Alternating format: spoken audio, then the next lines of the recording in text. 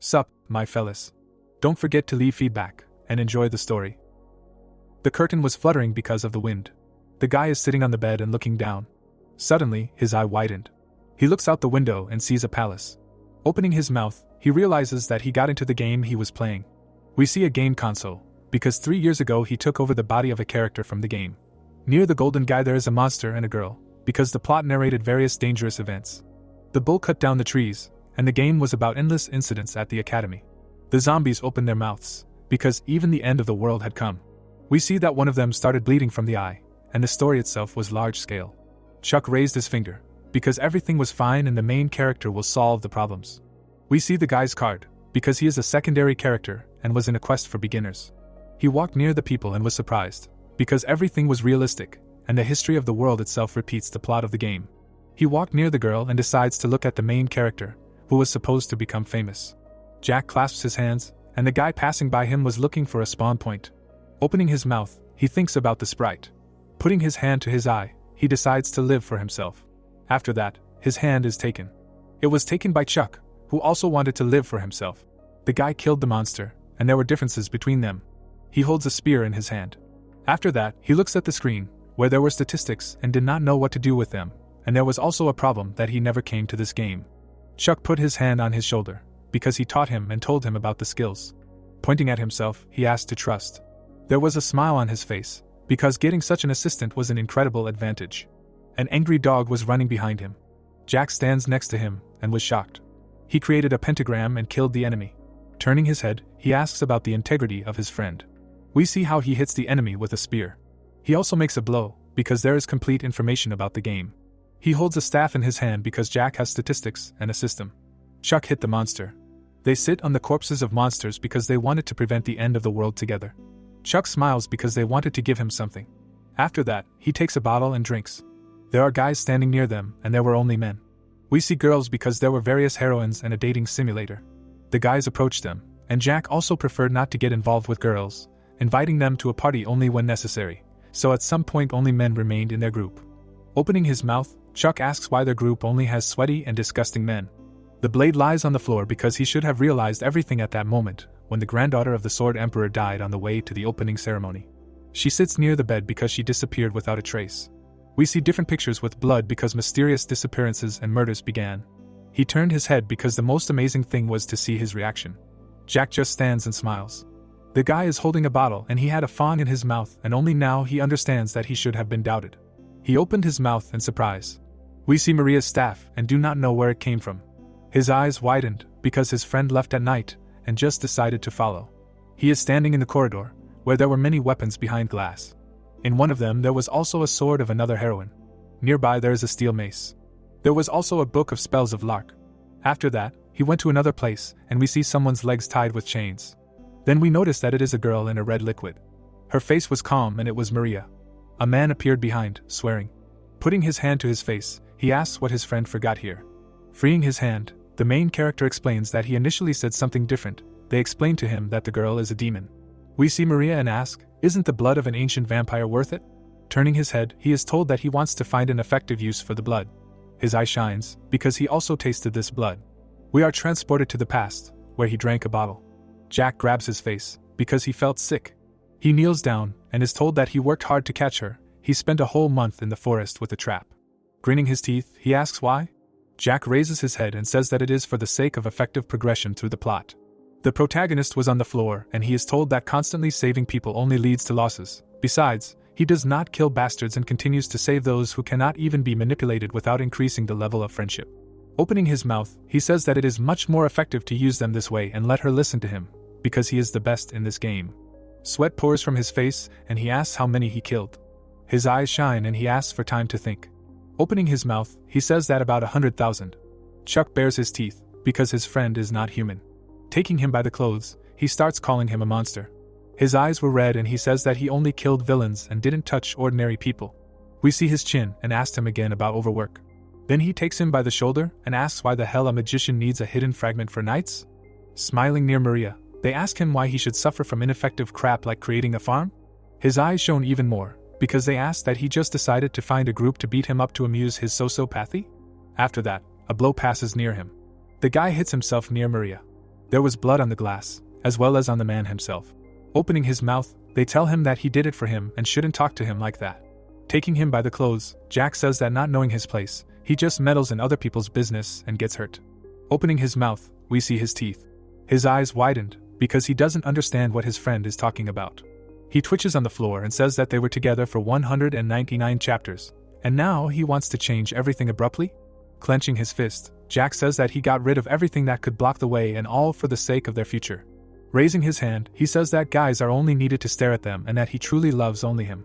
The protagonist hits him on the chin and cries. Stopping a couple of meters from him, he realizes that he is very scared, because there was no girlfriend before. He starts to run away from him. Suddenly, he is held by purple chains. After that, the chains lift him up. They squeeze his body with crosses. Opening his mouth, he asked not to do this. Jack came up to him and said that he wanted to lock him up forever.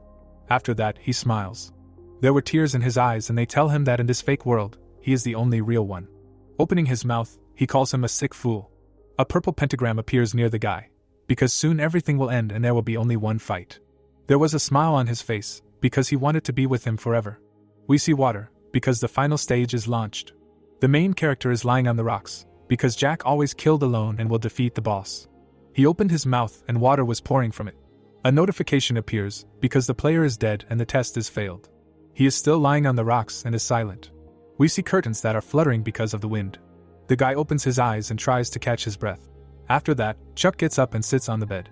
In the window, he sees a palace, because he went back 3 years ago, to the day when he ended up in the game. The sun was shining on his hand. Then he squeezes them and they tremble. Grinning his teeth, tears come out of him, because he needs to kill Jack. His eyes are red, because he needs to kill the player. Water lashed against the rocks, because during the task of pacifying water monsters, the dam burst, and the river carried away an entire village. We see monsters and also people, because thousands of residents died. Jack smiles, because he liked this tragedy. He opened his mouth, because he laughed. They stand on the mountain and watch, because in countless deaths he saw only an opportunity to monopolize experience. He had black eyes and he says that he will finish off 3 more, and there will be 100,000. The guy is running somewhere, because he can stop his friend. He is standing near the inscription, because all possible enhancements for players are concentrated in the Merkaba Academy. There is a smile on his face, because he entered there and became stronger. The main character runs through the forest, and even if he is not a monster, no one knows how quickly his power will grow, and the entrance ceremony will take place in 5 days. Mushrooms grow on the ground, the hats were yellow. When suddenly, they were abruptly torn off. Jack looks at them and the only way to kill him is to act right now. There was also a training quest, and the carriage was heading to the city, but it broke down right in the middle of the forest teeming with monsters. We see the forest, the moon was shining brightly. The boys killed the rabbit, and were happy that it was all over. Jack holds his head and thanks them. The man holds the lantern and says that they are done. Laura stretched out her hand and was about to take a nap. Suddenly, they turn around because they heard a sound. A log was flying at them. Leon threw the girl away so that it wouldn't hit her. He also jumped back and they weren't hit. Laura opened her mouth and was already pulling out her sword. A second-rank monster appears near them. He puts his hands on the floor and screams. Jack bares his teeth and understands what has started.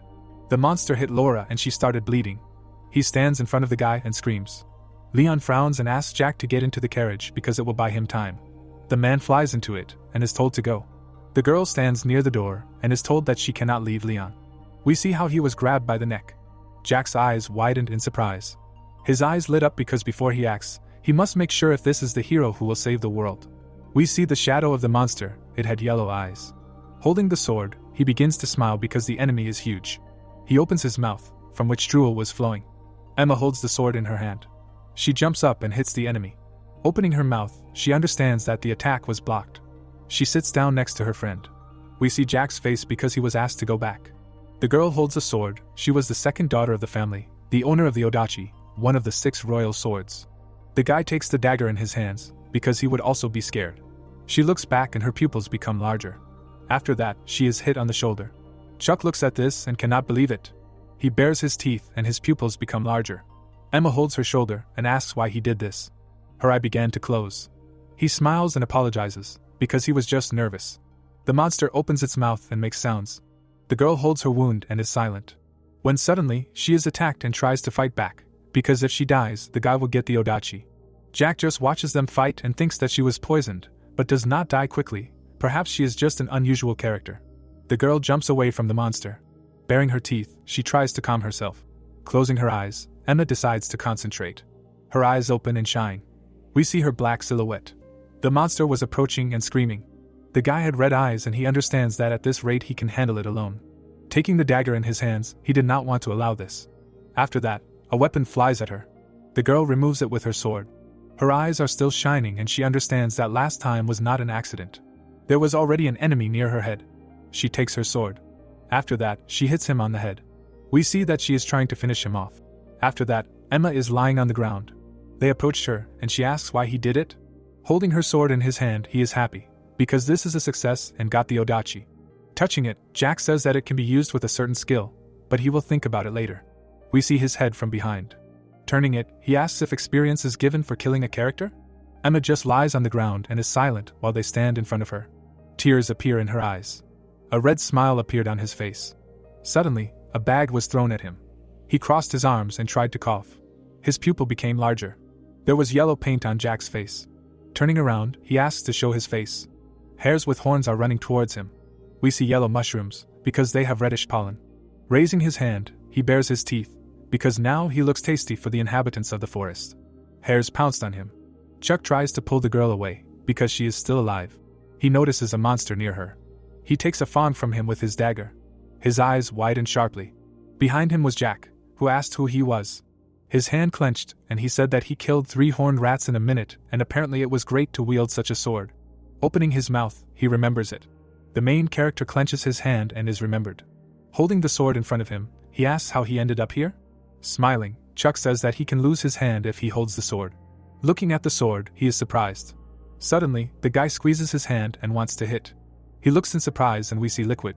Closing his eyes, he calls him a fool. Then he makes a cross blow. The main character leaned over, because there is no other choice but to try his best. Then he makes a blow with a dagger. Putting his hands in front of him, the guy understands that the man simply smelled the smell of death.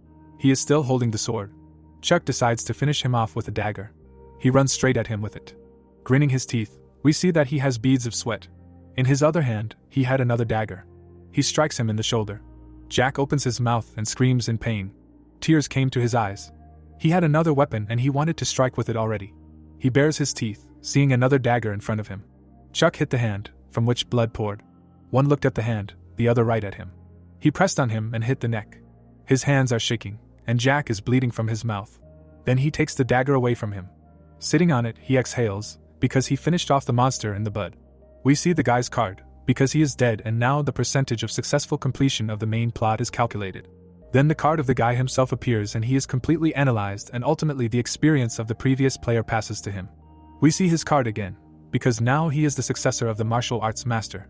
The main character looks at the screen and understands that apparently the statistics window will fall to him. Then he pays attention to something. There was a girl lying behind him. He lifted her up, because she did not see anything. Grinning his teeth, he says that he is probably still dizzy and does not feel the smell, and there is a ringing in his ears. There was a pool of blood nearby, and during training it is difficult to create poison without using the combination window. He begins to take out his belt. Because the wing was in her body and she is in danger, you need to stop the bleeding and give an antidote. The protagonist ties it with a belt, because it stops the bleeding and removes the poison. Looking down, he understands that if Emma bites her tongue, it will be really bad and he needs to give her something in her teeth. He sees Jack on the ground. He looks and just thinks. Chuck gives the girl his hand to bite. Taking off his shirt, he asks her to clench her teeth with all her might and endure. He takes a dagger in his hand, because he does not know why he returned to the past, but the player died at his hands. Chuck removes the dagger from her stomach. He sits on the ground near the forest. Emma closes her eyes and lies down. A fire was lit, and something was being cooked. He turned his head, because he was preparing an antidote. The girl lies on a pillow, and she called him a savior. Taking an object in his hands, he is asked to say a name. He puts a cloth on her, and does not decide to say the name. Sitting next to her, Chuck asks her to stop thinking and rest, and will wake her up as the antidote is ready. He moves the stick on the ground, because it's time to clarify the situation. He had 2 sides because while the player is cleaning up all the incidents and accidents in the academy, he becomes a hero and the savior of the world. We see a black ball, because the player must deal with countless villains and the final boss. They are sitting on the corpses of monsters, because the only reason Jack followed the story was the final boss, who must be defeated, otherwise the world will end. The guy is lying on the floor with a dagger in his shoulder. The main character had muscles and was the successor of a martial artist. We see his eyes, because this is some kind of bastard, they could at least properly transfer the player's responsibilities to him. We see the screens, because he did not have access. Sitting with his back to us, he says that he became an additional player, but cannot use any privileges, and initially he was inspired by the sight of the system, but in the end nothing changed. The fire is burning, and he says that with only knowledge of the future it is very difficult to become a worthy replacement for the player, and you need to use something other than the system.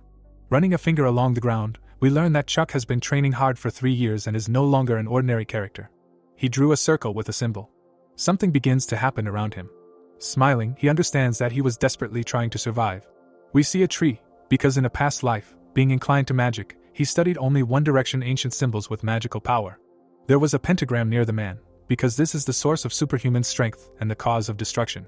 Biting his finger, Chuck realizes that he is engraving all 3 runes on his body. He begins to draw on his body. Having written the symbols, he does a det. The silhouette of a man runs, because by voluntarily giving an oath, the caster receives additional power from this commandment, and you can promise not to eat chicken or something like that. We also see scales, because it is very easy to adhere to this, therefore the increase in statistics is minimal, so he must give a very demanding oath. Smoke comes from the inscription, and it will follow until the very end. We see a heart near the chains, because Chuck's statistics will increase from completing the quest, and otherwise a fine. He bites his hand again to make a second rune, namely, a limitation. He draws on his second hand. We see different spirits, because everyone here has spiritual perception, and there are also immaterial ghosts and elementals. We observe people who are approached by ghosts, because these creatures only come into contact with each other through mutual knowledge, and then they cannot harm those who are unconscious or do not have spiritual perception. We see a silhouette of a man, because now, since his spiritual perception is at 0, he is completely protected from all such creatures. He draws more symbols, namely the last one, an oath. This commandment is directly related to a great risk, because it uses the weight of a promise as a source of power. He closes his eyes, and they did not use this in a past life. Jack smiles near the screens, and he used everything that was in the system. In the end he lost, so there was no point in worrying. Opening his mouth, he says that he will save the world, and this was a warrior's oath. We see a heart in chains and finished with the commandments. His eyes glow red, there were many chains near him. We see her blue eye. The girl is lying in bed and the sun is shining on her. Having gotten up a little, a nurse comes to her, asking about her health. Emma looks surprised and is told that she is in an emergency hospital. We see buildings and she is told that she cannot move. Shaking her head, she asks where her things are. We see a bag on a chair and it belonged to her savior. Picking up the belt, she sees blood on it. Looking the other way, she calls the nurse. Louise runs up confused and asks what she needs. Clenching her hands, she asks about the honey-filled candies. We see a large building, because 3 days after the end of the training quest, there was an entrance ceremony to the academy. Looking in his wallet, he tries to find his student ID. In his hand was a letter, and he did not remember putting it here. Opening the sheet, he reads how proud his mother was of him. Exhaling, he thought when they managed to slip him a letter, and in general he was a talentless child. They are sitting at the table, because when he first got the body, he behaved awkwardly and unusually, but they treated him like a family member. Raising their hands, Chuck began to love. Clenching his hands, he understands that this is the difference between him and Jack. There is a transport in the tunnel. People were standing near the trains and were surprised that there were so many of them. Maria raised her hand and greeted the new students. The protagonist approached her and greeted her. She gave him a potato, because she wanted to treat him. Then they got on the train and left. The girl raised her finger and showed the surroundings, and this area was called the Science Hall, and there the magic students were doing research. The girl closed her eyes. She was a first-class magician and a second-year student at the academy, who was walking forward along a smooth and wide road, blessing everyone. We see Maria, because in the future she will feel the depth of despair and become the final boss of the first arc. The guys began to get out of the train, and they were asked to take 1 sweet potato each. She waved her hand and wished everyone good luck. The guys entered the building, namely the Freedom Hall. The protagonist noticed that there was space expansion magic at the top. He stands near the guys who did not see anything. The guy just stands while the others were confused. He scratches his ear and thinks that it feels like they've gotten into a training camp. We see shadows of people, because the most effective weapon against demons is superhumans using aura and mana. There was another silhouette of a man, and he greeted everyone. Oliver was holding his neck and saying that he was a professor and responsible for the welcoming ceremony of the freshmen this year. Chuck smiles, because he hasn't seen him for a long time. He was wearing glasses and says that first they will look at their abilities. Everyone gets screens. We see Chuck's screen. Looking at it, he understands that everything is terrible. Oliver puts his hands in his pockets and says that this is their assessment, and let them stand at the number that corresponds to their rank. The main character stood at number 6. Smiling, he wished them luck in the battle. We see white silhouettes. The guys moved, and this year there were many talented freshmen.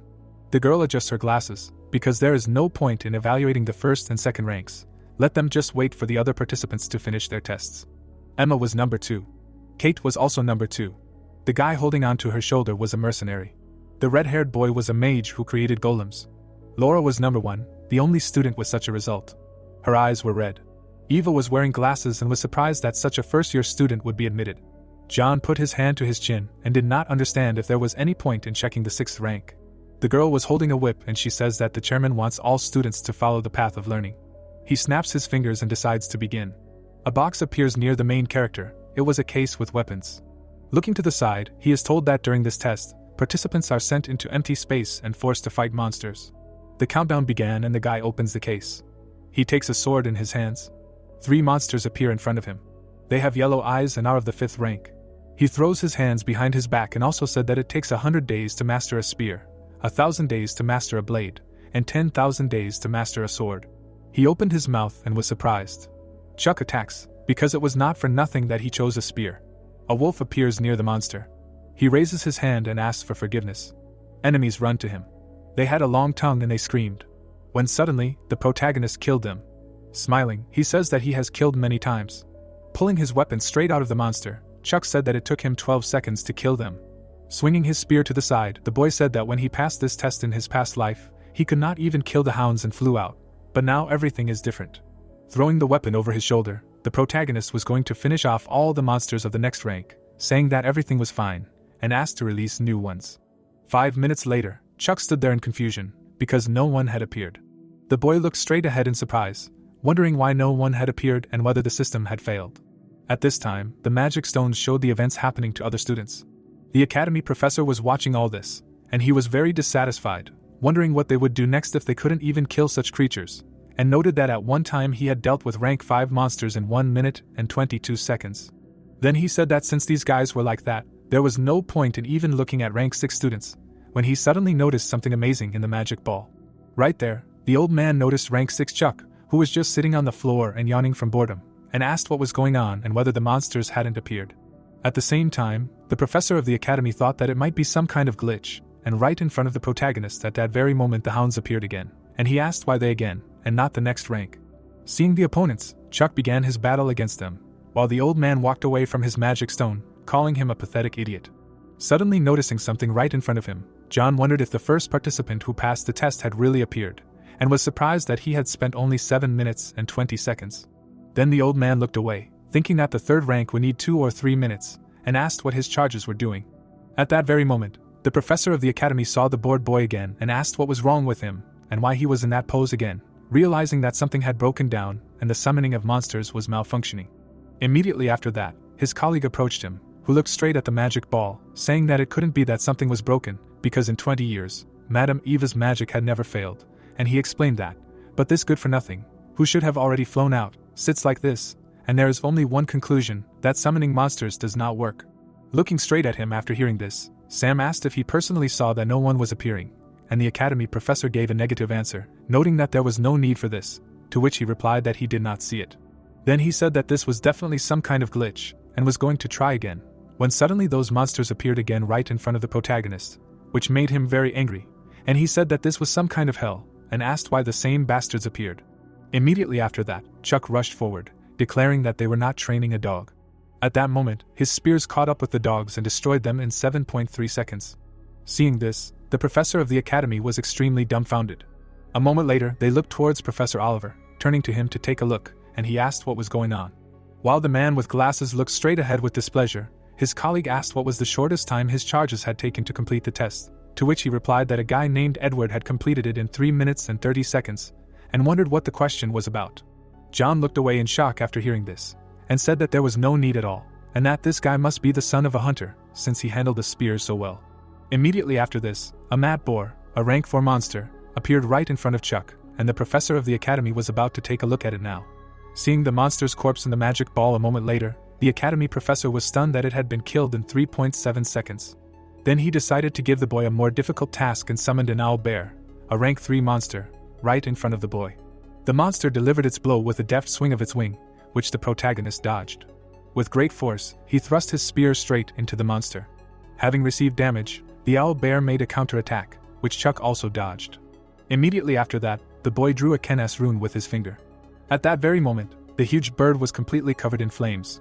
The academy professors, noticing this, were very surprised by the presence of runic magic. Oliver quickly looked to the side and asked about runes. At this time, the huge monster was covered in flames from all sides, and Chuck, watching this, assumed that it seemed to have no particular effect. While swinging his weapon, the boy noted that, however, that was not all. A moment later, he soared into the air, claiming that he had managed to block the view. Striking straight at the monster, the protagonist said that this was quite enough. Sam was watching all this from the observation point, who was very dumbfounded and thought that this guy was definitely unusual, and it was a pity that there were only 3 rank monsters in the test. Looking straight ahead with interest, the old man thought that for the first time in a long time, an interesting student had appeared, and he was already looking forward to his battle with the demonic spirit, while his colleague was just about to arrange it.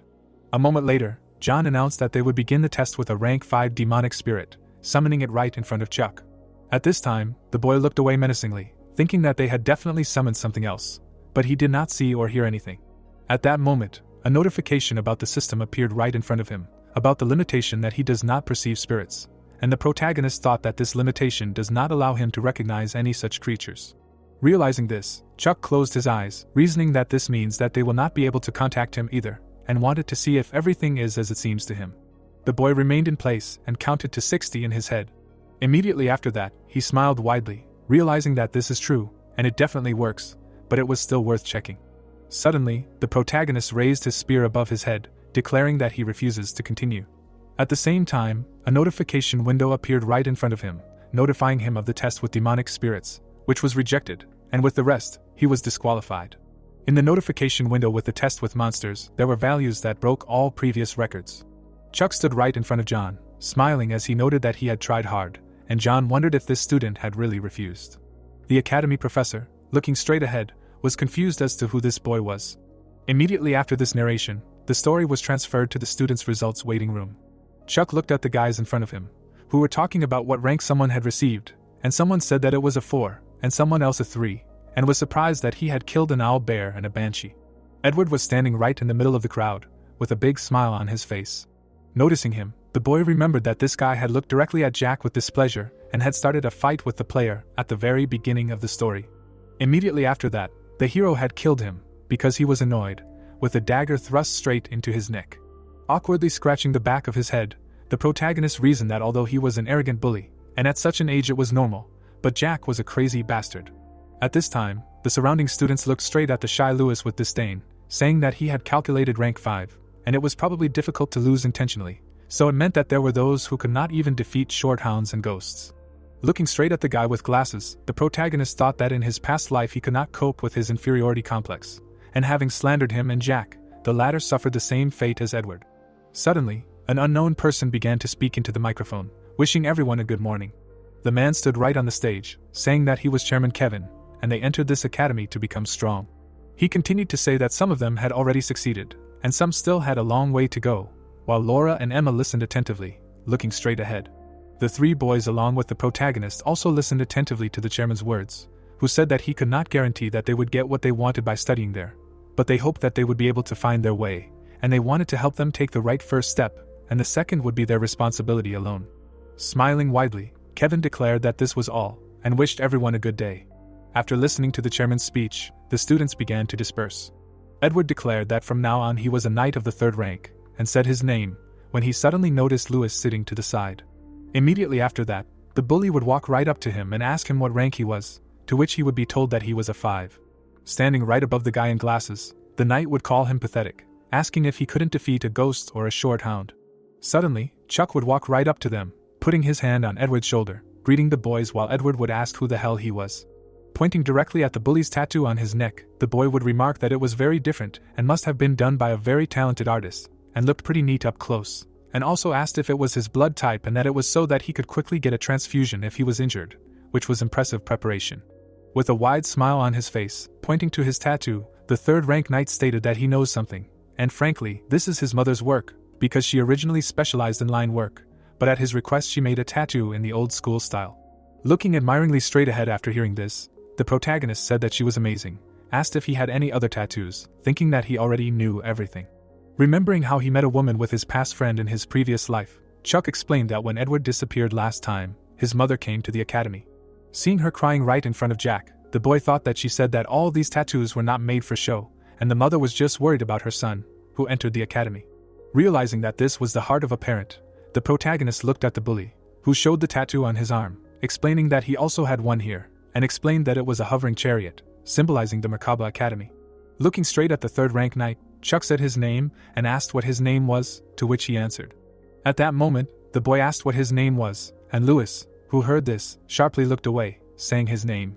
Emma was watching all this from the side. With a wide smile on her face, she said that this guy so naturally saved someone who was being bullied, and admired it. Saying that he seemed like a good person, the girl looked straight at the smiling protagonist. At this time, Chuck watched Lewis, thinking that this is how he made a good impression on him, and apparently, his ability was memorization. A moment later, the boy grinned maliciously, realizing that his free skill book had been found. The protagonist looked like a villain from the side, and Emma, who was watching him, thought that even his smile was cute, and wondered what kind of person he was. The story moves to the huge building of the Merkaba Academy.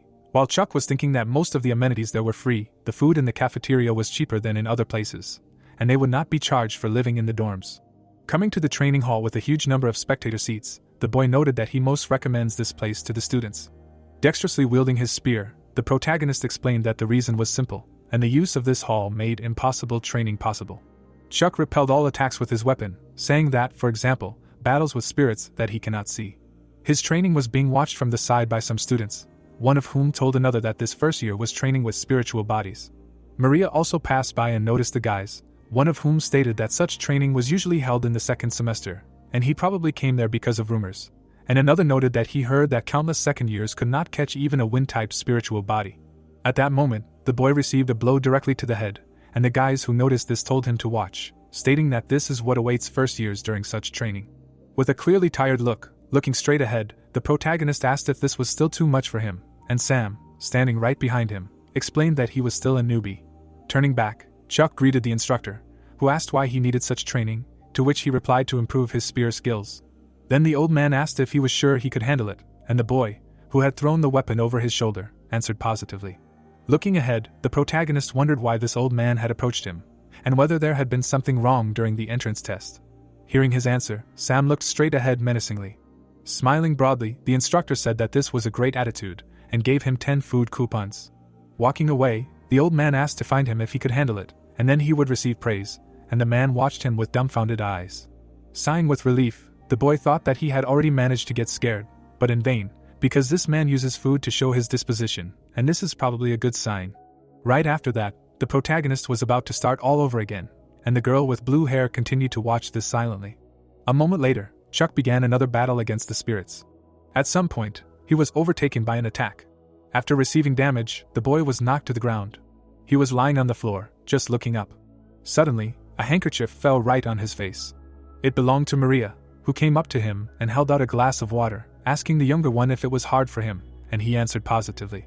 Manipulating the water from the glass with her finger, the student told him that he can rest, because he worked hard enough. Looking at the exhausted protagonist, the blue-haired girl explained that he just needed to get used to it, and one day everything would work out, so he should try again next time. Reaching his hand towards the glass of water, Chuck thought that he did not have any next time, and maybe it was then, 3 years ago. Remembering Jack giving him a helping hand, the boy reasoned that maybe it was with him, and they had the statistics window, potions and skill books from the combination window. Realizing that his ally was no longer there, because he killed him, so now he had to do everything himself, the protagonist sat right on the floor. Handing back the handkerchief and the empty glass, Chuck expressed his gratitude, noting that he could give up at any moment. Realizing for himself that he had to become the strongest, the boy firmly took the spear in his hands. Preparing for the battle against the spirit of the wind, the protagonist thought that first of all he needed to know the limits of his capabilities, and maybe this was too much, but he needed to check what abilities from the past he could use. Immediately after that, holding the spear straight in front of himself, Chuck used an ominous snake strike. Deftly putting the weapon aside, the boy attacked with a wind swing. After making several more moves, the protagonist used a blocking counterattack. Chuck flew into the air and was about to attack with reverse sky rotation. Sending his spear forward, the boy used mountain throw. After finishing using his skills, the protagonist sighed heavily, thinking that he had neither a strong body, nor powerful magic power, nor an aura, and knowing the future was useless in a fight with monsters and geniuses. Immediately after, Chuck tightly gripped the handle of his weapon, thinking that in order to stand up to them, he had to work harder than everyone else, and this was his only advantage. Realizing that those 3 years of life would not let him down, the boy swung his spear using the Serpent of Calamity. Then the protagonist sent his weapon flying with great force. His spear was directed at the wind spirit at high speed. Maria was watching all of this, thinking that he had simply thrown the spear and decided to give up. Suddenly, seeing something right in front of her, the blue-haired girl realized that this throw had a different purpose. Watching Chuck approach the wind spirit with the spear in his hands, she realized that he had allowed himself to be caught. A moment later, the boy was stabbing the elemental with his spear using the slithering snake skill. At that moment, the entire area was illuminated by a blue glow, while a second-year student was watching from the side. Maria stared straight ahead in shock, realizing that common words like strong or outstanding were not suitable to describe this guy, but she had already found the right phrase. Staring straight ahead, the blue-haired girl was in awe. She looked straight at Chuck in the air, thinking that he was simply amazing. A moment later, the student noticed the boy falling from a great height straight to the ground and asked if he was okay. Maria called out to the younger boy while he lay motionless on the floor, thinking that his body was imperfect. Looking at the broken spear lying nearby, the protagonist realized that he had overdone it. Immediately after this, the story moves to the next day at the huge building of the academy. Maria greeted the first years with a wide smile on her face, announcing that today she was introducing them to the premises of the academy. The girl with blue hair talked about the pride of their academy, while Chuck ate potatoes, thinking that first of all he needed to take care of his body in order to fight properly.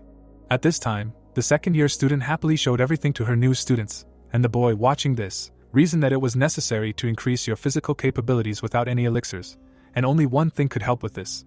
Suddenly looking to the side, the protagonist thought about the commandments. He looked straight at Lewis, who was reading a book, and thought that he promised not to ignore the misfortunes of good people. Immediately after this, Chuck walked up to the guy with glasses and hugged him, greeting him, asking if he wanted to eat with him. Approaching him, the boy also mentioned that he wanted to talk a little about grimoires, which surprised Lewis. Visualizing a beautiful book in his head, the protagonist thought that a grimoire, in simple terms, is a book of skills, and by reading what is written in this powerful artifact, one can acquire skills or characteristics. Immediately after this, the narrative of the story is transferred to the library of the Merkaba Academy with a huge number of shelves with books, and Chuck reasoned that it is known for its impressive size, and also serves as a place for storing and passing on knowledge from generation to generation. Thinking that all this was bullshit, and the library was actually a repository of grimoires, the boy and Lewis examined the shelves with books. Looking at the guy with glasses standing behind him, the protagonist noted that if he wanted to hide the tree, he should hide it in the forest, and he declared that he understood everything and the main thing was that he kept his promise. Chuck grinned maliciously, asking him not to worry, because if he fulfilled the conditions, he would receive a grimoire with a characteristic, and thought that Lewis was a real hard worker, an intellectual and a model student. Looking through another book on the shelf, the boy reasoned that he memorizes spells and stores them in his book, and of course, the number does not matter, because he will not be able to use them all. The guy with glasses was dumbfounded that his ally was throwing books right on the floor, while he thought that a low-level max with a small amount of mana would not show good results even with a great theoretical part. Having declared that with the grimoire it would be a completely different story, the protagonist took another book, listing the letters of the alphabet in his head. Seeing another textbook that falls on the floor, Lewis asked him to stop messing around there. At the same moment, he looked dumbfoundedly straight at Chuck, who was standing in front of an open secret door, and could not believe how he found it. The boy immediately followed inside, telling his friend to follow him, and he asked him to wait for him. Walking along the corridor, the guy with glasses noted that it was quite creepy there, when suddenly the protagonist called out to him. The seriousness of his gaze, looking straight at Lewis, Chuck declared that it was time to fulfill the promise, and offered to try his best. Shaking his hand, the guy with glasses agreed to this, asking that he needed his help with the spirits. As Lewis was about to ask what he needed to do, Chuck the boy suddenly slapped him in the face. With an evil smile on his face, the protagonist declared that they would begin now. Chuck looked straight at the one lying on the floor and thought that he came there in the first place to help him, but he also needed to complete a special quest. Suddenly, the boy looked away, thinking that this was not all. Realizing that there was a small problem, the protagonist noticed Jackson's special demonic spirit right in front of him. The protagonist squatted, looking straight ahead, thinking that this quest was actually impossible. Looking ahead in confusion, Chuck wondered how to catch a special spirit, and an unusual one. At that moment, Jackson created purple magic spheres right above his head, sending them to attack. Watching as a huge number of magical attacks approached him, the boy noted that this was also the warlord who ruled the South 800 years ago, and most of the players would die from his attack at the very beginning of the quest. Deftly dodging all the attacks directed at him, the protagonist noted that this did not apply to him. The system window promised that due to the limitation, he did not perceive spirits, while Jackson continued to attack Chuck with his magic. Confusedly standing in place, while all the enemy's attacks passed by, the boy concluded that he did not see him either.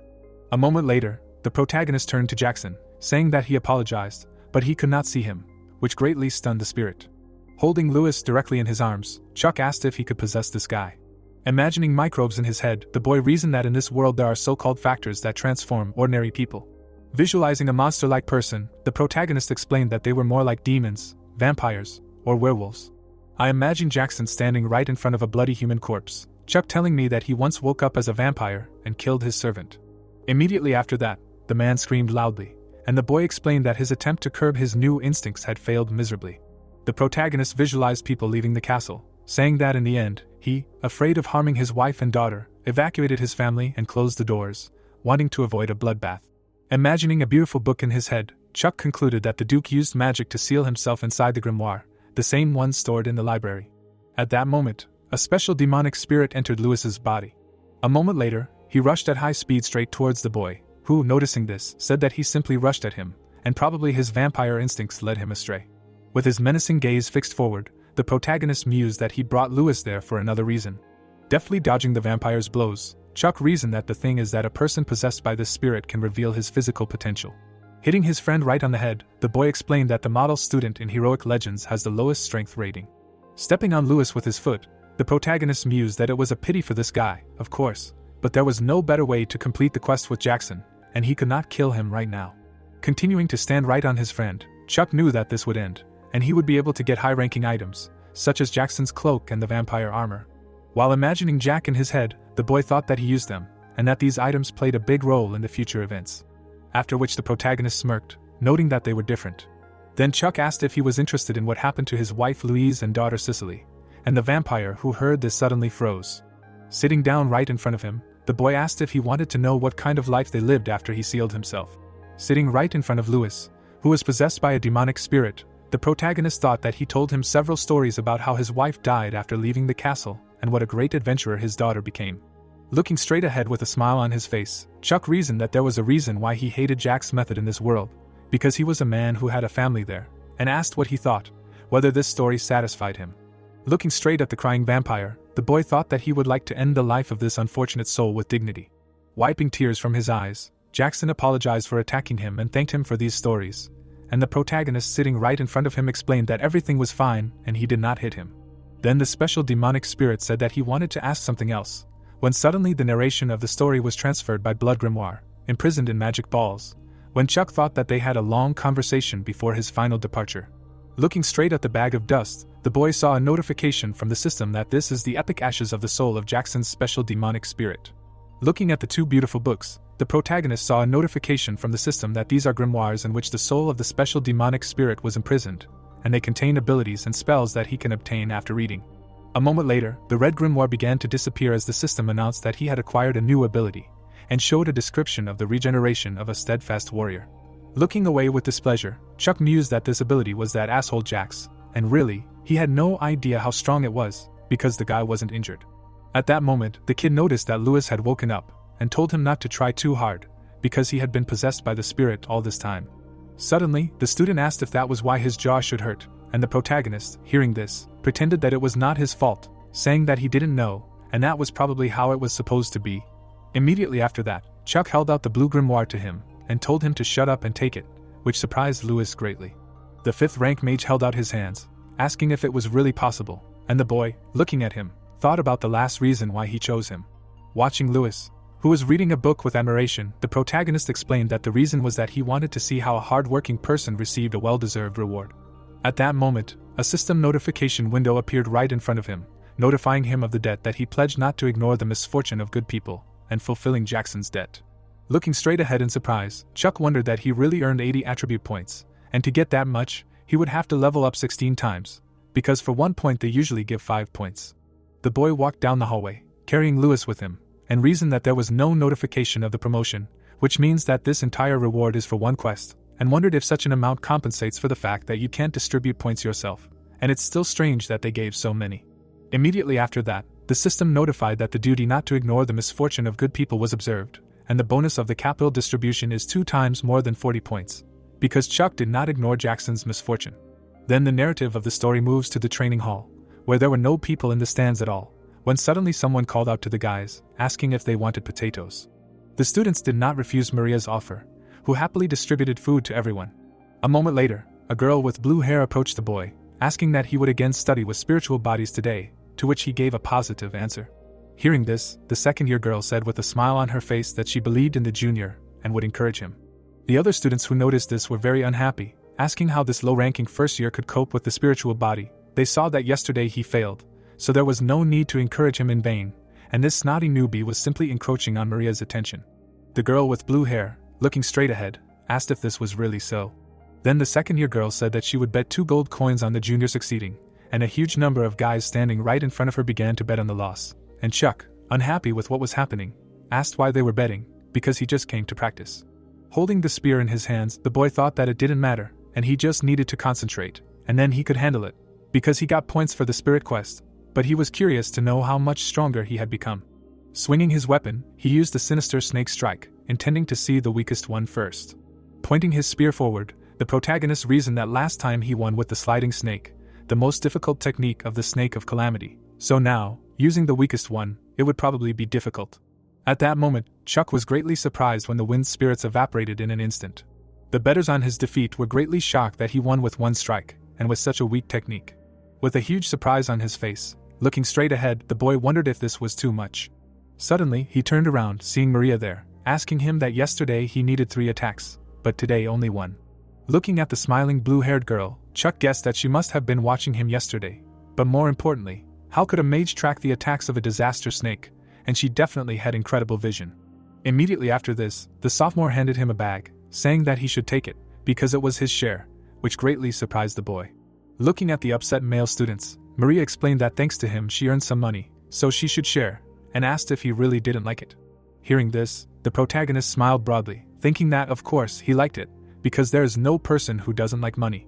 Taking the bag of money, Chuck understood for himself that Maria was just smart, and he wanted her to continue to be like that. Immediately after this, the story moves closer to night. The boy ate potatoes and thought that in his past life he desperately honed his skills, but even so he can barely take the 5th of 6 steps to enlighten it. As the protagonist continued to eat, he thought that he still had a long way to go, but he was making progress with the spear faster than he expected, so he wasn't too worried. Drawing Hagalaz right in front of him, for which he didn't have enough mana, Chuck realized that the problem was in rune magic.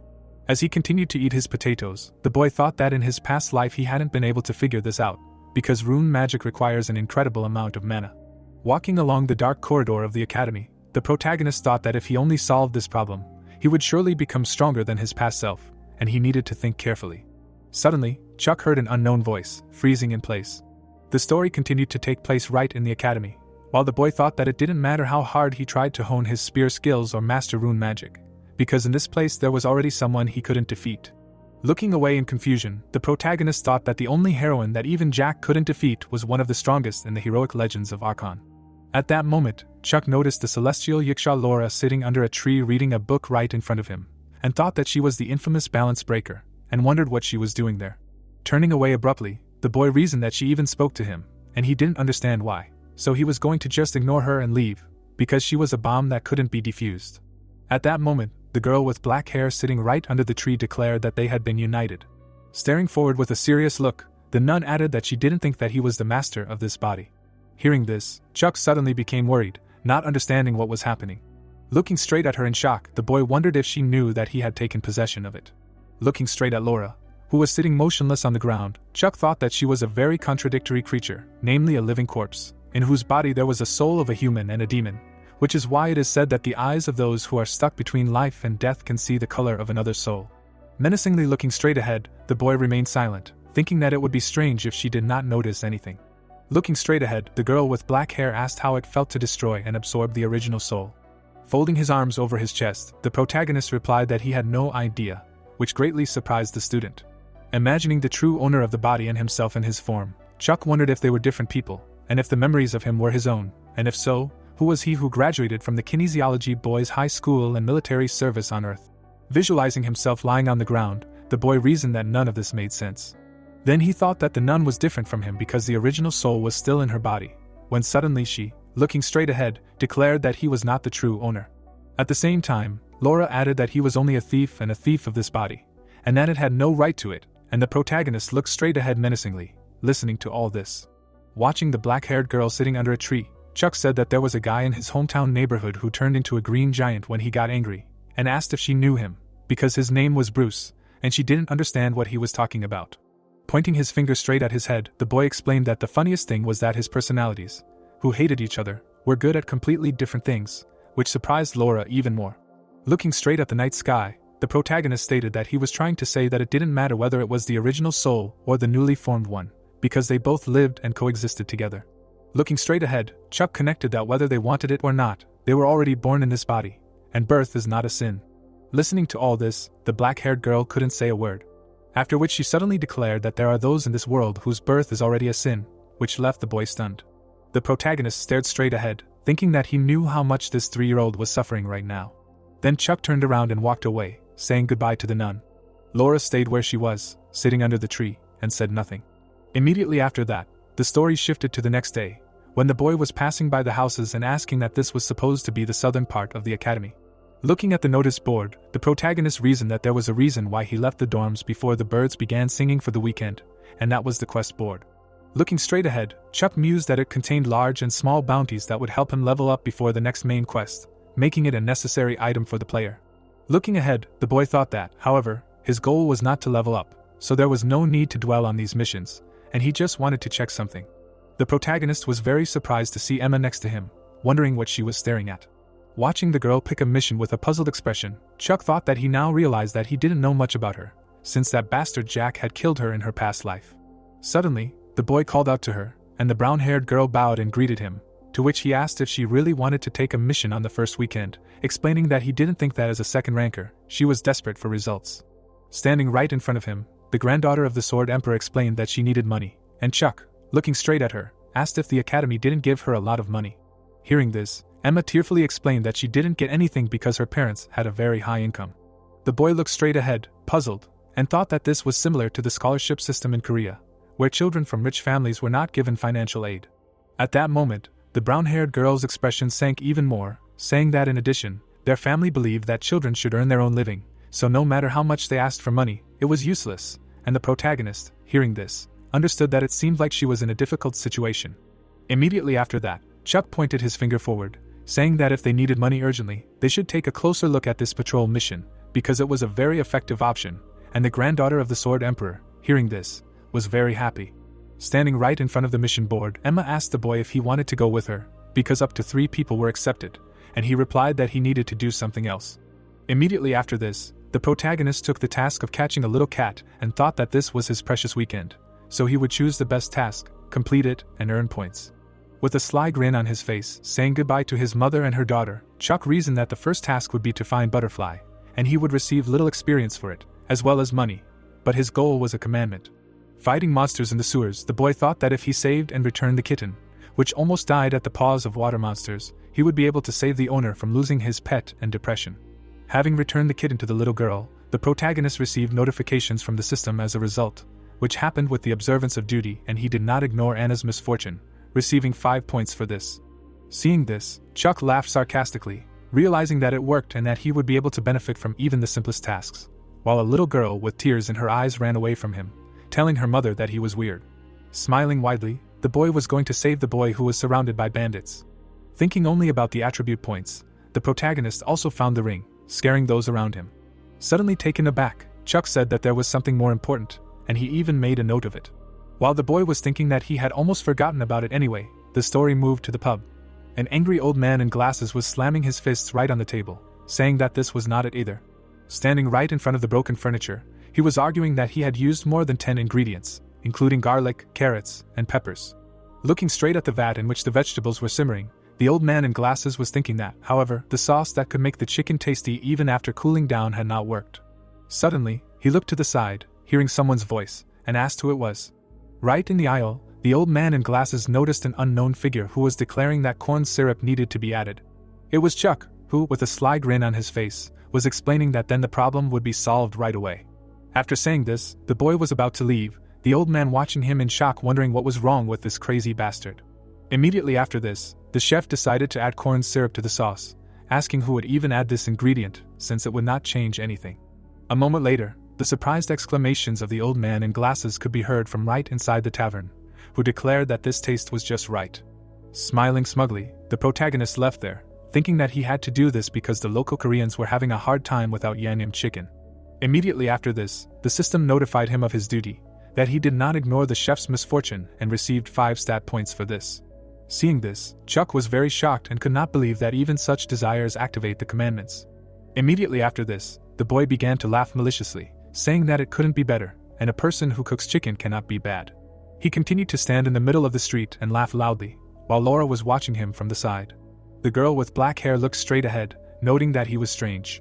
But suddenly, right behind her, as if from nowhere, Eva appeared, who said that she was there and left her alone, because she was not going to leave the city, but she had to ask permission if she wanted to leave the academy.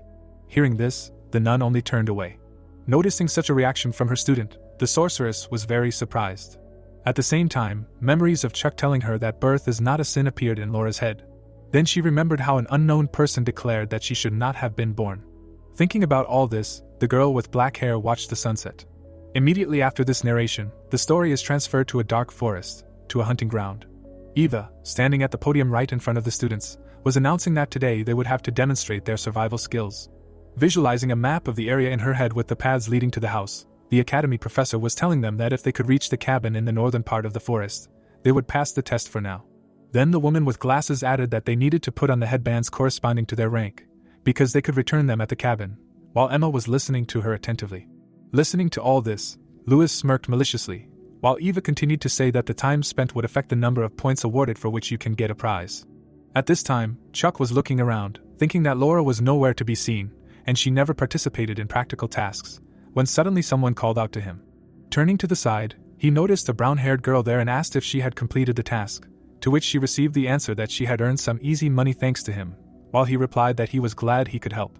A moment later, the boy held out a candy right in her direction, asking if she wanted it, and explained that he had bought the candy for his younger sister, but he himself could not eat it because it was too sweet, and the granddaughter of the Sword Emperor, seeing this, asked if it was really a honey bomb and if such a valuable thing could really be eaten. At that moment, Eva waved her whip, drawing the students' attention. When she announced that the test was starting, a magic symbol appeared right above the students' heads. Watching this with a smile on his face, the protagonist thought that he had seen various magicians, but only Madame Eva was capable of creating spatial magic of such a scale, because she was that same great witch after all. A moment later, Chuck found himself in a random place in the forest. Hearing something on the side, the boy turned there and asked if they were already fighting, since the test had just begun. Watching the knights fight each other, the protagonist thought that even skilled people need many attempts to pass the hunting grounds tests, and this is the so-called battle royale, where the player appears at a random point, can score points by getting other people's headbands. Running past the guys who are fighting each other, Chuck thought that they should have fun, and he does not care about them. Releasing red energy from his finger, the boy realized that the most dangerous one there is Emma with a blue headband of the second rank. Directing his magic forward, the protagonist reasoned that since Laura is not participating, if he deals with the granddaughter of the Sword Emperor, the rest of the participants will just be free points. Remembering the moment when he shared the candy with the brown-haired girl, Chuck thought that maybe she didn't know, but he had put a tracking rune on that candy. With a crazy grin on his face, the boy explained that thanks to this, they would definitely meet again. Then he continued to walk forward at a rapid pace, laughing loudly, saying Emma's name. At this time, Eva, standing right in front of the chairman, told him that she was also going to the forest, and of course, there were other professors there, but it wouldn't hurt to be on the safe side. Suddenly, the witch looked away in fear, asking where the child was, and whether the chairman did this. With a smile on his face, looking straight at her, Kevin explained that she left on her own, which greatly surprised the academy professor. Immediately after, the chairman gave a positive answer, while at this time, Laura ran forward at a high speed. She was chasing Chuck, while Kevin was about to voice his guess. The nun looked straight ahead menacingly, while the academy chairman declared that something had changed in her heart. The sounds of a fight and shouts that she needed to be caught were heard in the forest. Emma was clearly tired and asked why they were behaving like this and whether they didn't think it was unfair. Swinging her blade, the brown-haired girl declared that there were many of them and she was alone. The students lying on the ground, defeated by her, concluded that only her abilities were unfair. Suddenly, a warrior appeared right behind the back of the Sword Emperor's granddaughter, screaming and attacking her, calling her a monster and asking her to pass out already. A moment later, A stone flew at him, throwing him aside, which surprised Emma greatly. Right in front of her, she saw an enraged Chuck and asked if he had just saved her. Immediately after that, the boy said that she was beautiful, and the brown-haired girl who heard this asked him again with admiration in her eyes. Suddenly, the protagonist attacked her with a mad look, repeating that he was talking about her blue armband. Suddenly bursting into tears, the granddaughter of the Sword Emperor declared that she believed him, thought that he was a good person who treated her to candy, and Chuck thought that she was a pure physical type knight of the second rank and was not yet able to use her boundary eyes properly, so compared to other second ranks, Emma's individual combat power was quite mediocre. Grinning maliciously, the boy pointed his finger straight ahead, declaring that she could become a good girl who would give him the armband.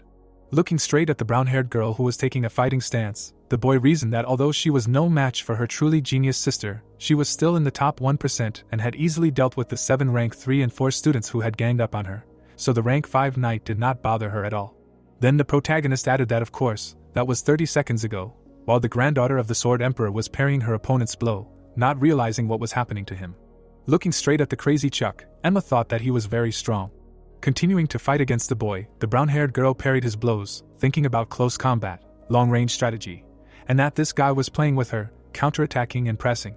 Holding the hilt of her blade tightly, the granddaughter of the Sword Emperor realized that there were gaps between his attacks, and if she just tried to hit them, she would win. A moment later, she lunged forward, screaming loudly.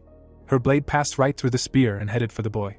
Noticing this, the protagonist, with a smile on his face, declared that practice had suffered due to her over-reliance on talent.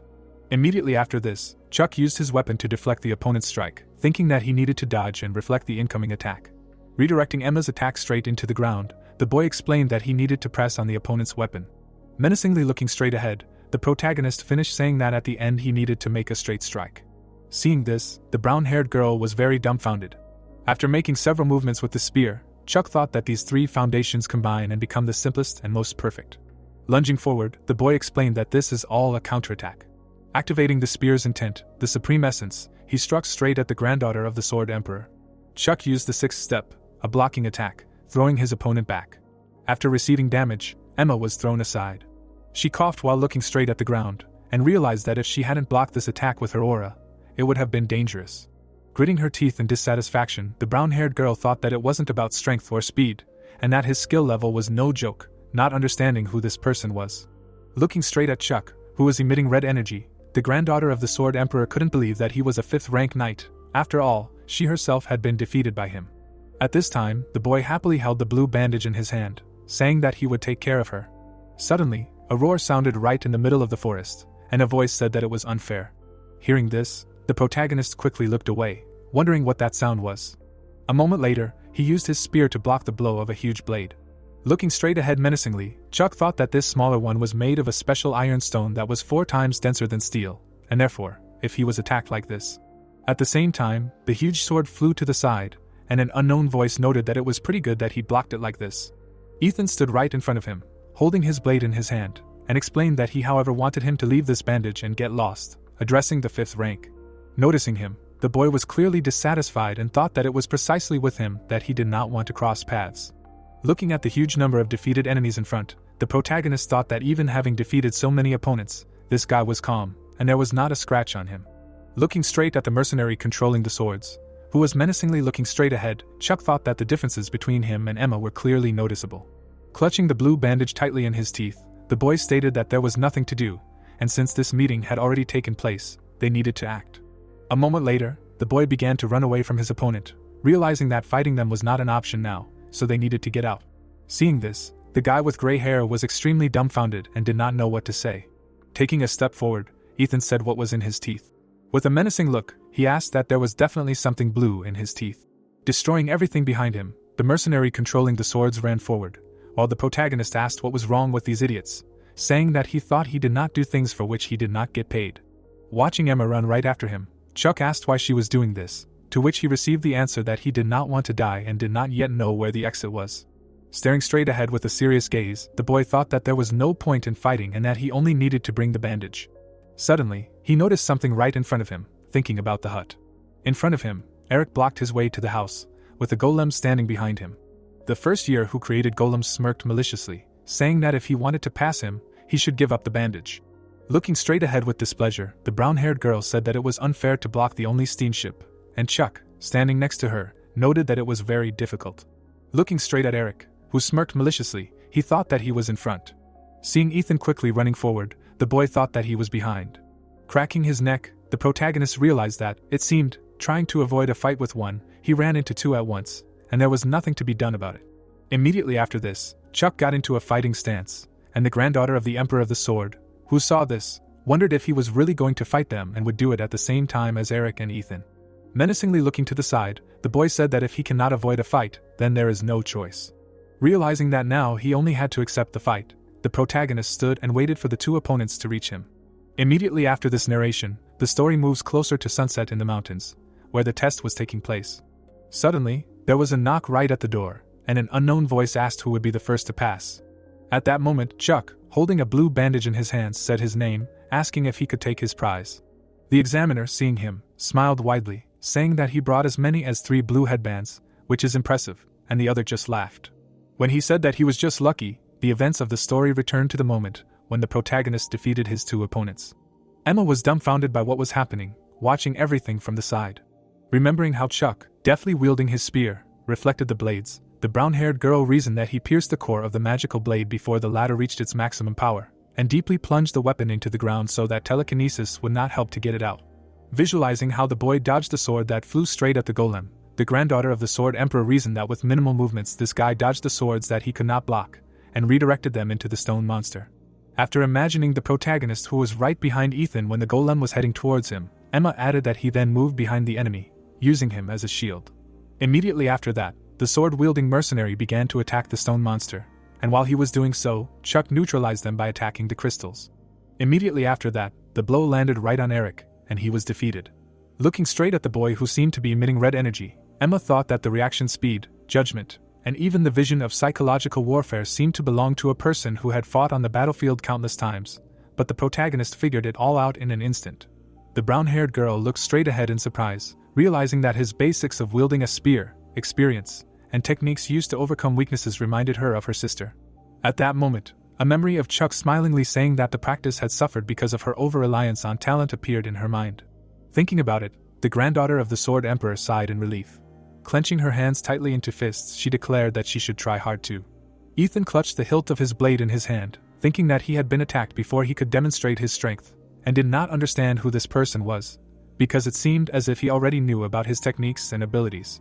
At this time, Eric was lying right on the ground, trying to come to his senses.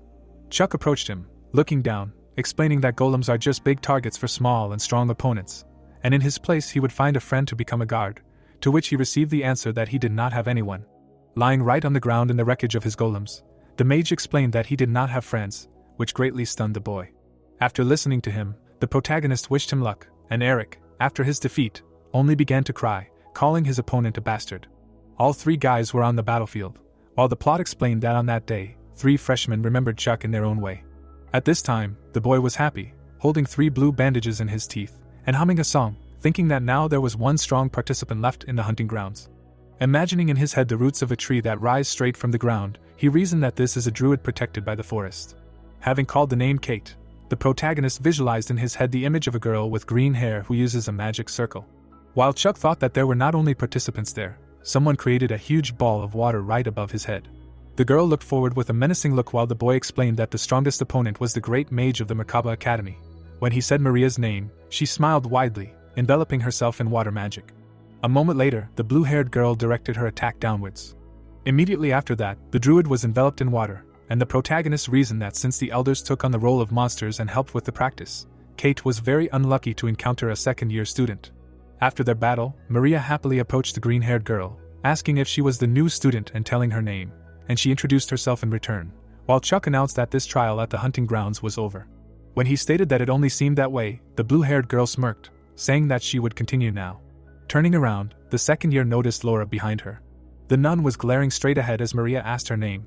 Looking straight at Laura, who had the boys she had injured lying next to her, Maria assumed that she must be looking for someone, since all of these people looked very similar. She attacked the sorceress with her black hair, but she quickly dodged. A moment later, the blue-haired girl created a huge block of ice right in front of the nun, saying that she was sorry. Maria grinned sarcastically and stated that she could of course ignore him, having conducted the tests, was now a monster, so she couldn't do the same.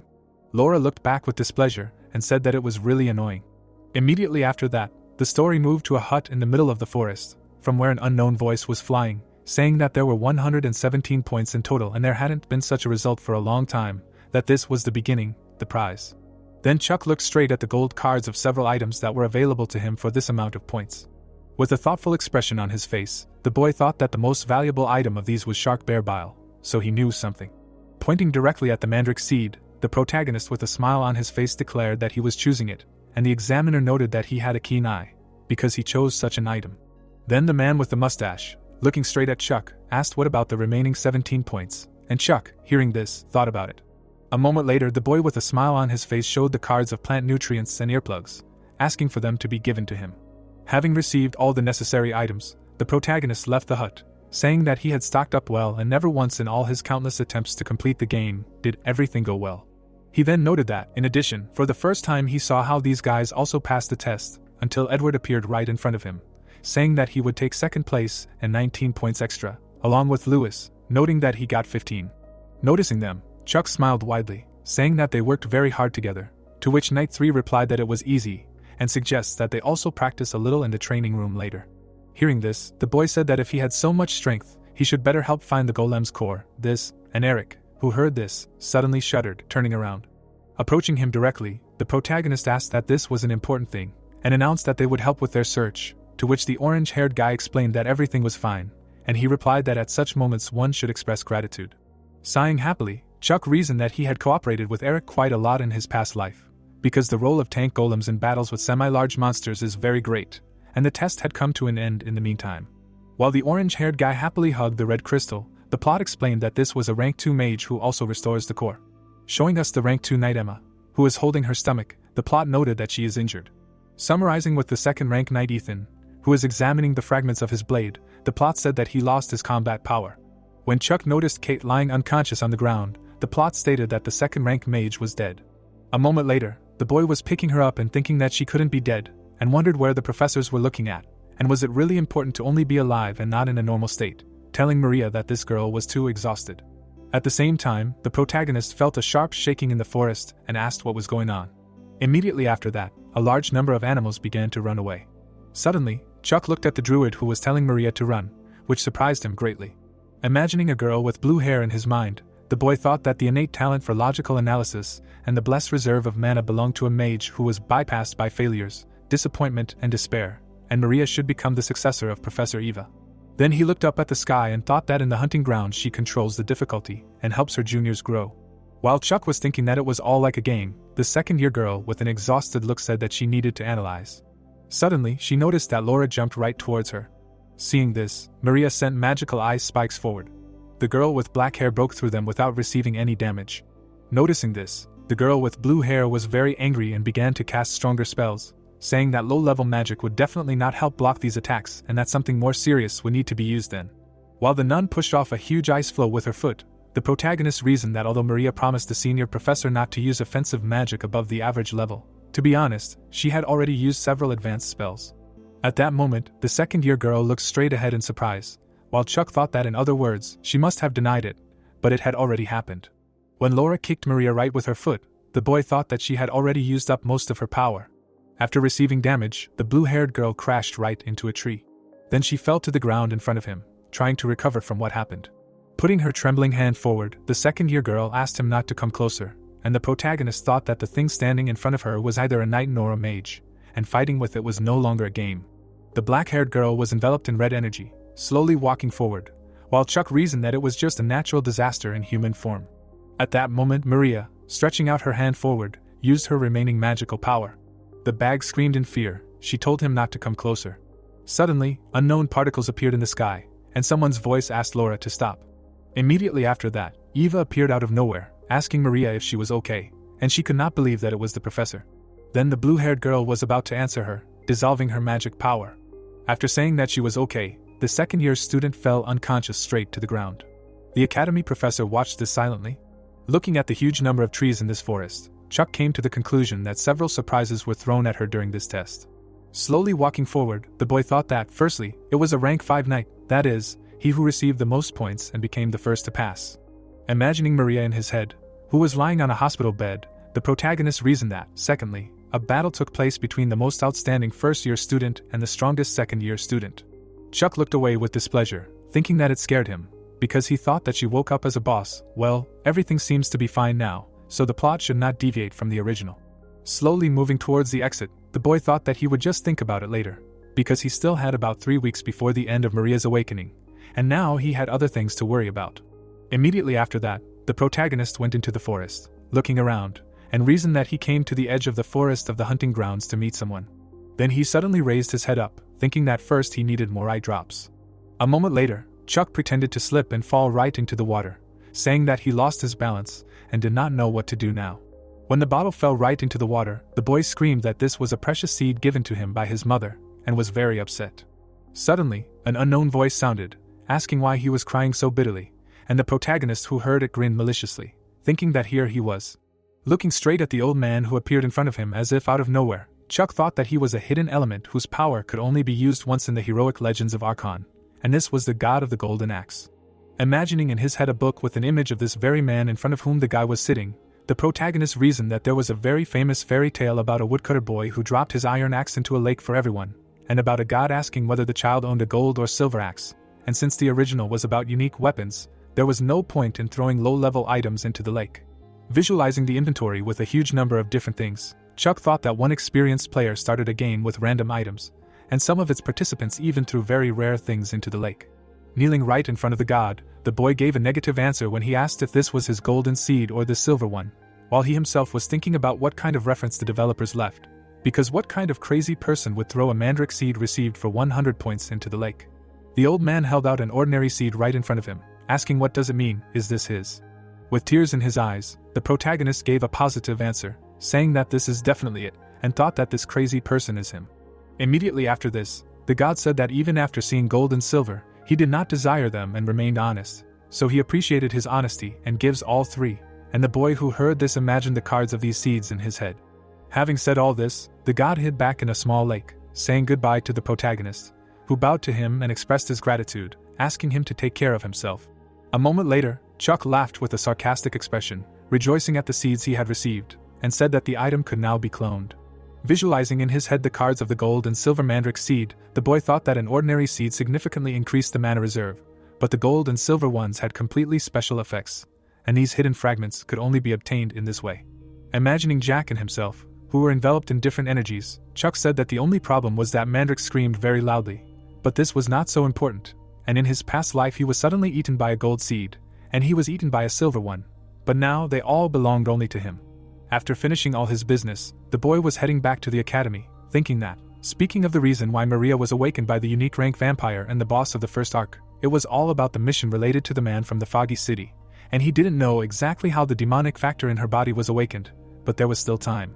Remembering the moment when the 3 second-rank warriors from the first year stood in bewilderment in front of each other after losing to the protagonist, he thought that the reason he showed off in front of the named characters was because no one would fight alongside a weak knight, and innate talent and strength are the first things that would interest such people.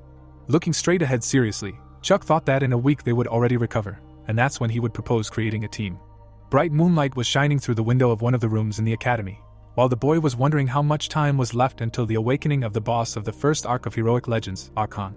At this time, Maria, illuminated by the moonlight, rose from her bed, and the protagonist reasoned that it would be a unique rank vampire, which would be held in 3 weeks. Suddenly, the woman in glasses, noticing Maria's awakening, woke up. Sharply jumping up from her seat, she asked if she was okay and how her neck was, explaining that it was the first year who had to restrain herself, because she was limited to low-level magic. The girl with blue hair did not move at all and said nothing, while Chuck thought that if he could prepare well, gain trust and a sufficient number of participants dash. Suddenly looking out one of the large windows of the academy building, the boy realized that then he could easily save this girl from an unhappy fate. At the same moment, the protagonist remembered his battle against Emma, thought that until then he would help her with training dash. Visualizing Ethan menacingly looking forward, Chuck thought that he would hire him to manage the swords. Imagining Kate creating a green magic circle, the boy reasoned that he was telling the druid to participate in his operation. Remembering Eric, behind whom there was a huge golem, the protagonist also concluded that he needed to get close to him in the end. Chuck punched his palm and said that it was perfect, and he just needed to prepare well so that everything would be easy. While the boy was declaring that it would be like that until something unexpected happened, Maria's eyes turned red. At that moment, she looked straight at the girl with glasses, who was very scared. Saying that she was thirsty, the girl with blue hair pounced right on the doctor. Laura put her hand right on the book and said that it was very boring. Sitting at her workplace with a displeased expression on her face, Eva said that she shouldn't have been sent, and if she wanted to learn something, she would personally give her lessons. Then she added that she needed to think about her behavior for now, and the girl with black hair was looking straight out the window, asking what could get out of there and climb over the fence. Suddenly, Chuck appeared out of nowhere right in front of her, saying that he knew she would be there, which surprised her greatly. The boy was hanging upside down on a tree branch, explaining that they had met before, and said his name, asking if she could open the window. Holding a box of cake, the protagonist said that he chose it at random, but she had to take it, and he did not want to come empty-handed, so he grabbed it, and the nun watched him in surprise. Having opened the window, she pointed her finger right at him, concluding that visiting this place is prohibited by the rules of the academy, and Chuck said that he was just sitting in a tree, did not understand what was there, because, apparently, Madame Eva was not there at the moment. Imagining the image of the woman with glasses in his head, the boy thought that he came just in case, but Laura didn't have a scratch, and was she really locked up and forbidden to receive visitors because of what happened at the hunting grounds, and keeping a person locked up like this for more than 4 days, even if she is a special demi-human, so he understands Madame Eva's concern. At that moment, Laura said that she was not just absent, but the professor had been gone for more than 4 days, while the protagonist, who heard this, suddenly twitched in surprise and broke a tree branch. Immediately after that, he began to fall down, asking that she had never visited her during this time, to which he received a positive answer. Then the roar of the fall and the sounds of pain swept through the area. The system notification window notified about the activation of the Resilient Warrior's regeneration. The black-haired girl looked down in surprise while the protagonist said that he was in pain and would see her later and buy her more food then. A moment later, Chuck ran ahead at a great speed, reasoning that Madame Eva had left the most dangerous person in the Merkaba Academy behind, so something unusual was happening. At this time, the blue-robed sorceress flew ahead, asking if he had found her, while Oliver, running next to her, explained that he was going to comb the area. A boy also ran past them, reasoning that these were 2 former guardians, a professor of the magic faculty and a professor of the night faculty, and seeing how these 2 moved, everything immediately became clear. Menacingly looking straight ahead, the gray-haired man asked Chuck what was going on and explained that his request to visit was denied. Showing him a sandwich and a drink, the boy explained that this was not what he came for, and asked if he was a guard from the 3rd group, explaining that Madame Eva had asked him to pass on some food and drink. Taking these things from the protagonist, the knight stated that the madam really did take good care of the inferiors while he was standing right in front of him, mused that his request to visit Maria had been denied, and that Isabel, who was next to her, had disappeared. At that moment, the guard began to eat the sandwich, and Chuck mused that the fact that a guard was introduced to the infirmary in the first place was already strange, and the more they thought about it, the more correct his suspicions seemed. Suddenly, the man with gray hair felt sick and hunched over, and the boy who saw this asked what happened and whether he really had a stomach ache, explaining that, in his opinion, the restroom was that way. Running away from him, the knight asked him to guard the door for a while, because he had to go away, and the protagonist waved his hand, wishing him a safe journey, and declared that she would never come in. With a clearly worried expression on his face, Chuck hoped that he was wrong, and there was still a whole month, and now it was too early. He took the fabric with his hand. The boy really wanted his suspicions to be false. Pulling off the blanket, the protagonist saw a girl lying on the bed, thinking that it was a senior student Maria. Suddenly, his expression changed to surprise, because he realized that in the place where Maria should be, the missing Isabel was lying. Seeing the bite mark on her neck, Chuck reasoned that he no longer had any doubts, and this is what the professor was trying to hide. Looking straight ahead with a frightened expression on his face, the boy thought that Maria had awakened as the first boss, a vampire. Standing right in front of the girl lying in bed, the protagonist realized that this had happened 3 weeks earlier than it should have. While imagining the humans in front of the monsters, Chuck thought that defeating the boss of the first arc would require 3 phases, and the first would require dealing with a wave of monsters, which would be easy enough. When the system announced Phase 2, he visualized the girl using red magic, and thought that magic circles would help contain them. When imagining the humans protecting everything with a barrier, he thought that after gaining an advantage, he would need to deal some damage. When the system announced Phase 3, Chuck visualized magical dragons heading towards the humans, and thought that what would follow would be a battle with a powerful enemy rampaging through the realm of blood. When imagining a vampire girl glaring menacingly straight ahead, he thought that after completing Phase 3, another final phase would activate, and that there would be a key ending mechanic. Visualizing the images of the 3 strongest freshmen, the protagonist understood that even without the player, having collected all the named characters and together, it would not be so difficult to get to the 3rd phase. Immediately after this, Chuck remembered these same characters who had lost their main weapon, and reasoned that Emma was wounded because of him. Ethan had lost his combat power, he was to blame for something, and Eric was restoring the core of Galamo, which was also his fault. Clutching his head in despair, the boy understood that all the named characters were incapable of combat because of him, and now they had come to an end. Remembering an unknown image visible through the smoke, the protagonist reasoned that in the original, after one meeting in a foggy city, Maria attacks her roommate and goes into a rage. Imagining Jack standing at the head of the strongest freshman in front of a huge house, Chuck reasoned that in his past life after it happened, they were waiting under the dorm where Maria and Isabel were to quickly deal with everything. Visualizing the girl, the boy thought that his friend had intentionally put Maria down back then. Remembering how he attacked Emma with his spear, the protagonist understood that, however, everything had turned into a complete mess because of him, and she must have shattered bones. Imagining himself approaching Eric after defeating him, Chuck thought that the home's core had been destroyed, so it was useless, so to speak. At the same time, the boy thought of Laura, thinking that of course he was counting her, but it was unknown how the situation would change if she joined them. Immediately after this narration, the story is transferred to the corner of the training hall, where an unknown voice says that this is some kind of mercenary recruitment committee, and the difficulty is extreme, so they need to find someone and take him alive. With his serious gaze forward, Ethan asked if he was crazy, and explained that mercenaries have a rule not to engage in a fight they can't win, and he also broke his sword, so there were only 2 left, when suddenly he received an offer to do it for 20 gold. Showing the soul dust card in his hand, Chuck stated that if he does not trust him, then he should just take this as collateral, and it has 100% pure composition, without impurity. Seeing this, the mercenary controlling the blades suddenly changed, declaring that he was a desirable employer. At the same time, the system announced that he was joining his group, to which the boy responded positively. The story then moves to the library, where someone is leafing through a book with magical runes. Looking straight at the protagonist standing in front of her, Kate asks how he knew about it, because she thought that all the records disappeared when the forest burned down, and he answers that he read about it in a book once, and asks that she uses Agam and came there in search of him. Abruptly closing the book in his hands, Chuck declares that if she helps him, he will teach her everything. Looking warily straight ahead, the girl with green hair asks what she needs to do. A moment later, the system notifies that she has joined his group, and the boy happily reacts to this. Suddenly the story moves to the cafeteria where Chuck, sitting in front of Edward and Lewis, explains that he is looking for a group, and it is hard, low-paying, and very dangerous, and they may die if they face a particularly powerful demon, but if they succeed, they will receive honor and glory. Hearing this, the boys stare straight ahead seriously, saying nothing in response, and the boy who noticed this thought that this was too much for them. A moment later, the boys smirked sarcastically, saying that it sounded romantic, and they would definitely do it. Seeing their reaction, the protagonist was glad that they were obsessed with romance. Walking forward through the dark forest with the boys he called with him, Chuck thought that in order to survive the first phase, they met the minimum requirements, and this is the best they can do for now. At that moment, the boy remembered Jack, looking straight ahead emotionlessly, saying that after that she cried and hid in the forest, it was very difficult to find her, because who would have thought that such a strong person would express a tunnel in the forest and hide there for a whole month. Staring forward with a serious look, the protagonist thought that he said that Maria was hiding in the forest, and there is only one forest in the Merkaba Academy.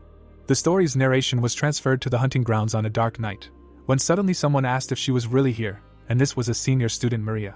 Continuing to follow Chuck straight, Ethan turned to the employer, asking that he understood the goal, but how would they find her, to which he received the answer that it would take a couple of years, and they just need to ask, so there is no need to worry. Then he asked if it was true, and Kate, who was looking straight ahead in shock after hearing this, asked how much he knew. A moment later, the girl with green hair struck her staff right on the ground. Having enveloped everything around with her green magic, the druid addressed the spirits, asking them to lead them to her. Watching this, Lewis was delighted, and Edward, grinning maliciously, said that a bunch of spirits appeared, while the protagonist thought that, judging by their reaction, countless spirits responded to Kate's call. Puzzled, looking to the side, Chuck thought that, of course, he did not see anything, and asked if they found Maria. At that moment, the guys looked straight at the boy in shock, trying to say something, and he asked why they were looking like that and where she was. As soon as they said that there was someone behind him, the protagonist repelled the monster's attack with his spear. With a deft swing of his weapon, Chuck destroyed the monster, asking why so suddenly. Seeing a huge number of monsters that were furiously moving forward, the mercenary controlling the blades told his employer that enemies were approaching from the front, and Lewis and Edward asked if the senior Maria had really become a monster, to which they received a negative answer. At that moment, the guy with glasses took out his grimoire and began to use magic. Taking hold of his mace, the third-rank knight rushed forward, asking how a rabbit dared to attack a hunter, and stated that it was perfect for warming up. Heading straight towards him, Chuck told Edward not to rush forward, because they would surround him. Menacingly looking straight ahead, the boy ordered to take 3 steps back and not to break away, but gradually reduced their number, and also told Lewis to cover the rear, to which he agreed. Immediately after that, the protagonist rushed forward, declaring that Kate should stay with Lewis, and to Ethan that he does not need to explain anything, and he should just not go too far. The mercenary who controls the blades destroyed the monsters, watching Chuck, and thought that he was not confused even by the sudden attack, and he gives the right commands and distributes support, and also this guy is not only strong, but also an experienced leader and strategist, leading the group correctly. The boy deftly handled his spear, while Ethan noted that he was just like a commander, and thought only that the knight of the 5th rank, and there was no point in this, because assigning such a rank is a big mistake. Sharply turning back, Edward asked Kate, who used magic, that he thought that Maria was there, but in the end she was not, and this is an endless wave of monsters, to which she replied that the spirits told her so. Then the question was raised whether Senior Maria was controlling them, and Lewis, who continued to use his magic with the grimoire, explained that such monsters never move in such groups, and they seemed more ferocious than normal individuals. While destroying another monster, the boy explained that Maria was not a puppeteer or anything like that, she could not control these monsters so easily, and even if it were possible, she would not control them so unreasonably. When the boys dealt with all the enemies, Ethan asked what it was then and why they were being attacked, when suddenly the protagonist said that there was something else. With his head slightly down, Chuck explained that the monsters were attacking according to their tents, and perhaps a situation had accidentally arisen that made them forget about their usual tents. When he added that it was something that they simply could not resist, all the other members of his group were very scared. At that moment, Maria appeared right in front of them in the form of a vampire, and the boy said that that was why they had to run. Noticing the enemy, the protagonist said to prepare for battle and gave the order to Lewis and Kate to go to the rear, and they immediately obeyed his order, jumping back, saying that there was no peace for a minute with him, and asking if this would work. Immediately after that, Chuck ordered Ethan and Edward to take a step back again, because they were in support, and they were preparing their weapons for battle, and the first one, that it seemed like he had a plan, so trust him, and the second one was wondering whose move should be made. Menacingly looking straight ahead, the boy concluded that he himself would be in front. Suddenly, a system notification window appeared right in front of him, notifying him of the 3rd commandment, that he would save the world, and the current target was Maria, so stamina was increased by 50%. A moment later, the system notification window showed Chuck's stats with added bonuses. Tightly gripping the handle of his spear, the boy thought that this was Maria's fate, and the impact that she would have on this world. The buffs he received must not be based on the one-time event of the first arc, but on the impact on the world that it would have in the future. When the system within the commandment about saving the world showed a hint to take the first step towards saving the world and stop Maria. Having agreed to this, the protagonist together with his allies were fully prepared for the upcoming battle, saying that they would definitely do it. The system notification window notified about the commandment about saving the world, that it was necessary to take the first step towards saving the world and stop Maria. Suddenly, a system error appeared right in front of Chuck, which stated that there was a contradiction with the first commandment, that he undertakes not to ignore the misfortune of good people.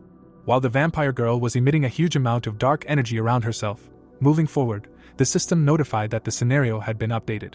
At the same moment, the system window changed its color and announced that it was necessary to save Maria. The girl with blue hair was crying, making incomprehensible sounds. Seeing this, Kate was very shocked, noticing that she was crying, and Ethan, who was standing right next to her, concluded that this did not change anything, and they had to subdue the demon. Immediately after that, he pointed his huge blade straight at the vampire. A moment later, the mercenary who controlled the swords was very surprised. Seeing how his sword was stopped by an unknown red barrier, the guy with white hair said in surprise that his heavy iron sword was blocked. Dumbfounded, looking straight ahead, Lewis explained that this sphere was a familiar born from the blood of a vampire, and who would have thought that a recently awakened vampire could immediately create such a sphere. Menacingly looking to the side, the boy noted that there was no need to be afraid, and this was only a newborn who could not normally receive Maria's blood and mana, so for now he was only able to block attacks. With a serious expression, looking straight at him, Ethan declared that the familiar covered the greatest need of the mages, that is, the need for protection, and this is a serious problem, and the protagonist, awkwardly scratching the back of his head, declared that everything was fine. At the same moment, the vampire sharply directed the blood attack forward, telling his opponents to disappear, and Chuck, noticing this, said that a long-range attack in the area was approaching. Then he called out to Kate, and she, touching directly to the ground, activated the magic circle, saying that she knows everything. Pouring her mana directly into the ground, the girl with green hair explained that she knows little about other places, but now they are in the forest.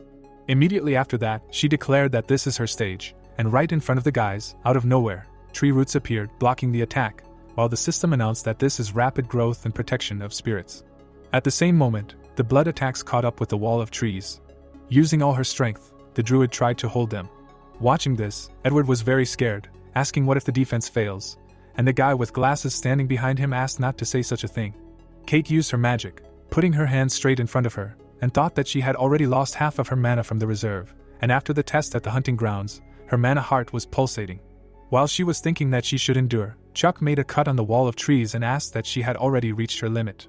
The druid thought that everything was because this man gave her a ridiculous promise, and the protagonist standing right in front of her asked her to hold on a little longer, because in just 5 moves they would switch. The girl with green hair, tensing up greatly, asked if he would keep his word, to which he replied that of course it was possible. While he was thinking that all this was connected with the current Maria, she, in the form of a vampire, continued to use her blood attacks. Again imagining humans against monsters, Chuck mused that the boss fight was divided into 4 phases, and in the first, the surrounding monsters would attack the player. Visualizing a vampire girl using her magic, the boy reasoned that in the second, Maria would appear in person once the monsters were defeated, and that he would need to complete all the stages after the second phase to get to the final mechanic of the boss. Imagining Maria staring straight ahead with her mouth wide open, the protagonist understood that in other words, she had not used her full power until this point. While he realized that everything was the same as it was in the game and his past life, the blood attacks continued to destroy the wall of trees. Chuck quickly turned around and turned to Lewis, saying that he would leave before Kate, since he could only use a few low-level spells, and Lewis, upon hearing this, asked if he had really calculated this too. Standing at the head of his team, the boy announced that he had worked hard, and as soon as the druid joined him, they should immediately go as far away as they could, and the guy with glasses said that he understood everything and began to run away. Looking straight at the cracks that appeared on the wall of trees, the protagonist thought that there had been many large-scale attacks so far, but they were not very powerful, and the real problem was something else. Thinking that everything was in the alchemical magic that followed these attacks, Chuck saw how red magic crystals appeared right on their cover. Menacingly looking straight ahead, the boy realized that it was approaching. When the entire wall of trees was covered in red crystals, the system notified that this was alchemical freezing magic. At that moment, they began to explode, destroying all cover. The guys, seeing this, were very scared, screaming that it was crumbling. Kate was reading a spell that the earth that feeds trees and grasses, gods and bugs, dust and ashes that allow to keep the world filled, while sweat was running down her face from fatigue. At the same moment, a crown of branches appeared right on the druid's head, and she herself began to use special runes available only to her kind. Suddenly, the earth around began to crack, and Chuck, who saw this, realized that they were reacting. Menacingly looking straight ahead, the boy thought that although he was the one who engraved the words, only a pure-blooded druid would be able to activate them. Then trees began to break out of the ground. The protagonist, watching all this, thought that there was a similarity with runes, but in fact this is an ancient text with its own system and methods that belong to another time of antiquity, and secret writings that can only be obtained by passing the line with Kate, during which she becomes the sage of the forest. While Edward and Ethan stared ahead in fear, Chuck reasoned that these were forest sages, protectors of nature, writings on a 1,000-year-old monument that belonged to a clan that was greatly loved by the spirits. At that very moment, a huge wooden golem appeared right above the boys, and they asked what it was, and the system announced that it was a wicker man, a giant willow doll. Dumbfounded, the green-haired girl could not believe that it had actually been summoned, and the boy who looked at her thought that it was unfair, of course, to help her with the summoning, but in this situation there was simply no other way. A moment later, the protagonist pointed his finger directly at Edward, telling him that among the monsters there was still a living owl bear and they needed to throw it to the wicker man, and he asked that there really was still a living monster out there. After some time, the third-rank knight said with delight that he was right, it turns out, and this bear is still alive, and Chuck, smiling happily, hearing this, thought that he had prepared all this, although they must not have noticed while they were fighting. Then the boy shouted to hurry up and throw it already, and Edward, who heard this, immediately obeyed the order, throwing it straight at the golem of the monster. A moment later, the huge owl bear landed right on the willow giant. At that moment, the wooden golem incinerated it and absorbed it inside itself, and the third-rank knight standing below was very surprised by this. Bright yellow flames penetrated straight into the wicker man's chest, and Chuck, watching this, thought that while the victim was burning inside him, this magic weapon like a golem can move. At that moment, attacks from the blood began to hit the huge golem. He was given the order to attack. Immediately after that, he swung his hand sharply, destroying the magic heading towards him.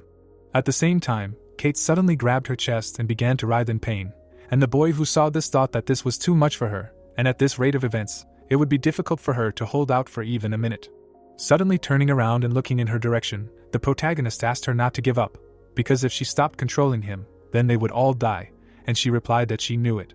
At that moment, the Wicker Man approached the vampire girl directly. Noticing him, Maria immediately sent forward a huge number of blood spears.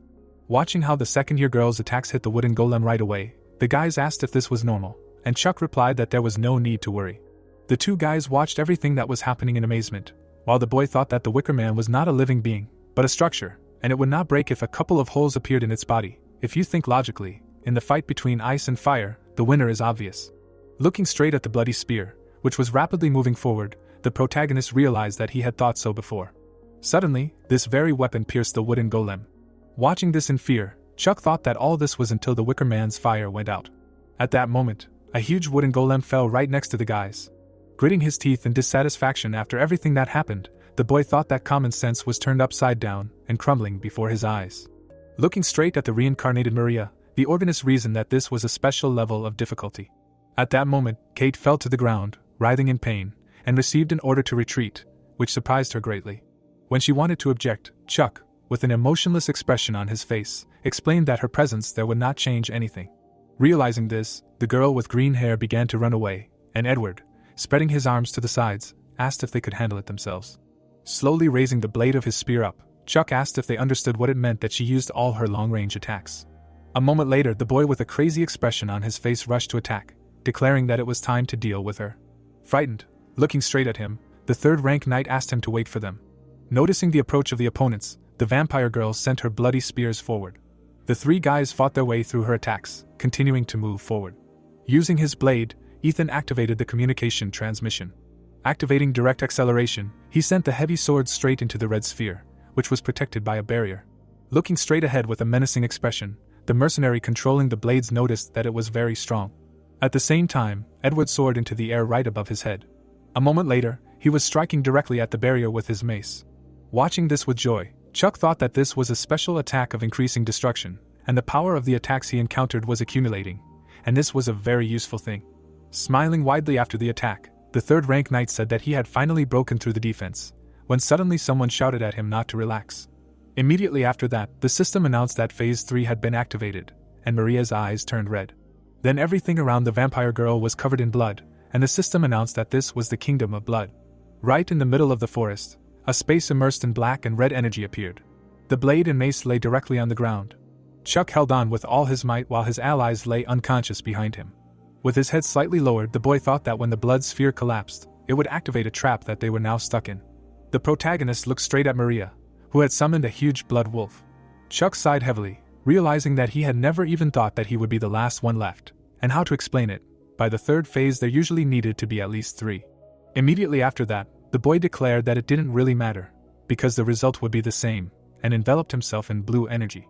A red moon shone right in the sky, while Maria thought that a person was able to distinguish cattle from people. The story took place right in one of the wings of the academy, while the girl with blue hair continued to reason that it was natural for a person to squint and cover their eyes when they saw the desperate struggle of cattle that did not want to die. Opening her eyes, the sophomore saw a blurry image of the ceiling, thinking about the strange air currents. She opened her eyes, thinking about the chill running from her spine to her toes, which contrasted with the sensations burning her throat. Suddenly, Maria looked sharply to the side. There she saw a girl who was dumbfoundedly calling her name, and thought that the neck of an unknown person was very attractive. At that moment, the girl suddenly pounced right on her friend, realizing that she had bitten her. At this time, Isabel was crying, and the sophomore reasoned that her fangs so naturally, as if they had always been there, tore the skin and reached the vessels, and then the cattle shook absent-mindedly. Continuing to bite her friend right on the neck, Maria thought that it was either because of fear of the butcher or furious resistance, she did not know, but it did not matter so much, because she did not even feel the need to close her eyes or cover them. Isabel was shaking all over while her friend was doing these terrible things to her, and the girl herself thought that the sounds of painful groans were sweeter and more beautiful than a melody played on the piano, and the warm blood rushing into her mouth irrigated her throat, flowed through it, and warmed the cooled skin. After some time, Maria was sitting upright on the bed, splashed with blood, and felt how her blood vessels dilated again. Looking straight at the blood stains on the sheet, the girl thought that Isabel's groans and the creaking of the bed had stopped. Gripping her face, the sophomore realized that all that was left was the pulsating heart that was spreading throughout her entire body, and the delicious smell of blood was choking her to the point of disgust. Removing her hands from her face, Maria saw her friend lying on the floor and thought that she had finally realized that her body, which seemed to be filled with life force, now seemed to be collapsing, and there was no cattle there. Looking straight at the moon shining brightly in the night sky, the girl realized that she had committed a crime, which turned out to be the murder of a friend. With tears in her eyes, the sophomore reasoned that she had taken the life of some animal, and, in fact, even worse. Immediately after that, Maria ran into the forest and, realizing that she had mistaken a person for cattle, grabbed her starving stomach. Thinking that in the end she had simply run away, the girl continued to go deeper into the forest. Looking straight at Chuck, who was standing right in front of her releasing his blue energy, the second year realized that she had been hiding until the boy came for her. At that moment, a huge blood wolf appeared right in front of the boy, screaming loudly. Suddenly, it puffed out its cheeks, as if it was about to spit something out. A moment later, blood spikes were directed from its mouth straight towards the protagonist. Calling him a fucking dog, Chuck swung his spear using the fourth strike of the 6 steps technique. Asking how dare he bite people, the boy walked straight towards the blood wolf and activated the reverse heaven rotation skill. Noticing the enemy approaching, the monster grabbed its chest. Sharply waving its hand, it summoned 2 blood dogs. Looking at this with a malicious grin on its face, the protagonist noticed that he really was some kind of dog. A moment later, Chuck would slide right under the hounds, passing them. The handle of his spear was tightly gripped in his hand, and the boy would use the 5th step of the 6-step technique. Once he was right behind the hounds, the protagonist would use a mountain throw, throwing his weapon right at them. After completing the attack, Chuck would take his spear back, hopefully as some sort of salute. Looking back menacingly, the boy noted that it was nothing compared to his screams at the beginning, and wondered if there was anything else. Staring straight ahead furiously after hearing what he had heard, the blood wolf was clearly very displeased. In that moment, he instantly appeared right in front of his opponents. Looking around warily, Chuck could not believe that he had disappeared, and realized that he was moving so fast that he was simply invisible. Realizing this, the boy grinned maliciously, asking that maybe he should teach this dog a lesson. While he was saying that 100 steps were not needed to win, because something else was more important, the monster moved forward at incredible speed. When the protagonist said that it was important to find the enemy's weak points in 1 step, he sharply dodged the blood wolf's attacks. With a wide smile on his face, Chuck concluded that he did not have a chance, because he had shown him everything in advance. At that moment, a sudden light flashed as the boy used the Serpent of Calamity. A moment later, the protagonist attacked his opponent with a spear, as if releasing the snake, using the ascending serpentine breakthrough of the poison dragon to the sky. After this attack, the black and red sphere in the middle of the forest began to crack.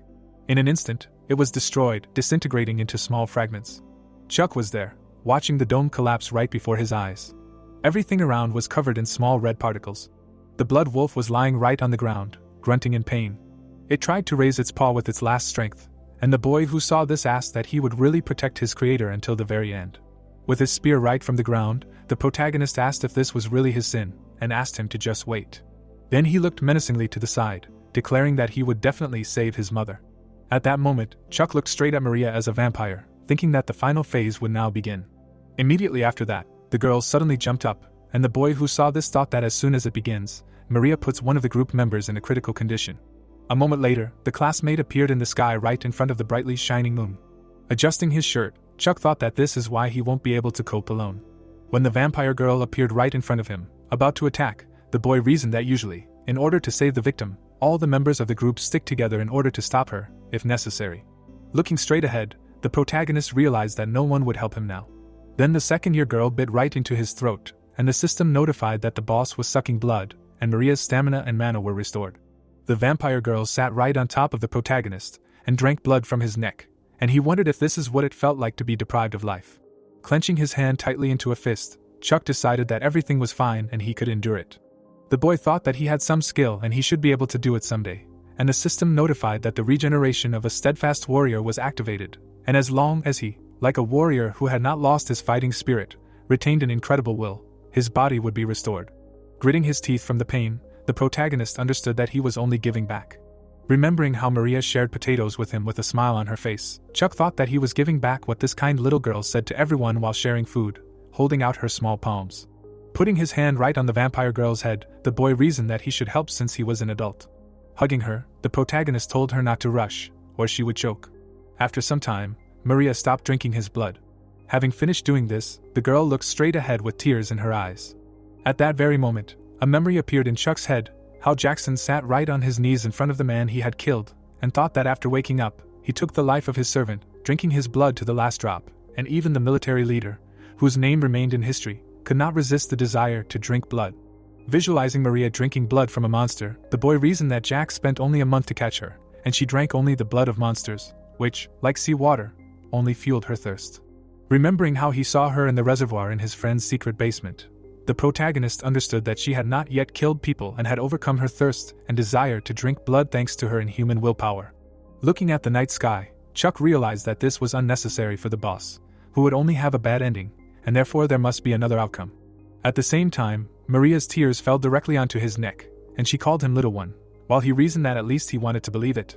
The girl began to cry and asked for forgiveness, and the protagonist, looking straight at her, thought that it did not matter how many times she crossed the line and whether she was a first-level mage, and that the fact that she was a vampire was an insignificant problem.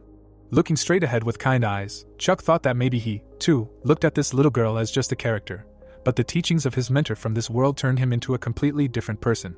At that moment, he remembered the woman holding the spear in her hands, which said that she was an adult, and therefore it was her duty to protect him, and reasoned that the character he looked down on, reading for the NPC, protected him, calling him a child. As Maria continued to cry, sitting on top of the boy, he realized that as her heir and student, who saw the last moments of the teacher, and also understood and absorbed her teachings, it would be good if he showed himself from a slightly more mature side.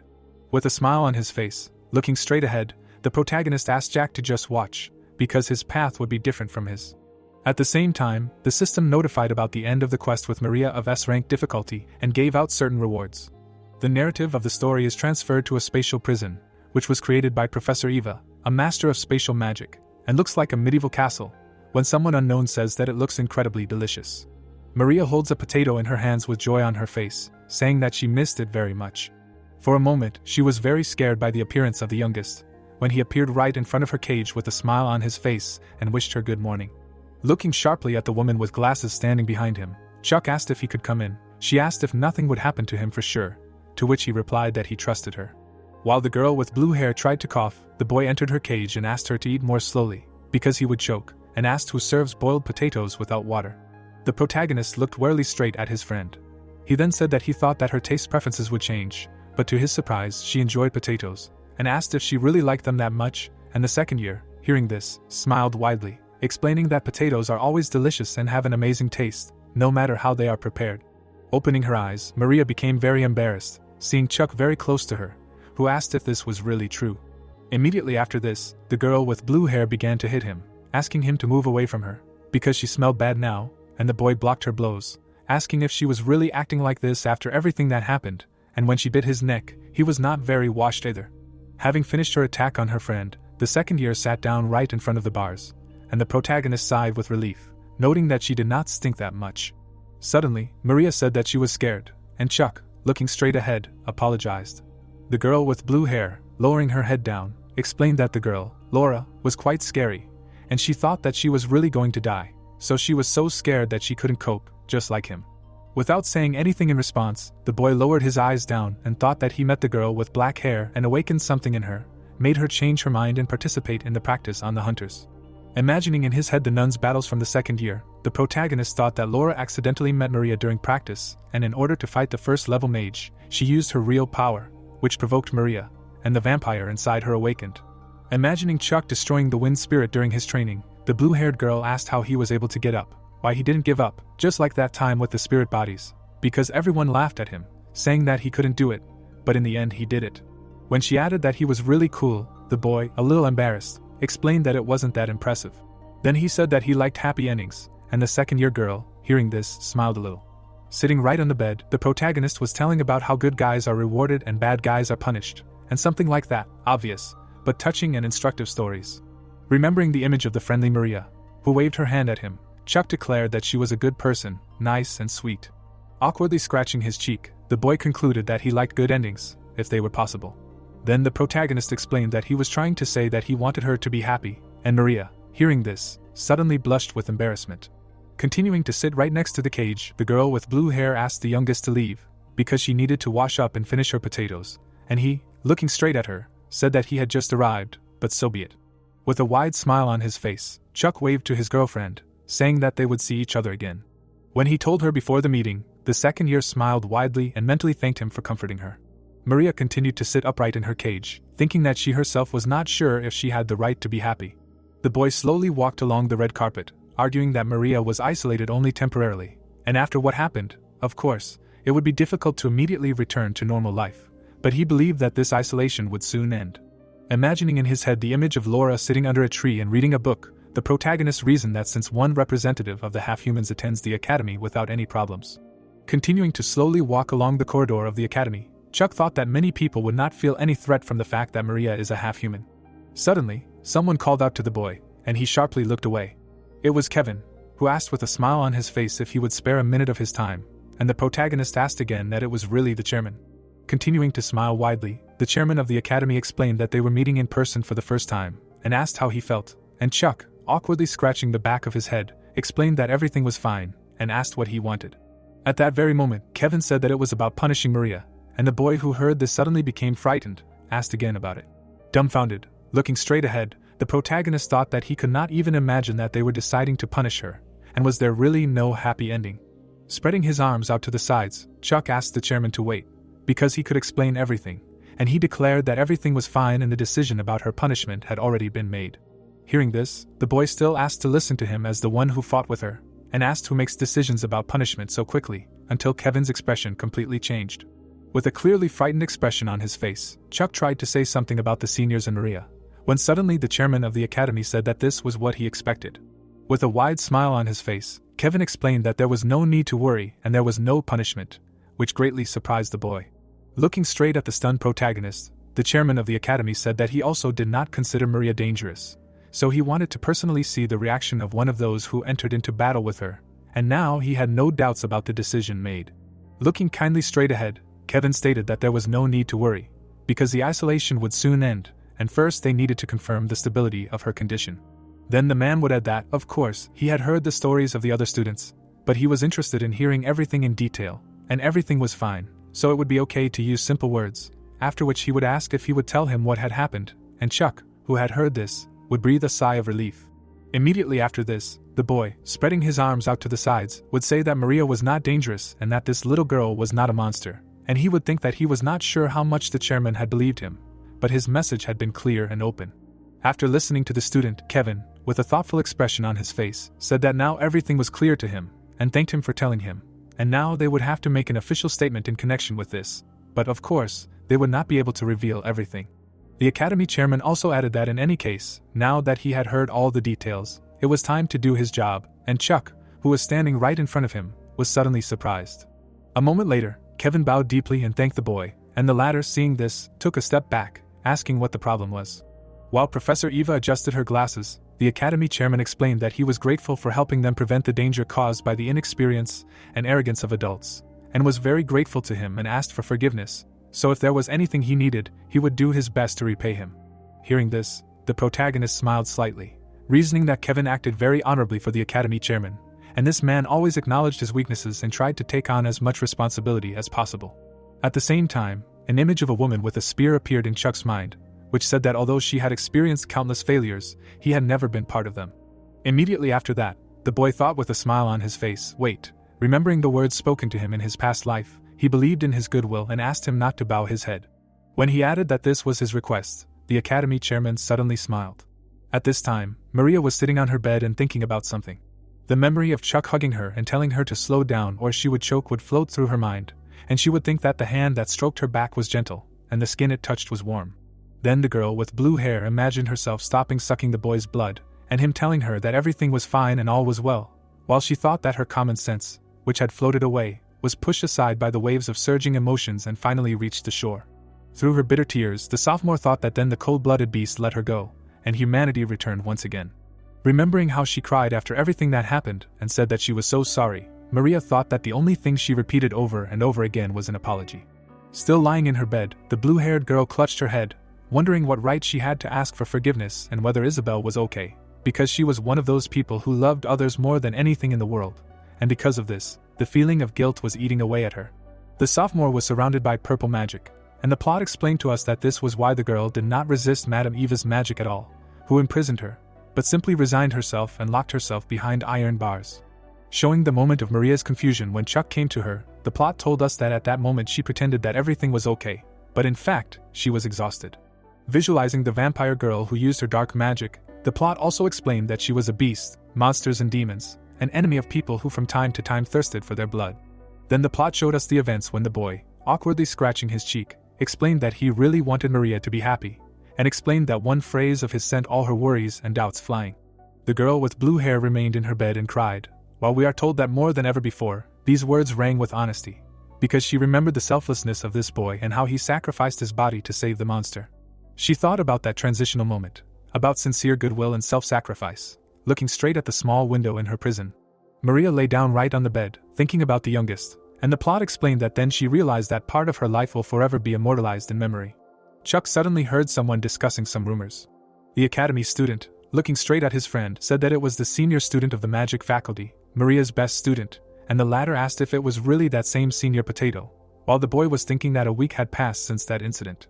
Then the protagonist came to the cooking class, which was equipped with all the necessary items for cooking, and reasoned that even though a little chaos had begun because of the bastards who were against Maria being left in the academy, it quickly died down, because the academy had long been obediently attended by the half-human Laura.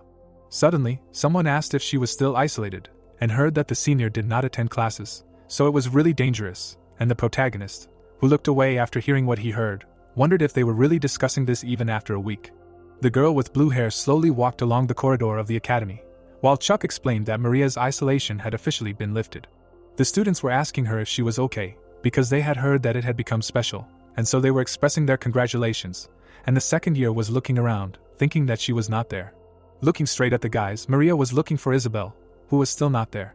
The girl with blue hair was sitting on her bed, thinking that she was probably afraid of her and hated her, while the plot explained that this did not mean that she herself was ready to break free. Immediately after that, the second year remembered the moment when she bit her friend, and thought that even she would not want to have a friend who bit off a piece of her, and did not want to interfere with Isabel and the others. Very upset after thinking about everything, Maria lowered her gaze downwards. Looking straight at the bag of blood, the girl with blue hair decided that she must disappear from this academy. Suddenly she heard a knock on the door and, turning sharply to the side, asked who was there. Thinking who could have come at such a time, the second-year girl approached the door and opened it. At that very moment, Isabel jumped right on her and started hugging her. With tears in her eyes, the girl with glasses asked how her friend was feeling, which surprised her greatly. Waving her arms, Maria asked why she was there, and Isabel asked that she really wasn't allowed to come, to which she received the answer that nothing of the sort, and that it was simply surprising, until the girl with glasses asked that she really didn't want to see her, and the girl with blue hair said that it was not like that at all. Suddenly, the second-year girl asked if she was afraid of her, and Isabel, looking straight ahead in surprise, did not understand anything. A moment later, the girl with glasses smiled and apologized, explaining that she had seen everything before she passed out. At the same time, Isabel remembered the expression on Maria's face, who was crying while covering her mouth, and explained that she had seen her face after the bite, and she did not know what to do, and was tormented by guilt. Bringing her hand to the blue-haired girl's face, her friend declared that no matter what happened, she would still consider her her friend, so the past was not important. Leaning her forehead against the second-year girl's, Isabel declared that she wanted her to think of her as a friend, and asked if she understood her. Hearing her friend's words, Maria began to cry and expressed her gratitude, saying that she thought she would hate her, and the girl with glasses wondered if she had really been suffering there all alone all this time. Then Isabel concluded with a wide smile on her face that, to be honest, she had been feeling well for a long time, but the hospital had told her not to go out for a while, so she couldn't come even when her isolation was lifted, and if it weren't for that junior year who had secretly brought her here, then nothing would have happened. After which she asked where he had gone, because there had just been a tall guy behind her, and the blue-haired girl, looking straight ahead in surprise, thought that it was the junior. At this time, Chuck was walking straight down the academy corridor, thinking that a girl like Maria could be trusted, and she wouldn't break down because of such an incident. At the same time, the blue-haired girl covered her face in embarrassment, which stunned her friend, and thought that now everything was clear, and he had helped her this time too. Looking straight ahead, the second year was thinking specifically about the junior Chuck.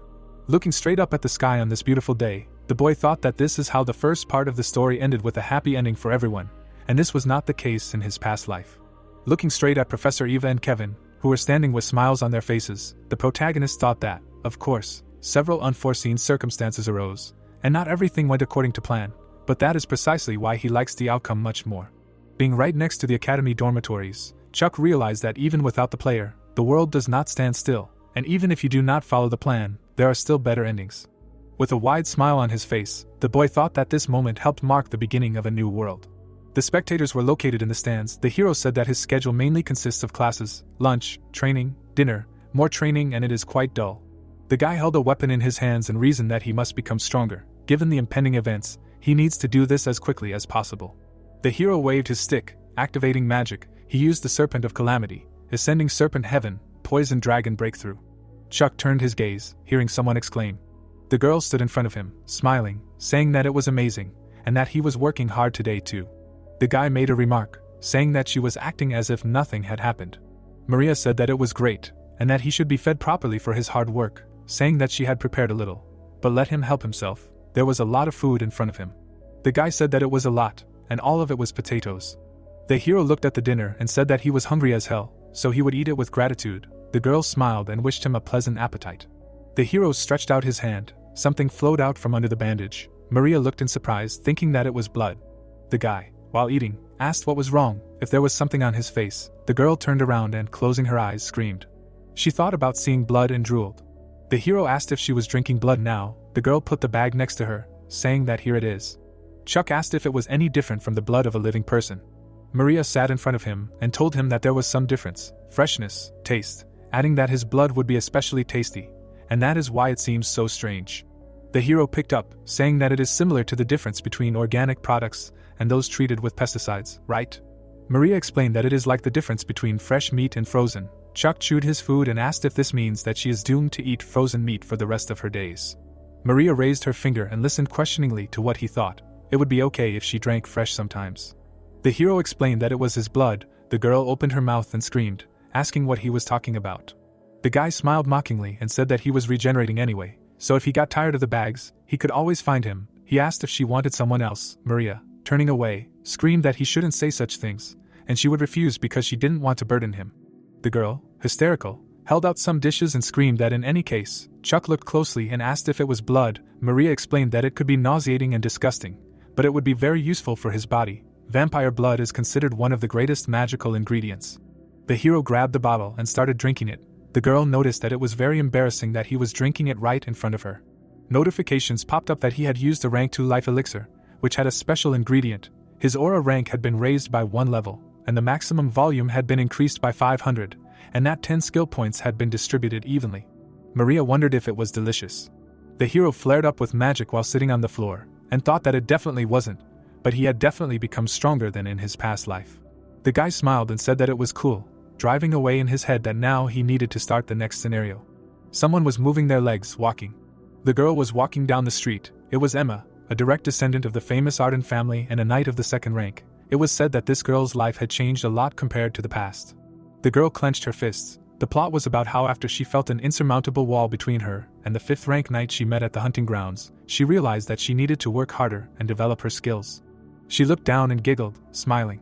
Emma held candies in her hand and ate them with pleasure, talking about the many honey bombs. The plot explained that, of course, until recently. The girl was eagerly choosing which outfit to take, saying that she wanted to wear them all. It was said that Emma was lazy by nature, did not feel much anxiety about swordplay and lacked the desire to improve, because this girl was a terrible student with a genius talent who constantly gets unsatisfactory marks.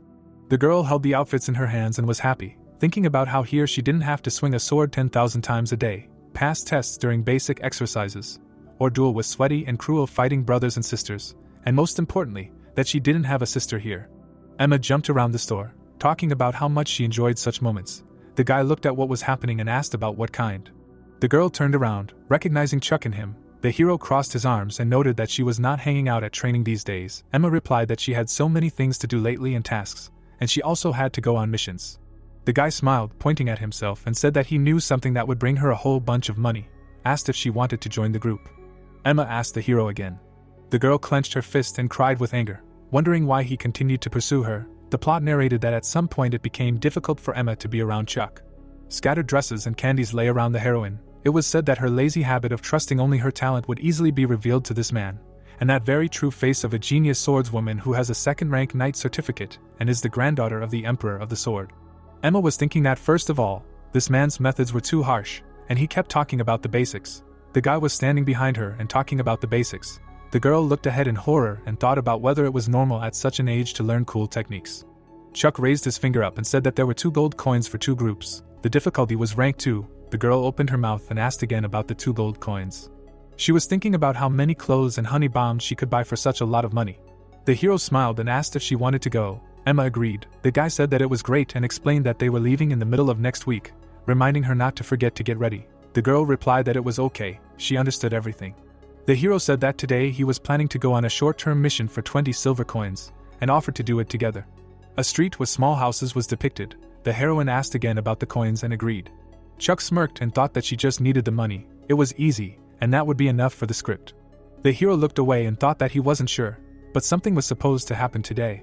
A town with a well was shown. The plot told that Emma always liked patrol missions. She just followed a certain route and checked if there were any problems.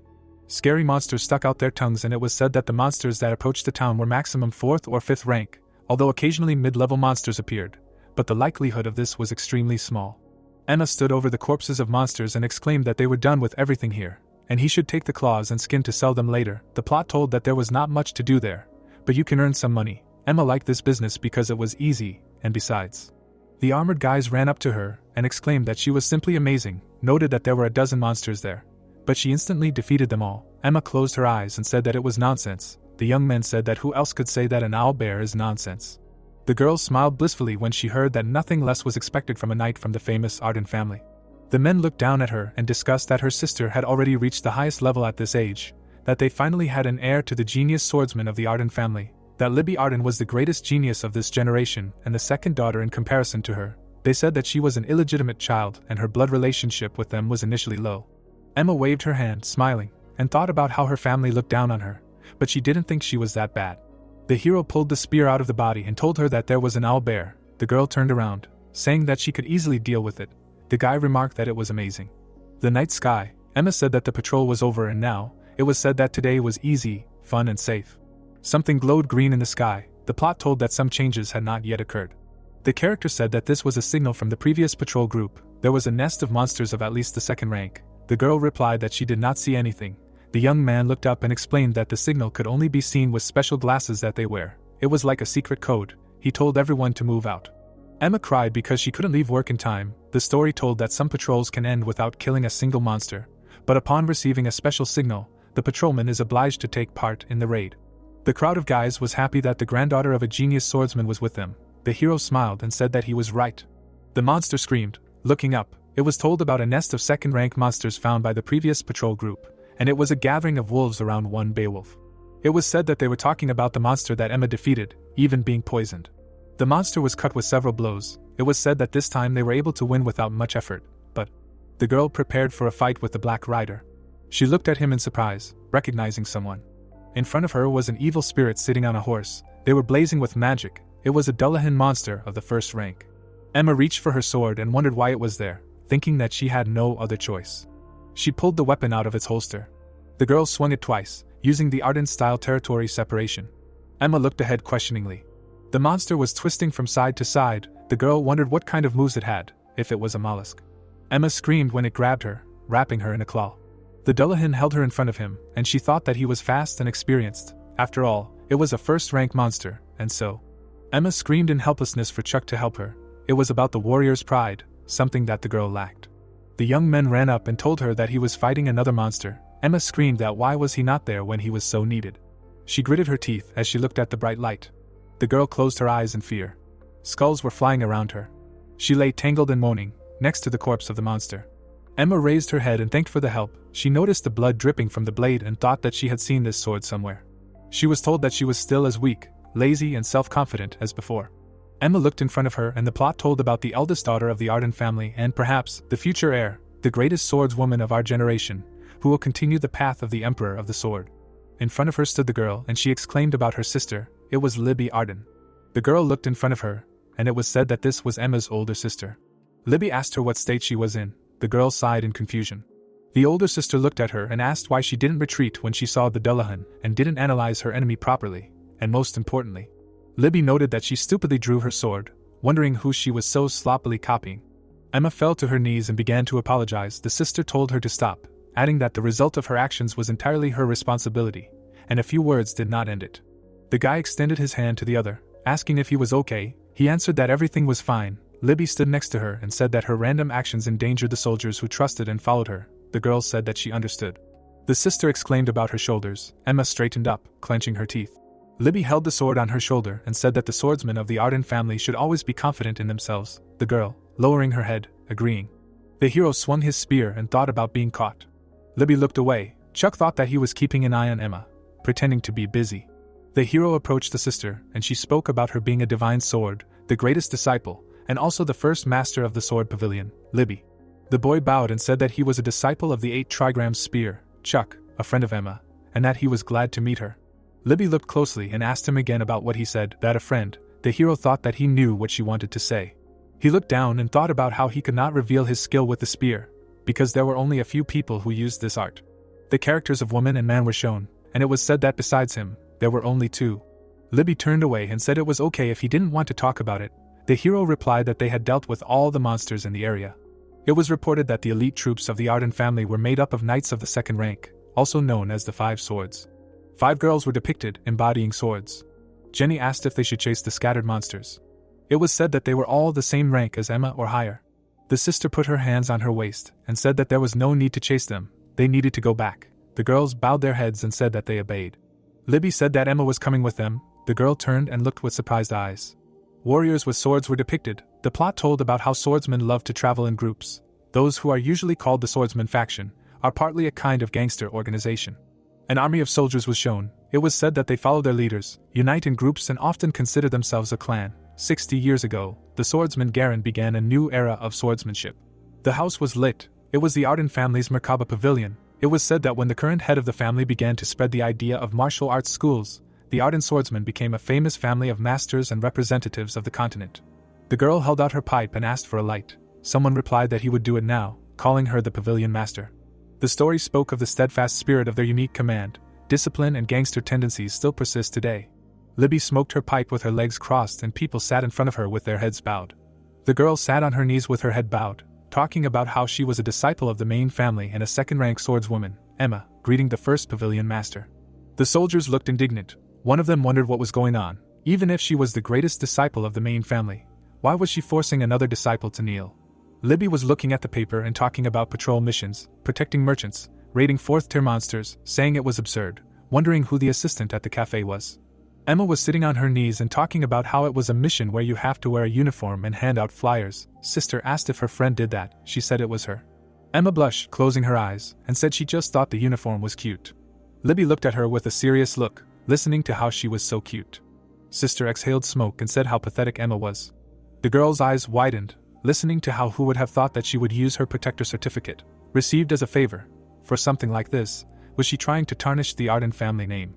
Emma remembered how the soldiers were happy to see her, listening to the question of whether she only encountered low-level monsters on all these missions, and whether she wanted to be known as a hero after completing such raids.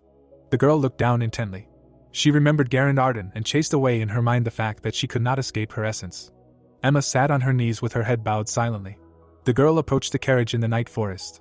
Behind Libby stood the girls, who discussed that the younger sister looked healthy, and it seemed that she had gained a little weight. The sister crossed her arms and clarified who knew that boy. The girls reasoned that the boy was Chuck. In her memories, he swung a spear. The lady said that he was only a 5th-rank knight. Libby smoked a pipe and said that it couldn't be. Was the Merkaba Academy ranking test really that unreliable? The hero was spinning in front of the monsters and it was said that his gaze was on Emma from the beginning to the end of the fight. The monsters did not occupy even 20% of his attention. And this is not just some experience, and not the level of his practice. It was a hunch and obsession that can only be achieved by honing your skills in real conditions. The sister looked in front of her and thought about his mastery of the spear, that at first glance it looks simple, but someone who has reached the heights of the Arden style can definitely see the truth. Chuck's silhouette with a spear was depicted. Libby smiled and thought that the meeting was short, but she was very pleased with his friend. If only this boy stayed next to her younger sister. She said that she received a request from the academy. Libby admired the night sky and said that she would definitely be able to see him. There was some food on the tablecloth and it was said that every time Maria, who was nicknamed the senior with the potatoes, came, she brought a lot of things. The girl said that it was potato pie. She added ground lamb inside and baked it, said to eat it when he was hungry. Chuck tilted his head and indicated that it was ground lamb. Maria smiled and asked if he got it, said that it was fresh meat that arrived this morning. Professor Eva asked her to help with the slaughter of cattle, so she practiced. The guy, trying the food, released tears. Closing his eyes, he chased in his head about how while she was living a sad life as a vampire, eating frozen meat, it was so delicious and he was touched. Maria was interested in whether it was delicious or not. She laughed, raising her finger up, said that next time she would bring beef, asking if he liked oxtails. Chuck looked at her and said that he liked it very much. Thanking her, Maria exclaimed with a question, whether he meant oxtails. The girl blushed and said that next time she would try to bring them one way or another. She said that he had rather large hands, They were rough and covered with scars, the hands of a worker. They were so tough and manly. He held her hand when someone called out to her. Maria ran towards Isabel, waving her arms and asking if she had eaten. Isabel opened her mouth and said that she had just. The girl interrupted her, answering that she had not done anything, saying goodbye to Chuck.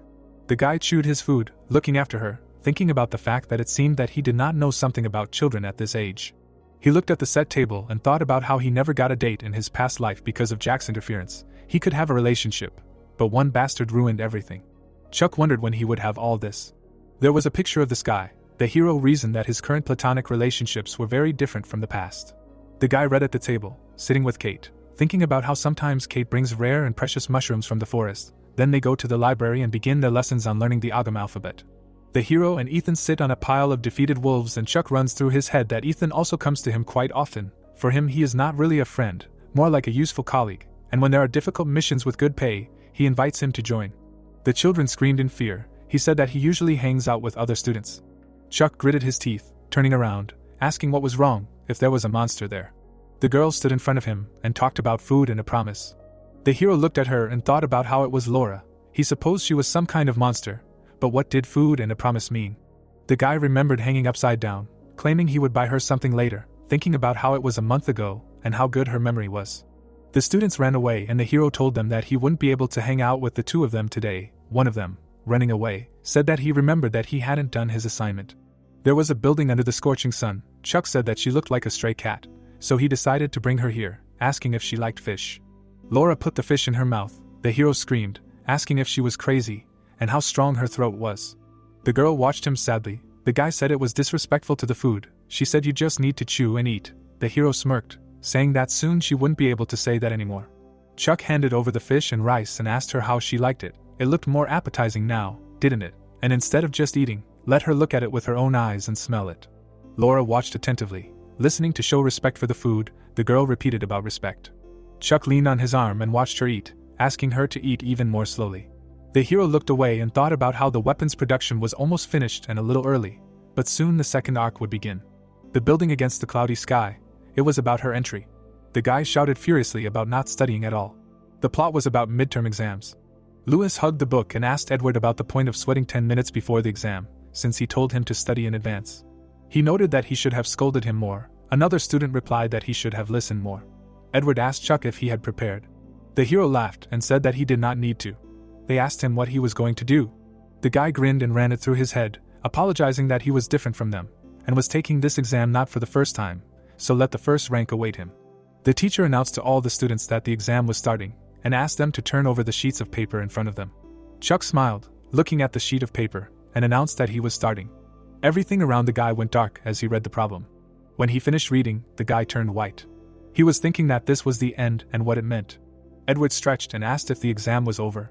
Lewis turned around and said that he knew it would happen to him, Edward, and asked Chuck. The hero said something about knights. The guy sat with a sheet of paper, his eyes closed, and talked about how it was enough to be able to write your name. He was told that his answer sheet was empty, and that even someone had 1 or 2 answers before falling asleep.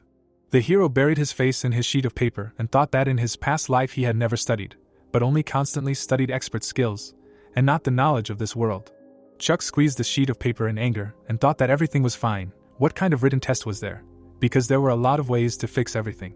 The crowd in the conference room was filled with shouts for the first years to brace themselves, and someone was shouting that he had spent money on his monthly accommodation. Chuck stood with his spear in his hands and thought about how the house exam was one of the easiest events in the game, and it was a golden chance to improve his grades from the written test. The hero looked ahead and thought about how such exams were conducted by professors from the night house or temporary instructors invited from outside. That 15 students on the team had to meet them and show their abilities, receiving an assessment from the professor. Chuck grinned angrily and thought about how, since he was originally a 5th-ranked knight, the level of the professor assigned to him would be low, and he would get an extra point if he could defeat the instructor, that he didn't know who the examiner would be. But he apologized in advance. He would win and close the show with the written exam. The guys jumped up from their seats asking questions. The hero wondered why they were reacting like that, who their instructor was. He crossed his arms when he heard whether he had chewed well. Libby stood in front of him and said that they had met again. Chuck looked at her in surprise and wondered why she was here. A large hall with people was shown and they were talking about the group practical exam of first-year students. They announced that they were to meet the guests specially invited to this test, the elite from the Arden family. The 5 swords were introduced. The girls stood looking around. They discussed that they would not try too hard, because they were just students. It was said to beware of the guy who controlled the swords, he was strong.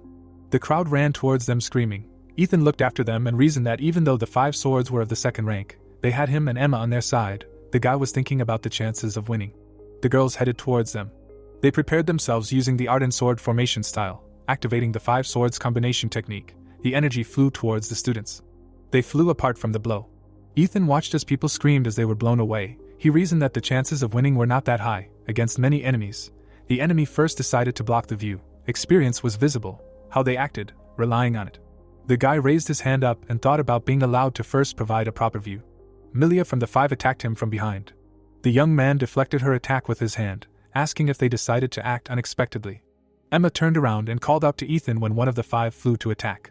The girl managed to block Jenny's blow. Looking into her eyes, the attacker said that she was her opponent. Emma asked again if she was aiming at her. Jenny tripped her and said that there were about 15 students here, but 6 of them were more than enough. Emma flew screaming to the ground. The opponent noted that the young lady's position was unstable. Jenny slashed her sword near the girl's head. The spectators shouted in delight, which was expected from the 5 swords, the elite of the Arden family. The girls fought, hearing screams about how fast it was, and requests to do something. It was said that everyone was falling one after another, except for those 2. Emma and Ethan repelled the attacks, attacking with a large number of flying swords. It was reported that from the outside it seemed so, but the reality is completely different. Ethan extended his palm forward and summoned the sword of the fire spirit, a heavy iron sword. It was said that the experience of the boy resisted the 5 swordsmen.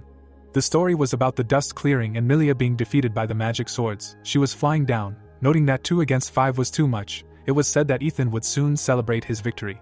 It was said that Emma was on the other side. The swords were sending sparks as the girls fought. Jenny was pressuring Emma, saying that she needed to practice more, wondering which of them was the contender for the right to inherit with such and such skills. The opponent in the fight pressed herself to Emma's face and said that in the current situation she should not even bother and graduate from the academy, because it would be better to drop everything and get a proper education at home. The girl forcefully repelled Jenny's onslaught and shouted that she was not going to do such a thing. Emma looked ahead and it was said about a watchful look and eyes opened to inspect the territory. The heroine fell to her knees from the blow, and the adversary ran around and noted that it was worth staying focused until the very end. Emma thought that she still could not see anything. Jenny put her sword on her shoulder and said that she still had a long way to go. The plot said that this was true, because in the original everything was different. Libby looked at the heroes and was asked how it happened that she became an examiner. The sister waved her sword and said that it was time to begin, and that they could consider that they would gain experience in a battle with a great special rank. The heroes watched her. Questions were heard from the crowd, from misunderstanding. Great special rank. The monster in the form of a girl was shown, and it was said about a monster capable of dealing with an entire army alone, and a catastrophe that even dozens of guards could not cope with. The hero watched with a frown. The plot was about how most people would never encounter such a monster, and no one would believe it if they told about meeting him. The monster girl looked forward. It was said that it was a completely different story when it came to this girl. The older sister waved a weapon, and it was said that Libby was one of those who can face a special rank. She was a monster among monsters. The girl lifted everything around her into the air. Chuck watched as people flew apart, asking for help. He said to just look at this house. Edward panicked, screaming about how he was almost killed and asking a question about whether this examiner was too carried away, and why the hell she was fighting so seriously against the students. The hero sat to the side and answered that he gives a tooth. She still gives them a big break, although she could have finished everything in 10 seconds. Chuck was pointing and wondering what he was holding. The young man picked him up by the scruff of the neck and said that it was Lewis. He thought he would die if he left him there, so he took him with him. The hero assumed he was already passed out. Edward kept telling Chuck not to pass out because he wasn't sure he could carry something that heavy. The boy didn't have time to finish speaking before he was thrown forward by the explosion. The hero was screaming at him in a panic. Chuck turned his head when he heard Libby saying that they were all too weak to learn anything from her. He was hiding behind a barrier when the girl told him to come out since they were alone. The hero came out from behind the rock and raised his hands, asking if he could just give up. Libby replied that he should give up if he wanted a low grade, adding that he wouldn't do that. The girl looked down and spoke, because he would not want to miss a rare opportunity to fight against such a force. The guy smiled and thought about how even a kilometer away it would be clear who she was. The characters stood back to back. Chuck remembered that in a past life he and Libby were comrades and fought side by side countless times. The girl watched him train. The guy thought that the master taught him how to handle a spear, and Libby the first fighting techniques. But by the end of the past life he was not fit to hold a candle to her. The hero stood in a stance smiling and reasoned that this was a wall that he would have to break through someday. And considering that he was going to take the place of the player, he needed to become stronger than Libby Arden. The girl swung her sword and screamed when she saw the hero. The opponents met face to face with their swords crossed. Chuck blocked the examiner's blows again and again. He stabbed her with a spear, but she dodged. Libby attacked the hero, but he blocked the blow at his head. Magic shook everything around. From the swings of the girl's sword, the guy reflected the attacks. There was talk around about who this guy was, that he was a 5th-rank knight. People wondered if a 5th-rank freshman could actually hold his own against Libby. The guy gritted his teeth in tension. The onlookers wondered how that was possible. Chuck opened his mouth wide as he screamed. The hero leaned on his knees and sighed. The girl remarked that it was sad that he had run out of energy. Libby put away her sword in thought. The guy wondered if she had put away her sword. Did that mean that the work he had done was satisfactory? He looked at her carefully and realized that of course that was simply impossible. This was territory separation. It was said that it foreshadowed the mighty sword emperor's most powerful technique. The girl's eyes flashed with magic. She said that she would see how he would stand up to it, and asked him to show her a worthy response with his spear skill. Killing intent was activated. Waves of interference scattered around Libby. The hero watched with concern. The students opened their mouths in shock and wondered what was happening and if it was too dangerous. The teachers jumped up from their seats, and one of them, pointing a finger, shouted for her to stop, asking if she was trying to kill the student, talking about stopping the test. Sam looked surprised and shouted for everything to stop now. Arden style, first slice was activated. The eye was split in half. False territory division was used. The plot told about the world freezing, but the ghostly reflection of Libby Arden continues its movement across the frozen world. The girl raised her weapon very slowly. The hero thought about how her sword moved as if in slow motion. The guy moved towards her, thinking about how he was pushing his spear at full speed against Libby's sword, which for him was like a transparent crystal. The spear froze in place. Chuck cursed, realizing that the spear was not moving, and that this world did not allow him to move.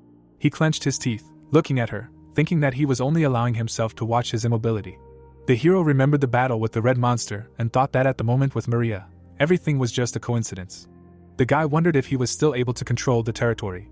A thin beam of light flashed in his eye, and he understood that he had to make any, not necessarily a perfect one.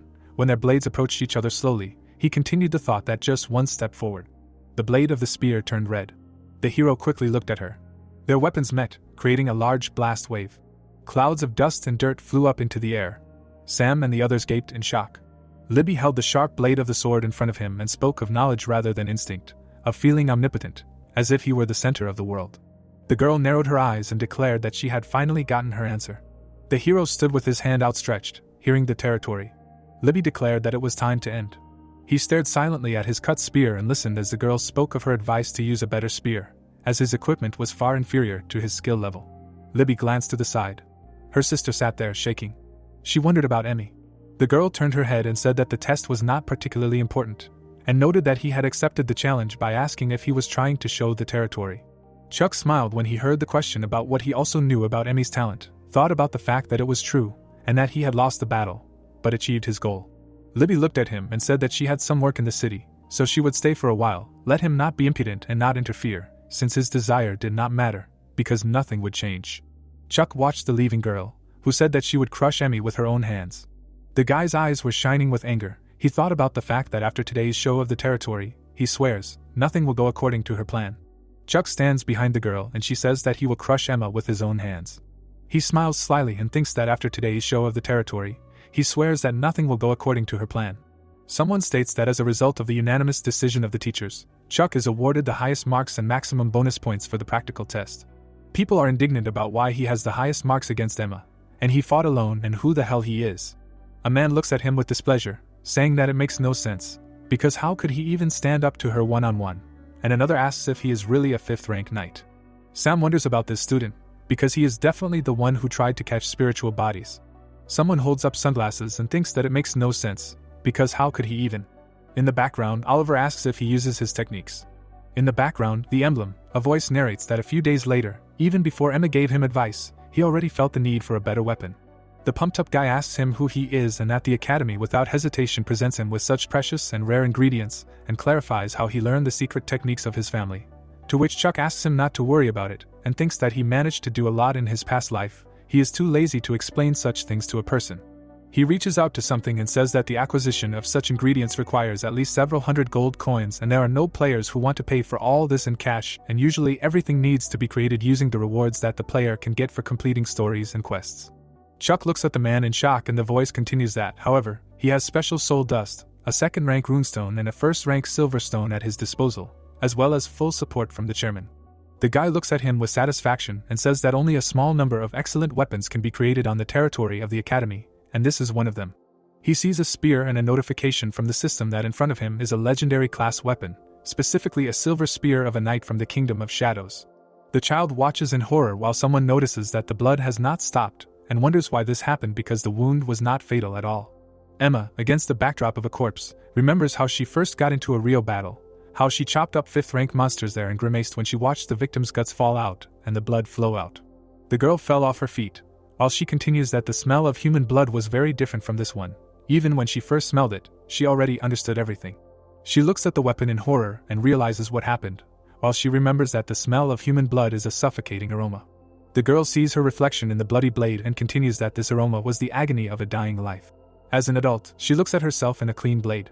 She closes her eyes and notes that she will have to work again today, while the system sends her a task. Emma notes that anything would be better than that urgent mission to find a bloodthirsty killer from a foggy city, which also required a bachelor's permit and a consultation with a professor, because she does not like dangerous things. Emma looks at her clothes, thinking about what was the main reason she chose a mission related to Beowulf's. She thinks about the silhouette of a man and wonders where her savior is now. Emma turns around when someone asks if the knight in front of him is a 5th-rank knight, and asks him to try as a porter. In the second, she is indignant that he has to pick up after the brats at such a young age. Chuck waves his hand at her and notes that the meeting is unexpected, to which she greets him in return.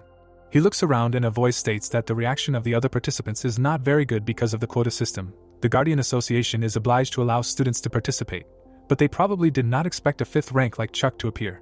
He shakes the girl's hands and remarks that it's a relief because Emma is with him. He rolls his eyes and thinks that they can't tell him anything in front of the Sword Emperor's granddaughter, and asks them to stop staring because they've probably burned a hole in the back of his head by now.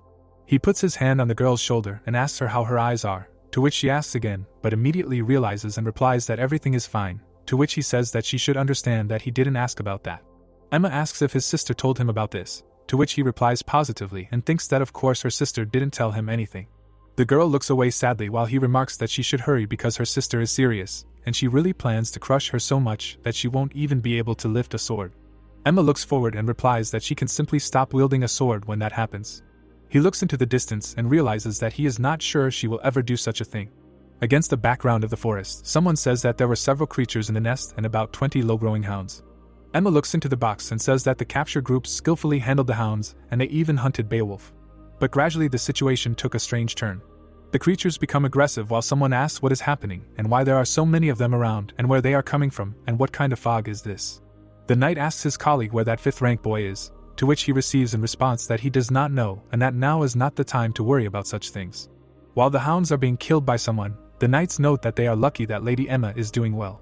Against the background of the hounds, screams are heard from where they are all coming from and that monsters and ghosts have mixed into one whole, and there should not be so many evil spirits here at all. Emma turns around gloomily, thinking that usually evil spirits are not attracted to places where there are few people, and it seems to be artificially created. There is a black silhouette behind her. She blocks his blow, he asks to save him, and she understands that he is very heavy, therefore this is not a sign, but a real knight. The girl goes on the attack asking why he is attacking them and simply retreats, because she will cut him if he attacks again. Emma turns around to face the second attacker. She flies chest first from a blow to the back. The knight swings at her again. She looks at him in horror. The fair-haired girl is scared. Emma makes 2 precise diagonal cuts. Splashes of someone's blood pass near her head. The knight falls apart right in front of her, and she asks what it is. She looks into a pool of blood and notices that however the smell of human blood is different, and this suffocating aroma was the agony of a dying life. Emma is horrified and realizes that she killed him. The knight attacks from behind. Someone hits him right in the skull and asks why she's just sitting there. Chuck sullenly holds the weapon, saying that these aren't people, and she doesn't understand what Chuck is doing here. The girl asks what he's telling her and asks again if these are people, to which he notes that she's right and that these are ordinary corpses raised with the help of dark magic. He holds the opponent's head while someone thinks that the main event of the opening act of the second arc is the subjugation of the bloodthirsty killer from the foggy city. The guy turns around and continues that in the original, the player's group is pursuing the maniac that Maria missed at the end of the first arc, but if you choose the mission to catch the Beowulfs instead, then during it the player meets the bloodthirsty killer and can fight him. The knights ask Emma if she's okay, to which she draws their attention to something ahead of her. The creature in the cloak shines an eye, to which someone asks in horror what it is. The girl wants to attack, to which Chuck replies that everything is fine and she should prepare to run away, to which she is indignant. Chuck looks at the creature and uses the 6-step technique, specifically the 5th step from there, the mountain throw. The entity in the cloak flew into a tree. Someone shouts that everything happened as expected from Chuck, that he is incredible, and he himself notes that the ghost died in one blow, therefore he is very weak. Chuck looks ahead and thinks that it is obvious that this is not so, because if he dies here, then this is definitely not the boss of the second arc and that based on the characteristics of this creature, he alone will not cope with it. The cloaked creature glows its eye and states that it is impressive that he was able to destroy his doll and that they will finish today and he looks forward to meeting them in the near future, while Chuck realizes that the problem is not in the power or synergy, but in its feature, such as stealth. The creature glows while someone asks what it is and what kind of fog. Chuck frowns and realizes that a crimson haze was used. This is when the health indicator of the undead mage of the source of the fog reaches 0, then the fog of death automatically appears. The skull of the creature emits a red fog, and he continues that what he destroyed was just a doll and a device that created the fog, that it is just undead who used the corpse of the mage. It glows more intensely under the comment that the real killer will be difficult to catch, because he uses such dolls that help to avoid surveillance, and it is impossible to find who really controls the fog.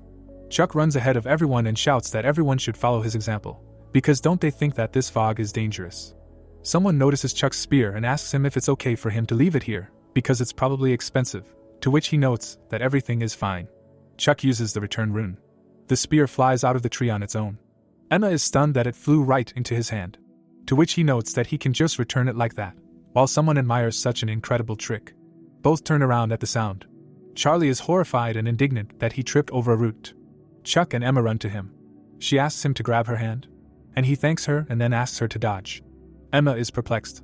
The girl attacks with a roundhouse, while Chuck notes that this pisses him off. The guy gets angry and yells at Charlie to get up and run and just forget about it and get out of the forest and give him his cape. The guy goes on the attack. Chuck grins and notes that he didn't think he'd do it twice because in his past life he tripped and got caught in the fog himself. Chuck covers his face from the fog and remembers that back then his condition became critical in less than a minute. Now he has the ability to regenerate, so he'll last longer. He remembers the girl and notes that the main problem is her while she's screaming for the monster to get out because she already told him to fuck off.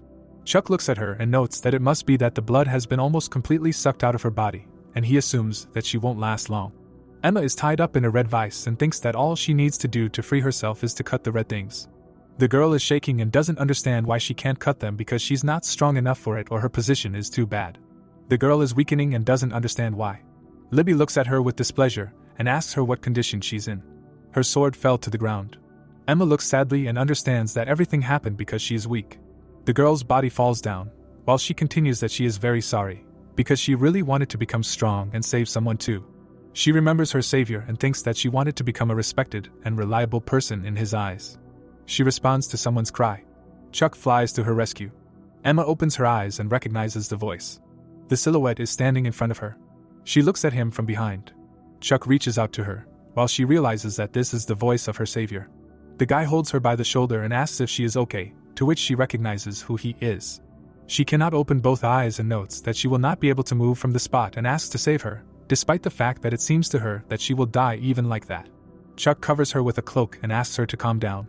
He intercepts her hands, saying that random blows will not help here, so she should concentrate and chop properly, to which she does not understand him. The undead are heading towards them and he adds that from now on he will protect her from them and clarifies whether she knows what to do. Emma cries, saying that she does not understand what he wants and that she will not be able to do it due to lack of strength, and that she is dizzy and injured because of the fog, to which he tries to convince her that she can. Chuck looks at her face and continues that among all the swordsmen he knows, she has a noticeable talent, and if she decides to do this, then she will succeed, because she only needs to take one step. The brunette smiles and says that one step will be enough for her. Emma looks at him, stunned. Chuck goes to attack the undead and shouts that he thanks her in advance. The girl stood up, thinking that she will not be able to hold out here for long, and does not understand how a guy with a lower aura rank can cope so easily. Emma grits her teeth and notes that she needs to do as Chuck told her. She reaches for her sheath and notices that she has no choice but to do it now. There are many red hands around her, while she thinks that her grandfather's secret technique that can cut anything will help her, but only to master it she must awaken. She concentrates and uses the eyes of the boundary, despite the fact that it is a cursed ability, but it allows you to forcibly see other people's territories. Emma frowns and continues about falling tears, dripping blood and even overwhelming emotions. All this becomes energy for this one step towards the frozen world. The girl takes a step and remembers Chuck's words that in this situation, just one step will be enough. The girl uses her family's style, the first sword style of her family. The undead were all cut up at once. Chuck watches in shock as she uses her area expansion on the undead. The undead are indignant as she saw it. There are blood spatters and cut down trees all around. Emma stands in a fighting stance as someone yells that the fog has cleared and asks if she is okay and what happened. They look at the head and notice that it is the killer from the foggy city. The guys are indignant that the forest was cut in half and ask how a person could do such a thing, and the second one notes that he has heard of something like this and realizes that this is what the famous Emperor Sword technique looks like. Chuck watches in shock and realizes that he thought she was using the third form of one cut or iron wave, but she can already do such things. Emma happily looks at him and notes that she did it, and she really did it, and he thinks that this is not true and she should stop because she should not be doing this yet. The guy is surprised to hear how the first one asks if she will be the next head of her family, and the second one gives a positive answer, because since no one except the Emperor himself is able to use the division of territory, and now she can. They shout that Emma is the future of her family and that she is the next heir. Chuck is horrified at his plans and does not understand why they are constantly twisted like this. An article about the death of the killer from the foggy city appeared in the newspaper with the news, an article about Emma, about her family, about the inheritance of the throne in her family, the question of whether the heir will change. The girl tears these newspapers with displeasure. She hands it to another and asks to get rid of it. The brunette looks into the mug with displeasure. Against the background of the blonde, she continues that the well-known family of swordsmen carries out activities within the sword faction and acts according to the logic of power, and under the overwhelming charisma of Herman they were waiting for the arrival of the sword, who will become his heir. Against the backdrop of the sword emperor, the voice continues that the division of territory exists depending on the stage of the path of the heart, in an area unknown to most in the world of martial arts, and the head of the family himself has long waited for the moment when the one who will continue his path will appear. Libby is tired from training, while the voice says that she trained and spent a lot of blood and sweat, and the calluses on her hands are evidence of the life she leads. But even she, who is called the genius of her generation, could not satisfy the sword emperor. The sisters participate in sparring. Emma, horrified, tries to catch her breath, while the story is about her younger sister, who only once held a sword against her sister in a friendly duel, and that she is generally an illegitimate child of the head of the family, whom he brought from outside.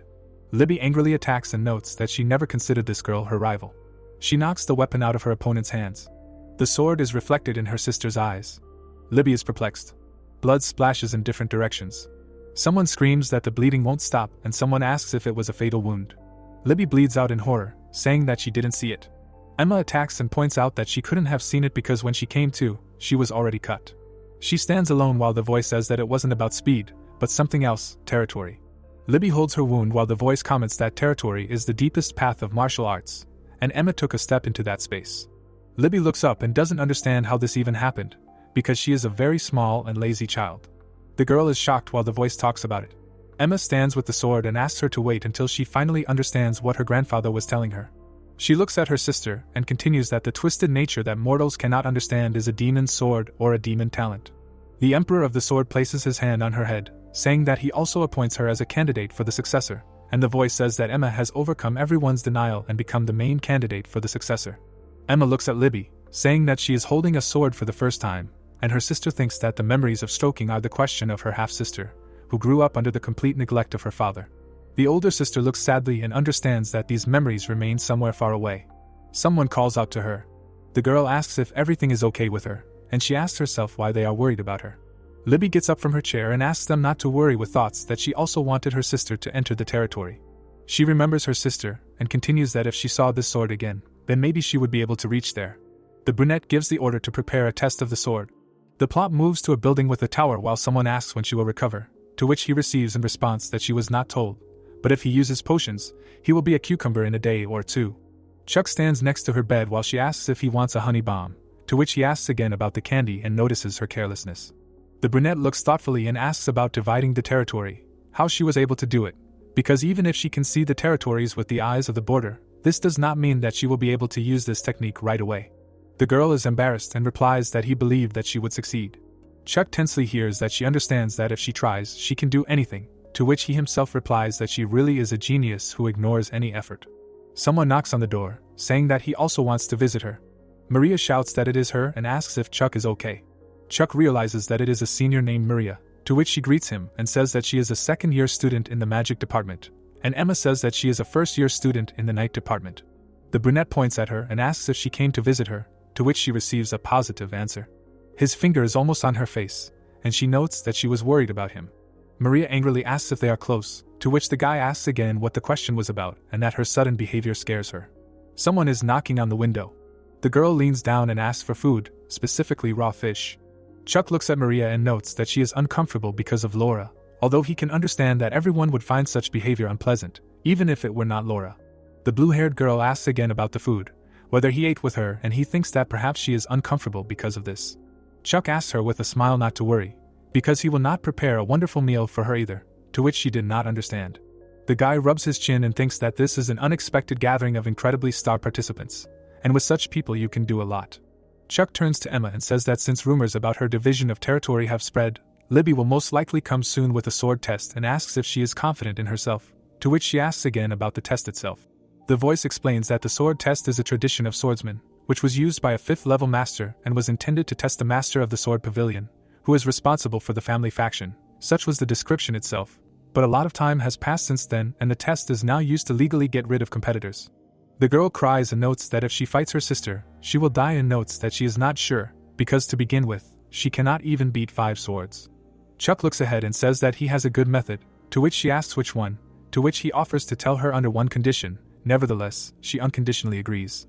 The guy closes his eyes and says that if he ever goes to deal with monsters or train in the gym from now on, she will have to go without complaint and thus essentially become a permanent member of his group. The girls are perplexed while she swears allegiance to him and asks for help, and he agrees and takes her loyalty as a vow. Chuck covers his face with his hands and says that he is like Chuck through the hardships of this time. The girl walks down the street, and he continues that he is with all the truths that he called through his body throughout his life. Someone throws a spear right in front of her face. Someone walks towards her while she asks who he is. The man looks at her and replies that he is her rival. Laura holds a knife while she recognizes her as Laura, while she replies that she is a master of the knife style. The girl reaches for the weapon and is perplexed about the knife style, asking why she is acting like this. Laura calmly looks and explains that someone told her that he would buy her sushi if she caught it. There is a battle against the moon. Brunette Ka blocks the blows asking what it means, because what is he doing? Chuck says that he is a master of the Guan Dao style and says that he needs to strike before he is struck. He goes on the attack with crazy eyes and asks permission to study with an outstanding master of the wave sword, because this is the truth of life. Chuck smiles until his entire squad appears, including him. Laura with knives, that she is a master of the knife style. Ethan frowns and notes that he is a master of the flying sword style. Maria cries and it is stated that she is a master of alchemical magic. Emma attacks with a sword while she is stated as the main master. All 5 of them defeated the Emma family squad, the 5 swords. The girl with the bun asks why he did it. Chuck looks at her contentedly, and notes that this is so that they can get followers and this will not prevent them from raising their status. Chuck looks at the newspapers about their squad and explains that they are currently just adhering to an offensive attack. In the background, Herman, someone says that in the orders of their family there is a process called the Test of the Sword and this is the so-called exam to choose the head of the clan, who answers all the questions. But everyone understands that this is just a legal option to get rid of a competitor. Chuck crossed his fingers while the voice notes that he proclaimed that he would change the order. In the wake of the defeat of the 5 swords, he decided to create his own dojo, and the trial by combat and subsequent victory of the newcomers over the 5 swords says something. The sisters prepare for sparring, while the voice notes that in the end, all this was for the sake of the duel between Emma and Libby. Emma turns around and notes that if she wins, she will officially declare it, because her sister's power will not be able to affect her for some time, the registration fee, buying an abandoned dojo and hiring Mr. Ethan and everything else. The younger one gives a thumbs up and continues that all of the above easily fell on Maria's shoulders and if she later receives a reward for the killer from the Foggy City, she will be able to repay her for everything, probably. Libby looks at her and notes that an interesting situation has arisen. The brunette angrily says that her sister is stupid and if she wanted to run away, she should have done it as soon as she saw her and suggests that the upcoming duel was not her idea either, while Emma is scared by her menace. Libby notes that judging by her reaction, she can tell that this is all the work of her comrade, to which he reminds that Emma wanted to tell her something. Emma looks down and wonders if she can even win and calls her sister by her official nickname. Libby looks on with displeasure, while the younger one thinks about her older sister and says that she is the new martial artist of their family, and asks to have a friendly sparring with her. The brunette closes her eyes and agrees to a friendly sparring and clarifies one thing with her. Emma frowns, while she clarifies that training swords and any methods of treatment, except for emergency ones, will be prohibited, to which she replies that she knows it. As the sisters' battle begins, a voice says that their family's supreme-style master Libby and second-rank swordswoman Emma are standing opposite each other, and it's finally time to put an end to the sisters' feud. Maria frowns and thinks that her older sister is so strong that even if she turns into a vampire and uses all her power, she is not sure she can defeat her. The blue-haired girl asks if she will be okay, to which Chuck replies that he believes she can handle it. Maria smiles and replies that it is good. If she thinks so, then it will be so, while the system notifies that Maria's trust level in Chuck is at its maximum and remains unchanged. Libby hands him something. Chuck catches the bag and asks what it is, because even for the renovation of the hall there is too much, to which she gives a negative answer. She goes on the attack, saying that it is for a complete reconstruction. Emma grits her teeth and blocks the attack. A wall flies away behind Chuck. He and Maria are taken aback by the fact that she sawed off half of the building with one blow. The sisters look at each other. Emma closes her eyes and thinks that she has always admired her sister, and when she still had a passion for swords, her sister was her idol. She remembers how people came into the hall and said that Libby returned after defeating a first-rank monster, a minotaur, that she was only 15, and she had already achieved such success, and that even the Sword Emperor himself expressed his respect to her, and she thinks that her sister was like a hero from a fairy tale, a hero like their Sword Emperor, whom she had heard about since she was young. While she herself was a child whose mother died in childbirth, and whose father considered his daughter a shame born of his own mistakes. Little Emma greets her sister and congratulates her on her victory. Libby pats her head, telling her that she has grown up. Emma remembers the man in the pool of blood, the day she first pointed her sword at a man.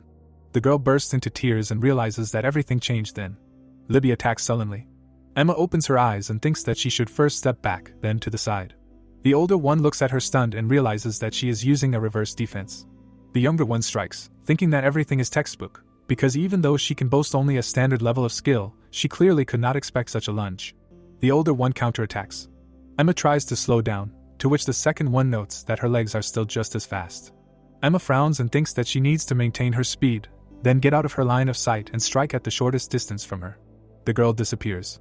Libby senses her behind her, while she uses a forward thrust, third form, thunder. The older one turns around.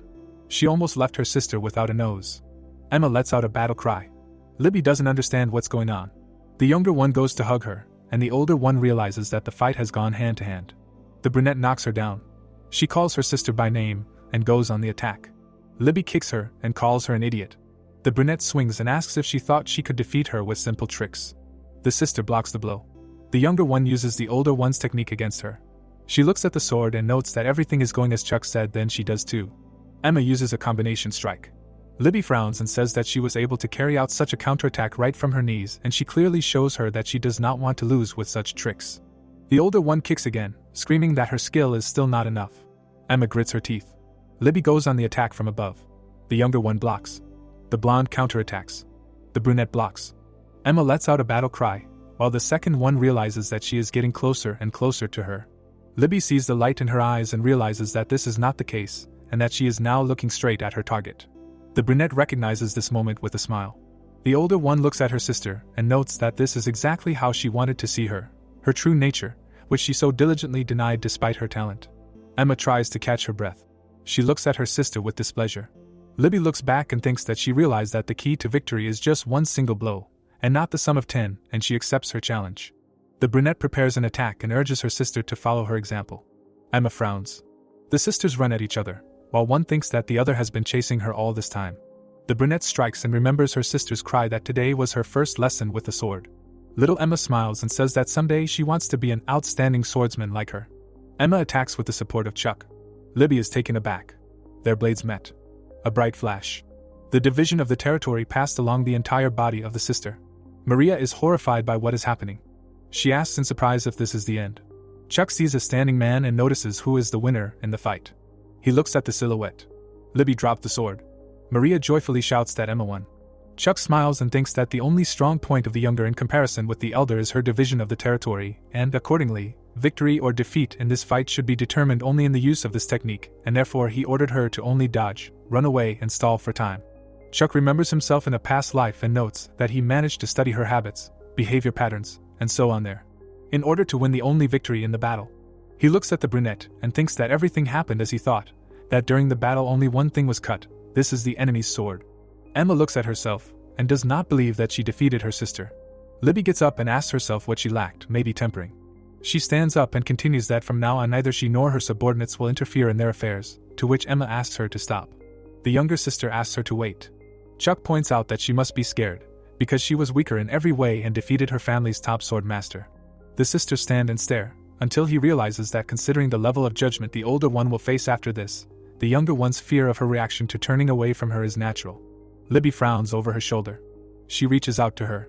Emma is stunned, until Chuck says that all her fears were in vain. Chuck remembers how he met Libby in his past life, that it happened much earlier than the incident with Maria. Then he was very surprised by such a deviation from the script. He remembers that then she was looking for the bastard who took her sister's life, but these searches were unsuccessful, because Jack killed them. Chuck remembers Libby at his sister's grave and notes that on the 3rd anniversary of Emma's death, he had a chance to talk to the brunette, who was still looking for the culprit, and then he told her that she comes there every anniversary to read a prayer. The brunette looks after her with the words that he previously thought that she did not like her younger sister, to which she answered that he was right. Chuck hears that she considered her a lazy and frivolous bore, but there is one but. Libby looks at the grave with the words that except her, there is no one who could free her from bitterness and resentment.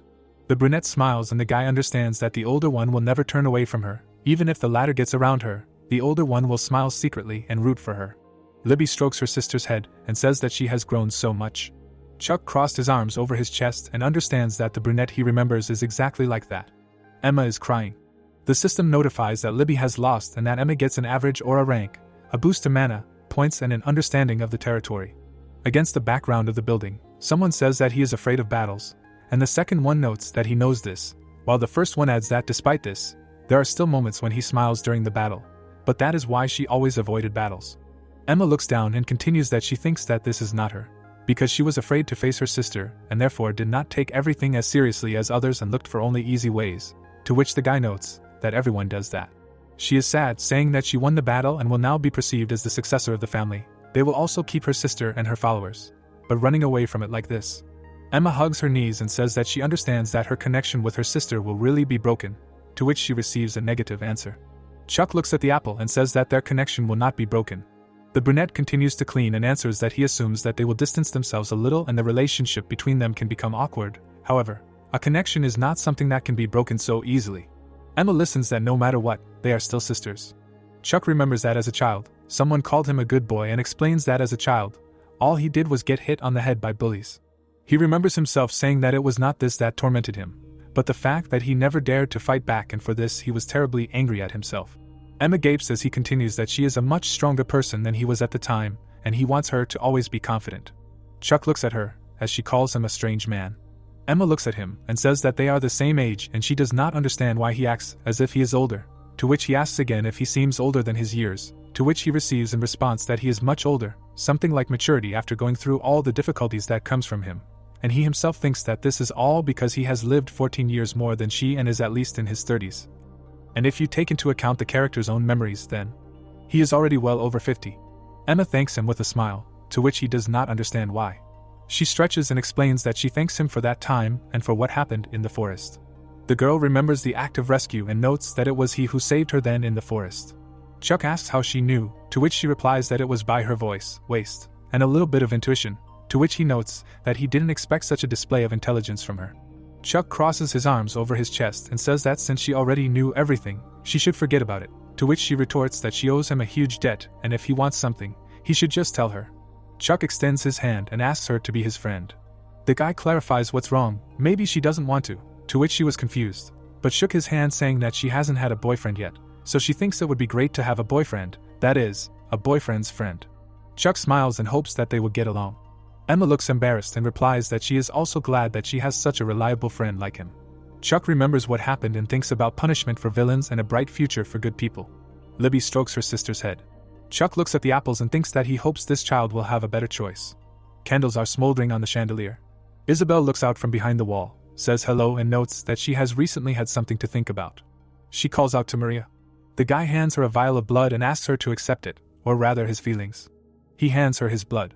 Isabel looks with disgust while he continues that if she wants, she can, to which she receives in response that everything is fine and that she regularly receives packages from the professor, and her friend notes that his words will put Maria in an awkward position, because such things happen every day, so it does not matter, but something worries her.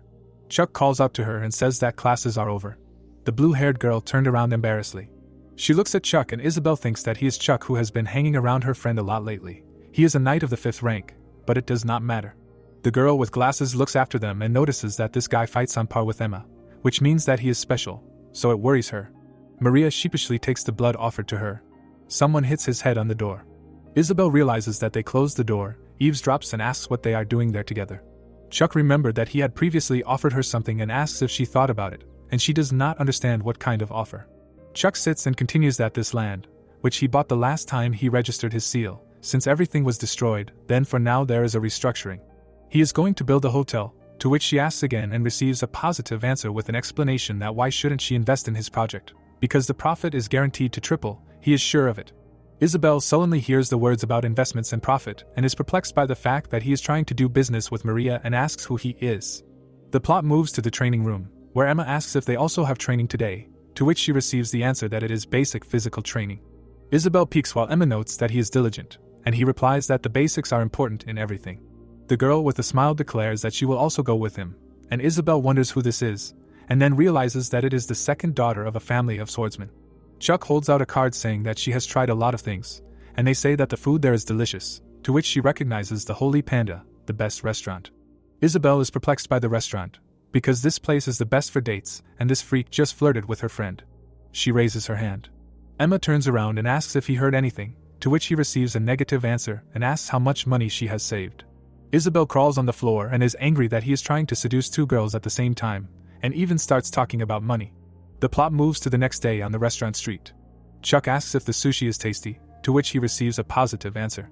The guy clarifies if she has money, because there is a good option for investment, while the bespectacled girl gets angry and finishes her thoughts. She frowns and realizes that he is an incredible swindler.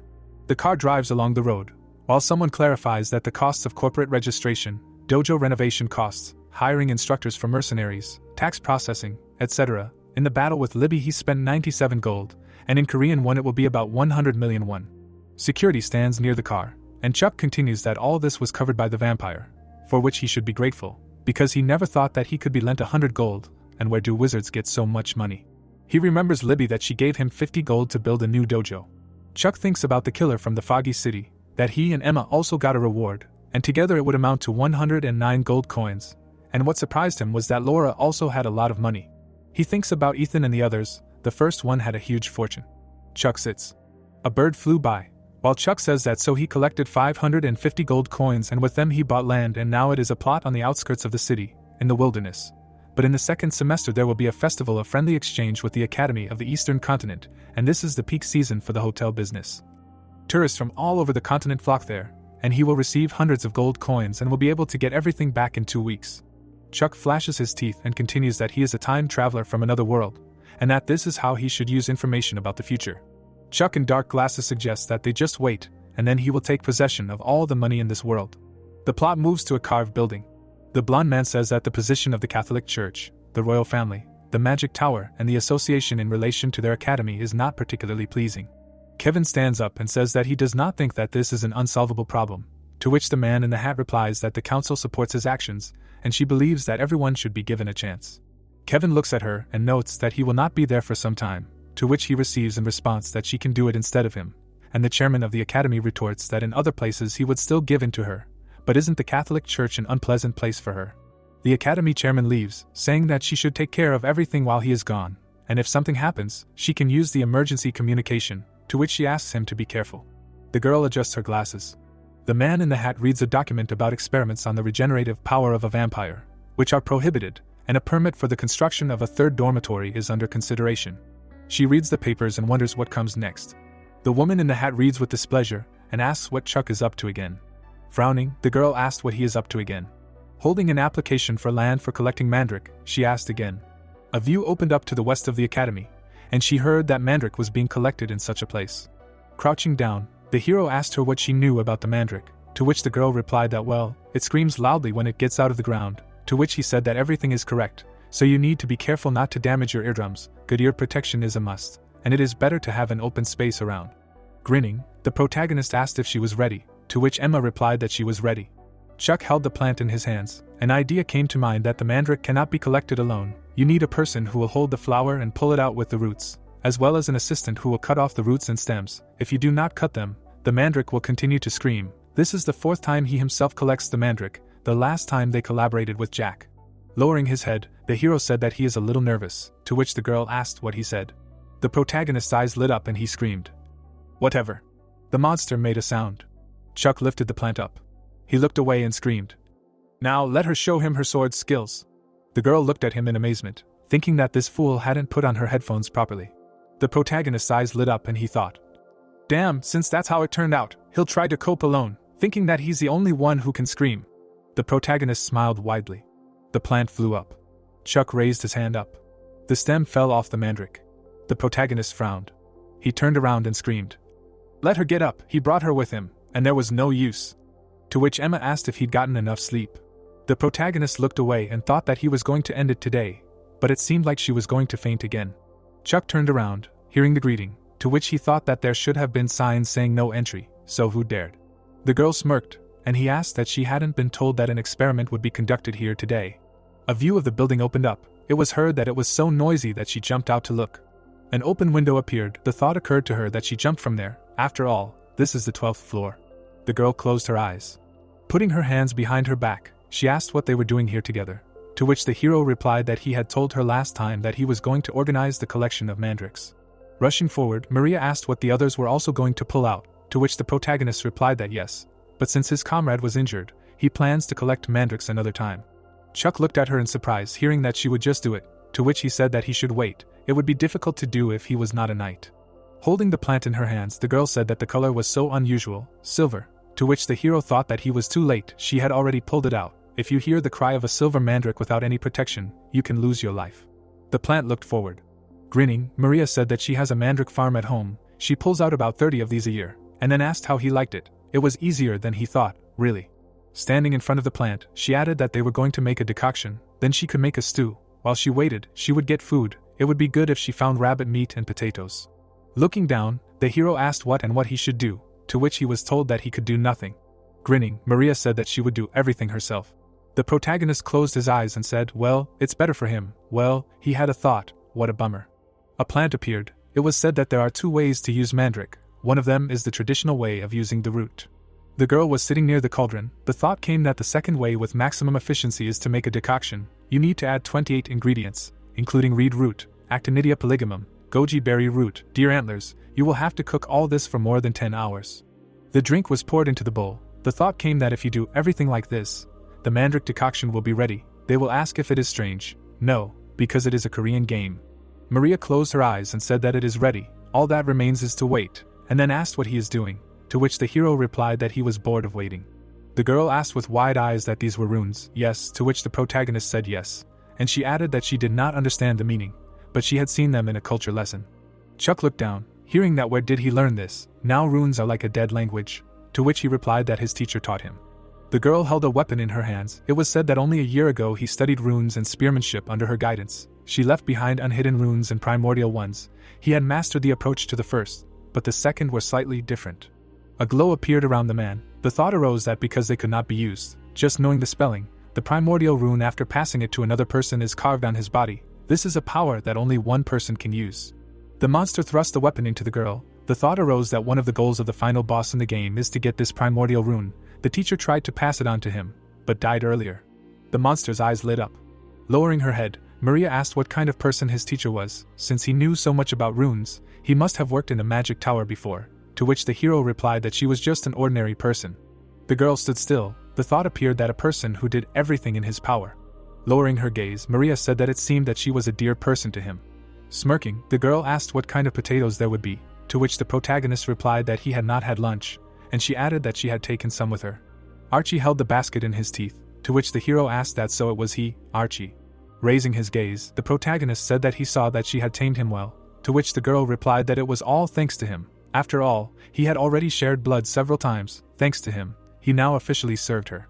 The pet stuck out his tongue. It was heard that even though he didn't speak, it seemed that the more she looked at him, the cuter he was. Chuck grinned and asked that if he was created with blood, then more than half of this friend's body was his blood, then wasn't he his father? To which Maria replied that she hadn't thought about it. Standing behind the hero, the girl asked that she didn't want to play with him. The pet smiled. It was heard that he wanted to play. He wasn't even a real dog. They started playing. It was said that the 1-year-old puppy of the vampire breed was very active, and he had to bring himself to the limit. The food was boiling in a cauldron. It was heard that it turned out well. Looking at Maria, Emma asked why the gentleman was so exhausted, to which Maria replied that he was playing with Archie. A notification appeared. He drank a mandrake decoction. Looking at the message, the hero said that now he also has decent characteristics. Looking away, the protagonist said that they should also drink a cup. In any case, if he drinks it repeatedly, there will still be no effect, to which the girl asked if it was possible. The thought arose that since mandrake is a powerful plant, the effect from it can only be achieved once. The rest will be prepared for Kate and Lewis. The plant appeared. It was said that now only the silver mandrake remained. Chuck gritted his teeth, and thought that this guy needs to be chewed up by the roots. A notification appeared that he consumed the silver mandrake. An aura core was created. The hero smiled and thought that the aura core is the storage of the knight's aura. He already has a core, although to get at least one, the aura must be at its peak. In addition, if his aura rank becomes higher, he can get another core.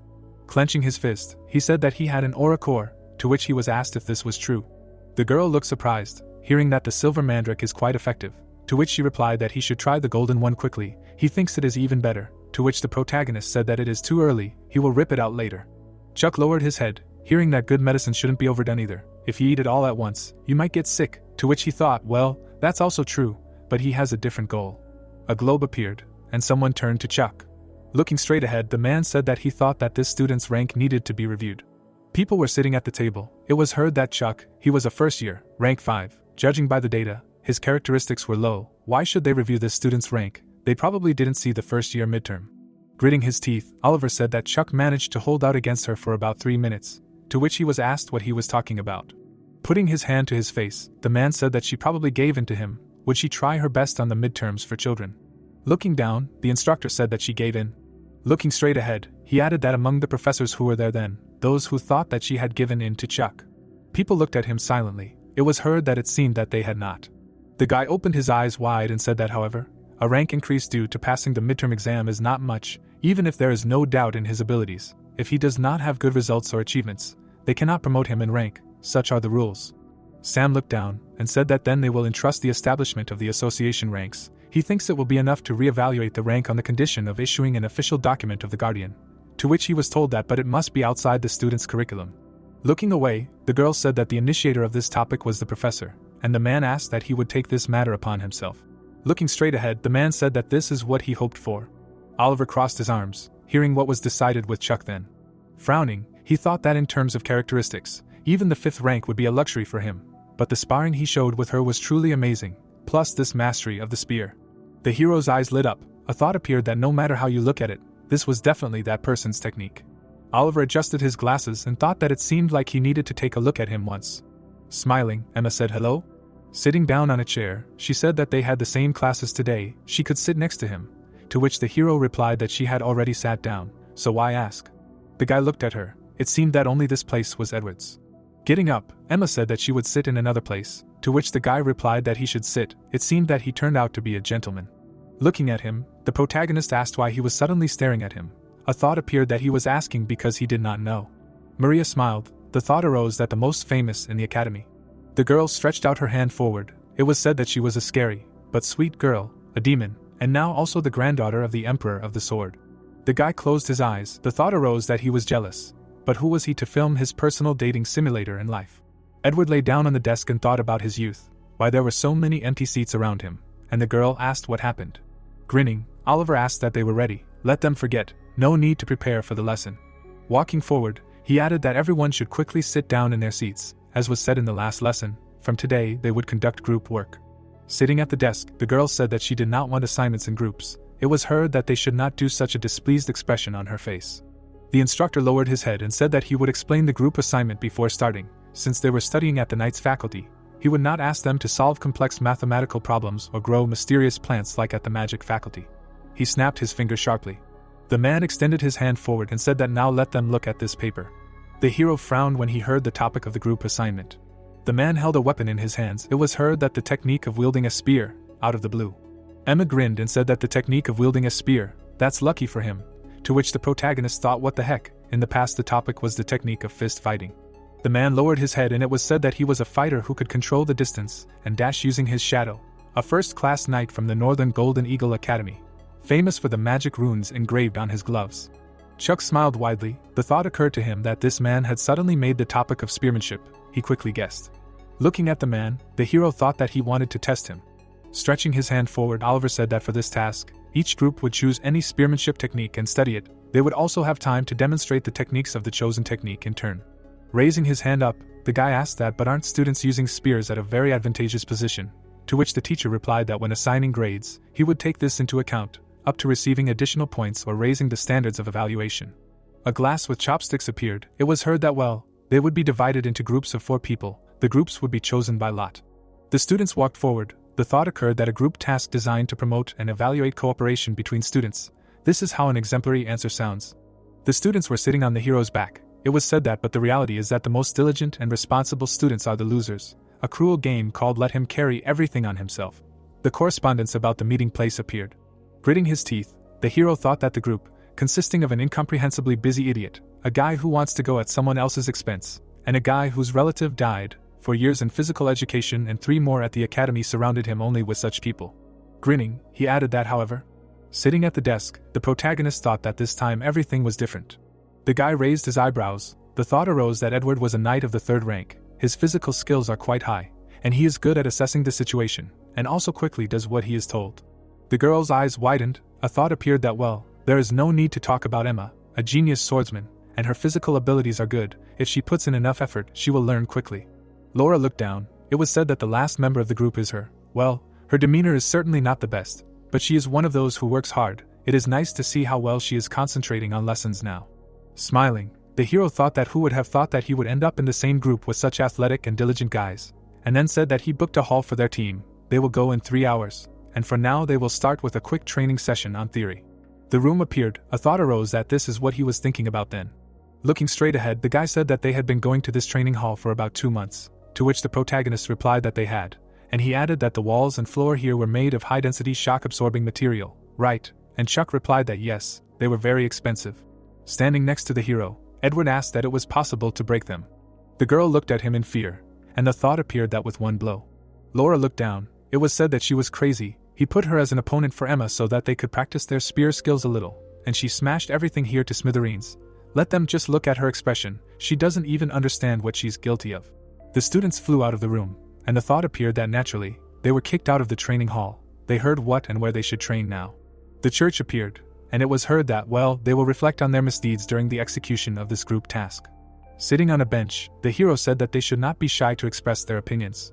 Emma closed her eyes and said that she should forgive him for yesterday. She couldn't control her powers, to which she was told that no, she did well. After all, there was some benefit from the fact that she had been watching his training all this time, to which she replied that his ability to wield a spear was so perfect that one could feel like a real spearman, even just repeating his movements.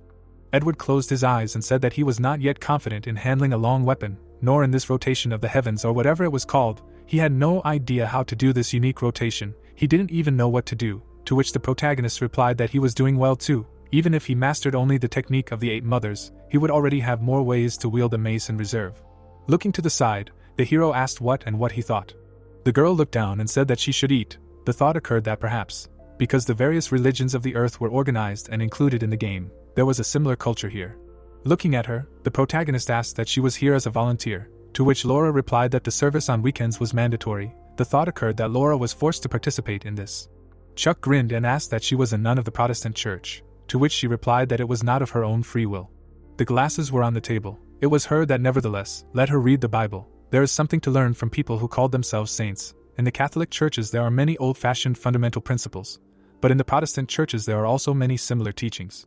Smiling, the hero said that, for example, about love, let him love himself and love his neighbor as himself. Let them love each other. Smiling, Emma said that she thought it was a very good commandment. Love is important. The girl looked away, hearing that in any case, maybe she knew the reason for yesterday's failure. The students looked in amazement, hearing that the reason was their weakness.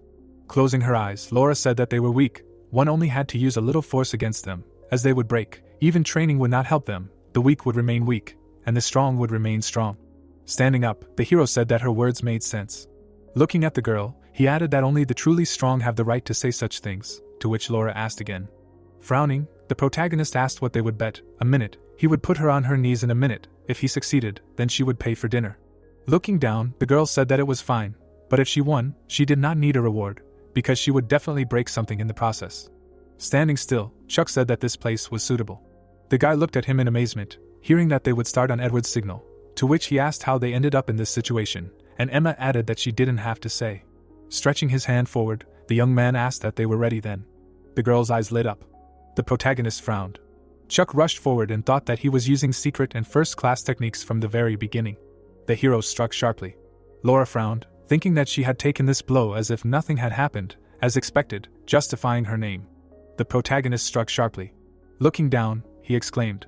Swinging, the girl said that she could handle him with her bare hands. Smiling, the girl said that by the way, she warned that destroying things was her specialty. She began to strike sharply. Jumping aside, Chuck asked what was wrong with her, why he couldn't hit. Gritting his teeth, Laura said that she was annoying. Looking straight ahead, the hero heard that he should dodge. Swinging, the girl said that if he didn't want to die. A glow appeared around the hero. The thought arose that if he hit, he would spend at least a month in the hospital. As Laura advised, he should dodge. A bright light appeared. It was said that he would try to block.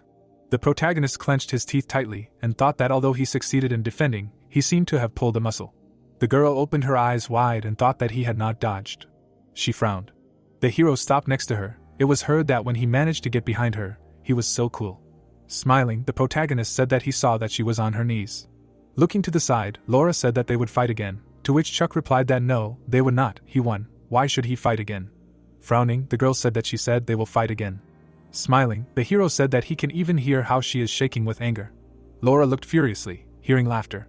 The protagonist looked at the sheet. It was said that in a few days, although it did not last long, but the students' rebellion was suppressed, he thought. Now he can slowly teach them how to handle a spear and prepare for the presentation. Looking at the note, the hero thought that it was a lie. Why would she hurt? Gritting his teeth, the protagonist added that so how, well, then he has no choice but to use a secret trick. A view of the building opened up. A greeting was heard. Grinning, Chuck said that he should try. The girl frowned, hearing that only in return, when he eats her, will she stop hurting. The food was on the table. It was heard that it was hard for her to refuse, really. Looking down, Laura said that she was no longer sick, to which the hero replied that he believed. Sitting at the table, the protagonist asked what he knew, how he thought, how long it took chefs to prepare one dish, to which the girl replied that she thought less than 30 minutes, and he added that 10 years. The dish was shown. It was heard that from finding good ingredients to preparing and cooking them, they say that usually chefs need 10 years to present their dishes to guests. The hero grinned, hearing what he wanted to say by this, to which he replied that it took him 3 years, mastering a martial art that could bring him to his knees. Lowering his head, the protagonist said that the fish she loved so much and his martial art were similar, just as a dish begins with choosing ingredients, and a martial art with raising a fist correctly. Chuck held the spear in his hands. It was heard that everything starts with a small one. Laura looked at him silently. Closing his eyes, the hero asked that in any case they had made up, yes. Suddenly she hit him, to which he added that this. The girl was eating fish. It was heard that a notebook, and what was in it, the pose and principles of the spear technique. This was the research that he asked to conduct. Standing in front of the girl, the protagonist asked that she did everything, well, cute, to which Laura replied that she should take her hand away. The building appeared. The thought arose that Emma and Edward were also diligently practicing their spear skills, and thanks to Laura they did not need to worry about data research. This was quite enough to prepare for the presentation of the group task. Time flew by unnoticed. Mid-May came. The students stood in front of the instructor. The thought arose that the first group presenting their work, the order of presentations was sequential. The first was the group that went before them. Looking straight ahead, the hero heard that well, then they will begin the presentation of group tasks. The guy frowned and said that he was the leader of the first team, Philip. Today they will tell them about the technique. The spearman suddenly exclaimed, to which Edward said that everyone was quite well prepared, to which the protagonist replied that they really were. Standing in front of the student, Oliver said that it was not bad, to which the student thanked him. Philip looked surprised, hearing that well, then he will now try to break through their line, to which he asked again. Lightning flew around his hands. It was said that the honorary graduate of the Northern Guard Academy, the Golden Eagle, a former first-rank knight of the Kingdom of Ellis. Gritting his teeth, the man said that if they hold out for 10 seconds, he would give them the highest score for this task. It was said that this is the real beginning of the presentation of the group task. The girl asked again in surprise, hearing that let her try to resist him. The man threw the notebook up. He rushed towards the student. Oliver was walking forward. Edward shouted with his eyes wide open that he was very fast, to which the hero thought that he was really trying. Holding the notebook in his hands, the instructor said that he liked his choice of technique. They lacked a little training. The students were lying on the floor, and Oliver said that, well, somehow they passed. Their grade was B. There are objections. The spearmen were walking forward. It was heard that well, then the second group to the exit, well, And how can they resist the professor? They can just attack him now. Closing his eyes, the guy shouted that they have a northern special technique, like 9 flying dragons. Rushing forward, Oliver said that the technique was overly pretentiously presented, and also not studied properly. The hero smiled, hearing that the next group, let the captain come forward, to which he replied that great, they will begin. Standing in front of the instructor, he said that they would show him the 8 trigram spear technique, to which Oliver replied that they should show him then. Gritting his teeth, Edward said that he was blocking, and the thought occurred to him that he would repel incoming attacks. Frowning, the girl thought that she would destroy the enemy's weapon. Raising the weapon up, Laura thought that she would strike a defenseless enemy. Clenching his fist, Chuck thought that they had done just fine. Laura had tried harder than anyone else. Looking at the notebook, the man said that it was impressive, everything was done so simply, but at the same time it contained great ideas, and then they would begin preparing for practice. The hero turned around, hearing that no, it would be enough if only student Chuck fought him, to which he asked again. Standing in front of him, Oliver said that they would practice together with Chuck, and then asked if there were any objections. The protagonist smiled and thought that this was his goal from the beginning, and then said no objections. Looking straight ahead, the man said great, then they will begin. A glow appeared around the man. He swung his fist. Chuck looked down and thought that the right hook came from a position that was perfect for a follow-up, which is unique to boxing techniques. In such a situation, of course, they usually block from the right side. The man stopped abruptly. A thought occurred to him that Oliver's body was moving not with the right leg, but with the left. Besides, he knows. The hero parried the blow. The man looked in bewilderment and thought how. Smiling broadly, the guy said that the professor's movements were different from those he used during the battle with them. Incredible speed, to which the student asked again, what the? The man struck. It was heard that this guy with the 5th rank, what came over him. The protagonist parried the blow. They swung at each other. It was heard that he calmly confronted Professor Oliver. Frowning, the instructor thought that as he thought, his skills are not at the level of the student, let him show. The man swung his fist. The thought arose that himself, not such simple movements. The hero looked to the side. The thought arose that the very technique of wielding a spear. The protagonist grinned slightly. The instructor struck him. The guy opened his eyes in amazement. The students froze in surprise. Gray smoke dissipated in the air. The fist stopped in front of Chuck. The man froze in front of him. Looking straight ahead, Oliver asked why he was just standing there. Gritting his teeth, the hero replied that time had run out. The man frowned. Looking straight ahead, the protagonist thought that it was probably suspicious. People were fighting among themselves. The thought arose that all this time he had been using his right hand, and in every possible way showed that he was right-handed.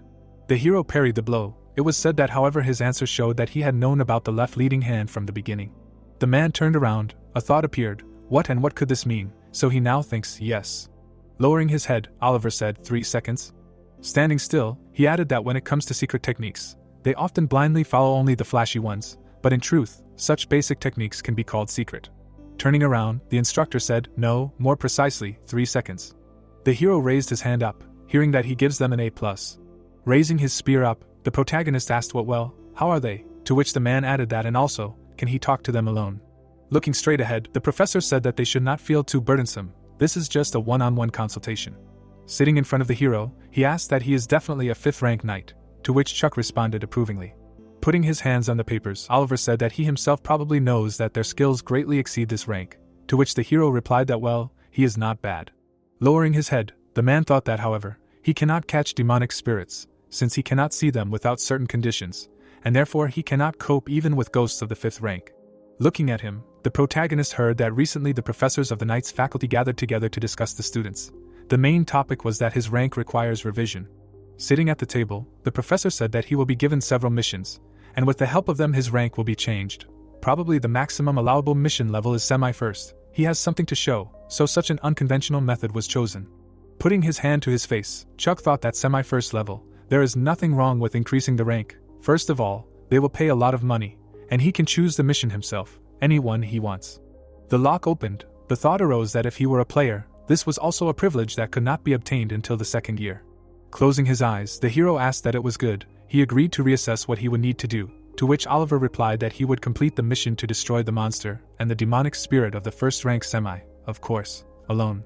The protagonist crossed his arms, hearing that there were currently 4 missions to subjugate the 1st rank semi in the Guardian Association, just need to deal with both monsters and demonic spirits, to which he thought that in the end they were telling him to deal with 2 types of creatures, but why at such an inopportune time? Looking straight ahead, the man said that let him choose then.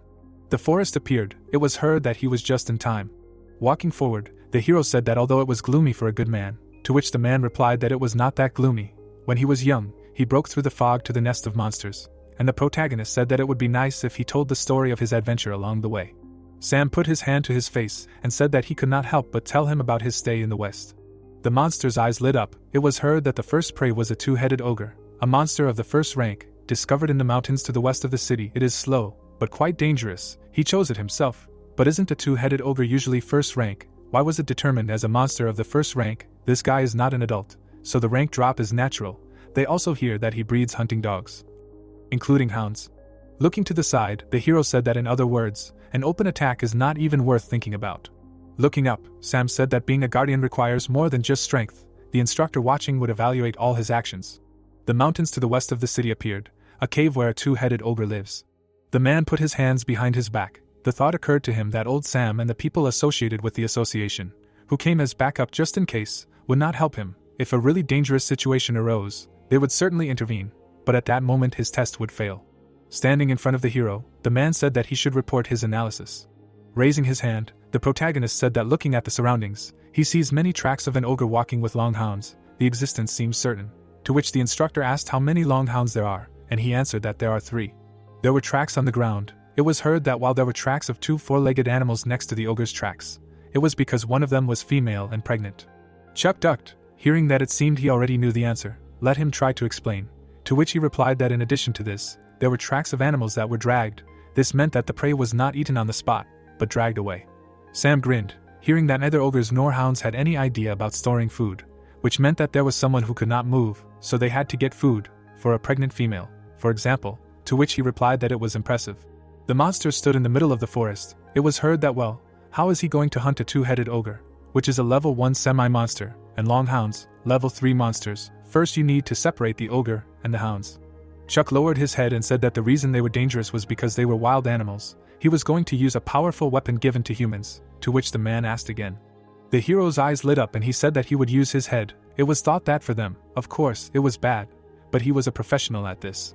A castle appeared. It was said that despite the fact that humans were increasing their power, continuing to cultivate the world and moving forward, there was still a threat to them. The monster's eyes were shining brightly. It was thought that demonic creatures were majestically declaring themselves. The monster raised its leg. It was thought that the ruler of this forest was also one of them. The ogre looked straight ahead. It was said that for the two-headed ogre, who rules like a tyrant in an almost deserted place, this forest is his own kingdom. The monster screamed loudly. It was thought that the hounds noticed the strange incident. An empty nest appeared. It was said that she was not there. The female, who had recently given birth and was moving with difficulty, was nowhere to be seen. The hound barked loudly. They looked at the pit. The monster's eyes lit up. The thought arose that the attacker had taken the female with him. The ogre held a weapon in his hands. It was said that realizing that the female of the pack and the cubs had been kidnapped, they were expressing their purely animal rage. The anger released by the ruler of the forest and his minions made the whole forest tremble. The hounds raised their paws up and shouted. The thought arose that 2 males, intoxicated with anger, were urging each other on with discordant cries. They had to pursue him. They had to save the female. A bright glow appeared. It was said that the hounds were running on the scent of the female, and the ogre was following them. The female's scent was getting stronger, as was the scent of the kidnapper. The hound ran forward. The thought arose that as always there was nothing in the forest that could frighten them. Now the stupid attacker would pay for disturbing the rulers of the forest. The monster was tied up. They saw a whining female lying on the ground. The male checks the safety of his partner, rubbing the bridge of his nose. The monster's legs were tied up. It was said that, and when the moment of release and escape was approaching, suddenly a blow flew at the monsters. A log rushed towards them. It hit the beast. The log hit a tree. The ropes suddenly broke. Logs flew at the monster. The beast looked at him in fear. The thought arose that this was no longer a chase. The hound ran forward. It was said that a flight for survival had begun. A clearing appeared. There were no trees. It was safe there. The beast suddenly stopped. The thought arose that they exhaled, having reached the clearing. The monster looked in amazement. The beast stood still. A powerful explosion flared up. The ogre stood still. He looked at the burning hound. The monster clenched his teeth tightly. The thought arose that the ogre had lost his faithful followers. The creature's eyes lit up. The thought appeared that the roar of an angry monster was covering the forest. The cable suddenly broke. The rope almost broke. Flames flared up around the creature. The ogre looked furiously. It was said that the traps could not even touch him. The creature's eyes lit up. The thought appeared that this image was the image of the ruler of the forest. But he did not know something. The hero stood in front of him. the thought appeared that the hunt was starting now. The forest appeared. It was said that the two-headed ogre, the ruler of this forest, was also an excellent hunter. The monster gritted his teeth. The thought appeared that the first head, which had good eyesight, and the second, with a keen sense of smell, worked together to avenge the hounds. Finding traces of prey is not so difficult. The tracks appeared. The thought appeared that on the contrary, there were so many tracks that it was even funny. This guy was not able to hide them, as well as his scent, and the loyal dogs of the ruler lost to such an idiot. The monster was sitting on the ground. It was said that, but contrary to expectations on the first day, the ogre was unable to track down his prey. The ogre looked straight ahead. The thought appeared that there were definitely tracks, and although he searched stubbornly, for some reason he could not find them. It seemed that he was almost at the goal, but all to no avail. The creature lowered his gaze. It was said that during the rule, organized by the saddened ogre, a rune appeared. The thought arose that the same idiot had attacked. The ogre looked up. It was an attack that would have been impossible to react to if one of the heads had not woken up. When hail began to fall from the sky, the second head woke up. The monster waved his weapon and shouted. The fragments lay on the ground. Only a few small hailstones fell on the ogre, otherwise this attack was meaningless. The creature looked furiously. It was said that there were many such blows. When the ogre tried to sleep, hail began to fall on him. The forest was engulfed in flames. If he tried to ignore it, not attaching much importance, after several times a fiery stone flew in, burning everything in the area. Early in the morning he rushed in pursuit and made a mess in the adjacent territory. The monster walked straight. The thought arose that, but nevertheless the prey left only inaccurate tracks, never showing itself. This had already passed 3 days. Scars appeared on his leg. The ogre looked fearfully. He realized who was being hunted. Realizing that he himself was now the prey, the ogre began to feel only grief and anger. Suddenly his gaze froze. The hero closed his eyes and said that so much effort to catch him alone would soon be over. The monster looked at him furiously. Suddenly he rushed forward. The protagonist frowned. Chuck swung his hand. The hero took a step forward. Suddenly he jumped up. The protagonist swung his weapon. The ogre looked at him furiously. The thought occurred to him that the moment he landed, he would finish off this small body with a 2-meter birch club. Smiling, Chuck used the skill Mountain Destruction. His eyes lit up brightly. A blow flew at the monster. The beam pierced him through. The ogre gritted his teeth and exclaimed. The hero swung his hand at him. The protagonist struck with his hand. It pierced the monster through. The ogre froze in amazement. The creature flew to the side. Holding the weapon in his hands, Chuck said that for, and he filled the aura core to the brim. The hero yawned and added that there was not even a chance to use it. The blue sky appeared. It was heard that the ogre was dealt with. I wonder how Maria is doing. A window appeared in the room, and someone asked how much she trusted him. Smiling, the girl said that she was even ready to believe him if he said that you can make kimchi from potatoes, to which the protagonist replied that but you can really make kimchi from potatoes. Maria looked in amazement, hearing that in any case, since she trusted him, until what point could she be with him, to which she asked again. Waving her arms, the girl shouted that until the end, she would follow him until the very end. This was too much, to which the hero replied that he had a plan, and without her this plan would not be realized, to which she added that like this, without her, then nothing would work out. Looking straight ahead, Maria heard that he was now going to explain. From tomorrow he and Emma. Standing in front of the hero, she asked that this was their plan with him. Why did the name of another girl suddenly appear? To which the protagonist asked again. Things and blood appeared. Water poured from the shower. It was said that although she had a rich youth as a veteran guard and a special vampire, but she was also a simple girl in her prime. Chuck chose words that could easily be misunderstood, and they were enough to shake the girl. With wide eyes, the girl said that everything was worse than she thought. Maria washed herself in the shower. The thought arose that the guy was always present at the scene before something happened, making a plan and preparing a response, even when he saved her or helped Emma, not to say that she did not appreciate the selfless activity of the boy. The girl closed her eyes and thought that, but damn, what does he know and how much? It is impossible not to ask these questions, but a girl in love is completely blind, and again she decides to listen to the request of this guy. The view of the building opened up, despite the fact that there are many different books in the academy. The reason why wizards want to become professors of the academy is because of the experiment building on the west side of the academy grounds. The entrance to the office appeared. It was said that it was because the best ingredients that wizards dream of were available here. It was heard that what a cool boar. Standing in front of the monster, the girl asked that they also saw it in the textbook. It is a wild boar that swallowed an entire iron mine and ate the original drawings that were carved in the depths of the mine. Looking straight ahead, Oliver asked that this research is about the alpha characteristics of special monsters, right? To which the instructor replied that she plans to write a dissertation on the unique alpha energy of special demonic entities and their influence on lower-level creatures. The girl smirked when she heard that all he had to do was engrave runes on this special rank monster, to which she replied that yes, that was right. It was good that he existed. In their day, rune mages had died out even among wizards. Frowning, the man said that it was not for nothing that they say that runes are now like a dead language, and in practice they are difficult to use. Oliver raised his finger up. It was heard that unless he was a knight like him, possessing enormous magical power. Looking to the side, the man asked who was there, and the instructor said that as far as he knew, there was another special rank monster in their academy. She did not think that a special rank vampire would volunteer to help in the experiment. It was impolite to call him that.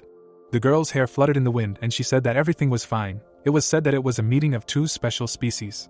Smirking, Maria said that yes, and he did not say anything like that.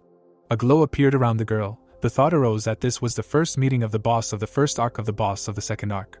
A house appeared. It was said that the mission with the ghost house, in the original it was a simple mission that could be chosen around the second semester.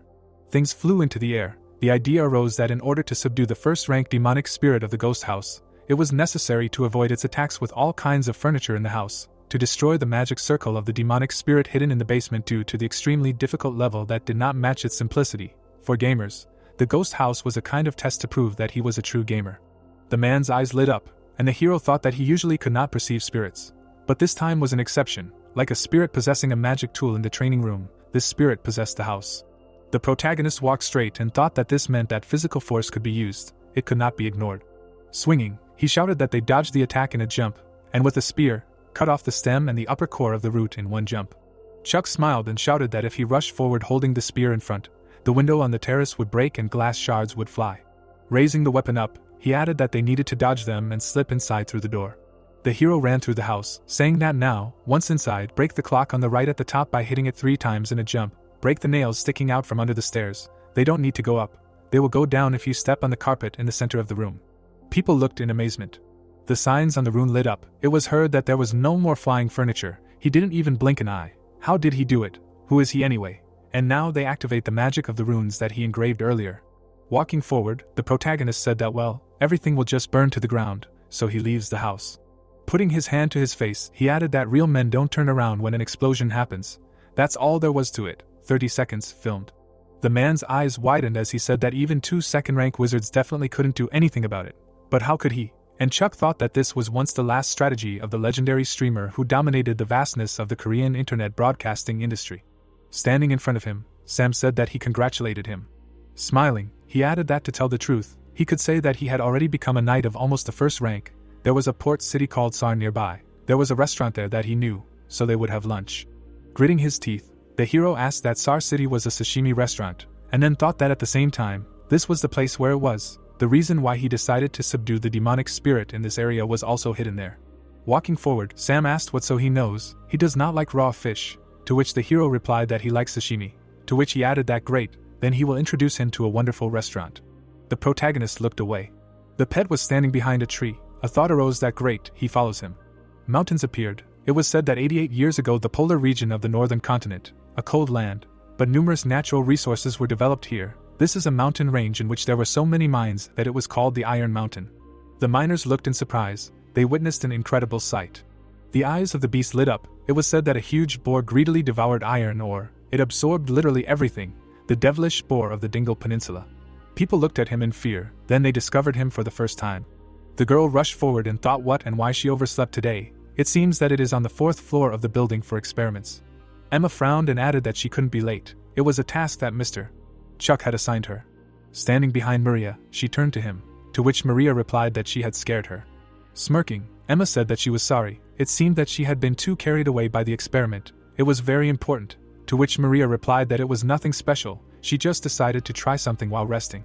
Raising her finger up, she added that but why she had called her. Archie said that she wanted to see her, to which the girl replied that Chuck had asked her to explain something around this time. Her eyes widened, she asked again. Holding the bottle in her hands, Maria asked that she didn't want to drink it first, to which the girl asked that it was an elixir, and she added that if you think about it. Emma drank the elixir and said that if it was good for health, then she was all for it, to which Maria replied that it was hot. Let her drink it slowly, she had to make sure it was safe, to which Emma asked what she had just said. The girl looked at her in amazement, and asked what it was.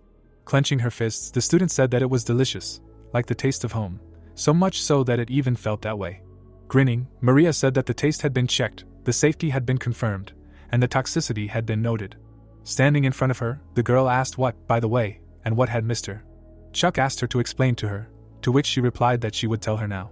Emma looked at him in surprise, hearing that he had asked to tell her about what was about to happen. to which she asked what and what. Running through the crowd, the girl said that they should let her pass.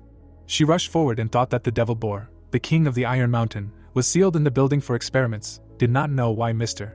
Chuck called her, but she must hurry there quickly. The underground fourth floor appeared. It was heard that he was thinking about the difference between special rank demonic creatures and other monsters below them. Standing in front of the teachers, Maria asked what she meant by strength, said that strength is a natural passive of a special rank, but one of the most powerful characteristics is the power of control. Oliver crossed his arms and thought that she called Maria. Amanda raised her finger up and said that they say that some demonic creatures emit energy different from others. In theory they are called alpha individuals. These are those who are stronger than their fellows, monsters who give orders. The monsters looked at each other. It was heard that it is easy for them, but their control does not reach other creatures. Looking straight, Maria said that she can. Raising her eyebrows, she added that giving orders to all low-ranking demonic creatures, for example, to which she was answered that for sure, she had experience. The girl sat next to the monster. She remembered how she escaped to the hunting grounds. It was a time when, mad with thirst, she manipulated the forest monsters, forcing them to give blood. Putting her hand to her face, Maria said that but the professor, when thinking about it, cannot call it control. Then instead of mind control, she only took advantage of their fears. Crossing his arms, Oliver said that in many ways it is related to the family she belongs to. Demonic creatures are divided into 3 types, right? And Amanda added that monsters and spirits and people, these 3 categories are simple, but the influence of the alpha characteristic on them will also be different. Putting her hand to her face, the girl asked what it meant then. She could easily give orders to other demonic people, to which Amanda replied that research was still needed in this area. But they said it was impossible, since demonic people had intelligence higher than humans. It seemed like control didn't work on them. Looking away, the girl asked, well, enough theory, let's try it in practice a little, let them take out the test subjects. The people were standing near the cages. Looking at them, Amanda said that the key point of this experiment was to see how far the alpha characteristics of special monsters could be manifested. If they could freely control these alpha characteristics, theoretically, humanity could control most monsters and spirits. Maria froze in amazement, and thought that this was a larger-scale experiment than she expected. For a wizard it was truly frightening. If successful, humanity would be able to prevent the danger of demonic creatures in advance. Smiling, the girl asked that by the way, she managed to make a delicious elixir. She recently asked to tell how to do it, to which Maria replied that thanks to her it turned out delicious, and Amanda said that she was glad that she could. Looking at the cage, the girl heard that then first they would try to control the experimental subjects, to which she responded approvingly. Opening her eyes wide, she said that to the exit. The boar looked at her furiously. The animals began to leave the cages. Stretching her hand forward, Maria stopped them. Looking down, she said that and now? The boars lay on their sides. Hearing that what are they, she told them to lie down. Looking to the side, the girl said that they were not listening to her, to which Amanda replied that they faced communication limitations due to the differences between demonic people and monsters. Low-level monsters lack the intelligence to understand her orders. Looking straight ahead, Oliver heard that they would see how it would be with the same animal. Let him release the king, to which he replied that he understood. Stretching his hand forward, he said that using the unlocking rune, for starters. The monster screamed furiously. It was heard that he would only get rid of the first seal. Standing behind the girl, Amanda screamed that he would activate the pressure of the first, third and seventh seals, strengthen the chains of the fourth and sixth seals. The monster's eyes lit up brightly. The boar raised its head and growled. Maria shuddered in fear and screamed that it should stop. The girl looked away. Putting her hand to her face, Amanda said that it was because they were from the same boar family. He lost control so easily. To which Maria replied that but it was good that at this level he was quite easy to suppress.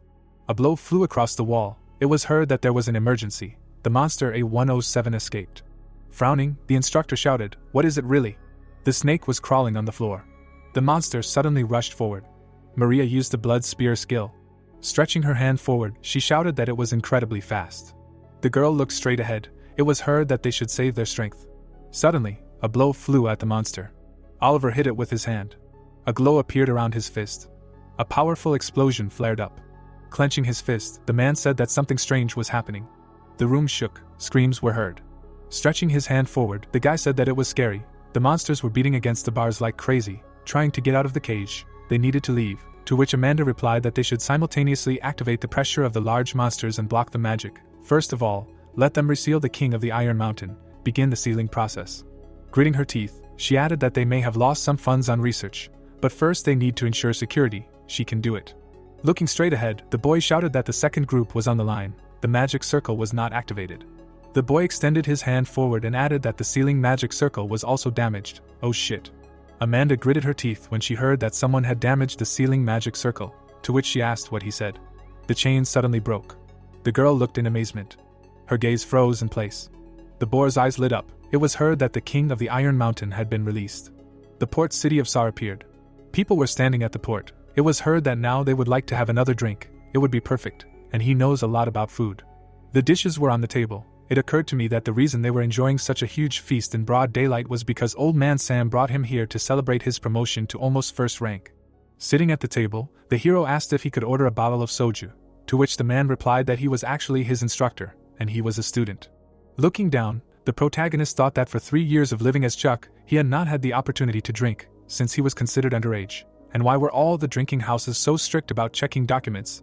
This strange world, mixing the Middle Ages and modernity, like a stew, did not allow him to drink. The hero was on his knees. A thought appeared. Is this sadness from the impossibility of going to the establishment of the director who developed the chicken and ordering chicken with beer there familiar to him? They can imagine. He comes from a country with the highest daily alcohol consumption, but he cannot drink it. The man looked surprised, hearing that in the East there is such a saying. Grinning, the hero said that alcohol is something that you learn from adults, and he hopes that he will teach him to drink. Looking at him, Sam thought that he was looking at him with such kind eyes and with such respect. It was not just a desire to drink alcohol, he really sincerely wanted to talk to him. The protagonist opened his eyes wide and thought that he was caught. Chuck looked at him in fear and added, "What the hell, really that sound?" Sitting at the table, he heard, "What the hell, where was the dog barking?" Someone brought a dog with them, to which Chuck thought that why now? Gritting his teeth, the hero thought that this should have been his first drink in a long time. The chain suddenly broke. Amanda looked at him in fear. She frowned. The monster's eyes lit up. It was heard that the king of the Iron Mountain was freed. Looking at the girl, Oliver said that, "Damn, we need to stop him," to which she responded approvingly. Maria raised her weapon up. The crystals rushed forward. The girl opened her eyes wide and thought that the crystal knight's spear. Stretching the weapon in front of her, she added that it broke strange. Maria looked at him in amazement and thought that there was no damage. Swinging his fist, Oliver said that she had done a good job anyway, he would finish it. Suddenly, the instructor struck. Frowning, he asked that he did not feel anything. Looking at the monster, the man said that it could not be, he really had no damage. The boar's eyes lit up brightly. Oliver looked at him in surprise and asked what runes, it could not be. The man flew sharply to the side. He crashed into the wall. Amanda frowned and shouted that no, the walls were damaged, the barrier system. The monster broke the bars. Suddenly, the creatures ran out. It was heard that all the monsters locked under the general seal were released. The monsters rushed forward. It was said that all employees should evacuate. The security service was activating all kinds of magic circles. The creatures stood still. It was heard that the ghost golems were activated. The golems were fighting the monsters. It was said that the golem group was activated. The installation of the interception system was completed. Under no circumstances should the monsters be released from the building for the experiment. The creature looked straight ahead. The gray dragon rushed forward. The eyes of the demonic beast lit up. A crowd of monsters ran forward. It was heard that reinforcements were needed. They would not be able to stop high-level monsters without a magic circle. Standing at the control panel, Amanda shouted that no, if they go outside the academy, it allows chain lightning strikes in public areas. The monster rushed forward and shouted. The girl looked at him and exclaimed. The creatures collided with each other. Looking straight ahead, the girl heard that the master's vigilance was becoming more and more frightening. Ethan looked away, hearing what he was doing here, to which he replied that he came for a tour. He extended his hand forward and said that he should come here. Flames appeared from the monster's mouth. The young man froze in front of it. Lightning flew around the stones, and the sound of the remnants uniting was heard. The creature's hand appeared. The golem stood in front of the creature. Smiling, the boy said that it was great, good control, it was a success, the formula that this scoundrel gave him worked. Eric sat on the floor and thought about how a few days ago he said that endurance is strength. It was the formula of golem magic that Chuck had given him, forcing him to practice in the training hall. In exchange for the magic formula that he found while reading books in the library, Chuck asked him to come here for a tour today. A blow flew at the golem. It was heard that they were losing, as expected from a first-rank monster. Green lightning flew around the creature. He used the strengthen root skill. Kate stretched her arms out to the sides and said, how did this guy know about all this in advance, and how to use it like that? Raising her head, Amanda shouted that the gray dragon was going up to the 3rd floor. She struck the monster. Looking away, the girl asked what he had finished. Standing in the smoke, the instructor thought that the timing was perfect. The dramatic entrance of the students, each of whom was a knight or wizard of the 2nd rank and above. Was there ever a time when she was so grateful to the students? With wide eyes, she asked what reason they were all in the building for experiments. Looking at her, the students answered that they came for a tour. Sitting at the table, the hero thought that the plan made by the boy who was not in the academy, everything was going great. The boy's eyes lit up. A bright glow appeared. It was heard that thank God they first prepared the barrier. As Chuck said, now they will not be able to get into the real world. Suddenly, a blow flew at the monster. The fragments pierced him. The girl looked at him in fear and asked what it was. Frowning, Monica said that he shouldn't relax, because it also belongs to a special rank, like her. The demonic beast screamed. The thought arose that it was more of a monster than a demonic beast, a first-rank monster that has a certain probability of appearing.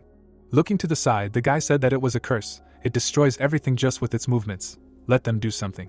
Frowning, Eric screamed that more reinforcement was needed, to which the girl asked that it really moves. The golem swung its fist. It was said that the cores of the bodies of broken spirit golems were the basis. The connections were created using Chuck's magic formula, as well as the magical power of the druid Kate. The blow flew at the monster. The demonic beast looked at the golem. Standing at the control panel, the guy said that if you follow this formula, let him strengthen the projectile on his fist, to which Kate asked what he was going to do, and she added that it would explode all 5 absorbed spirit golem cores and spill out a large amount of magical power. The golem struck the monster. Lightning appeared around his hand. The guy raised his hand up and shouted. He pressed the button. The golem abruptly struck the creature. Smiling, Eric shouted that it was excellent. A view of Sar opened up. It was a port city located a few miles from the experiment building. The building appeared. It was said that the reason he chose the haunted house was to come here. Closing his eyes, the hero said that he should wait. He said that he also had something to do. Grinning, he added that he was a student at the academy and not from around here. He could not attend mass on the weekend because of work. Could he use the prayer room? To which the girl replied that he was a guard. Of course, let him use it as much as he wanted. The doors of the temple closed. It was heard that they would look. Sitting at the table, the protagonist said that if he remembered correctly, it seemed to be a marker. Smiling, he added that due to the current situation, he would like everything to be faster. Looking to the side, Chuck said that as expected, the reaction is what it should be. A glow appeared near him. Looking straight ahead, the monster asked how he knew about this marker. He better answer properly. Biting his lip, the hero thought that he had many questions, but he would not ask them now. The time had not come yet. He grinned and said that he would deal with an urgent matter first. The golem struck sharply. Clenching his fist, Eric shouted that it was great, to which Kate asked what and when he had managed to name it. Emma looked in amazement and asked what it was, the first time she had seen something like this. The monster rushed towards her, and she said that now was not the time to be distracted. The gray dragon opened its mouth. The thought arose that she should confront it alone, and besides. Raising her finger up, Maria said that for sure. Chuck asked her to definitely pass on something to him under no circumstances. Let him never use it. The girl stood in front of the monster. She heard the division of territory. The thought arose that without using this technique. Gritting her teeth, Emma added that Mr. Chuck definitely saw some potential in her, making such a request, but was she really able to? Looking to the side, she asked what that sound was. A bright red sphere appeared. Lightning flew in the air. The girl flew to the side. Maria flew up, and someone addressed her. She fell to the ground. The girl was unconscious and thought that everything was really as Chuck said. The student stood in front of the monster. It was heard that the elder probably would not be able to defeat him. Lightning flew from the rune. It was said that the reason he became such a demonic beast was because he chewed the oldest steel. The monster's eyes lit up. The thought arose that he had 100% resistance against physical attacks.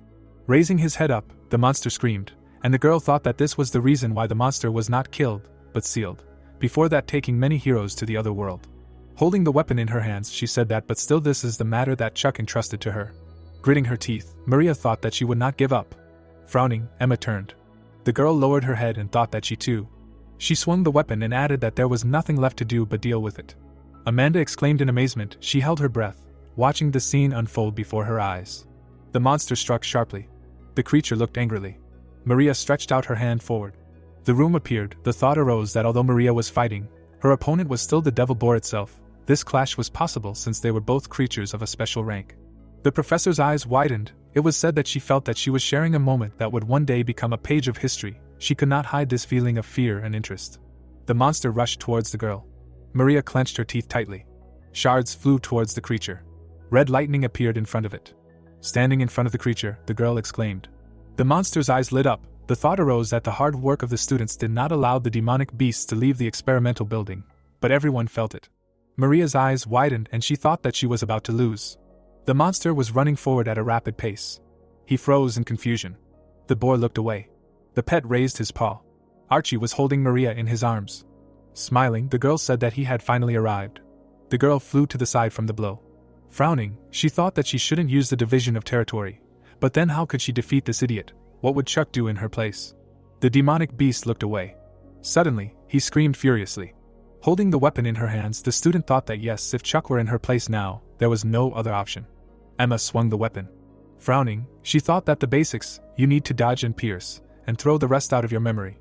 The girl struck the monster. The monster hit the ground. Lowering her head, Emma said, "What was that?" In any case, she did it. She succeeded without using the division of territory. She looked away, hearing that yes, she had worked hard. Grinning, the hero said that they had all done well. Stretching his arms forward, the golem shouted that he had won, he had defeated the monster. Sticking out his tongue, Eric said that he didn't need Chuck, his friends either, as long as the warrior was with him. To which Kate asked that unless you needed friends and Chuck to create a warrior. Crossing his arms, the protagonist said that they seemed to have dealt with the king, and where had the grey dragon disappeared to? Only body fluids remained, to which Emma asked that didn't he say that he couldn't come, and Chuck asked that they would first sort out the current situation. What about the devil's boar? With her eyes wide open, the girl said that the elder Maria was still blocking him, she needed to go help her, to which she was asked, that's how. Looking straight ahead, the professor asked what he was planning to do now. He had come all the way to the temple and even taken her along, he must have something in mind, right? To which the protagonist replied that he knew, she just needed to help her catch the devil boar, and she asked what that meant. The blow struck the barrier. It was heard that there were plenty of other monsters here besides him, he shouldn't worry. The boars were standing in front of Maria. It was said that when Chuck explained the plan to Maria, he had one request that had to be fulfilled. The task was to feed the monsters in the experimental building with stones with runic magic engraved on them. Rune fragments appeared. It was thought that under the pretext of eating, many such stones were fed to the monsters. The monsters' eyes lit up. Flames appeared around the creatures. It was said that the plan was to strike by activating the resonance of the runes. Chuck smirked and thought that the resonance activation of the silver spear made of runestone. Something like this is possible with enough time and persistence. Rushing forward, he shouted that they will go, to which Emma responded approvingly. The eyes of the monsters lit up. A thought arose that the mid and high-ranking monsters who survived the resonance attack were forming an army one after another. According to rough estimates, the number is about 30 individuals, and there is even a special rank devil boar in the back. The hero smirked and said that well, there is no need to be too nervous. The guy looked away, hearing that he should join them, to which he replied that he was finally here. Looking straight ahead, Kate heard that they too, stopped getting drunk on the taste of victory. Let them come here, to which Eric replied that he doesn't need him, and she said that's enough already, they will go. The grey smoke dispersed in the air. It seemed that all the celebrities of heroic legends had gathered. These were the heroes who would save the world in the future. Maria smiled when she heard that she was fine. Lightning appeared around the students. It was heard that they would try again then. It seemed that the counterattack was starting right now. Frowning, the protagonist thought that the party was going beyond extravagance and excess, but the participants were still not full of confidence, and that was the reason for that. The monster's eyes lit up, and he added that the great demonic beast, the king of the Iron Mountain, with whom they would have to fight, the king of the Iron Mountain reigns, but does not rule, crushes, but does not conquer. The monster looked ahead, the thought appeared, and therefore it destroys everything, and shows no mercy. Frowning, Maria shouted that everyone should split up. The creature lowered its head. It was said that the all-consuming, cruel king was in action. Clenching his fist, the guy shouted that he should attack head-on. Raising his head, Chuck shouted that he could not go for a frontal attack. The golem rushed towards the creature. Stretching his hand forward, the guy shouted that he was a strong golem who crushed the king. Green lightning appeared around the golem. A blow flew at the monster. The guy exclaimed in amazement. Frowning, the hero said that he was an idiot. Well, if that's the case, let him take the devil's boar for now, the rest should disperse. The girl extended her staff forward, hearing that he should grow his plants, contain him at all costs, to which she replied that it was easy to say. Kate clenched her teeth tightly. Green roots appeared. They tied the monster tightly. It was heard that this was a success. The beast's eyes lit up. He abruptly tore the roots apart. Eric, opening his eyes wide, asked that this was even real, to which the girl added that where did such strength come from. Rushing forward, the hero said that he should attack from the flank, with 2 magic swords, to which the guy responded approvingly. Ethan extended his hand forward. The thought arose that, as expected from an employer, an ideal strategist who suggests the optimal timing and the best security measures, there was no reason for a mercenary not to follow the instructions. A glow appeared around the swords. It was said that the superweapon, reinforced with the first level of the highest rank magic stone, was given as compensation after the incident with Maria. The swords rushed towards the beast. It seemed that it would not be easy for him to cope with this. The creature's eyes lit up. The swords collided with the monster. Gritting his teeth, the guy asked what the no damage. Looking at the hero, Maria turned to him, to which he replied that yes, he knows, it's time to use Archie. The pet collided with the monster. Archie struck the beast. Looking to the side, the protagonist said that in order to defeat the King of the Iron Mountain, the physical and magical teams must be divided into two parts. This is a fairly common move. Runes flew down. It seemed that the primordial. To get to heaven, 8 written characters are needed. The paradise that ceased to exist was transferred to the devil boar through the primordial rune. It gives power to perfect concepts. The beast looked straight ahead. The thought appeared that red fur is absolutely resistant to physical attacks. Blue fur is completely resistant to magical attacks. And golden fur is hidden. Frowning, Chuck said that let them hold him back at all costs. If they let him go, let them capture him again. Ethan hits from a medium distance. He and Emma will wait behind. Putting her hand to her face, Maria asked what about her, to which the hero replied that let Archie provide all the attacks. She took the right measures in accordance with his instructions. Standing in front of the monster, the protagonist said that they should not think about what to do next. This is a short-term decisive battle. Looking to the side, Chuck said that they will give everything and win. The thought appeared that this person is confident in his victory over the legend. The boar quickly ran forward. The golem suddenly jumped up. Roots appeared around the monster. Its fur appeared. He struck the golem. It was heard that they missed. The beam shot towards the creature. Blows flew at it. The thought arose that it was the same pattern as before. Archie swung his arms and shouted. A blow flew at the beast. Clenching his fist, Eric said that it was done. The blow was deeper than before. This boy's blow was so strong. The pet clenched his teeth tightly. He jumped up. The thought arose that the color of the fur had not changed. The change in fur had stopped. The fur was still the same red. The eyes of the beast lit up. It was said that the deception, changing the color of the fur to a magic-resistant blue, was a trick to attract the most dangerous of them. The pet flew to the side from the blow. The thought arose that the giant rune that destroyed everything that approached it was a destructive light. Archie flew into the wall. Frowning, the protagonist said that they should bring him back, use the bloody spear, to which Maria responded approvingly. Stretching her hand forward, the girl shouted that she should demolish everything in the way. The monster stood still. The spears flew at him. Chuck grinned and said, well, let's try it slowly. The hero ran forward quickly. The monster suddenly looked at him in amazement. A glow appeared around the hero, and he asked what and how to prevent this. The protagonist used the mountain throw skill. The creature's eyes lit up. The guy looked at him in fear and said that it was incredible. What was this? To which Kate replied that he had shattered everything with one blow of the spear. Chuck ducked and said that he had managed to escape. He really had good reflexes. Holding the weapon in his hands, he added that it was a bloody spear again, to which Maria responded approvingly. Rushing forward, the hero thought that if he changed the color of the fur to blue to prevent the magical attack of the blood spear, he would not be able to prevent its physical attack, and vice versa. If he changed the color of the fur to red to prevent a physical attack, he would not be able to withstand the magical attack of the blood spear. The beast stood still. The thought appeared that so, and now they were attacking at the same time. How would he respond to this?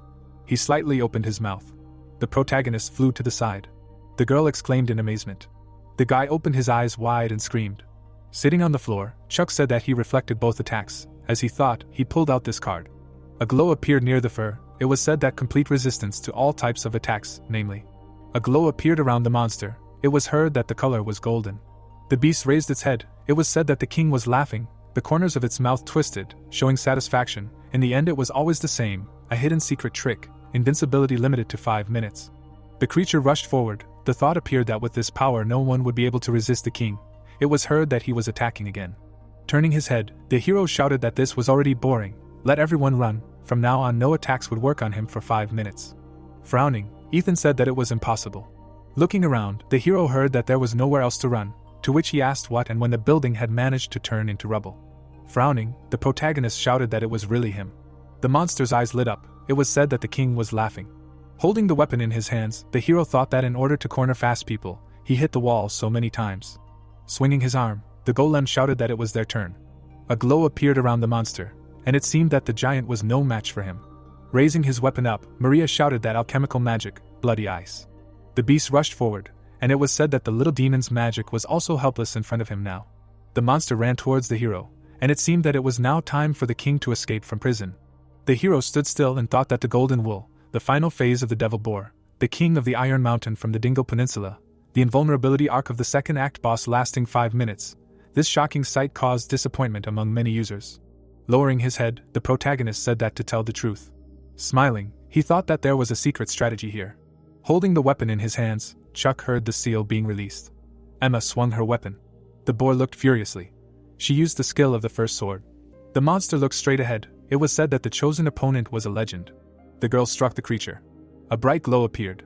Emma's eyes widened and she exclaimed. Raising his hands up, the hero said that yes, he does not envy her opponents, to which the girl asked what he was talking about. Let him say if everything is okay, he is going to rampage again, to which the protagonist said no, now it is time. The monster was tied with chains. It was heard that their madam was slowly becoming active. The girl frowned, hearing that she had restored a large magic circle in such a short period of time, which was to be expected from Professor Eva. Smiling, the hero thought that the gold color was a strong ability, but after it ceased to work, the king would not be able to use the primordial rune for some time. Maria frowned and said that she was ready. She raised her hands up. Walking forward, the protagonist shouted that she should somehow restrain him herself, to which the girl thought that he was crazy. Stretching her hands forward, Maria shouted that she would end this. A bright beam appeared. The thought arose that the nightmare of 80 years ago, the warrior killer, the devilish boar of the Dingo Peninsula meets its end and the primordial light emanating from his fallen body. The spearman did not miss. A rune appeared. It was said that the primordial, 8 written characters that lead to paradise, although it is a relic of the sacred era that cannot be destroyed by any force, it often happens that the runestone, which is a vessel, is destroyed, 88 years ago. The monster's eyes lit up. The thought arose that the runestone that one boar of the Dingle Peninsula swallowed. People looked at the monster in fear. The thought arose that gave the bearer a power close to immortality. No one even thought of taking it out. But today even the unsealed beast was subdued. The runestone inside his body broke. A rune appeared. It was said that so where will the primordial rune go, having lost the vessel? A glow appeared around the hand. The thought arose that the answer was simple. Wandering aimlessly, it would head to the nearest runestone, where it would calm down. The man walked forward and thought that the goal was achieved. He spent 10 whole years to achieve this, infiltrating the academy and becoming a professor. Looking to the side, the guy shouted that several monsters had escaped. They needed to be stopped. The thought arose that the king of the Iron Mountain, who had fallen at the hands of the academy students, it was a futile end, given his reputation, but he was probably weakened after 80 years of imprisonment. Oliver put his hand to his face and thought that now all he had to do was go through the secret passage, and then slowly leave the academy and the city. Suddenly, the man looked surprised. A blade appeared. It was heard that his brother was doing well. The thought arose that a special rank vampire, Maria, and the one who broke the king of the Iron Mountain, a great demonic creature. Grinning, the protagonist asked Oliver's nephew. It was said that the 5th rank knight, Chuck, stopped him. Looking at the hero, the man asked what nephew, to which Chuck replied that since he is the student of his teacher's student, he is his mentor's brother and like his uncle, let him quickly come and observe the decorum. Looking directly, Oliver asked what uncle really, and then thought that it seemed like he finally learned about his true identity. Putting his hand to his face, the hero thought that he was using the same spear technique as his teacher. The conclusion he made after looking at him was quite wise. The protagonist parried the blow. The thought occurred to him that as far as he knew, the only spearman who uses 6 steps of the spear to reach infinity is his teacher. When he first saw him use the same, he probably thought that he was that man's student. The man crossed his arms. It was said that the sudden appearance of such a character, Oliver, who had infiltrated here with a mission, must have been immediately suspicious and curious about his identity. The professor frowned and thought that the most stable and safe choice he had made was to ignore him. The hero stood in front of him. The thought came that after he had shown himself well in the exam in the fight with Libby, he had sent him out of the city for a rank reassessment, and completely excluded him from his plans. Oliver smirked. It was said that he himself was going to successfully achieve his goal and leave the city, because he could learn about him later from the teacher or the king. The protagonist smirked, and thought that he probably didn't expect that he would be able to return from such a long journey by performing spatial movement using Professor Eva's marker, and then said that for him, who was just keeping track of time, Maria's participation in Professor Amanda's experiment was good news. Looking straight ahead, he added that he wouldn't be able to leave with the primordial. Gritting his teeth, the professor said that this wasn't the kind of information that was available to the students. No, that couldn't be. Putting on his gloves, the man said that an unknown spearman using the 6-step technique was standing in front of him, and all his plans were in plain sight. Understandable. Taking a fighting stance, he added that he was his enemy. Frowning, the hero thought that although he was known as a famous first-rank knight, this was a lie. The man's eyes lit up, thinking that he was the one who actually unsealed the king of Iron Mountain, the boss of the second act. His hidden evil nature caused a general commotion, and later he would appear with the King of Heaven, the 4th boss. The girl waved her weapon. It was said that his strength was at least on the same level as Libby. If the conditions were right, he would be able to show his potential at a special level. The man stood still. It was heard that due to his meager activity, his arrogance knew no bounds. He thought he was a good opponent for him. Frowning, he said that he would finish him off in no time. Smiling, the hero thought that Oliver's deceptive characteristic, which doubled the number of attacks in places where shadows existed, but he did not choose this battlefield for nothing. The rune of the sun emitted a glow. The man clenched his teeth tightly. Frowning, he exclaimed. Looking straight ahead, the hero said that it was the natural enemy of the shadow system. He was aware of the weaknesses of his techniques. People walked forward. The thought appeared that shadow-based techniques required the existence of a shadow, just as water magic requires moisture, just as fire magic requires air. The protagonist ran forward rapidly. Lightning flew in the air. A bright glow appeared. Frowning, Oliver shouted, "Really?" Standing in front of the hero, he asked what was in the vacant lot, to which Chuck replied that it was not easy for him. He engraved the runes of the sun on this vacant lot for 20 days. It was hard, but lately he had a lot of mana. Gritting his teeth, the professor thought that in this abandoned vacant lot with limited access there was a secret passage leading to the basement of the experimental building. He prepared for this battle more than anyone else, persistent and harsh counterattack prepared only for Oliver, and then said that he was a coward. Closing his eyes, the hero said that he was expecting praise for his level of training, and then thought that the shadow servant, consuming a significant amount of magical power, must be angry that he was blocked only by entry-level runes. Taking a step forward, the man said that his tenacity should be recognized, however. Suddenly, he rushed forward, to which the protagonist thought that 10 meters in an instant. Chuck swung his hand sharply. The hero struck the clone. The man swung his fist at him. Oliver swung his fist sharply. Frowning, the instructor asked that he managed to avoid this attack. The thought appeared that a blow to the blind spot with constant use of energy. He thought he would not be able to avoid it. The hero frowned. He swung his weapon sharply. It was heard that the balance of skills through experience and training is impressive. Brandishing his weapon, the protagonist asked him why he had finally decided to be a professor, to which the man replied that he had been doing so for 10 years. It was a professional habit, and he added that what about his ridiculous, frivolous manner of speaking. He decided to stop, let him continue in the same spirit, to which the man said that he was an arrogant bastard. Looking at the man, Chuck said that no matter what he did, he would meet his death here, to which Oliver replied that it was a pity that they would not be able to determine the winner here. Next time he would definitely finish him off. The hero waved his weapon and thought that he needed to get out of the city urgently, because he still had to avoid the attention of those who thought he was dead. The man raised his finger up. It was said that if he really decided to escape, he could drag Madame Eva into it, who owned the magic of movement. He looked in amazement, hearing that he was challenging him to a duel. Standing in front of the hero, Oliver thought he would just let this happen, and then said that he was not going to answer his challenge. Smiling, the protagonist said that he would have to, because this is the commandment that limits him. A view of the building opened up. A thought appeared, that with high risks and high rewards depending on the conditions, this method could allow one to produce several times more power, the method of the great warriors of the Shadow Paradise. The man looked straight ahead. It was said that for Oliver, who engraved such restrictions on himself, there was no option to refuse the fight. Frowning, he asked, "So that's why he came alone?" Looking down, Chuck replied that of course, because a duel is a one-on-one fight, and then thought that a duel is honest and sacred, it takes place one-on-one.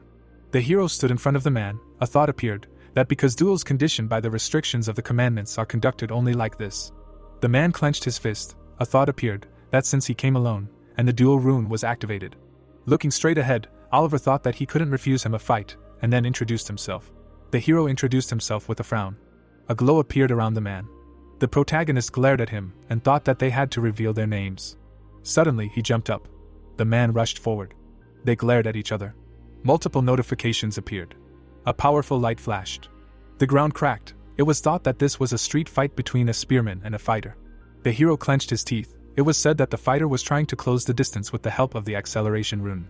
The protagonist extended his hand forward. He pointed the weapon towards the man. Oliver frowned. It was thought that the spearman did not allow him to do it so easily. Chuck swung the weapon. It was said that the fighter did not miss the moment to raise the spear. The instructor rushed towards him. It was thought that at the same time the distance was reduced. The weapon stuck into the ground. The hero jumped up. It was said that he also foresaw this. The protagonist swung his weapon. The thought came that jumping in close combat only increases the number of loopholes. The fighter strives for the moment of landing. Chuck pointed the weapon at the man. Putting his hand to his face, Oliver thought that he was fast. 7 consecutive blows from the jump to the landing. The man took a step forward. The man ran forward rapidly. The hero frowned and looked to the side. The instructor swung his fist. The blow flew into the protagonist's face. He flew to the side. Oliver swung at him. The man's eyes lit up and he thought that even though blood was spurting from his wounded hand, he couldn't refuse the attack. He needed to close the distance between them. The protagonist looked at him angrily and thought that he was going to endure the shock and attack. Chuck parried his blows. The man used the meteor strike skill. Gritting his teeth, the hero thought that the finishing attack, which focused all the power, if he prevented it, it would be his turn again. Frowning, he added that, however, for only a second, a small movement caught his attention. The man relaxed his hand, and the protagonist thought that his fist had unclenched. Oliver grabbed the spear, and the protagonist thought that this bastard, his spear, this attack was fake. A glow appeared on the weapon. The weapon flew to the side. Frowning, the instructor asked what he was going to do now. Striking with his fist, the man said that the spearman who lost his spear. Chuck cried out in pain. He flew to the side. The hero slid along the ground. Gritting his teeth, he shouted that he should come here, and then thought that everything was fine if he summoned the spear again. The spear was stuck in a tree. A thought arose, damn, it was stuck so deep that it did not respond to the call. The protagonist's eyes widened in surprise. The man swung his fist. Raising his hand, Chuck said that no matter what weapon he used, the basis was still that he was a warrior. Naturally, a spearman also knew the basics of martial arts. As he struck, he asked what he knew about it. Frowning, the hero said that the basis of a warrior was martial arts. The protagonist struck the man. Looking straight ahead, Oliver said that to tell the truth, he was a little surprised. Chuck looked at him in amazement. Standing in front of him, the man said that his fist fighting skills were not as good as his spear skills, to which the hero thought that there was no damage. The instructor struck him in the liver. Oliver frowned, thinking that Chuck's 8-trigram technique was truly magnificent, but there was something he had overlooked. The man struck. It was said that Chuck only also practiced martial arts in addition to wielding a spear, and Oliver only practiced martial arts. The hero raised his head up. The instructor rushed towards him. Beams appeared around the man's legs. Oliver's eyes lit up and he said that looking at how he only does what he gets hit, it seems to him that his will is broken. Not to worry now, he will finish him. The man swung his fist sharply. A blow flew at the hero. Opening his eyes wide, Oliver thought that it was a spear, but how, he definitely threw it away. Smiling, the protagonist said that he admits, he is not an easy opponent, and then thought, is this bastard? Standing in front of the hero, the man thought that he deliberately approached the place where the spear was and led him in this direction. Suddenly Chuck swung his weapon. He tightly clutched the spear in his hands. A blow flew at the man. The instructor flew to the side. He slid along the ground. It was heard that it was impressive, his ability to handle situations when the spear was not nearby, and martial arts did not work. Lowering his head, the man said that everything was close to correct. Looking at the hero, he added that he was definitely at a disadvantage again, to which the hero replied that after he got it so badly, he still played the professor, let him do it at least in moderation. Taking off his glasses, Oliver asked what he was playing the professor. Good. Frowning, he said that now he really will finish him off. Symbols appeared on his hand. Marks appeared on the ground. A world appeared where the sun did not exist, an abandoned piece of paradise. Black particles flew around the man. Looking straight ahead, the man said that he erased the shadows with the rune of the sun. It was a good move. Purple flames appeared. It was heard that but with his modest skills he would not be able to erase this shadow. Clones appeared behind Oliver. It was said that this place is accessible only to the great warriors of the Shadow Paradise. Now it is the end for him. Gritting his teeth, the man shouted that he will either be torn apart by the demonic beasts of paradise, or die from his fist. Grinning, the protagonist asked that was not a sacred one-on-one fight. The instructor froze in amazement. Holding the plant in his hands, Chuck said that he knew that he would use this trick if he wanted to speed up. The plant screamed loudly. The man flew to the side. The plant opened its mouth wide. It was said that the golden mandrake, the range of the voice is 7 times greater than that of a normal mandrake. The magical properties cannot be blocked by anything. The clones evaporated. The thought arose that even if they are shadow demonic beasts, they will not be able to withstand the roar of the only epic level mandrake in the world. Blood was pouring from the man's ears. It was heard that he was trying to survive with such a pathetic trick. Looking straight ahead, the hero said that he should not make him laugh. He already told him. Holding the mandrake in his hands, he added that he would meet his end here anyway. We see a yellow silhouette that was screaming. There was a man near the main character. There were also purple silhouettes. Grinning, they tell him not to make him laugh. He holds the little man in his hand and says that he will meet his end. Oliver holds his ears and is told that the shadow demonic beasts have disappeared, and the mandrake will continue to scream.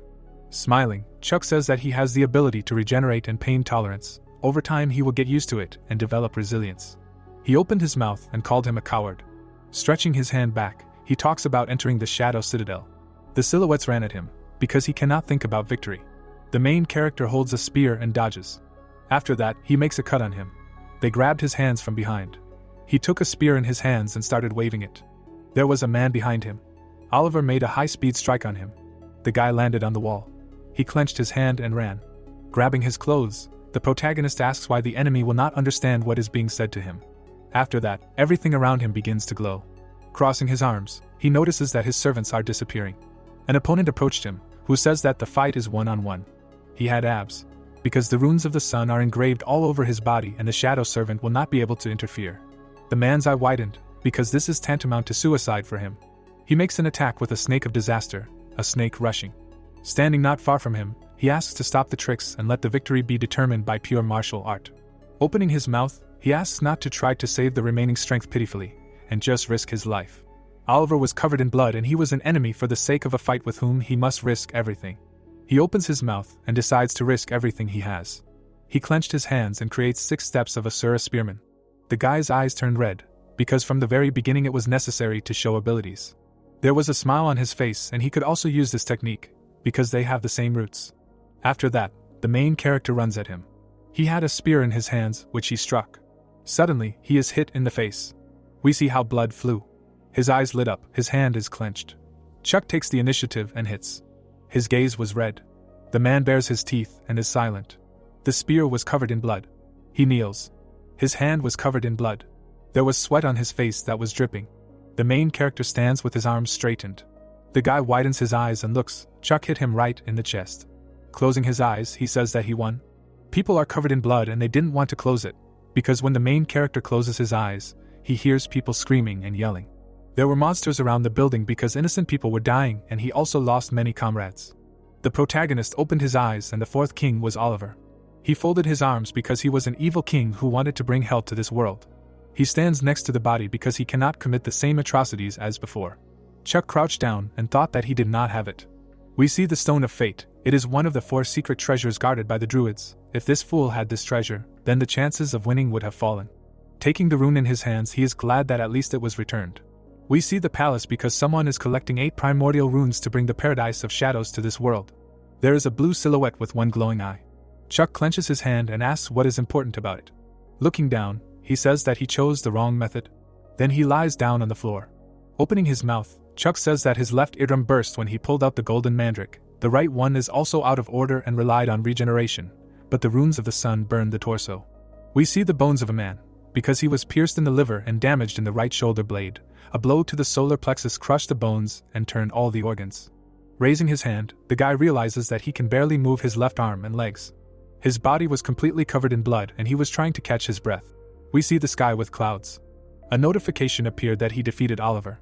Then another one appears, because the distribution of the commandment rewards has begun. He slowly closes his eyes and the clouds are less visible. The screen says that he undertakes not to ignore the misfortunes of good people. A notification popped up that the difficulty is A, and the reward will be equal to points.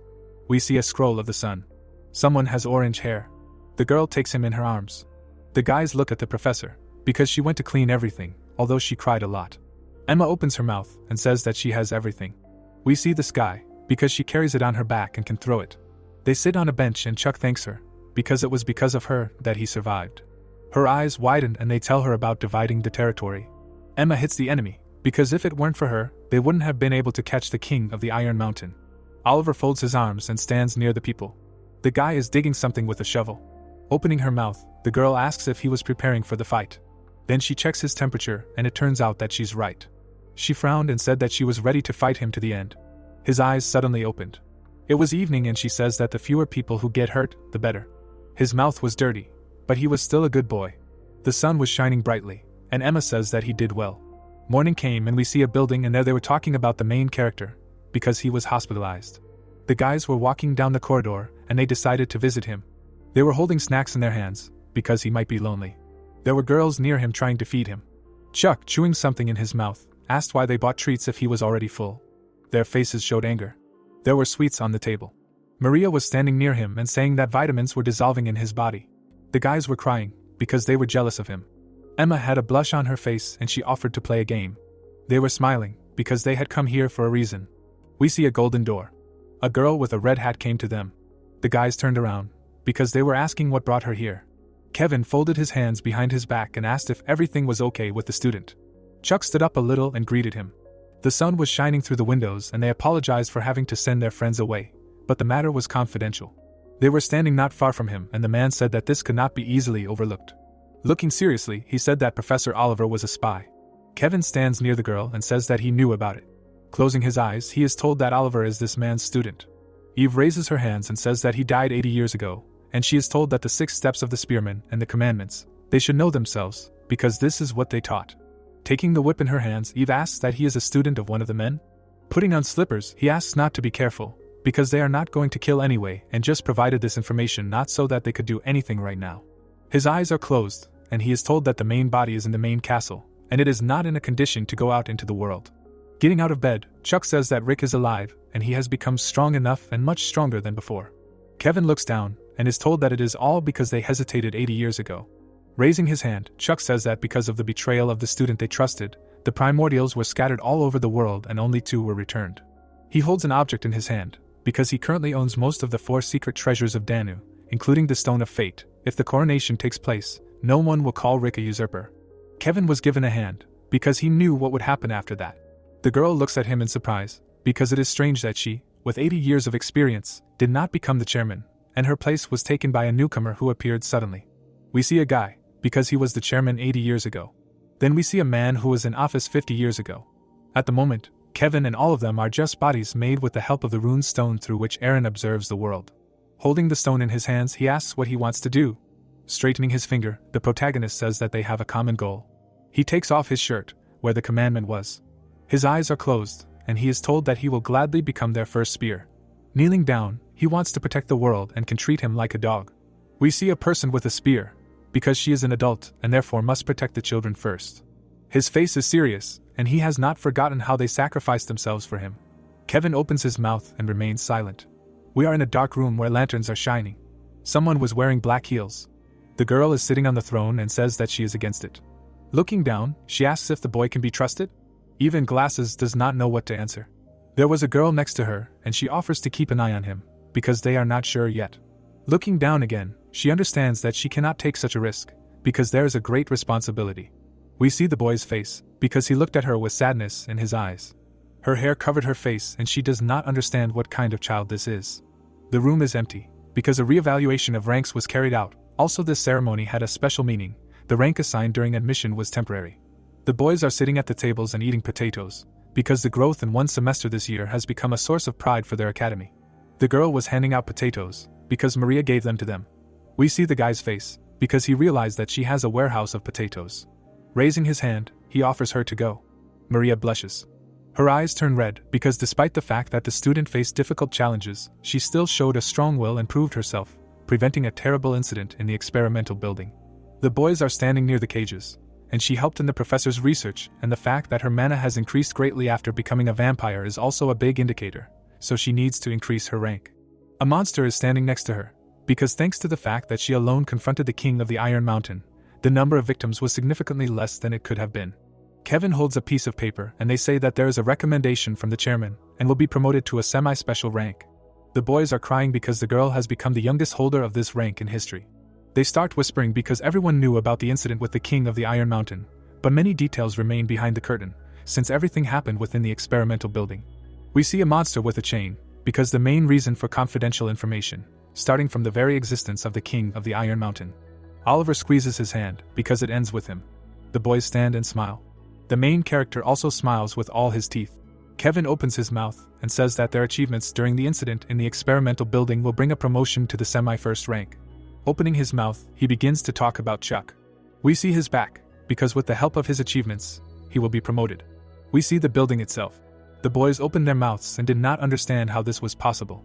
The main character's hands were behind his back, because this is an unofficial assessment awarded for behind-the-scenes work with the Guardian Association. He stands near the dead Oliver, because his skills are good, but they gave him a rank higher than the semi-first, as a guarantee that he will keep quiet about the betrayal. We see the silhouette of a man, because now he can take guards to himself. There is a smile on his face, because in the game he achieved this only in the 3rd year, and even in his previous life he was miraculously lucky in the 2nd. He looks at the guys and his eyes shine red, because now he will take all the specialists who are lower in rank, although the premonition is not good. We see the sky, because they are now on vacation. Ethan raises his hand because he's going to go earn money. Edward points to himself because he's going home. Lewis opens his mouth because he's applying for an internship at the Magic Tower. Kate looks down because she plans to visit other places where druids live and has already contacted some in the west. Eric raises his finger because he's also going west because they're going to break down the old castle and it will be a great opportunity to create a new core. Emma cries because she needs to get back to her family. Chuck opens his mouth and decides not to go home because he used to come home at this time. He stands in an empty house because they decided to go somewhere without him, and it was a waste of time because their letter only arrived 3 days later due to errors at the post office. He looks away and remains silent. Emma blushes and offers to go with her because she's scared to go alone. Looking into the distance, Chuck thinks that she's a stupid character, and there were no problems in the game, so nothing serious will happen. Someone raises their hand. Maria ran to them, and he needs to go outside the academy. We see a dark castle, because there is a lot of time until the next plot, and if he does not leave now, there will be no other chance. The train was moving on its own wheels. There were many of them, and there were 2 floors. People were sitting in it and talking. Someone was reading a book. The man had a weapon in his suitcase, and it was still 9 hours to the southern continent through an endless field. His face was serious, and he took out a crossbow. Another had a knife in his hands. Raising the weapon, he orders them to take everything out of their pockets. People are afraid and bare their teeth. Smiling, the man says that he is a knight of the semi-first rank. Someone comes up to them from behind, because this is their carriage. Waving his sword, he does not understand what is happening here. Then he puts the sword to his neck. His mouth became smaller. After this, the enemy is hit on the chin. The enemy broke the ceiling because of the blow. The guys opened their mouths in shock. Maria blushed at this, because the journey to the south had begun. There were books in the gloves and we were in a secret library. He takes a red grimoire in his hand, the regeneration of a steadfast warrior. The man with a beard looks into the distance, because he saw a warrior who was dying. He stands next to a man who is bleeding, because in the middle of a battlefield saturated with the smell of blood, he stood with his guts ripped out, tied by them to a boulder. The man holds a sword and asks if he wants his throat cut. Holding the rune, he asks for water. They give him a hand with water, because it is a sign of respect. He sits on the ground and glows. The protagonist holds a book and is surprised, because it was not bad. Lewis comes to him and asks about the castle in the south, because it is intact. Sitting on the floor, he says that he will have a reason to visit it and let him look into the office. Opening his mouth, he says that he will have to find out everything himself and hopes that his abilities and courage are like that warrior. The main character has red eyes, because with them nothing is impossible for him. Then he closes his eyes. A man appears near them, because he did not choose to escape and simply respects the young man. The guy holds a book and they thank him, because he told the story of his wife and daughter. We are at the southern plain. The man smiles and thanks them. The bad guys are taken out of the train, because if it were not for the help of the students, there would be a lot of problems. He is given a bag of money and asked to accept it. A screen appears, because he undertakes not to ignore the misfortunes of good people. Then a second window appears and he is given 2 points. He blushed from the money. They went on and decided to have a bite to eat somewhere. We see a city, because here was the entrance to the southern plains. All the carriages passing this place go to the large southern city of Ref. Maria walked near the people and says that they are there. They came to the Wyvern landing zone. In his past life he had to use this method of transportation several times. We see the inscription, because it is much faster and more convenient than in a carriage, but too expensive. Chuck is surprised, because her family has prepared something else. A bird flies to them and sits on the building. Monsters were flying near the tower. The man holds his ear and says that they are starting to clear the landing site, and the expected time is 10 minutes. Folding his hands, he understands that the princess is on vacation. Turning his head, the guy says that the arrival is soon and means that the meeting with Maria is soon. The bird is still sitting on the building. The wooden door opens. The guys bow to the girl and congratulate her on the holidays. Looking surprised, he asks her how much land they have, because the family is engaged in agriculture. She stands next to him and says that the unit of measurement is not pion and more than 2 million. Smiling, she says that it is all in hectares. Chuck was in complete shock. We see a field and mountains, because it is about 6 billion pion. Turning our heads towards him, we understand that her family is a kind of icon of the South. There were different signs, because they owned a post office, an agricultural cooperative, a professional wrestling association. Removing the curtain, Chuck understands that this is not a joke. They are standing near her mansion. Zach comes up and says that she will inherit everything, because she is the first daughter of the family. Closing her eyes, she says that the guy is one of the youngest. The butler comes up to him and says that from generation to generation, the sons-in-law of the family lived with them and received great support, as well as a place in the family business, and their mistress was nicknamed the Flower of the South for her intelligence and beauty. Maria opens her mouth and they ask her about the castle. Raising his hand, they tell him about the count. Looking into the distance, he thinks that in a past life, someone also owned the castle and it was a merchant from an archipelago on the very outskirts of the south. We see a man. He was nasty and told the guards that until they caught the sea beast, they should not think about coming back. They were on a boat, because he and Jack had to spend a day and a night fighting the monster, and in the end they barely made it to the castle. They were standing not far from each other, and the girl says that she warned her that she would not be alone. There was a blush on her face and she says that Chuck wanted to visit this place, So she talked to the Count in advance, and he said that they can come at any time. He is throwing a party on Friday and they will go together. The guy's eyes became much bigger. He started to cry, because this quest could be easily completed. We see the building and Maria suggests going shopping tomorrow, because it is so boring. The next day they were standing near the sign. The guy is carrying things, different shoes and chains. His eyes widen and he hopes that Maria will not make him sign some kind of slave contract. She was blushing and she says that they are there. We see the sign, because she came for the order. Holding the box, she says that it contains the mineral that was used to create Emma's odachi. Chuck picks up an item that he couldn't get before, because even the academy didn't have it. Smiling, he was surprised that she got it. Her face turned red and she says that by using this stone for his spear, he will be able to use it even within the territory. Closing her eyes, she says that this is her last gift and his happiness makes him happier. Smiling, the protagonist thanks her. Night has fallen, the lights are on in the building. They came to a large table where there was a lot of food. People are sitting at it, and the girl calls the boy attractive. Chuck bends down and greets them. He walked on and they wanted to ask him one question. A man with a beard asks if he is a virgin.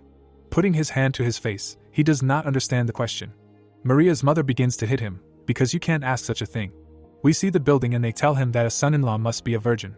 Closing his eyes, he was surprised that he was registered as a son-in-law. He folds his arms and says that his daughter is forbidden and will only marry her father. Maria hits him and asks him to shut up. She pushes him away and asks him to shut up. The girl gets up and says that she has heard about him from writing and really wanted to meet him. Putting her hand on her chest, she thanks him for helping her daughter. Raising his hands, Chuck says that this is too much. Gwen's eyes widen because they said that Maria deserves happiness. Putting her hand to her lips, she says that when she received the letter, she thought that her daughter looks at everything through rose-colored glasses. The father points his finger and only allows them to hold hands, so they should be grateful. The girls hit him and ask for forgiveness, and the mother approved of him. Closing his eyes, the protagonist is surprised by her family. The next day, we are near the castle. A man came to them and greeted them. Matthew smiles and was glad that they came. Remembering the man's past, he is surprised that he ordered to deal with the sea serpent in order to get into the castle. The red doors are opened for them. The guys walk along the red carpet. Chuck smiles, because he was proud of himself. Maria is blushing and if he hadn't saved her, he wouldn't have seen her like this. The girls are whispering, because there was a lady here. The guy is standing not far from her, because it would not be an exaggeration to say that in the South, the influence of family is absolute. She turned her head, and he suggests enjoying the evening before visiting the office.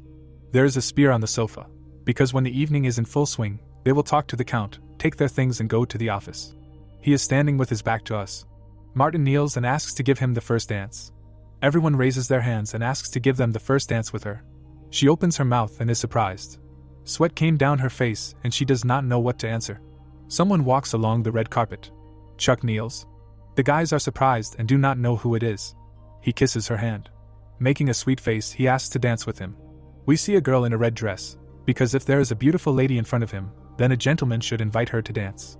She covers her red face. The musicians begin their orchestra. The guys dance and talk. Chuck apologizes if this caused inconvenience. He had a bun on his head and it seemed as if he was turning away from the savior who had been helping him until that moment. His eye was brown. Maria was embarrassed and looked down. He raised his head, because he was embarrassed. Suddenly, she put her foot on his. He restrained himself, because it hurt. Looking down, he realized that it would be better if he led. Leaning against her, Chuck asked her to put her left foot on his and they would dance like that. Her eyes shone and he asked her not to worry about other people's looks. Smiling, he asked her to look at her partner and enjoy the dance. Then they danced and the girl followed his movements. There was a blush on her face, and her eye was trembling. The main character also looked at her, because you need to meet your partner's gaze and find stability. He pressed her to himself, because it makes you laugh. Everyone was making music for the musician as well. They danced and laughed, because they shared a moment like a dream. Men stretched out their hands and asked to spend time with them. Putting her hand on her collarbone, she apologizes because she is tired and wants to rest. Chuck leads her by the hand to take her to the living room. The girl talks and admires that the gentleman is so attentive, although the dance is awkward, but impressive. She stands with her back to us, because she was smiling broadly. The man inserts the key into the keyhole. He takes the spear in his hands and says that there are traces of the previous owner. He takes the history book in his hands. It was gray and in the game it is a clue that the player has to find, usually, giving it to the man, then you complete a side task. Opening it, Chuck thinks that in the past life and in the game they did not ask to look into the office. They sit on the couch, because they cannot find and they could not find clues. With her hands folded, Maria wanted to eat, because she immediately left the hall. There is a blush on her face, because she has thought of something. We see books as she begins to realize how attractive his jawline and collarbone are. She sits on his lap, even though he smells of sweat. She moves closer to his shoulder. Then she bites him. She closes her eyes and asks if it hurts. Chuck opens his mouth and says he doesn't feel anything. His eyes widen as he definitely got it along with the soul dust. We see 2 books where the soul was trapped. She widens her eyes and is asked to summon something. A red monster appears near them. He puts his hand on his chin and asks to disperse the summoning a little so that he can be closer to his astral body in the prematerialization stage. Army just sits and barks. They watch him as the pet disappears. A dark aura appears behind them. He picks up a spear and asks them to get ready. He stands on the ground, wary. He looks serious, realizing that the guy should have warned them earlier. We see the book because the spirit of Savancia was imprisoned in the grimoire. There is a man with red eyes, because suffering from bloodlust and not being able to die, he decided to separate his body and soul. Someone stamped their foot.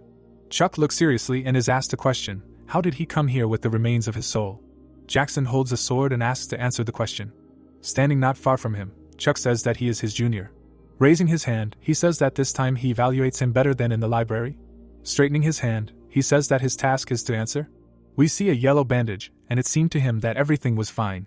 Squeezing his hand, he asks, "Is this not just a gift?" Jackson comes, because he was a military leader who ruled the South 800 years ago. They begin to fight and he was the strongest at all times. The man makes a circular attack and says that he helped his soul find peace and harmony. The protagonist also makes an attack and is told that if his soul had directed him here, he would not have brought a vampire with him. Then he runs at him. Jackson makes an attack and says that he needs a fragment of his soul to connect with this place, so as not to become a monster like the one he brought. Opening his mouth, the guy says that Maria is different and controls himself. The sword was in the ground. Holding his face, Jackson says that for 800 years, in order to get rid of the thirst for blood, he exhausted his soul, emotions, feelings. The protagonist's eyes became wider. His mouth, nose were sewn up and there was one thing left that haunts. His eyes lit up, because it is the taste of blood, vampires are unable to resist it. He opens his mouth, because he himself was like that and does not believe what he cannot verify. Holding his face, he speaks about stopping it. His eyes glow again, because the guy is in danger. Grinning his teeth, Chuck thinks that the body of the hero, locked up for a long time because of his hatred of vampires. He holds a weapon in his hands, because if he was the strongest in life, now he is a semi-special rank. His eyes also shined and he uses 6 steps of a spearman, because he will fight with all his might. Chuck runs at him and uses Ascending Serpent Heaven. Jackson was wearing a mask. The snake was flying towards him. Baring his teeth, he began to not understand something. Jackson raises his sword and says that this is the power of heaven and earth. The man makes a purple attack. He got it by killing the dragon and he used the final stage. Chuck opens his mouth, because he was stronger than a special rank monster. Maria was covered in blood and was called a pathetic monster. He holds a sword in his hand and asks what he expects from living a human life. Then he bites a guy in a formal suit. The girl also bites a man. She sits on the guy's lap, because in the end, she will desire the blood of her lover. Jackson holds his head, because she will kill those dear to her. He has a sword in his hand because he wants to kill. He attacks, but Maria runs away. Opening her mouth, she screams and denies. There was a dog behind the guy. Its eye was red and he realizes it is a trigram.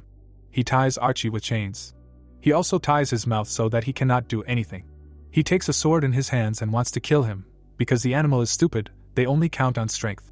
Opening her mouth, she asks the dog to return. Her eyes widen sharply. Jackson continues to thrust the Romanian sealing sword into him, because this weapon was created to seal immortal beings. Swords fly somewhere. The man falls to the ground, because his immortality means nothing. We see iron objects, and she is asked to die, to end her miserable life. Coming to Maria, he calls her an animal. Opening her mouth, she says that this is a lie. We remember how Chuck strokes her head.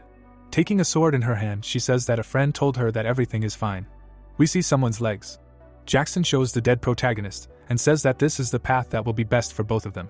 Her eyes have grown wide from shock. She runs up to the guy. Her hand is shaking and they are just looking at her. She puts her hands on him. We see blood on the ground. The guy starts to double because of shock. Maria is crying and her eyes have become red. She approaches his body. Jackson takes the sword because that is what he thought would happen. She bites her lip. His eye widens and he decides to wait. Maria kisses him because she did not crave his blood. We see his ear because she gives him her blood, using it as an elixir. Jackson approaches them because she should not have had enough strength to suppress her nature. She holds on to him and cries. The man looks down and is silent. He sits next to the corpse because he failed and could not save anyone. Maria sits next to him and asks him to open his eyes. He raises his head and understands that he could not judge everything. Jackson takes the sword in both hands. Then he points it at Chuck. His eyes suddenly lit up. Maria raises her hands and asks him to stop. Tears are streaming from her eyes and she asks him not to take the boy away from her. His eyes were white. She watches, and he hits him with a sword. A circle appears around them. They grab her by the shoulder and say that he is fine. Holding on to her, Chuck says that he is here. Looking at his chest, he is surprised. Jackson comes and the guy asks why he saved him. He takes the sword in his hands. Then he throws it on the floor. The main character opens his mouth and is told that he transferred the core of the aura into his body. Now he understands why his soul went here. His eyes glow, and he sees the guy as a hero who does not have the greed of those who strive for power, but has his own beliefs and pride. The sword is still lying on the floor, because he is worthy to change this world. People are walking away from the palace because they need to correct the mistakes they made during this time. Then Jackson begins to evaporate. After that, he completely disappeared. We see Chuck's heart. Maria hugs him, and he was in pain. Sitting next to him, she says that she was scared and thought he was dead. Tears are flowing from her eyes, because she does not allow him to die without her permission. He smiles, because everything ended well. The main character also hugs her and strokes her head. A notification appears that he has taken possession of Jackson's aura. Then another notification about the demonic nature of the Duke. The screen says that he has a double core. The door to the room is open. His daughter and wife are running to him, because his body and soul have suffered for 800 years. He smiles because he was able to find peace.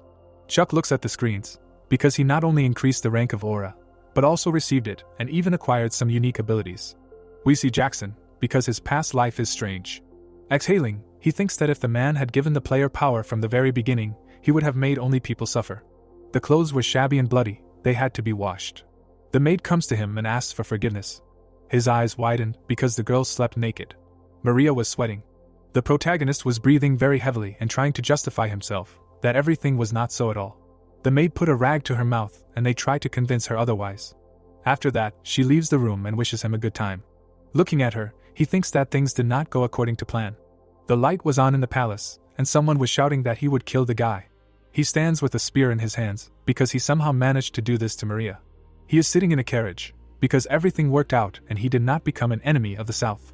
The carriage was driving along the path, and when they return to the academy, it will be the second semester, and there will be preparations for the festival. Maria claps her hands and asks about the hotel business. People are walking around the city, because as a result the value of the business will increase. Chuck is standing in glasses and there are gold bars near him. He sticks out his tongue. Suddenly, leaves and rain fly at him. There was a tsunami in the city. Maria puts her hand on him and says that the typhoon is strong and will greatly affect the festival. Approaching him, she asks him to write an IOU. There were hearts in her eyes, and Maria says that if she can't pay, then she can just put a stamp on one of the documents that she dreams of. His pupils became smaller because she made a strange offer and can't leave everything as it is. There must be some other way. We see a palace near which there was rain and it was a dormitory. The main character is sitting on a chair and Kevin says that the girl is returning because they were at the temple during the holidays. He takes a towel in his hands and wipes himself, and he is also allowed to stay for the night. Wiping the rain off himself, he realizes that they want to follow him. We see a typhoon near the houses. Kevin drinks from a cup and says that the city has suffered little damage. He is unlikely to be in the center of the event, but the outlying suburban areas will suffer. With his mouth slightly open, he says that the typhoon is not a natural phenomenon, just the work of a monster. Then there are lightning bolts, because the story begins with an important sea route of the southern archipelago, which goes upstream along the Strait of Aegina. The water was raging because the Sea King appeared there. We see a sea serpent. This noble king was going crazy. He did not care about the economic situation of the people. There was sun near the building, because one man who wanted to be a hero decided to defeat the sea monster. Martin bares his teeth, because he wants to defeat a monster of the first rank. He frowned and thought about what happened. We remember how he asked the girl for the first dance. Then she left with Chuck. He turned around and licked his upper lip with his tongue. Squeezing his hand, he wants to take it back from the swindler's llamas and slay the sea beast, bringing peace back to the strait. The snake was in the water, because the fiery heart of a man started a fierce fight that lasted 6 days and 5 nights. The boys raise their hands and congratulate the young master. The monster runs away and roars, because they could not catch him. There was a typhoon on the island that took many innocent lives. There were hearts near the bats, because in order to reproduce, they become the center of the typhoon to protect themselves from enemies. Suddenly, someone takes one of them. The snake took one, because their blood, bones and flesh are elixirs that even monsters want to get, and a wounded monster could not just pass by their nest. The bat cries because for the sake of her child she made a decision. She flew north, as far as her wings allowed, to get to a safe place. She reached the Merkaba Academy. We see a typhoon with a thunderstorm. It is raining. Chuck is surprised, because it is a rare species. In the summer they were not even visible on the mainland, since they reproduce on small stone islands of the archipelago. His eyes became wider, because he knows and again did something strange, comparable to the flapping of butterfly wings. People were walking with backpacks, because they could not work here anymore. The typhoon was getting stronger, and they would simply die during construction. He was behind them, and asked to stop. His hair was flying, and the guy understands that if the typhoon continues, then the festival will not happen. Roofs were blown off houses and his hotels will also fly up. He is standing near the building, because it cost 280 gold, and another 330 gold invested in materials and wages for workers. He kneels down, because among them there are only 110 of his. Rain is pouring on him, because he took the rest on credit, and if the business fails, then he will have to give back 720 gold coins. The people are sitting at a round table. Kevin opens his mouth, because he has gathered all the students to talk about a bat. Sam has a white mustache and is listening. Amanda leans her elbows on the table and asks if they offer to calm it down. The man slams the table and says that they should do it. Edgar holds his chin and says that the typhoon will be over in a month, and is it worth putting yourself in danger at all? Ariel has a blush on her face and asks what he bases his opinion on. Pointing at something, he says that the breeding season of the Alvin individuals usually lasts from June to September, and they are also known for having a short period between the next fertilization and a quick birth. The girl puts her hand to her chin and says that then there really is no need to put yourself in danger, and also votes to do nothing. Mason raises his finger and wants to try to stop him. Sitting on a green chair, he says that otherwise, not only will the students' return be delayed, but the festival will also be disrupted, and outsiders may decide that the academy is sitting on the sidelines. Everyone sits at a round table and thinks. The protagonist looks down and they suggest doing nothing. Suddenly, he stands up and asks to say something. There was a flame near him, and he says that they took an oath to be brave, to not give up their beliefs even in the face of death. Opening his mouth, he says that they are the guardians and protectors of humanity. His eye is red, because they need to pacify the monster. Edgar waves his hand and says that he is just a young man and does not understand anything.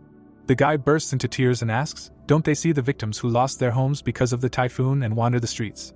He raises his hands and asks a question, don't you see those who lost their jobs, who have hungry children? Edgar's pupil became smaller, because he felt uncomfortable. Putting his hand on his heart, he says that you don't need to be a knight or take a guardian oath to do this. Tears are streaming from his eyes, because I want to save people's lives, and I also mentioned the hotel by accident. The hall went wild and they didn't understand why he mentioned the hotel, and then they thought, because people live there too. Mason squeezes his hand and asks to form a squad. Kevin gets up and realizes that they have come to a decision, and thanks to his acting skills, all the professors and students agreed. We see a typhoon with people standing in front of it.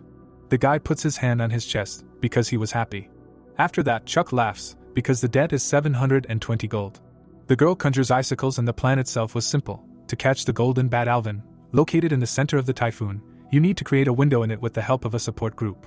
The boys run straight ahead because in that case the invasion group gets inside and subdues the bat. Everything would be fine if it really ended like that. There are monsters in front of them because at that time there were many enemies inside the typhoon. Looking seriously, Chuck thinks that the monsters who came here to eat the Alvin bat were locked up and were irritated due to hunger. The monster with one eye was hit. Another man hits with fire. Edgar moves his finger because he was a first-rank wizard with amazing skills. We see a man with red eyes. His hand is clenched. He was a second-year student at the academy, a first-rank knight from a barbarian tribe on the northern island. The main character stands next to him and laughs at his height. Then he hits the enemy, because they had to catch a mouse. He squeezes his hand because they must penetrate the epicenter of the typhoon and pacify it before the damage increases. Of course, he means the hotel. The guys run to it. Edgar holds a cigarette in his lips, because he did not expect this. They enter the typhoon and realize that there is another small one inside. Perhaps she felt the intruders approaching and used her last strength to create a small typhoon. Sam looks at him and is told that her mother's love played a role. Turning his head, he is told that he needs to endure the pain of tearing their bodies apart. Taking a gun in his hands, he says that they are losing a lot and will not overdo it, so it is better to trust the support group. After that, he shoots. We see a green light. The girl raises her hands and decides to show her skills. We see red lightning in the sky. Then another typhoon is created. Edgar asks to hide behind him, because he will deploy a shield. Amanda has white eyes and is called a fire idiot. We see a large and bright explosion. The earth was destroyed and smoke flew. Suddenly, steam came out of the stones. The man points up and says that this is why he hates wizards, because they always try to drive them into the grave. The bat was in the same typhoon. They are surprised and understand that after such a blow, even monsters of the first rank are difficult to survive. The monster had red eyes. Everything turned red and the bat itself became larger. The protagonist was surprised because it evolved. She opens her mouth because the growth of demonic creatures, a unique phenomenon that occurs in the process of life and accumulation of experience, is not just a stage at which the leader of the pack is raised. His eye was serious, because the Alvin absorbed most of the professor's super fast and powerful attack and can no longer treat her as a weak monster. People also got into the typhoon. The men were in it and said that if you ask for support, it will increase her strength. Opening his mouth, he laughs and says that it is his time to intervene. A spear was stuck in the ground. He takes its hands and tries to create a striding snake. His mouth was in the air, and he was not given a chance to even do anything. Albert holds the weapon, because while they are hovering in the air, even a giant over 2 meters tall and a spearman with 2 aura cores are helpless. Biting his lower lip, he understands that his money depends on catching a mouse. With his mouth open, Albert does not understand why he talks so much. Then he lands on his head and asks for forgiveness. After that, he jumps and thanks. Then he jumps on the back of another man. Then on the head of a man. And also on the head of Edgar, because he will not give in to a small monster. His eyes were shining and he wanted to kill. The bat flapped its wings because it was trying to protect the children. He was right next to it. He steps on something soft. It was a green slime. Opening his mouth, Chuck understands that this is not the end and then uses the secret technique of destroying the mountain. He throws a spear at it. The monster looks at this weapon. Suddenly, it falls down. The protagonist is surprised, because all martial arts are used only on the ground and are useless in the air. Smiling, he thinks that this is the limit, and everything is over. There was a thunderstorm in the sky. His eyes close, because he should not have gotten into investments. Tears flow from his eyes, because he should have bought something tasty with this money. Closing his eyes, Chuck swears. He notices that someone is hitting the monster. His mouth and eyes are wide with surprise. We see that it is Laura. Then she makes a punch. She opens the monster's mouth and hits. There was a bright light near them. There was a large explosion in the form of a cross. The protagonist covers himself with his hands so that nothing gets in. The light becomes even brighter. After that, the typhoon dies down. People fall to the ground. Mason lies on the ground and asks who stopped the typhoon. We see a silhouette approaching him. The protagonist holds a spear in his hand. His eyes shone and he thought, what if he walks through the dark valley of death? Then he started to cry. We see a bat on the ground. He kneels down, because he is on the verge of death and buried in debt. Laura approaches him with Eva. The huge castle was illuminated by the sun. The turmoil caused by the typhoon bat hit the outskirts of the city, and then died down without causing much damage, and thanks to the early suppression, the city was practically not damaged. Due to strong wind and rain, of course, there are victims, but everything can be quickly restored. The blue sky was filled with rare clouds. The girl shouts for people to take lunch and adds that today's menu is potato and onion soup. Maria, standing next to a table full of food, invites people to get some juice on the way back. The academy works thanks to the taxes of the citizens, so for the guards raised in the academy, a heroic image and picture are important. A man with a mustache, holding out a tray, asks the girl to put another potato, and volunteer work is part of creating this image. Laura, looking menacingly, told the man to eat as much as they give. Of course there are guards who are exceptions. Chuck, looking at the black-haired girl, noted that she has no shortage of humanity, and asked if she knows when humanity began to form civilization. The woman replied that he should not pretend to be a professor. The hero, pointing his finger at the guy in glasses, says that he himself heard this from someone, and then reported that the beginning of civilization is considered to be the time when a leg bone was discovered with signs that it was broken and healed again. A shirtless guy kneeling down gives a thumbs up to a fallen guy in glasses. Chuck said that if you break your leg in the wild, you will definitely die, but the leg bone indicating that it was broken and healed again indicates that someone was there for this person and helped the whole time. Laura looked down sadly. The protagonist noted that when someone is in trouble, you need to help them. Chuck, smiling happily, said that this is the basis of civilization, to which the red-eyed girl replied that in the end it is all because of the weakness of people. The woman in black clothes, clenching her fists, said that it does not matter to her, because she does not have a person who could help her in a difficult moment. The long-haired guy said that then he will help. Laura turned around questioningly. Chuck, looking cheerfully at the girl, asked if it still matters. The black-haired girl opened her mouth. The heroine, lowering her head in shame, remained silent. Laura, clenching her fists, asked the guy not to speak so easily, being a weakling. The girl in black clothes, sadly lowering her gaze, thought that she was a living jiangshi, or a creature close to a monster, created using living people. The crying guy, lowering his hands, said that Laura was a monster. The girl mentally asked a question: if the protagonist knew her past and her essence, would he be able to show her his back so easily? The woman with a cross on her neck, turning her gaze to the hero handing out food, said that he was an idiot. The girl looked away in fear. The purple ghost of the girl, clasping Laura by the shoulders, ordered her body to be returned to her, to which she replied that it was too noisy here, and that the body was hers. The black-haired woman looked at her hand and said that she would never give the body back to the ghost, and thought that she knew it wasn't hers, and then wondered if Chuck would really help her. The city at night is illuminated by the moon, the city of Merkaba, where the Guardian Academy is located. They say there is no safer place. On a shadowed street, covered in a purple aura, stands the leader of the gang with his henchmen. However, the reality is a little different, because there is a gang called the Black Star, which rules many alleys of the lawless territory. Bald men carry barrels from the ship. The gang's main source of income is slaves and illegal contraband, but sometimes its members carry out special tasks to strengthen their position in the area. Chuck, with a glass of beer in his hand, hugging an embarrassed girl, shouts for them to bring him a drink, for example, to get rid of such a gift. The hero, angrily pointing his finger at the man in glasses, loudly asked why he called it alcohol and exclaimed who was in charge here, and then ordered that the owner of the establishment be called quickly. The man with the beard, spreading his arms, questioningly shouted who had caused the commotion in someone else's bar. Chuck, shifting his gaze, thought that the bar owner had finally returned, and then mentally explained that this bar bought moonshine from the Black Star gang, and was also under their protection, paying them money for it, and there was no more suitable place to identify members of the Black Star gang than this.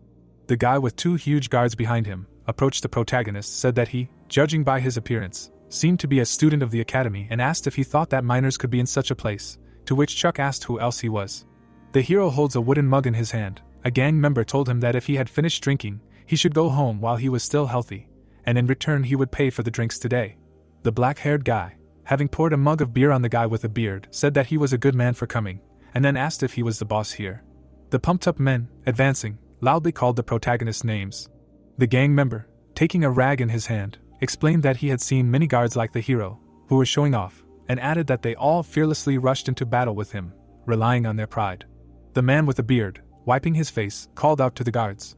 The Black Star member said that the guards should teach this boy a couple of lessons in discipline. The huge guards, taking blades in their hands, rushed at the protagonist.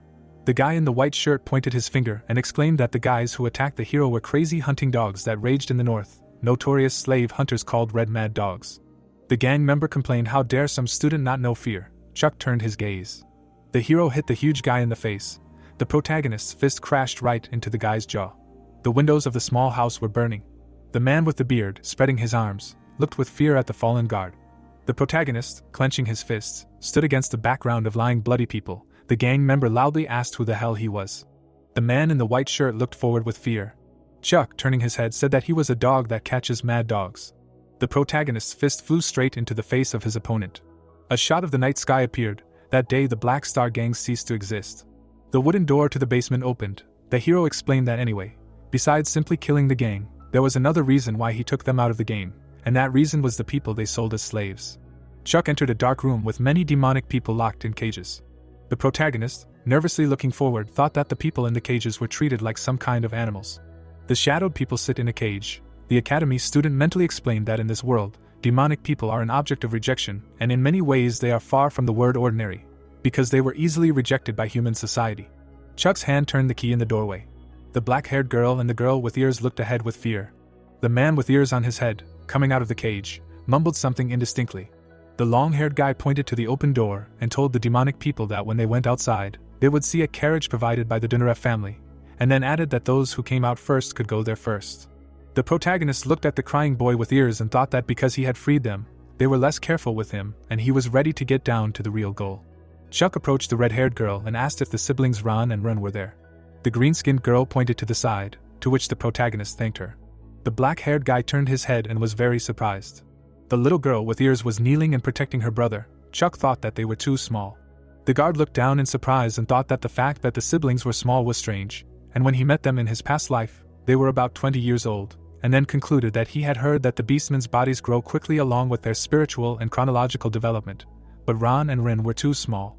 The large man crouched down and greeted the siblings. The girl hugged her brother and asked the hero not to hit him. The guy concluded that it seemed like she was the older sister, and then mentally explained that they say that beast men awaken as soon as they are born, which is why they are often sold at a young age. The girl with ears said that she would kill the damned son. The protagonist mentally explained that the atmosphere was somehow too different, because this girl was a very pumped up and rude older sister, and then was surprised that she would grow so much in a year. Ron and Ray are looking up in front of a church. Chuck mentally explains that in a past life the brother and sister were villains who acted as minions of the old church. They are fundamentalists, ardent discriminators of demonic creatures, committing all sorts of atrocities with enslaved werewolves in order to stir up public opinion and even lead to a political confrontation between the first and second princess. A scene of shadowed, looking up brother and sister appeared. The protagonist mentally said that naturally these two were difficult enemies, but they were killed by Jack. A scene of an open cage door appeared. Chuck said that Ren and Ron were a little different from how he imagined them. The hero, holding out his hand, invited the children to come with him. The black-haired guy thought that he saved the unfortunate villains, who would later grow into middle bosses. The girl with ears, waving off the protagonist, screamed for him to go away and leave them here, to which he asked them to calmly come with him. The young man took the girl by the hand and said that you can get hurt like that.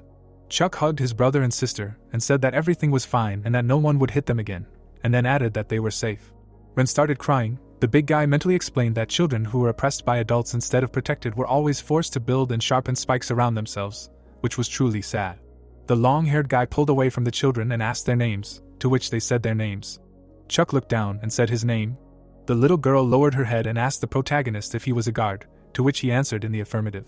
Ren fell asleep in the hero's arms. The guy thought that it seemed that she had stopped being nervous. Ron closed his eyes and leaned his elbow on the hero's arm, to which he mentally noted that the boy had also calmed down.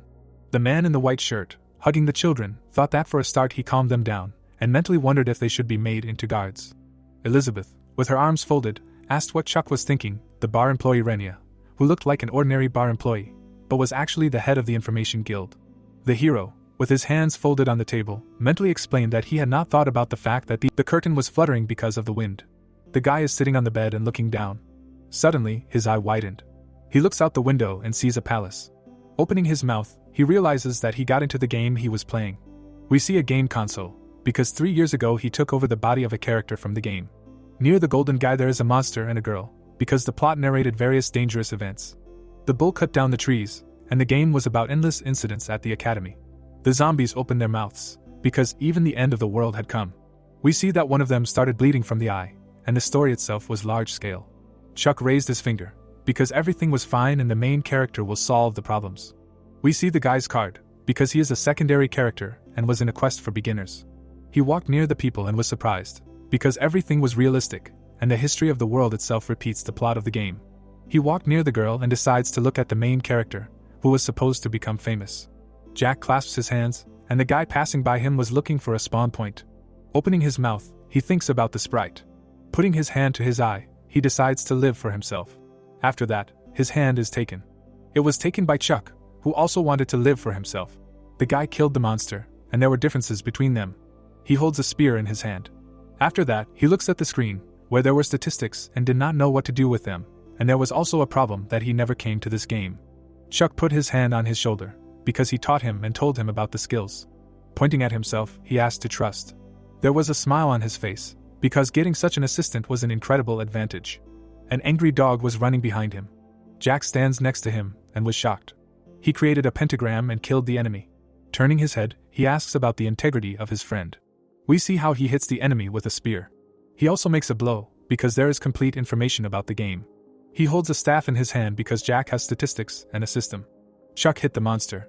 They sit on the corpses of monsters because they wanted to prevent the end of the world together. Chuck smiles because they wanted to give him something. After that, he takes a bottle and drinks. There are guys standing near them, and there were only men. We see girls because there were various heroines and a dating simulator. The guys approached them, and Jack also preferred not to get involved with girls, inviting them to a party only when necessary, so at some point only men remained in their group. Opening his mouth, Chuck asks why their group only has sweaty and disgusting men.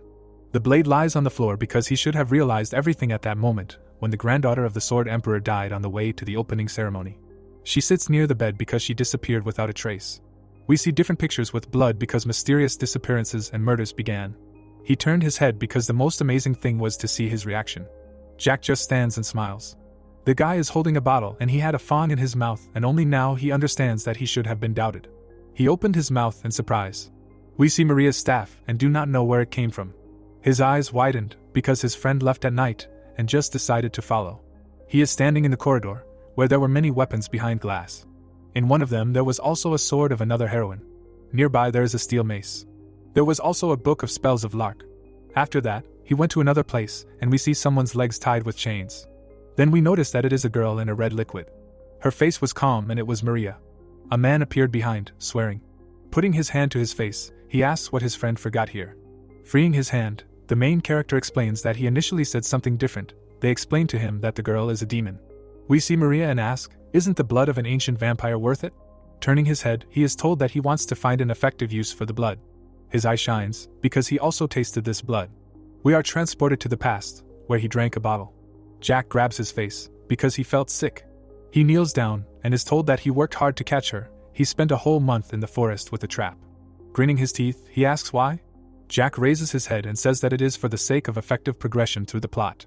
The protagonist was on the floor, and he is told that constantly saving people only leads to losses. Besides, he does not kill bastards and continues to save those who cannot even be manipulated without increasing the level of friendship. Opening his mouth, he says that it is much more effective to use them this way and let her listen to him, because he is the best in this game. Sweat pours from his face, and he asks how many he killed. His eyes shine, and he asks for time to think. Opening his mouth, he says that about 100,000. Chuck bares his teeth, because his friend is not human. Taking him by the clothes, he starts calling him a monster. His eyes were red, and he says that he only killed villains and didn't touch ordinary people. We see his chin and asked him again about overwork. Then he takes him by the shoulder and asks why the hell a magician needs a hidden fragment for nights? Smiling near Maria, they ask him why he should suffer from ineffective crap like creating a farm? His eyes shone even more, because they ask that he just decided to find a group to beat him up to amuse his sociopathy? After that, a blow passes near him. The guy hits himself near Maria. There was blood on the glass, as well as on the man himself. Opening his mouth, they tell him that he did it for him and shouldn't talk to him like that. Taking him by the clothes, Jack says that not knowing his place, he just meddles in other people's business and gets hurt. Opening his mouth, we see his teeth. His eyes widened, because he doesn't understand what his friend is talking about. He twitches on the floor and says that they were together for 199 chapters, and now he wants to change everything abruptly? Clenching his fist, Jack says that he got rid of everything that could block the way, and all for the sake of their future. Raising his hand, he says that guys are only needed to stare at them and that he truly loves only him. The protagonist hits him on the chin and cries. Stopping a couple of meters from him, he realizes that he is very scared, because there was no girlfriend before. He starts to run away from him. Suddenly, he is held by purple chains. After that, the chains lift him up. They squeeze his body with crosses. Opening his mouth, he asked not to do this. Jack came up to him and said that he wanted to lock him up forever. After that, he smiles. There were tears in his eyes, and they tell him that in this fake world, he is the only real one. Opening his mouth, he calls him a sick fool. A purple pentagram appears near the guy, because soon everything will end and there will be only one fight. There was a smile on his face, because he wanted to be with him forever. We see water, because the final stage is launched. The main character is lying on the rocks, because Jack always killed alone and will defeat the boss. He opened his mouth and water was pouring from it. A notification appears, because the player is dead and the test is failed. He is still lying on the rocks and is silent. We see curtains that are fluttering because of the wind. The guy opens his eyes and tries to catch his breath. After that, Chuck gets up and sits on the bed. In the window, he sees a palace, because he went back 3 years ago, to the day when he ended up in the game. The sun was shining on his hand. Then he squeezes them and they tremble. Grinning his teeth, tears come out of him, because he needs to kill Jack. His eyes are red, because he needs to kill the player. Water lashed against the rocks, because during the task of pacifying water monsters, the dam burst, and the river carried away an entire village. We see monsters and also people, because thousands of residents died. Jack smiles, because he liked this tragedy. He opened his mouth, because he laughed. They stand on the mountain and watch, because in countless deaths he saw only an opportunity to monopolize experience. He had black eyes and he says that he will finish off 3 more, and there will be 100,000. The guy is running somewhere, because he can stop his friend. He is standing near the inscription, because all possible enhancements for players are concentrated in the Merkaba Academy. There is a smile on his face, because he entered there and became stronger. The main character runs through the forest, and even if he is not a monster, no one knows how quickly his power will grow, and the entrance ceremony will take place in 5 days. Mushrooms grow on the ground, the hats were yellow. When suddenly, they were abruptly torn off.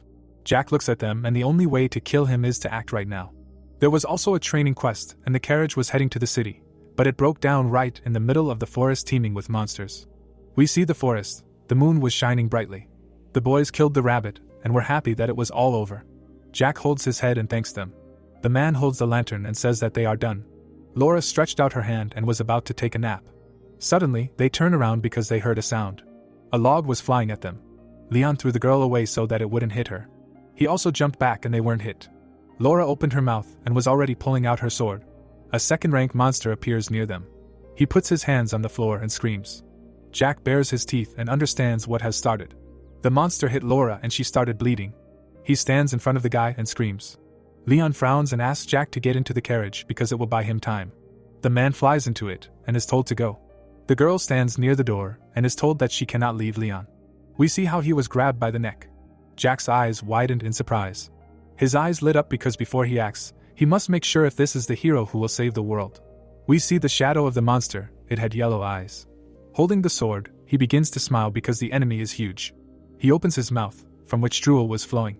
Emma holds the sword in her hand. She jumps up and hits the enemy. Opening her mouth, she understands that the attack was blocked. She sits down next to her friend. We see Jack's face because he was asked to go back. The girl holds a sword. She was the second daughter of the family, the owner of the Odachi, one of the 6 royal swords. The guy takes the dagger in his hands, because he would also be scared. She looks back and her pupils become larger. After that, she is hit on the shoulder. Chuck looks at this and cannot believe it. He bares his teeth and his pupils become larger. Emma holds her shoulder and asks why he did this. Her eye began to close. He smiles and apologizes, because he was just nervous. The monster opens its mouth and makes sounds. The girl holds her wound and is silent. When suddenly, she is attacked and tries to fight back, because if she dies, the guy will get the Odachi. Jack just watches them fight and thinks that she was poisoned, but does not die quickly. Perhaps she is just an unusual character. The girl jumps away from the monster. Baring her teeth, she tries to calm herself. Closing her eyes, Emma decides to concentrate. Her eyes open and shine. We see her black silhouette. The monster was approaching and screaming. The guy had red eyes and he understands that at this rate he can handle it alone. Taking the dagger in his hands, he did not want to allow this. After that, a weapon flies at her. The girl removes it with her sword. Her eyes are still shining and she understands that last time was not an accident.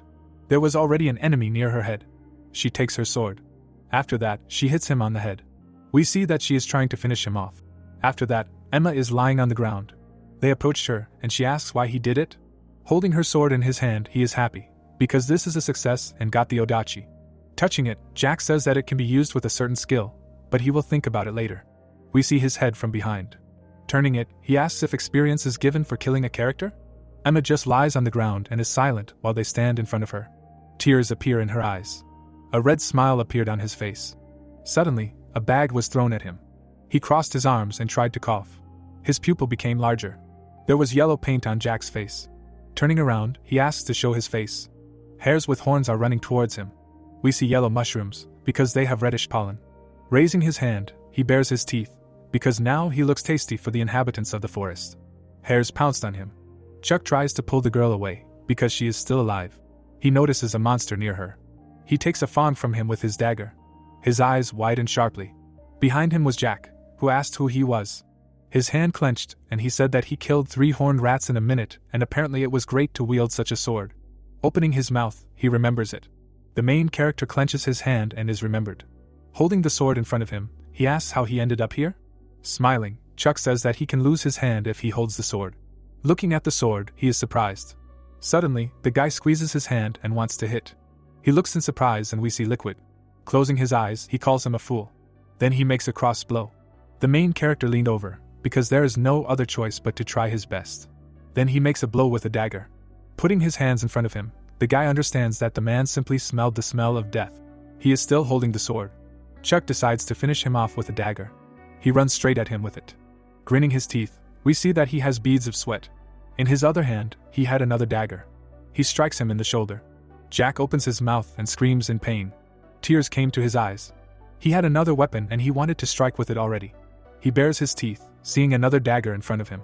Chuck hit the hand, from which blood poured. One looked at the hand, the other right at him. He pressed on him and hit the neck. His hands are shaking, and Jack is bleeding from his mouth. Then he takes the dagger away from him. Sitting on it, he exhales, because he finished off the monster in the bud.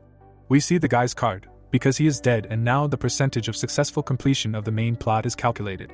Then the card of the guy himself appears and he is completely analyzed and ultimately the experience of the previous player passes to him. We see his card again, because now he is the successor of the martial arts master. The main character looks at the screen and understands that apparently the statistics window will fall to him. Then he pays attention to something.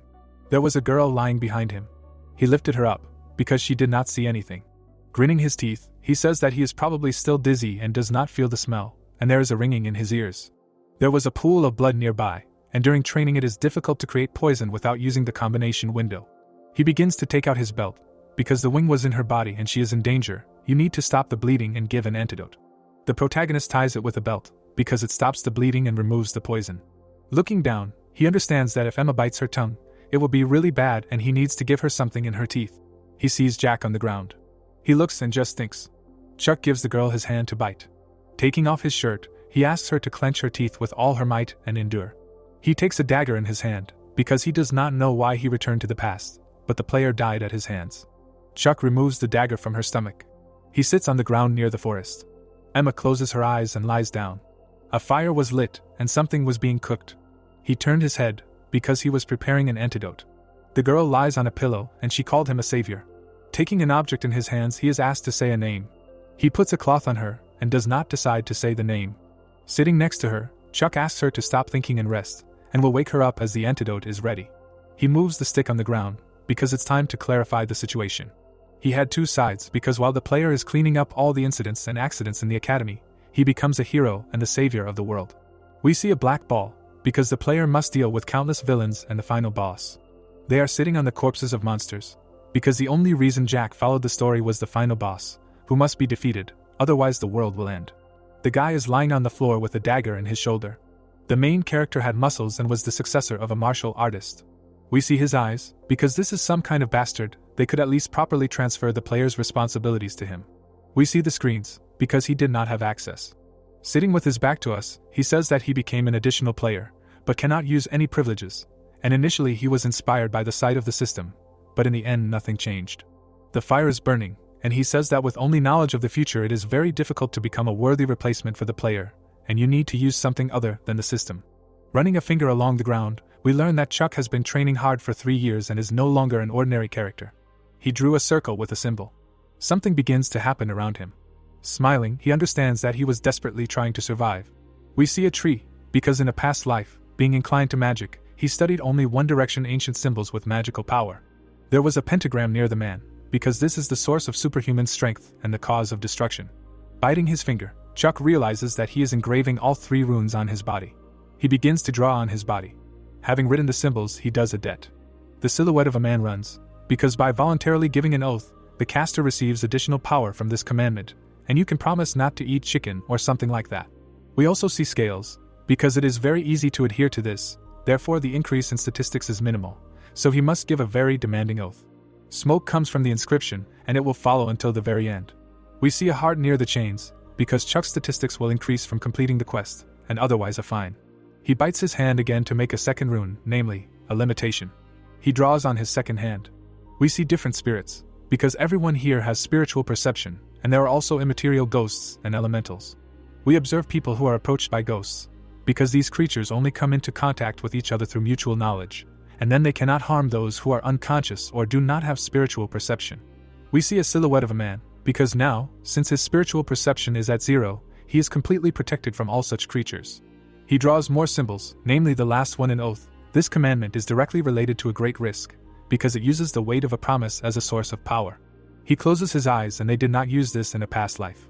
Jack smiles near the screens, and he used everything that was in the system. In the end he lost, so there was no point in worrying.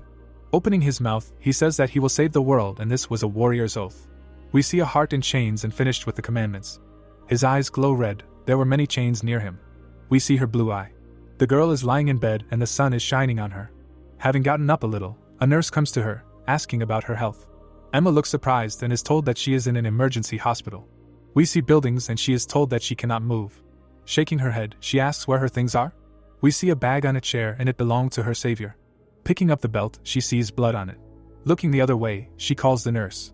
Louise runs up confused and asks what she needs. Clenching her hands, she asks about the honey-filled candies. We see a large building, because 3 days after the end of the training quest, there was an entrance ceremony to the academy. Looking in his wallet, he tries to find his student ID. In his hand was a letter, and he did not remember putting it here. Opening the sheet, he reads how proud his mother was of him. Exhaling, He thought when they managed to slip him a letter, and in general he was a talentless child. They are sitting at the table, because when he first got the body, he behaved awkwardly and unusually, but they treated him like a family member. Raising their hands, Chuck began to love. Clenching his hands, he understands that this is the difference between him and Jack. There is a transport in the tunnel. People were standing near the trains and were surprised that there were so many of them. Maria raised her hand and greeted the new students. The protagonist approached her and greeted her. She gave him a potato, because she wanted to treat him. Then they got on the train and left.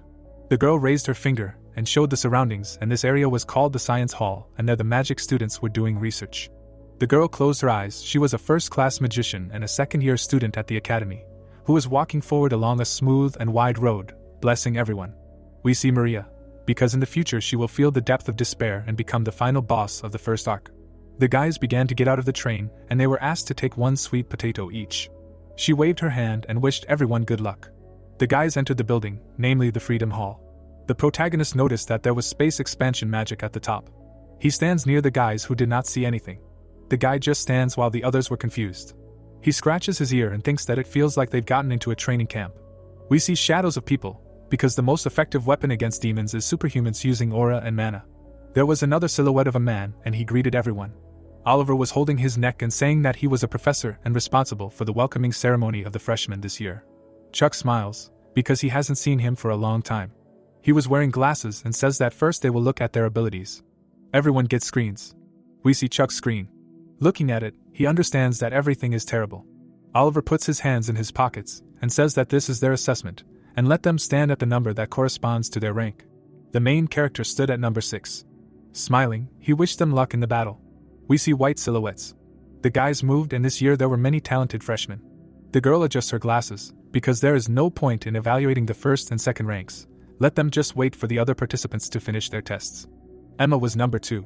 Kate was also number 2. The guy holding onto her shoulder was a mercenary. The red-haired boy was a mage who created golems. Laura was number 1, the only student with such a result. Her eyes were red. Eva was wearing glasses and was surprised that such a first-year student would be admitted. John put his hand to his chin and did not understand if there was any point in checking the 6th rank. The girl was holding a whip, and she says that the chairman wants all students to follow the path of learning. He snaps his fingers and decides to begin. A box appears near the main character. It was a case with weapons. Looking to the side, he is told that during this test, participants are sent into empty space and forced to fight monsters.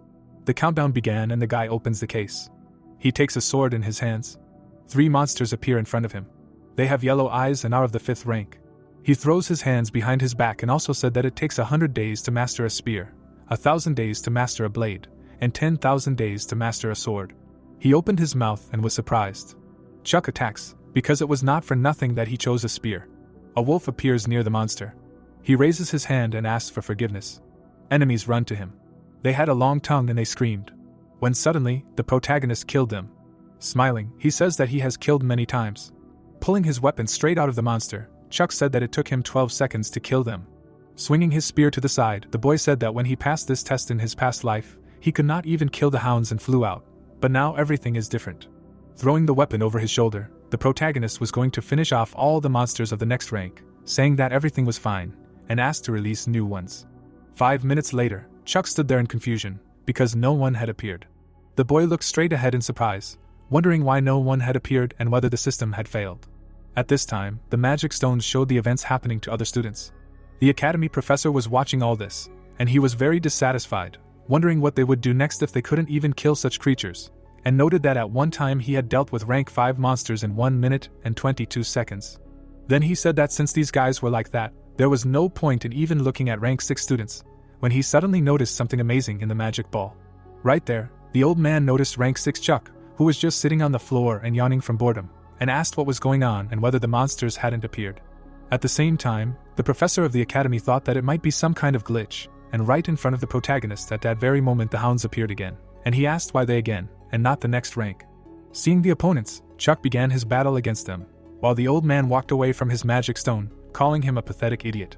Suddenly noticing something right in front of him, John wondered if the first participant who passed the test had really appeared, and was surprised that he had spent only 7 minutes and 20 seconds. Then the old man looked away, thinking that the 3rd rank would need 2 or 3 minutes, and asked what his charges were doing. At that very moment, the professor of the academy saw the bored boy again and asked what was wrong with him, and why he was in that pose again, realizing that something had broken down and the summoning of monsters was malfunctioning. Immediately after that, his colleague approached him, who looked straight at the magic ball, saying that it couldn't be that something was broken, because in 20 years, Madame Eva's magic had never failed, and he explained that, but this good-for-nothing, who should have already flown out, sits like this, and there is only one conclusion, that summoning monsters does not work. Looking straight at him after hearing this, Sam asked if he personally saw that no one was appearing, and the academy professor gave a negative answer, noting that there was no need for this, to which he replied that he did not see it. Then he said that this was definitely some kind of glitch, and was going to try again, when suddenly those monsters appeared again right in front of the protagonist, which made him very angry, and he said that this was some kind of hell, and asked why the same bastards appeared. Immediately after that, Chuck rushed forward, declaring that they were not training a dog. At that moment, his spears caught up with the dogs and destroyed them in 7.3 seconds. Seeing this, the professor of the academy was extremely dumbfounded. A moment later, they looked towards Professor Oliver, turning to him to take a look, and he asked what was going on. While the man with glasses looked straight ahead with displeasure, his colleague asked what was the shortest time his charges had taken to complete the test, to which he replied that a guy named Edward had completed it in 3 minutes and 30 seconds, and wondered what the question was about. John looked away in shock after hearing this, and said that there was no need at all, and that this guy must be the son of a hunter, since he handled the spear so well. Immediately after this, a mad boar, a rank 4 monster, appeared right in front of Chuck, and the professor of the academy was about to take a look at it now. Seeing the monster's corpse in the magic ball a moment later, the academy professor was stunned that it had been killed in 3.7 seconds. Then he decided to give the boy a more difficult task and summoned an owl bear, a rank 3 monster, right in front of the boy. The monster delivered its blow with a deft swing of its wing, which the protagonist dodged. With great force, he thrust his spear straight into the monster. Having received damage, the owl bear made a counterattack, which Chuck also dodged. Immediately after that, the boy drew a Ken's rune with his finger. At that very moment, the huge bird was completely covered in flames. The academy professors, noticing this, were very surprised by the presence of runic magic. Oliver quickly looked to the side and asked about runes. At this time, the huge monster was covered in flames from all sides, and Chuck, watching this, assumed that it seemed to have no particular effect. While swinging his weapon, the girl quickly turned around and screamed in horror, what the hell was going on? Professor Patrick continued that there were 5, 4, 3, 2 left. He held up a burning card and announced that they had started the competition. Chuck slashed his sword at a man sitting at the next table, and Emma asked him in horror what he was doing. Blue-haired Maria launched her spell at one of the people present. One of the students chopped off the head of one of the visitors. Fresh blood splashed onto the stone floor. Bloody students looked around the dining room. The girl looked around in horror and asked what the hell they were doing. She looked down and commanded herself to look at the bodies. The skull of one of the dead was pierced by something. Chuck thoughtfully put his finger to his mouth and wondered why Professor Patrick had chosen this place, because after the incident 300 years ago, the same thing was still happening in this city. An ordinary citizen was laughing merrily, and Chuck thought that during the day everyone here led a completely ordinary life. Someone's bloody corpse was lying on the floor, and Chuck added to himself that at night the entire city with a population of 1 and 2 million people became a country of the dead. This was a very unusual city. Living corpses were walking along the streets of the city of Nazria, and Chuck added to himself that this was a city of the dead. White clouds were floating above the quiet city, and Professor Patrick said that he thought everyone had already managed to determine the situation, and suggested that they begin a team competition. A blue crystal rose into the air in front of the professor, and he announced that each team, divided as follows, must return the moonstone, and that they are given an allotted time to do so, from now until the morning of the 3rd day. Giving up halfway is also possible. Chuck's team headed outside, and he thought that the team members who were announced on the spot had only a short explanation and a backpack with all the essentials, and he added to himself that they let them out of the hotel into the street, which is swarming with the undead. Frowning his black eyebrows, he thought that only 4 teams are going further, and in order to save Warren, they need to get to the 3rd stage. The blue moon ominously illuminated the city, and Chuck added to himself that until then, all that remains is to participate in this festival of absurdity. Chuck imagined a map of the city and stated that the plan is simple enough, because the really dangerous guys are somewhere in the center of the city, and the goal is to attack the outskirts of the city, where the difficulty level is significantly less, and is moderate. The guy threw his spear into the crowd of the undead and added that all they needed to clear the way was his mastery of the spear. A tower with a spire. White clouds in the night enveloped the high chapel. Chuck said that having risen so high, they only needed to aim for the sparkling undead that swallowed the moonstone and calmly collect their points, and his teammate Lewis asked what kind of special sparkling undead it was. Chuck looked at him and said that it was the boss of the site that they had to catch, because quality is more important than quantity, and added that if he used flight magic on them, They would take care of everything themselves, to which Lewis replied that such team members could be trusted. The guy with glasses looked down with interest and said that in that case, he would use binocular magic and look for him. Someone's sword slid along the ground, and Lewis thought to himself that he hadn't even used magic yet. The Phantom Titan was holding his huge sword in his hands, and the guy with glasses wondered why they were so close to them. Chuck screamed in horror that they needed to run immediately because it was the boss of the center stage. The guy looked at the worried Lewis and ordered him to quickly use flight magic. The guy widened his eyes in excitement and asked if it was a geist. A geist is a phenomenon in which an object is possessed by a spirit. Suddenly, Lewis flew out of the tower with a scream. Lewis was out because he received a certain amount of shock and was moved. Chuck looked up in horror and screamed, how could Lewis be out now because they needed flight magic so much? He looked at his opponent with an angry look. The Phantom Titan began to raise his huge sword to strike. The monster threw his sword straight at the tower where the heroes were. Suddenly, the tower's chapel began to fall straight to the ground and the heroes screamed that the monster broke the tower. The protagonist, running along the wall of the tower, shouted that the heroes needed to quickly get up and run in the opposite direction of the fall, to which Edward asked why he always got into such situations when he was with them. The tower chapel crashed to the ground with a crash. Stone fragments of the chapel flew in all directions. A thick layer of dust covered the chapel lying on the ground. A huge stone block was lying right on the ground. Suddenly, someone hit the block from below. Emma lifted a piece of the block over her head and said that all sorts of things happen to them when they are together, and Chuck replied that she should consider herself a funny friend. Edward lifted a stone block over his head and asked Chuck what they were going to do, to which he replied that in any case, the first day was a failure for them, because Lewis dropped out too quickly, and a strange idiot was chasing them, and first they needed to hold out until at least sunrise. Suddenly, a huge paw grabbed the blonde boy right by the arm. A huge flying monster grabbed Edward and dragged him into the air, and Chuck loudly asked what kind of void squealer this was. Emma worriedly pointed to something ahead of her comrade, and Chuck thought to himself that he obviously expected that monster to appear in this atmosphere. The White King was riding on his bone horse. The boy frowned in displeasure and thought that the Ghost Titan, the Void Squealer, and now the White King had come here. The three monsters surrounded the remaining heroes, and Chuck thought that the three bosses of Nazria City had gathered here, each of them being rank 1 or higher.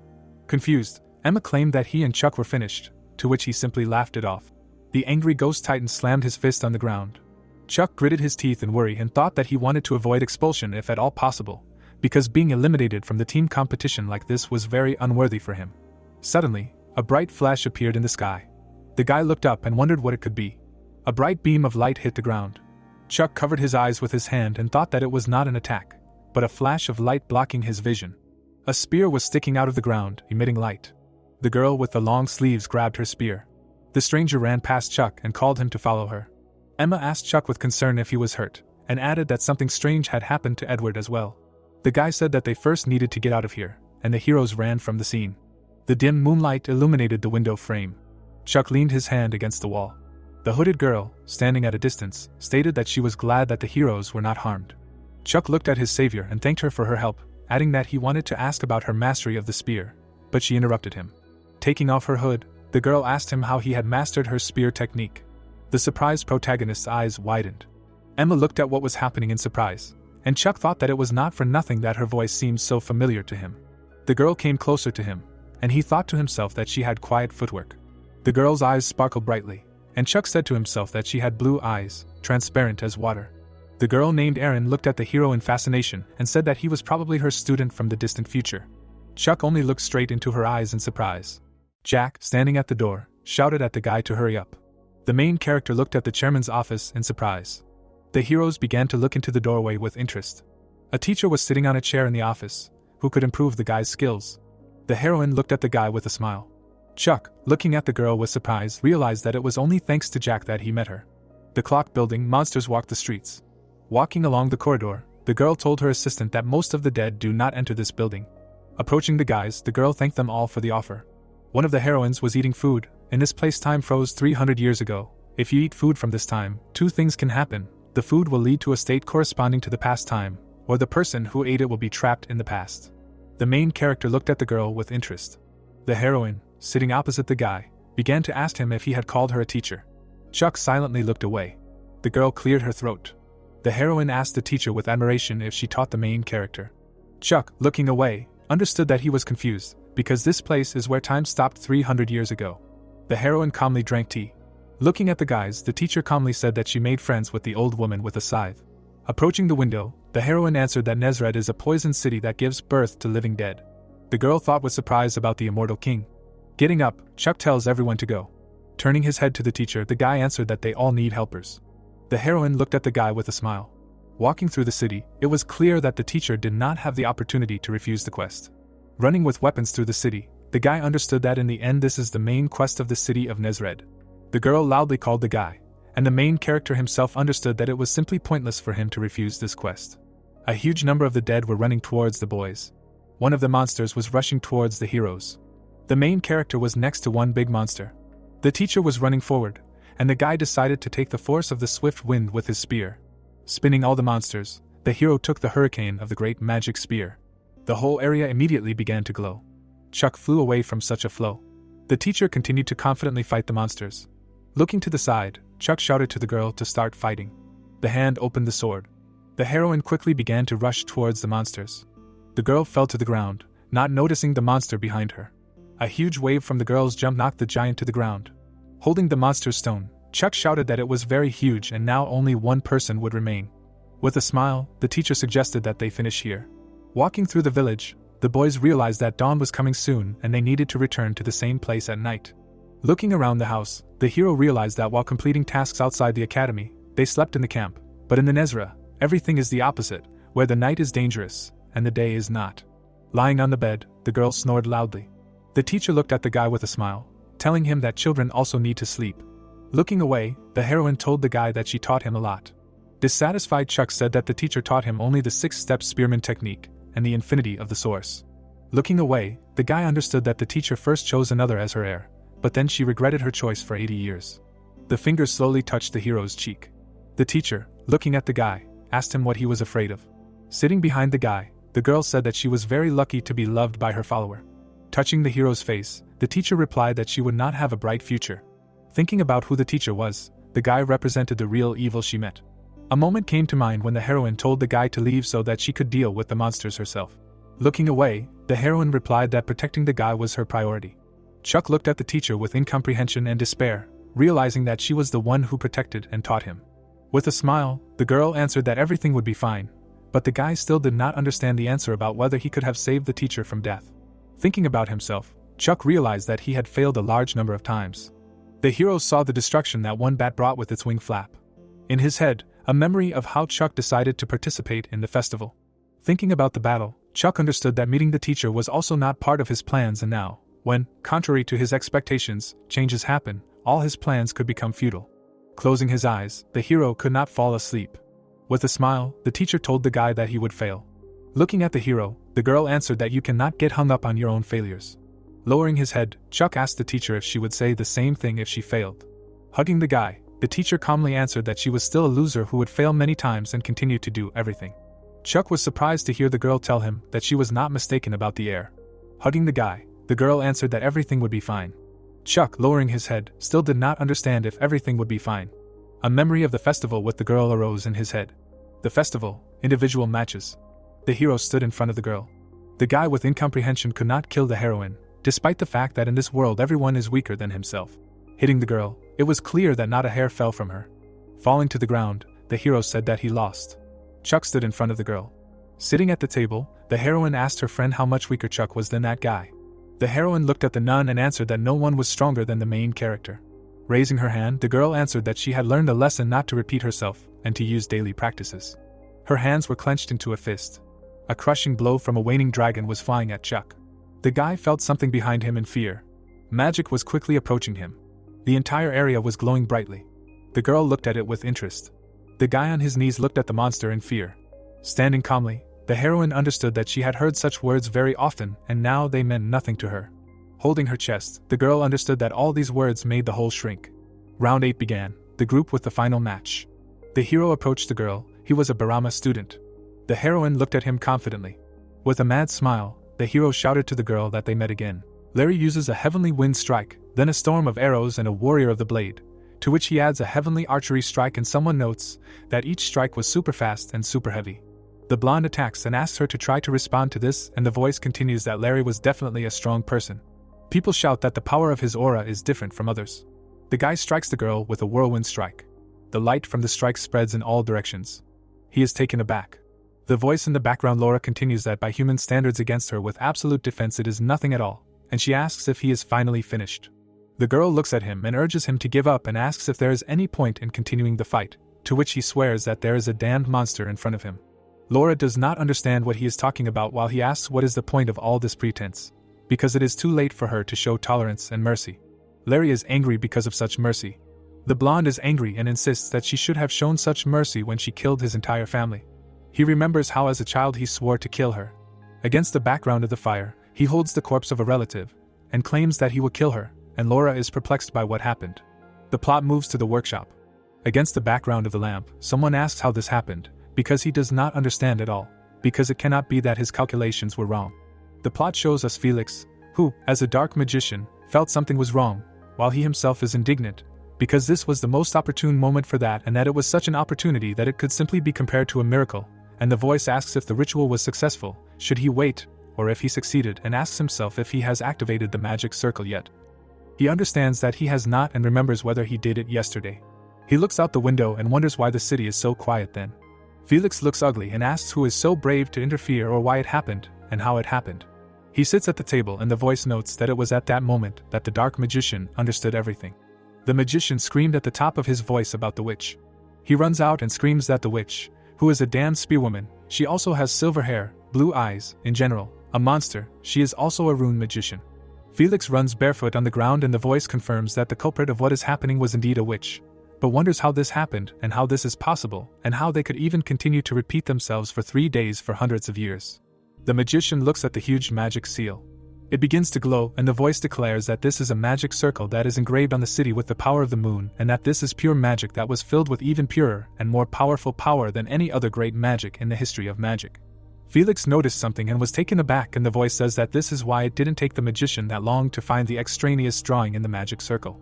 Felix changes the font in the magic seal while the voice talks about the language of the beginning, in which this special sign began to be slowly forgotten 300 years ago. He shows the runes saying that the original rune looked like this. Felix was taken aback until someone greeted him. The man looks at the silhouette in the hood and laughs, shouting that he knows that it is the same witch in front of him, and that he knows her secret, and that he has figured everything out. He looks at her in euphoria, shouting that it is her, it is all her fault, and that it was she who repeated time. The girl stands calmly and listens to what she did. She dryly calls him the immortal king. The magician senses something is wrong. The girl has bewitched him, and says that he must do something. His eyes roll back while she continues that he must stick to his true role. The story shifts to the night of the second day in the city, where someone calls Chuck, to which he says that everything is fine and that they should act as usual. Emma delivers a slash. Chuck also delivers a blow and declares that they have defeated a comrade from the abyss, who is also the king of the undead.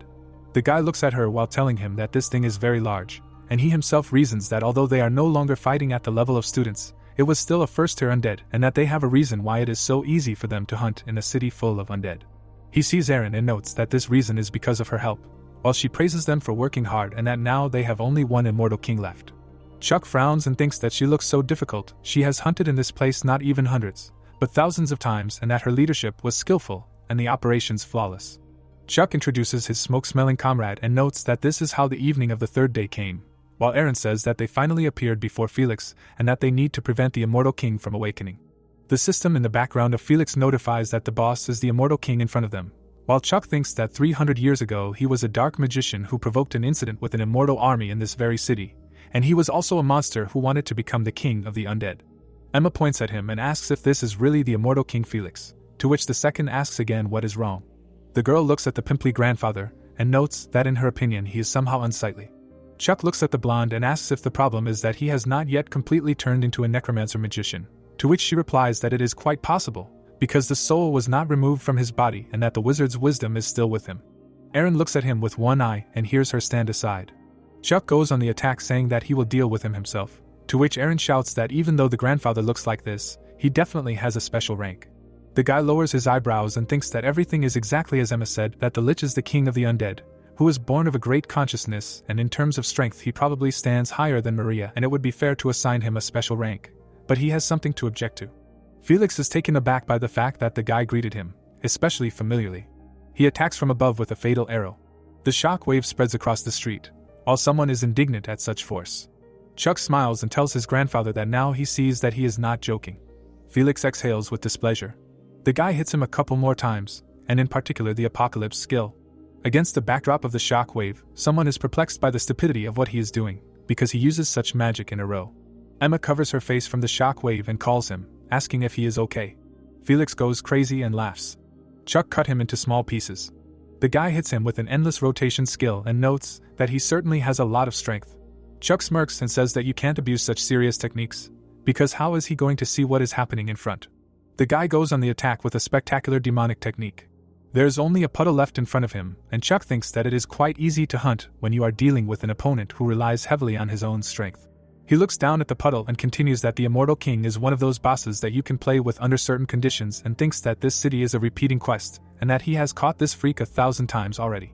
Emma clutches her neck and notes that he dealt with him so easily and that she is getting further and further away from him, to which he retorts that no one knows, and maybe in fact she would have even dealt with him easier than he did.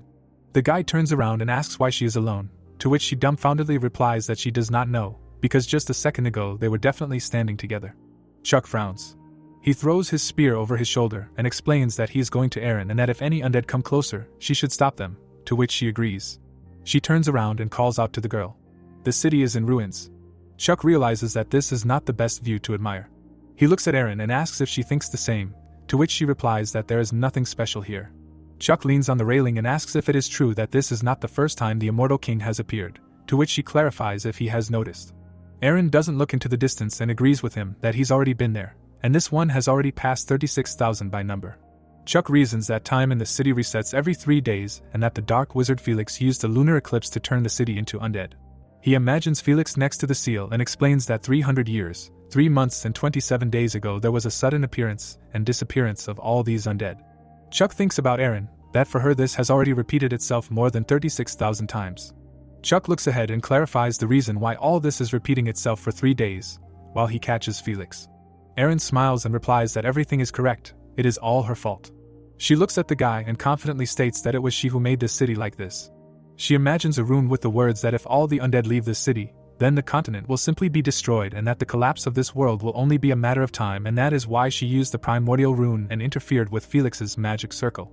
Chuck looks at her in shock and notes that when it came to preventing the death of more than 1 million people, if she did something like this, to which she retorts that he is very smart. The guy looks away and realizes that he recognized the voice and that everything is exactly as he thought. He imagines a Reaper who tells him that he was watching him and that Chuck is a cheater of death. The Reaper looks at him and Chuck wonders what he knows, maybe about the fact that this is not his first life, because his wife himself is a creature that collects dead souls in the system.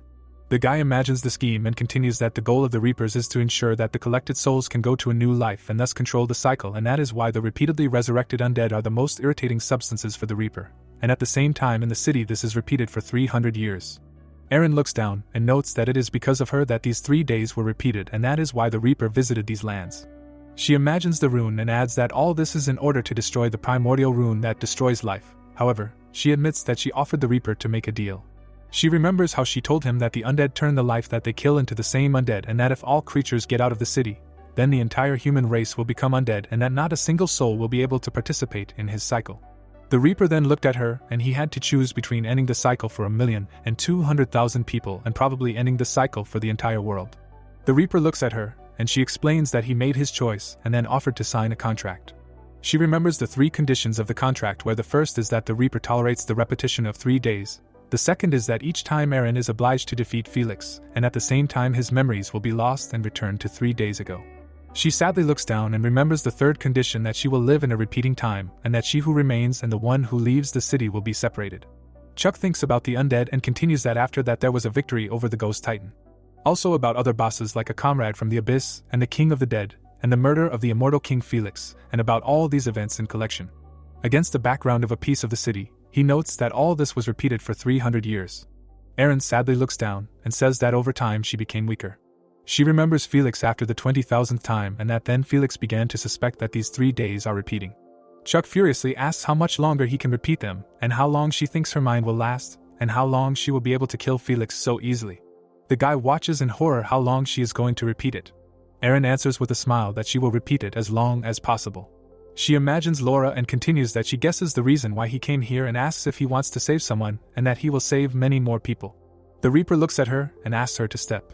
To which she retorts that they say that saving the world requires sacrifice. Chuck sadly realizes that Erin's separate personality outside of this city does not even suspect her existence, and no one else either, and that despite all this self-sacrifice, he knows that she always asked to be sacrificed. Chuck remembers that he experienced a future in which she was always ready to risk her life to protect the children, and that she herself is a person like that, and he always respected her like that. Chuck turns to the Reaper. Erin turns around asking him to stop and asks what he is going to do. Chuck extends his hand and offers to make a contract, and he understands that he will not refuse anything. Erin runs towards him. The spark hits the barrier, and the Reaper notices that he is a deceiver. He imagines a scale and asks if he is going to make a deal with death as a deceiver and offers him to try. Chuck looks at him and says that he demands the termination of Erin's contract and that he also demands the treasure of the Kingdom of the Dead as an advance payment, and later at least 10 times more. The Reaper asks what he is going to give him in return. Chuck looks at him. Chuck says that in 6 months he will clear the entire city of the undead. The Reaper shines his eyes and says that this is impossible for him, to which he receives in response that it is not for him to judge this, and that he just needs to put the weight on the scale. The guy imagines a scale and asks how he thinks and whether these are suitable conditions for a deal, to which he refuses, because this is not enough for him. The Reaper looks at him and says that the price of cleansing over 1,000,000 souls is too low. Chuck is stunned to hear that he should choose a single number, and then there will definitely be change left, while he realizes that a single number is the highest tier of epic items, and there is definitely something among them. Chuck pokes his finger and chooses a treasure. Chuck goes to Erin. She furiously asks what he did, to which he is flattered that she waited for him so hard. Chuck explains that the city was cleansed for 6 months. He looks at her and says that if he succeeds, her contract will also be terminated, to which she retorts that he is just crazy. Chuck calmly listens to how if he fails, he will not even have a soul left, and that reincarnation will not be given to him, to which he replies that he was taught that way. He takes her by the shoulders and explains that she taught him, to which she does not understand what he means. Chuck remembers that at first he thought it was just a game, but when it was most difficult and scary for him. He remembers her and notes that then he will meet a real adult, a real hero. She then turned to him, and he continues that she was a hero who left this world, while protecting it, a hero whom he could not protect. She looks stunned and hears that this time he wants to save her, and that this time he will not fail and that he is no longer the weakling who could not even try to save her. He smiles and continues that it is not something grandiose like saving the world, but simple. Chuck smiles wider and continues that he is returning her debt. Clouds float across the sky. The guy stands in front of Felix and Chuck says that the city after some time. He looks at the screaming dark magician and he says that everyday life, which was repeated for 300 years. The dark magician died. Erin stands with her back to him and Chuck continues with the words that it is repeated today. Erin takes off her hood. She looks out over the city as the guy narrates that the city is still in hellish chaos and that the routine has been repeated over and over for years and that she has been fighting it all this time. The girl looks into the distance, and he says that it is all for one simple reason, because she is a hero. Chuck imagines the tower and continues that she is one of the last of the gods left on Earth. From a paradise that disappeared, she is the ruler of the Kingdom of Shadows. Chuck imagines her and states that she has realized that she is a special person and that she lived the life of a hero, because she believed that it was her duty. She looks forward and says that this is the first time, and the guy continues that of course, until recently, all this was. Chuck says that he wants to save her this time. She stands on the roof as the voice narrates that now, being a hero, she always took saving someone for granted and that at some point in such a life, a person can begin to think that everything is natural and stop caring about themselves. Chuck smiles and says that he is returning the favor. She puts on her hood and thinks that this boy reminded her of what she forgot in her long loneliness, because he told her that he would stand next to her. She thinks about Chuck, confused. Erin looks at the sunrise and notes that he is the man who first took care of her. The Reaper looks at him and notes that he is a hero in love and that this is not bad. Chuck thinks that the Reaper was pleased with the sight of his close friend, with whom he has been together for 300 years. The Reaper rubs his upper jaw and says that he remembered that he thought about it again. It was all quite unexpected, because he allowed him to choose a single number, and he chose something wrong. Chuck says that he agrees and chooses a treasure, which he points at. Chuck chose the Reaper's sphere and that he must definitely hit the target, and it separates the body and soul, and the Reaper reasons that he chose a deadly object that has the effect of the Reaper's scythe. Chuck then looked at him and he understands that it only works if it is used by a Reaper, and for a person it is such a treasure, and that it is the worst choice for a creature that cannot perceive spirits. The Reaper, against the background of the scales, continues that the scales were in balance in this case, and all because this reward was suitable for him. The Reaper rubs his chin and says that this is interesting and tries to understand what he is trying to change. The plot moves to the hotel at the entrance to the city. The man sits and says that they are slowly finishing, and Chuck says that there are only 32 people and 8 teams among 2 schools, and that of them only 4 teams can participate in the next stage. That is half. Against the background of some girls, a team is shown with almost 600 points. Against the background of others, about a team with 500 points and Maria in it, and behind her, a man says that magic was too strong, to which she agrees and that it would be bad if only she did not destroy the moonstone. Chuck reads the scoreboard of the teams. The guys watch and discuss the teams, while Chuck also expresses his opinion with the result that it was difficult to expect good results from the very beginning. The guy is the first to note that there is no hope for them, to which the second notes that the others also had 2 people eliminated on the first day. The man in the cap wonders who will eventually make it to the finals, whether 3 teams from Barama and 1 from Merkaba. The door opens and someone wishes good morning and notes that they are very late. Emma clarifies about 59 minutes and continues that it is dangerous, to which he replies that the main thing is that they came and the main one notes that they are late. Emma is indignant that this is why she said to eat after everything is over, to which Chuck retorts that they haven't eaten properly for a long time and asks how can they wait. The master closes his eyes and notes that they will argue later and asks to bring his bag, and then they count the points and thinks that it looks like they will also leave the game. Emma puts it on the floor and asks if they just need to put it on the measuring device, to which he answers positively and explains that they don't have enough points anyway.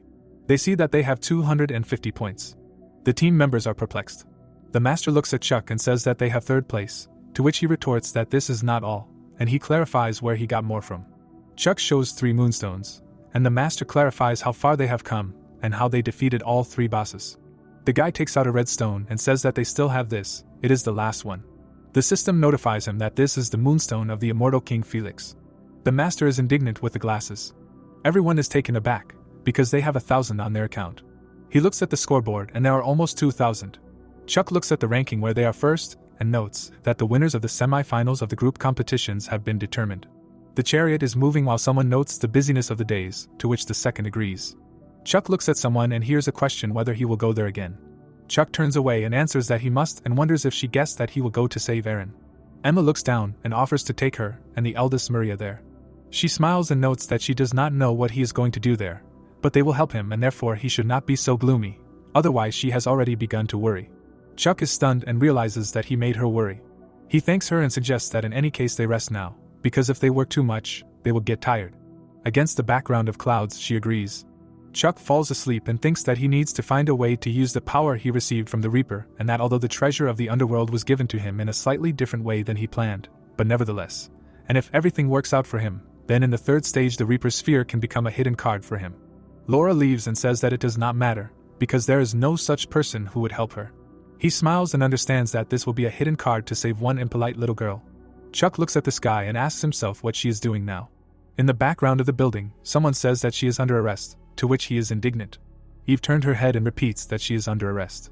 Chuck sees some family and tells a story about a girl named Laura, where she is little hugging her sister, to which she asks if she was doing well. Laura smiles and he explains that the girl has a long illness and therefore she never went outside alone and that she was an unhappy child. Chuck explains about the lunar veins, that it is an innate constitution of the body, about which there are legends. That it is a curse of self-destruction, which suppresses the harmony of the body by suppressing the energy of good with the infinite energy of evil, and that Laura was born with it. He imagines his father, and says that he tried in every possible way to treat his daughter, but nothing could cure his child. He sits next to her and the voice continues that a happy and harmonious family, and this happiness had 2 troubles. Laura lies on the bed and he explains that the first trouble is the misfortune of this girl and that she was born with an incurable disease, and her father in the background promised her that he would do everything to save her. The father furiously declares that he can do anything, and Chuck explains for her father, a genius who was called the best spiritual magician of his time. The guy continues that all this time her father was looking for a powerful counter-energy to block the one that dominates his daughter's body. But nevertheless, human efforts could not overcome this affliction, and then he decided to try to change his thinking.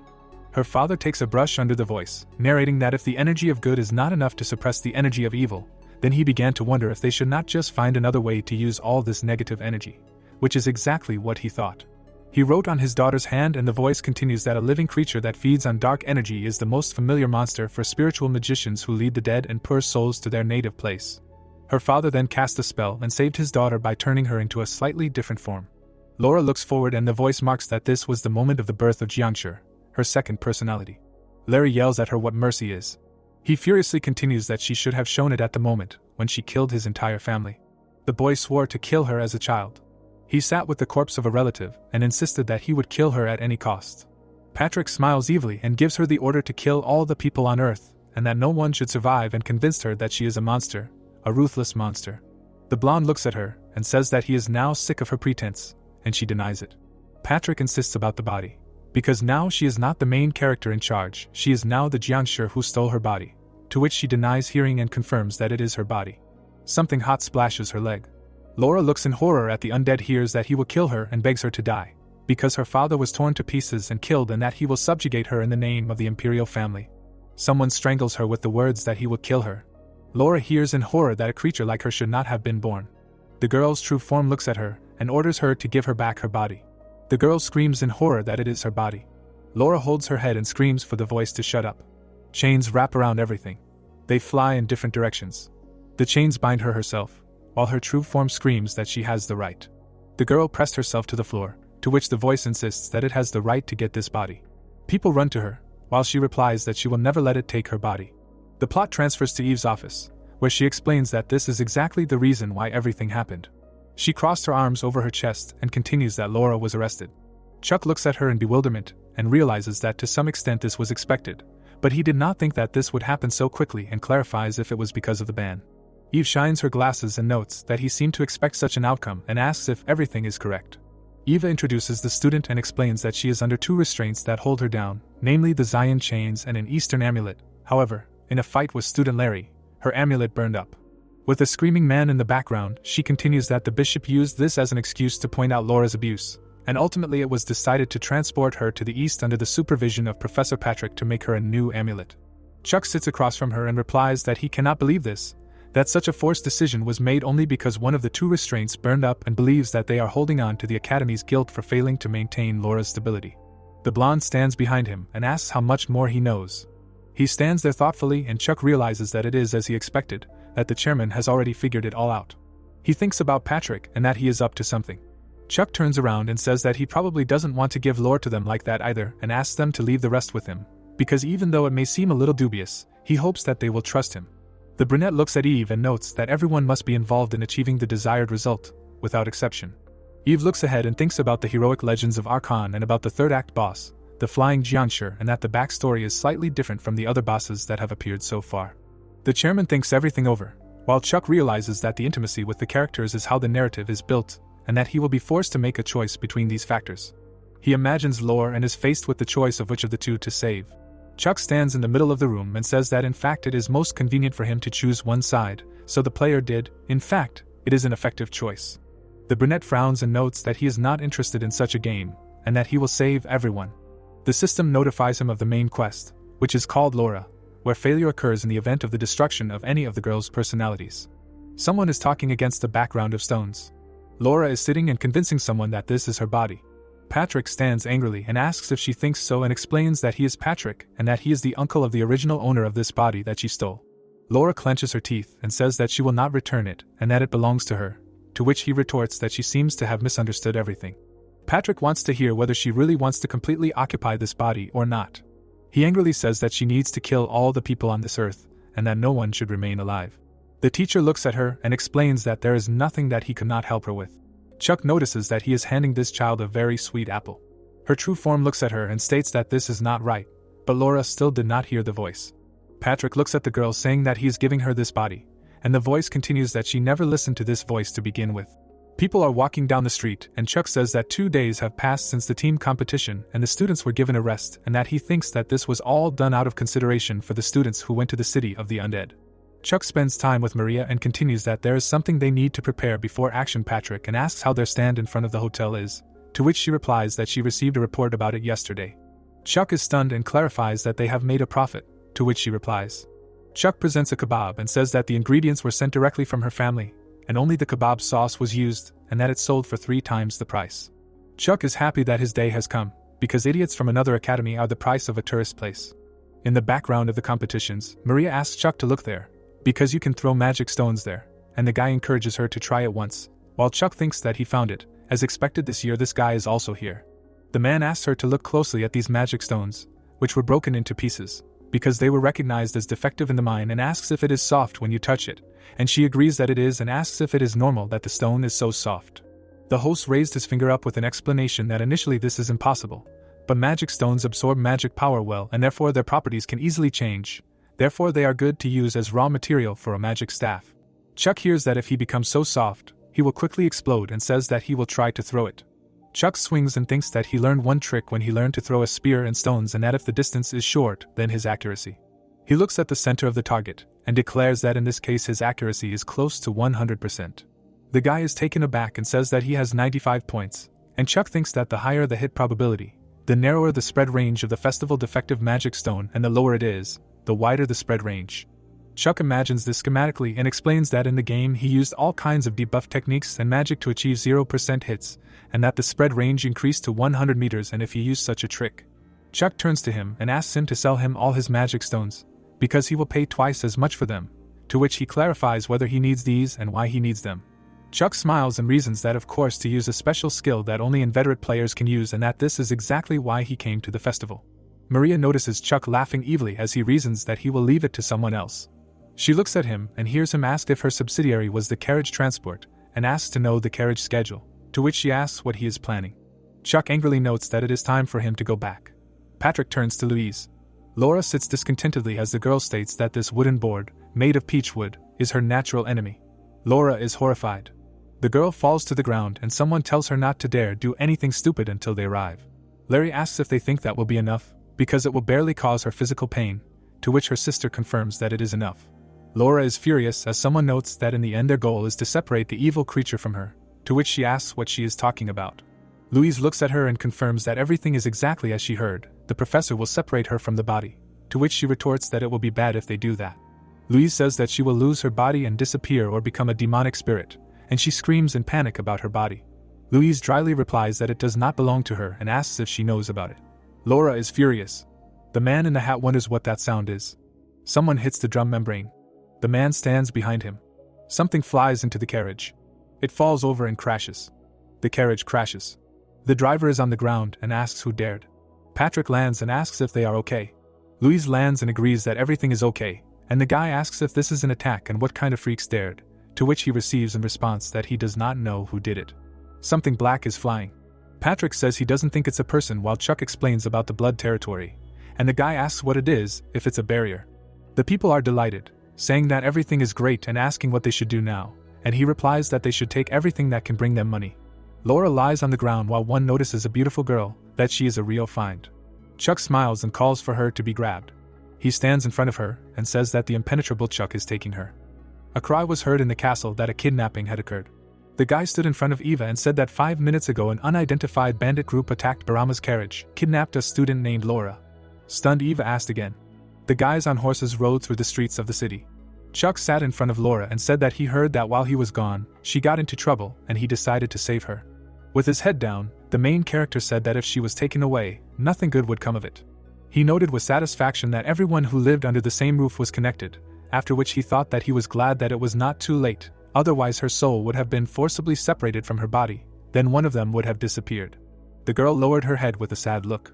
Looking at the sky, the protagonist said that they had arrived at their destination. As agreed, they would stall for time, leaving behind many traces. The bandits left from there, and Chuck asked them to live correctly, not to walk on a bad road, so as not to meet him.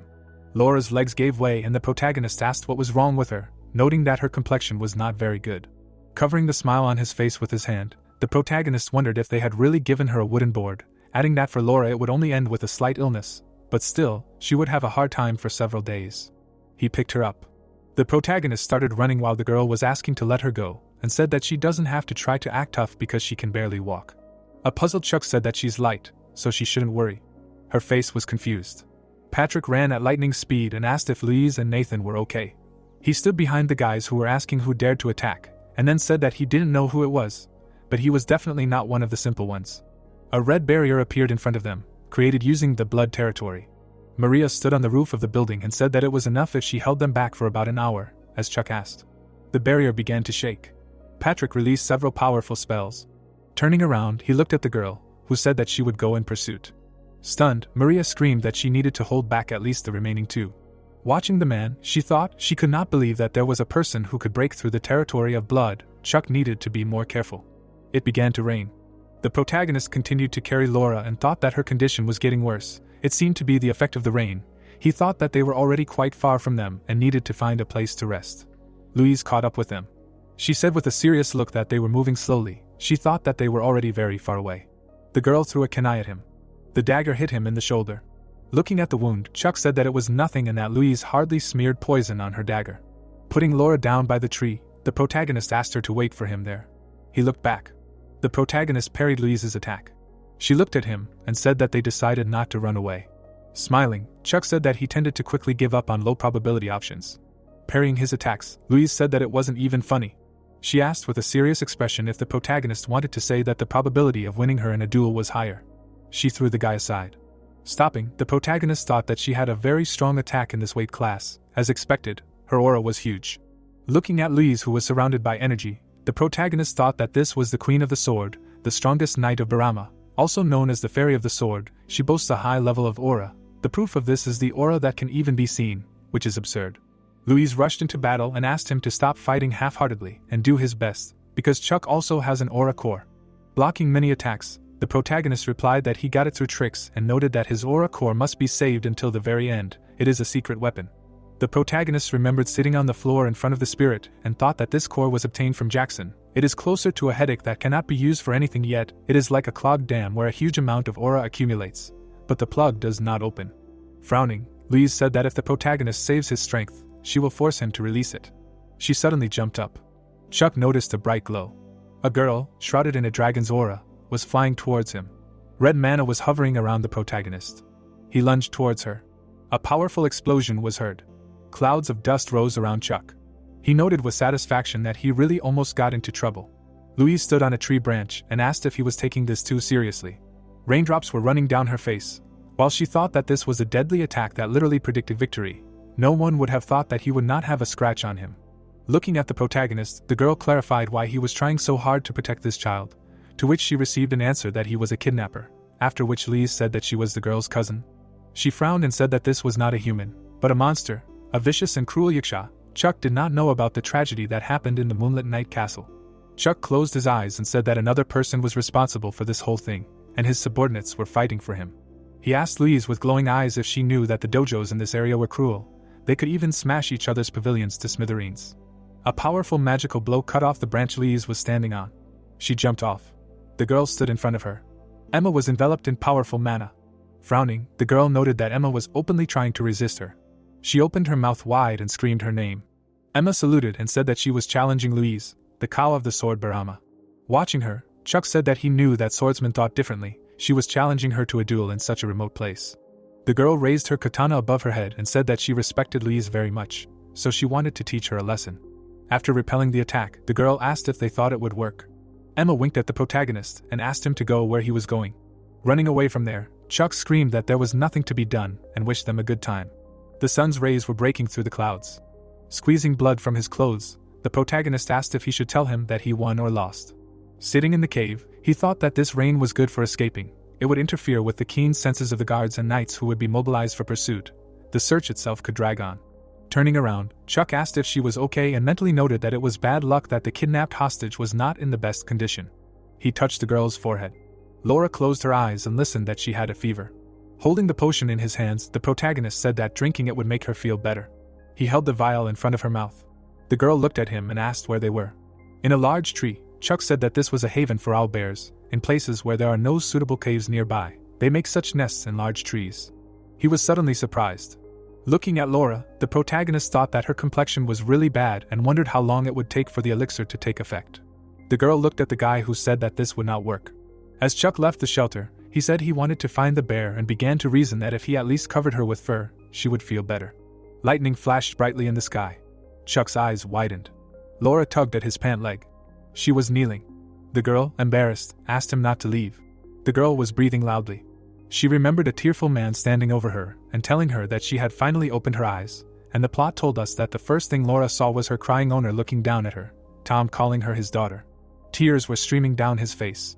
Laura looked at him and asked if he was Dad. Tom hugged her, and we were told that the owner was in seventh heaven. The girl's eyes were devastated. A powerful aura surrounded Laura, and the plot told us that she felt that as soon as Daddy found out the truth, she would be thrown out. Her eyes were shining brightly. She reached out to her father, while we were told that it only took a little time for a false life to be shattered for a small reason. Tom stood next to her, claiming that she was not his daughter. The girl was dragging a monster corpse, and we were told that around that time she saw blood for the first time. The goal was to stop a beast that had entered the city. At the request of the head of the province, father ordered to kill this beast. The man stood in front of her and asked if she could deal with a first-rank beast so easily. There was an evil grin on his face. He looked at her, while the story said that neglect from father, who realized that this was not his daughter. For the first time she discovered her usefulness. After that she followed all orders. Laura stood on the battlefield, where many corpses lay, and we were told that she killed monsters, demonic spirits, people. The orders to kill continued. Laura was afraid of the monsters that were reaching out to her. A powerful aura enveloped her. There was a symbol engraved on the stone. Chuck was standing over her, telling her that she needed some light and a blanket. He threw the blanket on her and said that when something was given, she should take it and not whine later that she was cold. As he walked away from her, the protagonist suggested that the sun would soon rise, adding that she should continue sleeping. He would wake her at dawn. The protagonist turned around when Laura asked if he needed anything from her and thought that everyone she had ever met in her life needed something from her. Chuck introduced various people and listed that Tom needed his lost daughter back, Louise needed her cousin to get well, and his father's brother needed everyone to be killed. She was the weapon to achieve these goals. The protagonist opened his mouth and asked if she remembered the first time they met. Sweat was running down Laura's face. She remembered the protagonist standing in front of her and telling her that Chuck said that she was not the owner of this body. She was just a thief and had no rights. The girl frowned when the protagonist said that his answer was the same. No one was to blame for his birth. She clenched her teeth in anger and noted that these were irresponsible words.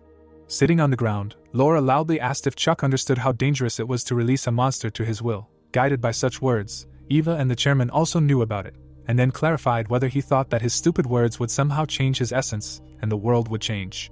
Looking away, the protagonist said that no one knew whether the world would change, whether the monster would stop being a monster. Chuck smiled and emphasized the fact that he simply wanted to save the people in front of him. The protagonist introduced his comrades and thought that he wanted to save the people who were drowning in their supposedly predetermined misfortune, because he was the only player who could save them. Laura was taken aback by the question of whether this was not enough. She held the blanket in front of her face and answered that she was scared. Covering her face, the girl said that this body was not hers, it did not belong to her from the beginning, so everyone says they will return it. She needs to return it, she knows. But if she does this, she does not know what will happen to her. The protagonist looked at her calmly. Frowning, Laura asked her to answer her if she should return it. Looking down, the protagonist said that she should do it. The surprised girl looked at him. Closing her eyes, Laura said that she understood everything, after which she heard that before that, the girl should talk to her. He happily suggested asking her if they could live together if she paid the taxes and the rent. Laura was taken aback and said that this was what people said to each other. Chuck introduced the guy and said that there were many people who acted worse than monsters. There were villains who played heroes and killed people behind the scenes. Only the choice and the actions mattered, always. He lay down next to her and said that it didn't matter who she was, she hadn't made a choice yet. Looking at her, the protagonist added that he would help her until then, so she should stop worrying. Turning away, the protagonist said that he was going to bed. Laura, upset, thought that she couldn't give in, because this was a situation that had been determined from the beginning. Looking at the guy, the girl added that she couldn't tell him about it, because then the only helping hand he had extended to her would also disappear. Lowering her head, she noted that her heart ached. The next day arrived. Inspecting the tree, Chuck said that it was badly burned, there was nothing left to save. Standing in front of the tree, the protagonist said that it was a date tree that was struck by lightning, they can get something from there. Holding a burnt piece of date tree in his hand, the protagonist said that since they were in this forest, he thought that maybe they would need it. Looking at the girl, the protagonist asked if she knew that Jianshi with overflowing yin energy had some weaknesses. Chuck handed her a piece of wood, saying that a piece of burnt date tree has a huge yang energy, usually used to drive out demonic spirits, but if she eats it. The girl was surprised to hear that her yin and yang energies would be balanced for a while. In an instant, her characteristics inherent to Jianshi would be neutralized. The protagonist looked into her eyes and said that if she eats it, she will lose control of her body. Laura looked at the piece of wood, dumbfounded. She threw it on the floor and loudly asked why the protagonist was giving it to her. Picking it up from the ground, Chuck thought about what she should choose. You can't have sole control over a body and benefit without taking responsibility. He introduced Jack and noted that he knew people who were extremely selfish. He didn't want her to end up like that. The protagonist put the wood in her hand again and said that she knew. The girl was shocked. The guy approached them and asked if they were there. Dark energy emanated from him when he said that Laura was capable. During this time she managed to get a guy. Chuck stepped forward and ordered them not to interfere, noting that even if they ran for 100 days without stopping, this guy and Louise would continue to pursue them. They rushed into battle. Having dealt a powerful blow, the protagonist said that they needed to end this. He said with a satisfied look that he should be called invincible. Nathan's leg began to glow. He kicked the protagonist's spear. He smirked and asked if it was really deadly, noting that it was also a work of art by that monster. Chuck smiled and asked if Nathan could use alchemy without an alchemy circle. He released streams of energy and asked to show him if he could. Nathan was dumbfounded, thinking that the protagonist had incredible speed and striking power. He kicked the spear again. The protagonist raised his hand and asked if he was being reckless in attacking him, since he was giving him so many opportunities. The frightened guy covered his face with his hands. Chuck was suddenly taken aback when he heard a voice saying that the fun was over. Many seals created a barrier, holding him back. Patrick said with a serious expression that there was no need to suffer in vain. This was a restraining talisman containing the principles of the 8 circles, a signal to strengthen your muscles, a cycle of inner strength. Nothing would go as he wished. He would not be able to do anything. Kneeling, Chuck called him a fool. Patrick began to walk towards Laura. A black seal was placed on her forehead. She suddenly began to lose consciousness. Louise looked at her and said that this talisman, sealing her consciousness, the soul that lost consciousness, will now disappear forever in the Great Destruction. Smiling, the girl said that they can finally get her sister back. Patrick turned around and said that Chuck would have to pay for his vain dreams. Leaving from there, he noted that he would become food for monsters. The furious protagonist asked what happened to Emma, noting that he could not let Laura go like this. The guys left from there, ignoring the screams. A red aura surrounded the protagonist. He lowered his head. Chuck began to tremble. He declared with a mad look that everything was going according to plan. The wolves were walking towards him. They surrounded him and began to growl. A bright glow emanated from them. The enraged monsters began to make terrible sounds. The protagonist looked up. The seals were torn. The protagonist was on his knees. He asked with a satisfied look if Patrick had left. Stretching his hand, Chuck asked what the wolves thought, whether he had fallen for it, to which he received the answer that he was good at acting, although he had still overdone it a little. Looking at the wolves, the protagonist clarified what about asking them. Ren and Ron returned to their original appearance and said that they had taken care of it. Holding his chin, the protagonist told Ron that he had not entrusted her with anything special. He noted with shining eyes that he did not know if they were familiar with the concept of the defense industry. Sunlight enveloped the building. Louise asked with a serious expression if they had told her that the thieves who had stolen their things had not yet been found. The guy asked with a smile on his face to wait a little, because this place was beyond their reach. The irritated man thought that before these infidels would not have been able to think of something like this to the bishop of the church. Sitting in front of Louise, he told her that they were shadows. They were not those who could be easily exposed. Louise looked at him and listened attentively, that instead he found a trading company where they could buy replacement things. They said that they had been trading with the eastern continent for a long time. Today the merchant should bring the goods. The company was called Mandrake. Squinting, the girl said that this name was familiar. A cry was heard outside that the most important event of the festival had arrived. The final of the team competition was starting. There was no one in the room. Patrick's face was pleased. He looked at Laura and asked her to sit there for now. In her hand was a piece of wood. The spectators began to rejoice. Louise and her group went out onto the battlefield. Maria's face was serious. Holding the microphone in front of him, the man announced that since the leader of the group, Chuck, was missing, he did not participate in the pairs competition, so from the group competition. Raising his spear, the protagonist cried out that at the moment of victory, they will shine together with him, like eternal chrome, and he will personally lead them to the gates of Valhalla. Watching him, Louise noted that this crazy man still survived. Shrouded in a red aura, the protagonist cried out that those who are ready should bring more spray with them. With a smirk on his face, he asked the professor to continue leading the competition, since all the participants were in place. Waving his hand, Patrick agreed and thought that this guy was annoying, but he had no choice but to acknowledge his extraordinary essence. The battlefield began to change. The walls began to be built, while the professor said that in this formation, where the 8 gates constantly change and deceive those who fell into the trap, the one who finds the right way, reaches the center and receives the sign of the golden dragon, wins the final battle. Patrick introduced the dragon. The labyrinth was built on the battlefield. The surprised guys began to say that they were already getting confused, and we were told that the developed formation modifies the sight and even separates the participants. Holding the fan in front of him, Patrick thought that he did not know what Chuck had in mind, but the completion of the poison was already inevitable. An exhausted Laura sat in the box. Static appeared on the screen. The viewers watched this and wondered why the screen went dark. The man looked at the boy, who assumed that the magic power had overflowed the area and interfered with the video transmission port. Patrick said with a serious expression that from now on he would begin the ritual to separate the girls and Laura's body. Turning around, he ordered the boys to protect the black tortoise in the north. That was the most important thing, the rest didn't matter. Turning around, Louise asked them to take care of her sister. The man looked at the battlefield and told her not to worry. The protagonist's face was satisfied. He put his hand on his hip. Chuck imagined the tortoise and thought that since ancient times, the one who protects the emperor in the center was the black tortoise who ruled the north.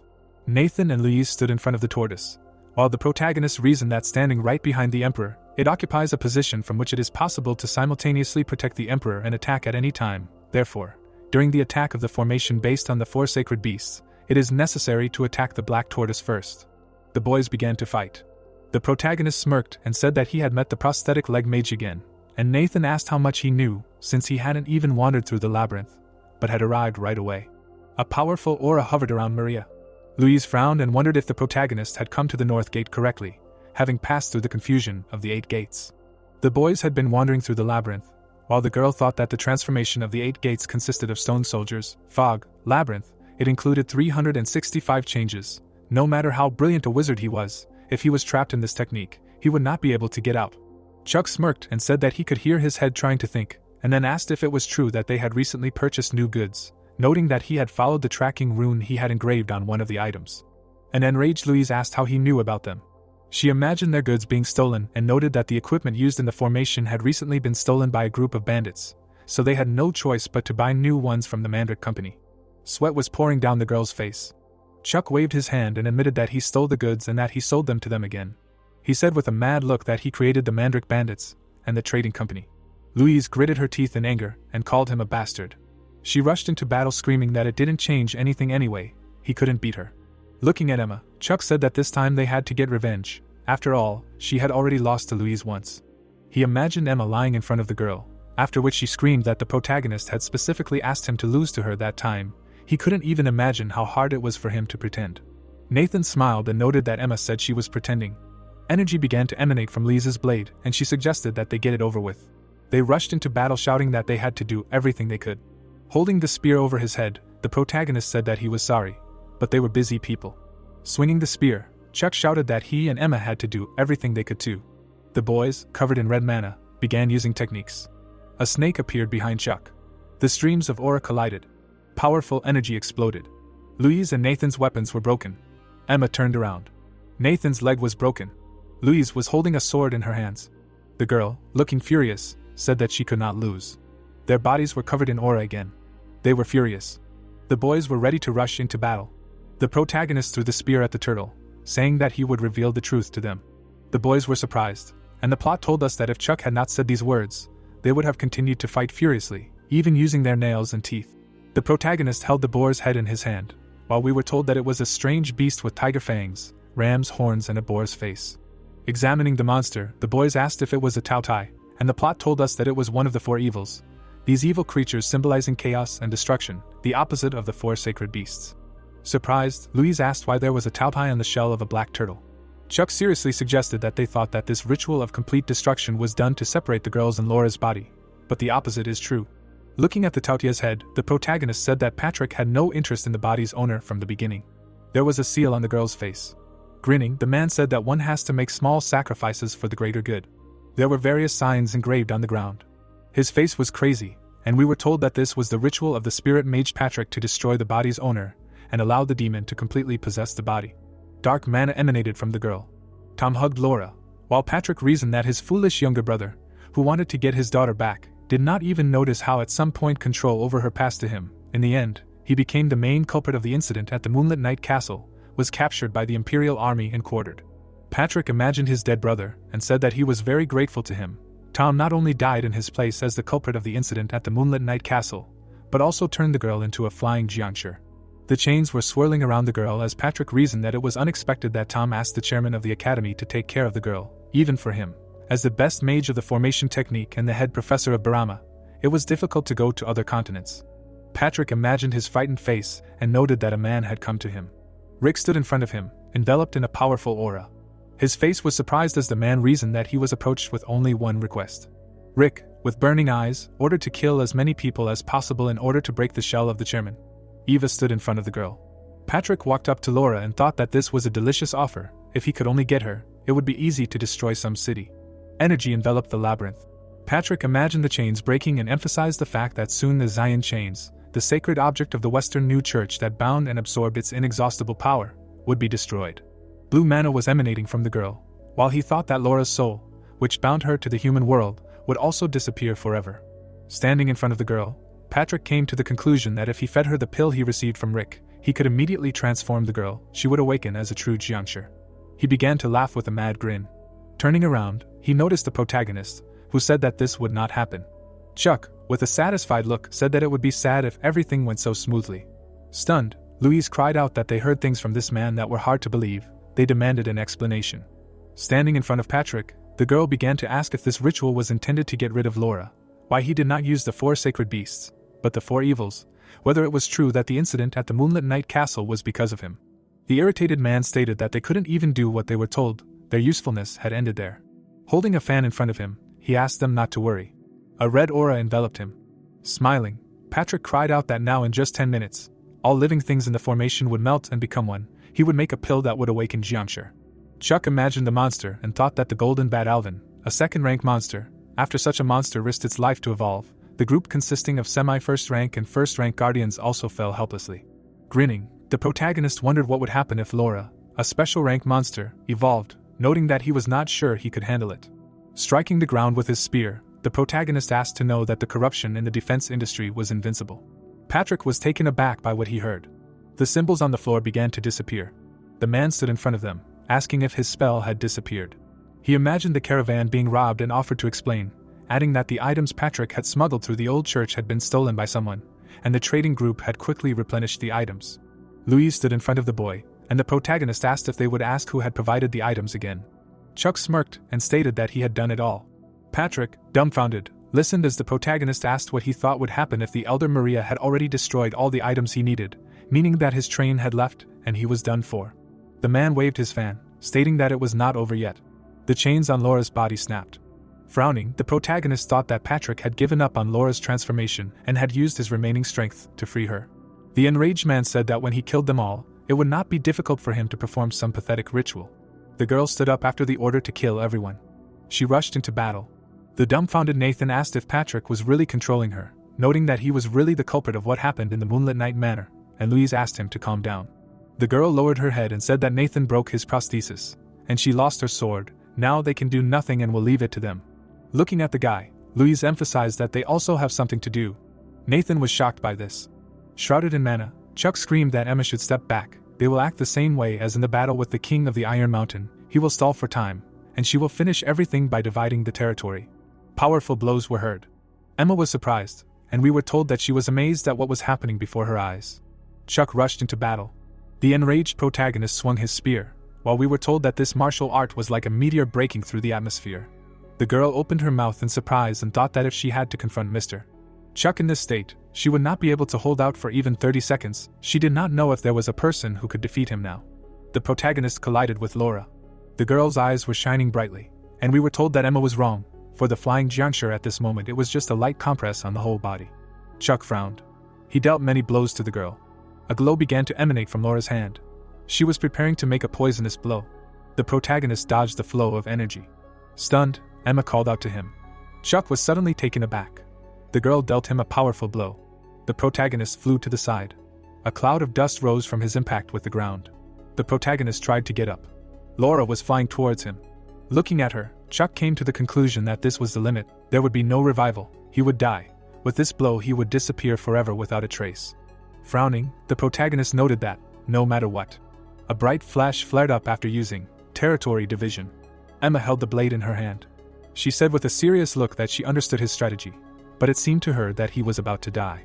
Emma closed her eyes in pain, while the plot said that she took dozens of steps in the territory. This is an incredibly large load, heavier than when repelling Laura's attack. It will damage the whole body. The girl ran towards them. Her hand was enveloped in demonic energy. Enraged Emma held the katana in front of her. Stunned Chuck rushed to help.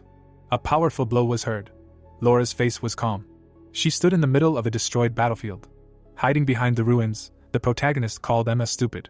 Sitting next to her, the protagonist asked why she was overdoing it when she should take care of herself, to which he received the answer that her body had moved forward on its own.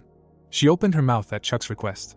Pouring the potion into her mouth, the protagonist thought that it was a special elixir that he brought as a secret weapon, but if Emma was not treated immediately now, it would not be surprising that she would become crippled or die from severe bleeding.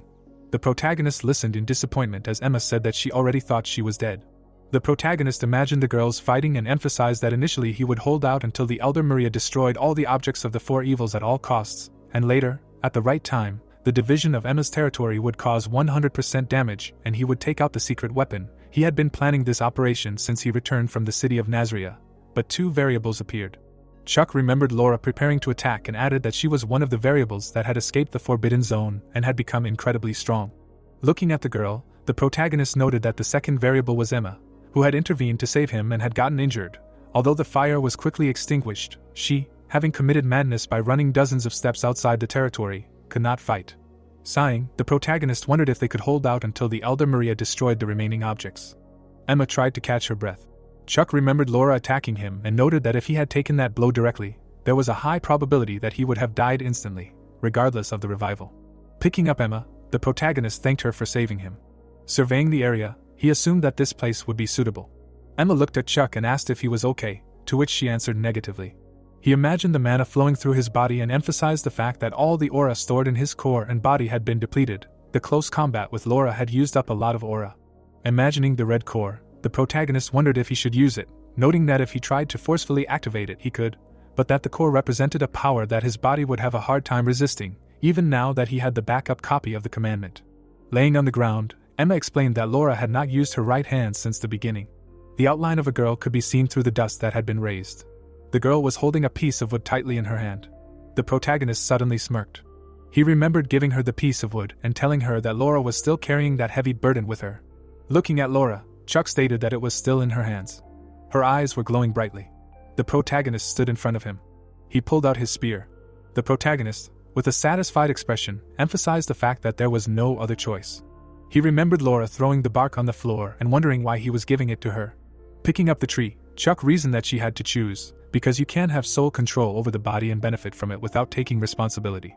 He imagined the smirking guy and emphasized that he knew people who were extremely selfish. He didn't want the girl to end up like that. The protagonist imagined handing her the tree and thinking that no matter what choice she made, he wanted her to take responsibility accordingly. The girl was surprised. Looking at the demon, Chuck wondered if Laura was still inside. He raised the spear above his head. The furious protagonist concluded that he remembered. Imagining Jackson, the protagonist began to reason that the power of a certain demonic sword had been transferred to him. The protagonist, enveloped in a dark aura, thought that Jackson, the great hero who lived 800 years ago, would recreate this legend from now on. Laura was taken aback by the question of how long she had waited. Chuck rushed into battle. The girl, enveloped in mana, responded to his attack. They were about to collide. A powerful blow was heard. Their energies collided and the protagonist declared that this was a battle between the flying Jiangshi and Jackson. Patrick, dumbfounded, began to shout that this was impossible. Such a boy could not resist the flying Jiangshi. The girl's eyes began to glow brighter when she heard the order to quickly kill this scoundrel. She swung her fist. Enraged, Chuck used the dark red demonic spear. Swinging the spear, the protagonist thought that what he had prepared was the same 1,000 units of energy. Even though Laura had 100,000 aura, the amount she could release at once was 1,000. If he could neutralize it by using the same amount of power, he would be able to resist her. They began to fight. Holding back his blows, Chuck added that his body would have to endure. Because he had borrowed Jackson's aura, his body was being torn apart right now. The protagonist was thrown aside when he thought that the pain starting from his fingertips was making it impossible to hold the spear. The tendons all over his body were becoming so heavy that they would soon begin to forget their function. The furious protagonist came to the conclusion that he could not stop because she still did not use her right hand. Laura threw a punch. Stunned, Chuck imbued his fist with energy. Their blows collided. The protagonist dodged the kick. He approached her and began to take advantage. Landing on the ground, the protagonist noted that one step, putting his life on the line, he must put his right foot forward and stand firm as a mountain. Swinging his fist, Chuck added that his left arm was extended like a short spear. Patrick's mouth opened in surprise. The enraged protagonist came to the conclusion that this was a second's opportunity to strike. Laura was suddenly taken aback. Her gaze became human. Chuck dealt her a powerful blow. Kneeling, he tried to catch his breath. Blood flowed from the girl's mouth. Watching her, the protagonist thought that he had managed to break through Laura's absolute defense, but that was all. The monster was coming at him. Examining the girl's face, Chuck came to the conclusion that he had not been able to completely defeat her. A powerful aura hovered around her. The man smiled and started laughing and wondered what someone like him could do. Laura, her eyes shining, heard the order to kill him again. She took a fighting stance. Frowning, Chuck prepared himself for death. The girl raised her fist. She was suddenly taken aback. She opened her mouth. The protagonist was shocked by what had happened. The ground began to shake. Golden chains appeared. Laura was shackled. Smiling, the protagonist thought that he had succeeded, the reason he had been delaying until this moment. After all, every second had paid off. Chuck imagined the allies and noticed that the elder Maria, Louise and Nathan, who had left this place, had destroyed all the construction items. A frightened Patrick asked how this was possible. A blade was pressed to his throat. Eva held the blade in front of him and ordered him to stand still. Holding the back of his head, the protagonist said that he was done for. He turned his gaze. The protagonist was looking at the girl. He approached Laura. Chuck was surprised. Having removed the seal from her face, the protagonist asked who could do this to a child, use such a terrible thing. Laura began to fall. The protagonist caught her. The girl's gaze was empty. She suddenly came to. The girl vaguely saw the protagonist in front of her. There was a smile on his face. Sitting on the ground, Laura asked why he did this. She was taken aback by the words that he said that he would help her until she made her choice. Chuck, with a satisfied look, asked her to make a choice that she would be proud of, so as not to regret it. Laura's mouth fell open in surprise. Clenching her hand into a fist, she thought that she needed to repay him. To prove that she was not a monster, she needed to prove that, as he said, it was not her origin that created her, but each of her choices. The tree in her hand dissipated. She looked at the dust while the plot told us that the piece of wood that had been destroyed by the superhuman grip had turned into dust. Laura, dumbfounded, asked what she should do, then thought that everything was pointless now. Even if she made a choice, the result would not be what she wanted. She wanted to show him right now. She wanted to repay him for believing in her right now. Looking down, Chuck wondered how much power she had if she had even destroyed a wooden plank. Closing his eyes, the protagonist noted that there were many ways. Lowering his head, he thanked her for justifying his faith. Gritting her teeth, Laura said that she was a monster. She had hurt him, killed many people and stolen his body, then asked if there was a way for someone like her to gain forgiveness. The protagonist suddenly opened his eyes. He remained silent after this question. Hugging her, Chuck replied that he did not know. The girl started crying when the protagonist suggested looking for him together. The man is in prison while someone notes that Patrick's awakening ritual was a failure. Against the background of Kevin, he asks how the care for the consequences ended up happening, and then the answer is that in principle everything was done as usual, and he received an answer from Kevin and Eva that if everything goes well, strictly speaking, it could be a matter of concealment. Against the background of Patrick, he continues that it is problematic that he tried to provoke a catastrophe, and yet this could cause other people to be wary of the victim of this ritual, Laura, and those who are afraid of her will come forward and stupidly condemn her. Against the background of the evil man, he continues that others will definitely want to take possession of her power. The plot moves to the infirmary where someone reports that Patrick was supposed to return first, but died in an accident, and that this is exactly how they plan to deal with it, and they have already talked to the chairman. To which Chuck is glad that the conversation with him immediately went well and receives in response that for their side this is also a pretty good option. Chuck sits bandaged and clarifies whether they demanded compensation for damages, to which he explains that the chairman advised them not to do this, but she agrees with him on this issue, to which the guy refers to the stupidity of the chairman, or rather his kindness. Eva frowns and says that they are on his side and are from those who cannot easily trust other people, nevertheless. She looks at the satisfied guy and praises him, to which he replies that he just did what he had to. Chuck looks forward saying that someday all the people around will begin to trust each other. Eva adjusts her glasses and remarks that she will be glad the day it becomes true, and asks him to take care of his body. She leaves saying that the festival is not over yet. Someone intercepts the door. Maria runs to hug him and notices that he has finally woken up. She leans on his bed asking if everything is okay or if something hurts because even his nails are broken, to which he replies that the lower part of his bandage has come loose a little, and she notes that he always overexerts himself terribly and gets injured and ends up in hospitals. The guy is perplexed by her excessive fussiness. The girl cries while he asks why she is crying. His heart is now hurting, to which she replies that it is because her heart is hurting. Chuck remembers what happened and asks if the eldest was hurt because she destroyed the stone warriors and all the objects there alone, despite the fact that Nathan and Lee still dealt with one. Chuck looks away and thinks that this is why he managed to leave that place, and it was thanks to these people that it was not too late, and he managed to survive. Maria gloomily notes that if you think about it, all this happened for their own reason, to which he retorts that she should not be so strict with them, because the guys are far from bad, it's just that the situation itself was not very good. He remembers that Nathan wanted to avenge his family, and Louise wanted to save her cousin, and they were both desperate, and the worst thing is the person who took advantage of someone else's despair. Patrick smiles, and he continues that they should not be mistaken about the object of hatred. Chuck smirks at Maria's comment that he always thinks so maturely despite her being older, to which he suggests that she try calling him Big Brother, to which she gets angry and says that he's at it again because he seems to just be amused that she can't call him Big Brother. Maria looks him in the eye and tells him that she doesn't want him to get hurt anymore. He'll still keep putting himself in danger anyway, and asks if she's right. Chuck looks at himself and thinks that he can't deny it because he's a man who has taken on the task of saving the world on his shoulders, and he doesn't have much power in this matter compared to the player, and he's nothing more than a secondary player who only believes in his skills with a spear and who likes to fool around, and his body will definitely get hurt. Maria sadly notes that he doesn't even deny it because it's like he lives in another world that she knows nothing about. Chuck is stunned that she will also fight alongside him. Maria continues with a smile that she can help him at any time, as happened not so long ago, and whoever he fights, she promises to always be on his side. Chuck thanks her for such words with a smile in his mind. Chuck understands that in the future he will have to deal with incredible enemies who will have evil desires and wrong beliefs, and they will strive for one goal. This is to destroy this world, and asks himself how he should resist them and how to save the world.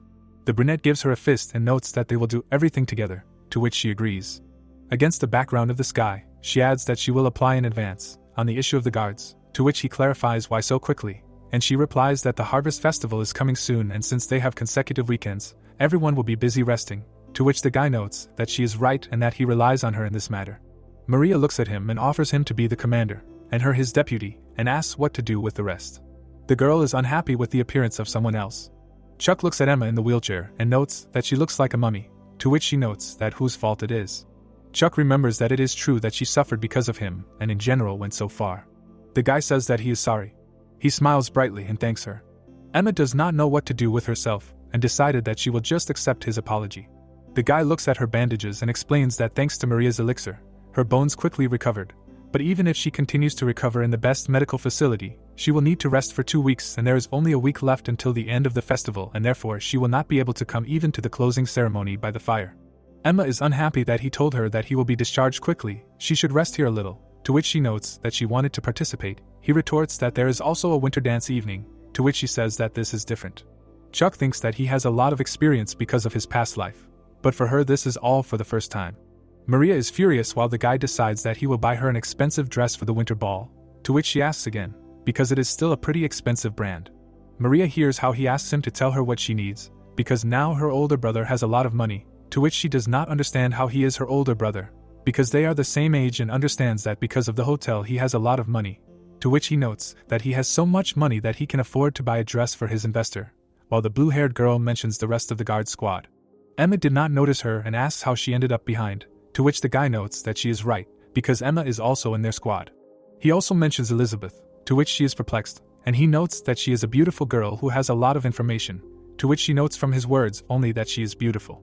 He also remembers Ren and Ron, and she clarifies who they are, and he replies that they are brother and sister, who are half-wolves, and explains who is what gender. Someone writes everything down in a notebook, and Chuck continues that he wanted to recruit Kate to them as well, but nothing is clear there yet, but since they are close, he is sure that she will listen to him, and Maria clarifies how close he is with the druid.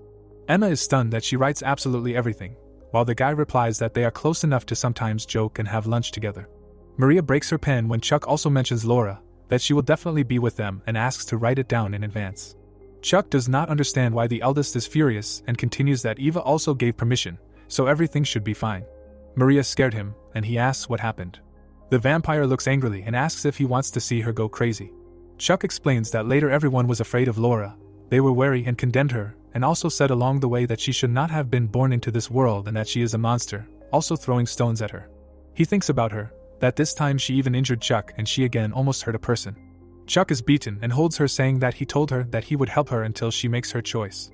The girl then answered him that strength is her only value, and that her justification for taking over someone else's body is that she cannot become weak and that she cannot hope for someone else's help. She looks at Chuck, and he answers that he will help her. Chuck smiles and asks her to make a choice that she can then be proud of, and so that not even the slightest regret remains. Laura cried, while he suggests that they look for him together, and he himself does not understand what to do now. The girl holds her chest, and the guy notes that the warmth hurts more, care, excitement, etc. will cut her like a sword.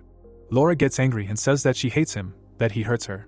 Against the background of the fabric, he explains that she was always alone, and it was a life in which everyone just used her, and therefore she did not allow anyone to cross her boundaries. She sits on the bed, and he continues that everything was like this until one moment. Chuck pulls back the curtain. Laura notes that he has recovered, and he asks if she was worried, to which he receives a negative answer. Laura sits with her back and asks him to talk faster. Oba turns around and asks if there is a way to change everything. Chuck looks down. He holds out his hand and notes that everything is as expected from her, that the heart of this child is full of kindness. She grabs his hand and asks him to wait and first give her the fish. Laura trembles and says that she wants to eat the fish, and he understands that she is most likely very scared. She looks ahead in horror. Chuck strokes her head and says that everything is fine and that he will definitely buy it for her as soon as they finish. Laura walks up to him, and he says he's starting. The guy is standing with a spear. The system notifies him that there's a Reaper sphere in his spear, that it helps the weapon hit its target, separate flesh and soul, and ignore any defense. He thinks about the skeleton and notes that the deadly soul collector only exists as a data value and that if it's used by a human and not a Reaper, then the accuracy is significantly reduced, making it completely useless. Chuck wonders what will happen if he throws it, to which the system notifies him that it doesn't perceive spirits. Chuck notes that it's a dead hit. He tries to throw the spear at the girl and misses and notes that his accuracy is 0. Laura is indignant, while the guy looks at the spear and asks her to watch carefully because he's going to try some magic. Chuck uses the festival magic stone. He remembers that as the accuracy indicator decreases, his range increases, and this is the very device that makes it so difficult to complete that very mini-game. Chuck looks at the spear and continues about the distribution system. He imagines an ATM and wonders what the distribution range would be if he were to use it with 0 accuracy. He throws the spear. Laura glows and the guy thinks that it will tend to infinity and will ignore the fact that he does not perceive spirits, because the effect is activated one way or another, and if we say everything in other words, the attack will formally come not from him, but from the magic stone he threw. The guy runs to the girl. He catches her. Chuck is stunned, noticing that he used a little magic power and asks if she is okay. Laura tries to say something. She looks at him and says hello. She called him Big Brother with a smile. Chuck holds her in his arms. The guy is stunned because everyone constantly expressed dissatisfaction with him regarding his status as a big brother. Chuck cried because this is a victory and he is finally freed from the nickname Sir and notes that this is the best first impression. He puts her on her feet while she notes that he looks happy, to which he receives in response that he had heard from many that he looks mature, to which she replies that she thought so and it seemed to her that he always wanted to hear it from her. Chuck looks at her and understands that this is how she saw everything. The girl gets to her feet, and he continues that one of her personalities controlled the body for 3 years, and the second was locked inside and watched everything. Chuck clarifies if she is offended by the fact that she did not have access to the body for 3 years. She suddenly ran and marked this by the fact that since the moment she got sick, this is the first time she walks and runs like this. She runs further screaming that she is sure that this is all thanks to the second personality, because it used the energy that she accumulated in herself, to which the guy asks her not to overdo it, because she is probably not used to this. Chuck hears that at first she hated her and screamed for her to give her back her body. She steps in a puddle, saying that her voice never reached her and that she often talked to herself. The girl stands with her back to him and continues that she knew that it was not ignoring her, she was only trying to express guilt and remorse. Laura goes further and notes that she understands perfectly well what it is like to struggle with fear and anxiety, and after all, they are forced to share one body. She pokes her finger into the puddle and says that this is why she no longer hates her and that she gained the courage to eventually give her back her body. Chuck smiles and notes that she is mature enough because acceptance and forgiveness happened. The girl whose body was previously taken away for 3 years willingly accepted her second personality. Laura laughs and asks if this is true and maybe she has stopped growing up. But Laura is only 3 years old, and she always dreamed of a little sister, and now she has one. Chuck looks at her and notes that she is right, because the situation is more like 2 sisters sharing one body, to which she tries to say that she knows. The girl stands against the wind and continues that she knows that if she is in danger again, they will save her as cool as they did last time, to which the guy asks only to say that she needs help, at any time. Laura is embarrassed and notes that she assumed that he would say so, as expected of him. That he is cool. Chuck listens to her, while she notes that she also likes fish. Something splashes in the water, while she explains that she and Laura have very similar tastes. Laura whispers in his ear that they also like similar men, to which he is embarrassed and perplexed. She tries to unbutton the buttons, saying that if he becomes her husband, he will immediately get 2 wives, to which he protests and does not understand what she is doing. Laura raises her eyebrows and asks if he will give her an answer right now. Chuck says no, but breaks down. The girl laughs while the guy says she shouldn't tease people like that, and she replies that it's not a joke because in her homeland at that age everything is allowed. Chuck looks at her and breaks down, saying that if it's about a relationship, then Laura should listen too. She kisses him on the cheek and thanks him. The guy is confused about what she's talking about. She frowns.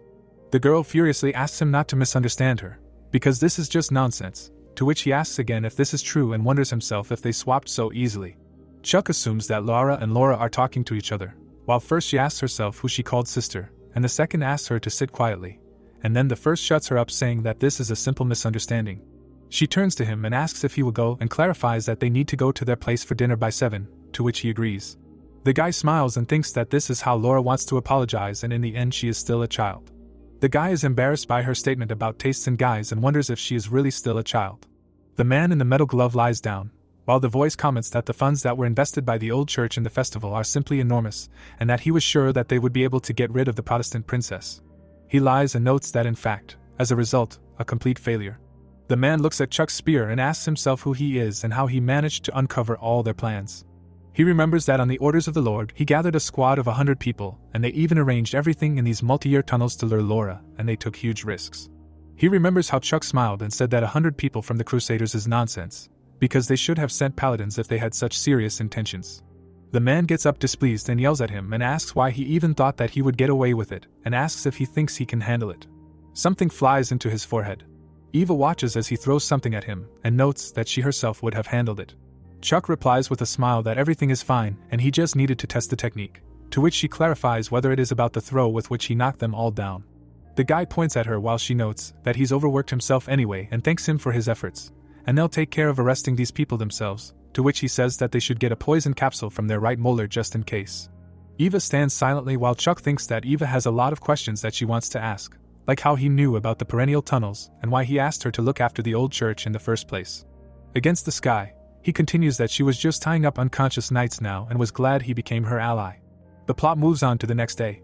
Laura looks at the ceiling while Chuck explains that due to the innate lightness of her body, which is free from damage, her biological activity was slower than others. Laura asks herself to get up while her body simply turns, and he notes that this was expressed in her laziness. The body notices that the second one is very noisy, and the first one notices that she has already woken up and suggests that she get up and asks if it is even possible to behave like this with an older sister, because it is time to eat. The girl heard something and got up. Laura goes up the stairs saying that she got up not because of her screams, but because she is just curious. Chuck is sleeping on the floor, while one is puzzled why he is sleeping there, and the second one is happy to see him.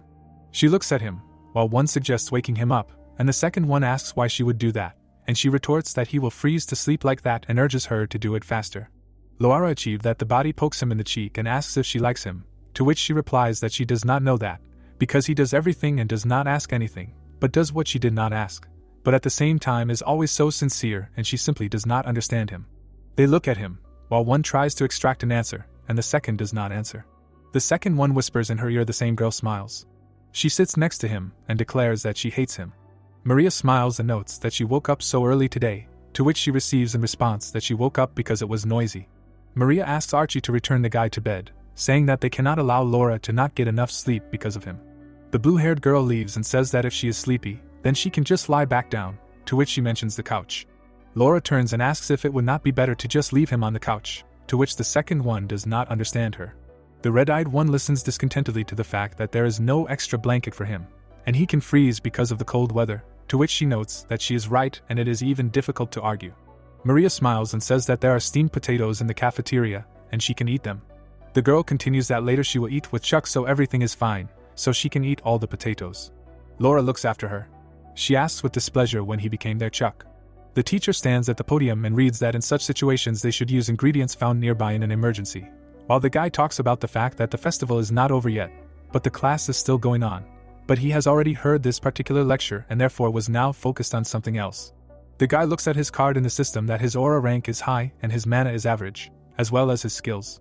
He looks at it thoughtfully and continues that now he has surpassed Emma's initial characteristics, and even more.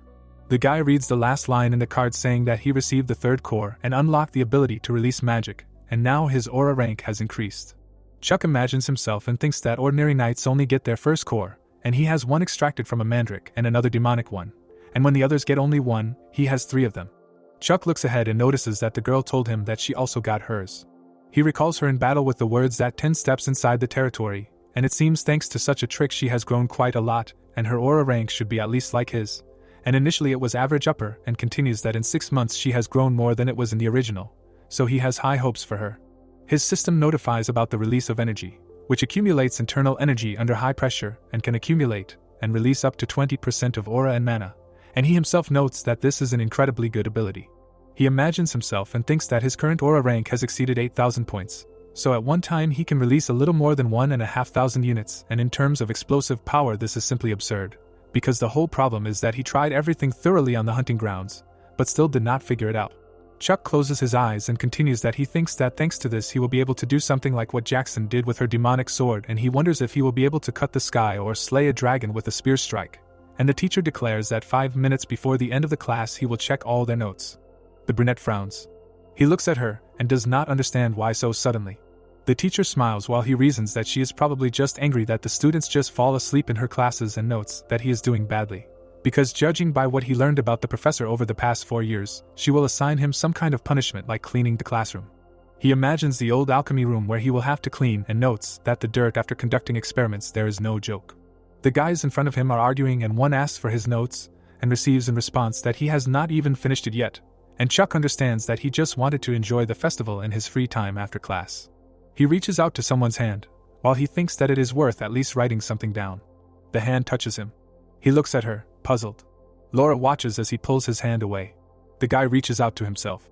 Laura intercepts it. The guy is embarrassed and asks who exactly is in front of him.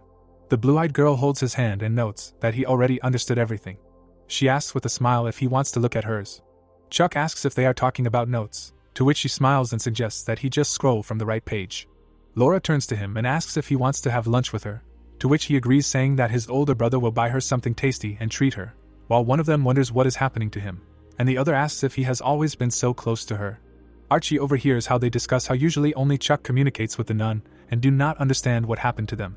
They walk down the hallway while he asks where the red-eyed one is, and she replies that she dozed off, so she replaced her and she will probably sleep for some time. Chuck looks at her and asks if she has already met them and clarifies that he is talking about Louise and Nathan. He remembers what happened and notes that those two bear a lot of responsibility for what happened and that he understands that they were simply used, but nevertheless, it is difficult not to hold them accountable. He continues that Patrick will be unofficially executed and will probably be done secretly from everyone with the help of the ruling family. He imagines Louise saying that after her uncle leaves, she will become the head of the family, and that she and Nathan must have suffered greatly because of him. Chuck asks again, perplexed, if she is the head of the family and asks if that is the point of her status, to which the girl replies that everything will now be on her, from household trifles to marital issues. The blue-eyed girl stares at him, saying that she has already received permission and asks what they will do next. Chuck looks at him in bewilderment and asks when the second one will wake up, because it is hard for him with her. Maria angrily asks him to explain everything to her from the very beginning to the end. Archie barks diligently, while she stirs the soup and notes that she understands him. She looks at the food and understands that she is not in a relationship with Chuck, but nevertheless she does not feel better from this. Chuck imagines their interactions and notes that she thinks quite rationally, because it is not really about affection, but rather about predation. Maria is about to bite his neck and he continues that even so, such behavior obviously carries a special meaning. He remembers that Laura told him that a wedding with her gives a promotion in the form of 2 wives for the price of 1. Archie barks at her all the gossip that he overheard. Maria breaks the sticks and realizes that this cannot continue any longer, and that she must take drastic measures. The blue-haired girl notes that she has a potato farm and a diamond mine and asks herself if she herself should be braver and realizes that she is already brave enough. Archie is frightened by the reaction of the owner. He hears the question whether he knows what men like. His eyes light up. The pet answers that they like bones. Maria took Chuck to eat, saying that she has long figured out how to cook, but asks him to try.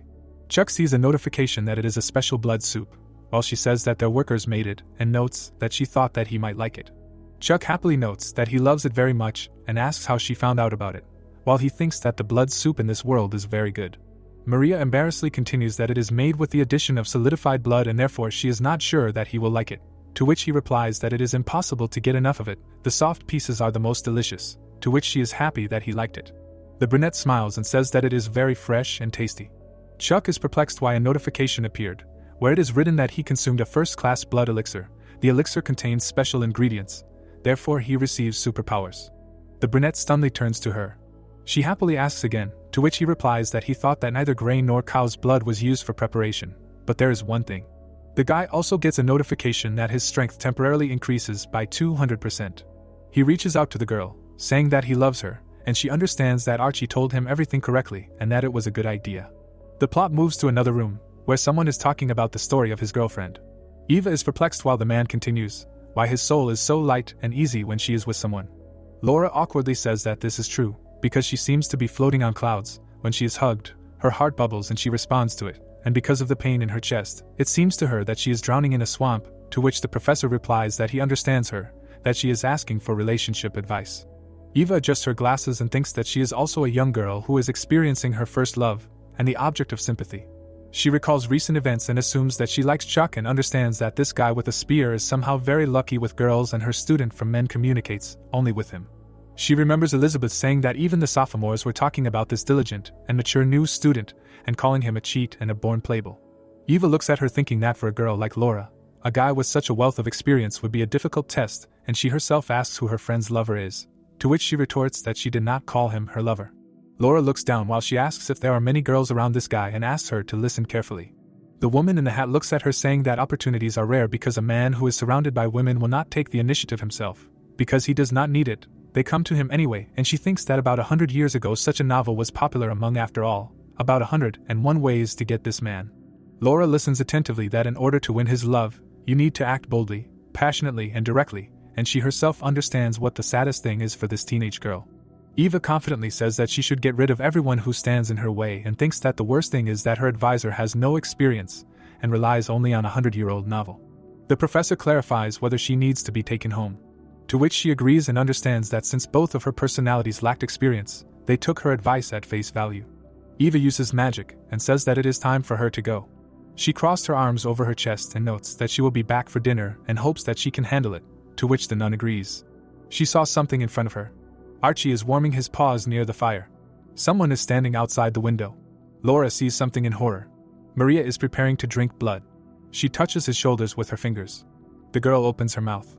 The blue-haired girl pulls her bare fangs. She hangs over him. Maria began to eat. Laura sadly watches what is happening from outside the window. Laura presses her lips together and thinks that he told her that they would find a way together, and that he would help her, and that they would do everything together. Against the backdrop of falling leaves, she continues that she knows and understands that his kindness is not only for her alone. The red-eyed one looks on and says that his kindness has extended to the vampire. She knows this, but it still hurts her. Maria drinks blood while she thinks that she thought she was special and asks if she was acting too arrogant, and why her heart squeezes when she looks at them. The blue-haired one notices something. Laura is horrified. Maria licks the bite. She looks with victory in her eyes and continues. Laura notes that her look definitely does not describe the relationship between the older and younger. The blue-eyed one asks to leave this matter to her. She touches her hair. The blue-eyed one claims that she will take care of everything that blocks their path. Emma greedily chews on the spoon. She sits at the table and notes that the chocolate mousse is very tasty, to which she receives in response whether she has eaten anything like this in the East. The girl raises her finger and says that it is quite a rural area there, and that is why they made their own desserts there, and there were no dessert shops in her town. Chuck asks himself with a smile what kind of village is it without dessert shops, because he has been to the East during quests. But this is not particularly related to the main plot. Chuck sits at a table with 5 people and remembers that he generally went out to relax before the holidays and eat desserts. But he did not expect that he would meet so many people at once. The guy looks away until someone calls out to him. Maria and Laura hand him a dessert each, while he pays attention only to the pancake. He looked at the blue-haired girl and clarified if she said anything. Laura looks at her and asks if she can try her strawberry cake, to which she agrees. The eldest looks at her and breaks down. The red-eyed one reaches for Chuck and notices that she can't reach it and asks for help. Maria looks at the cake with displeasure.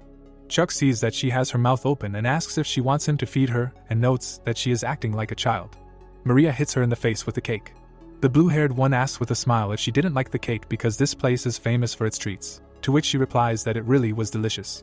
Chuck sits in confusion, while Maria asks if she wants more, to which she refuses. The nun wipes her face and asks if she has a potato farm, if they make potato cakes. The blue-haired one answers with a smile that they bake them in the oven and put them in molds, to which the second one asks if this can be called a cake and receives in response that since she calls it that, then that's what it is and asks again if she wants more.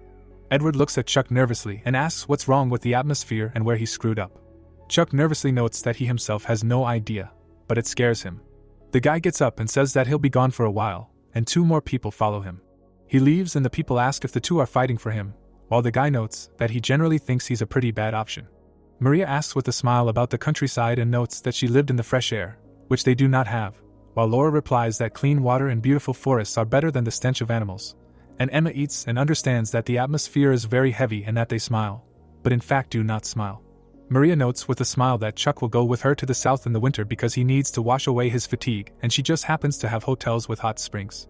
Laura clarifies if this is true, because she planned to invite him with him to the Holy Land, because there you can receive the blessing of the saint, and asks if he will not be better from it than from her stinking springs. Emma clarifies if they do not know one thing.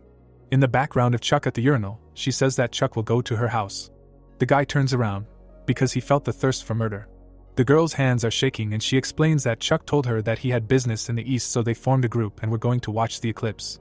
The other two want to kill her, while she clarifies if he told them this. Emma is confused. Chuck turns around at the sound. The plot is transferred to a few days ago, where someone told him that this morning a spirit came from the eastern forest.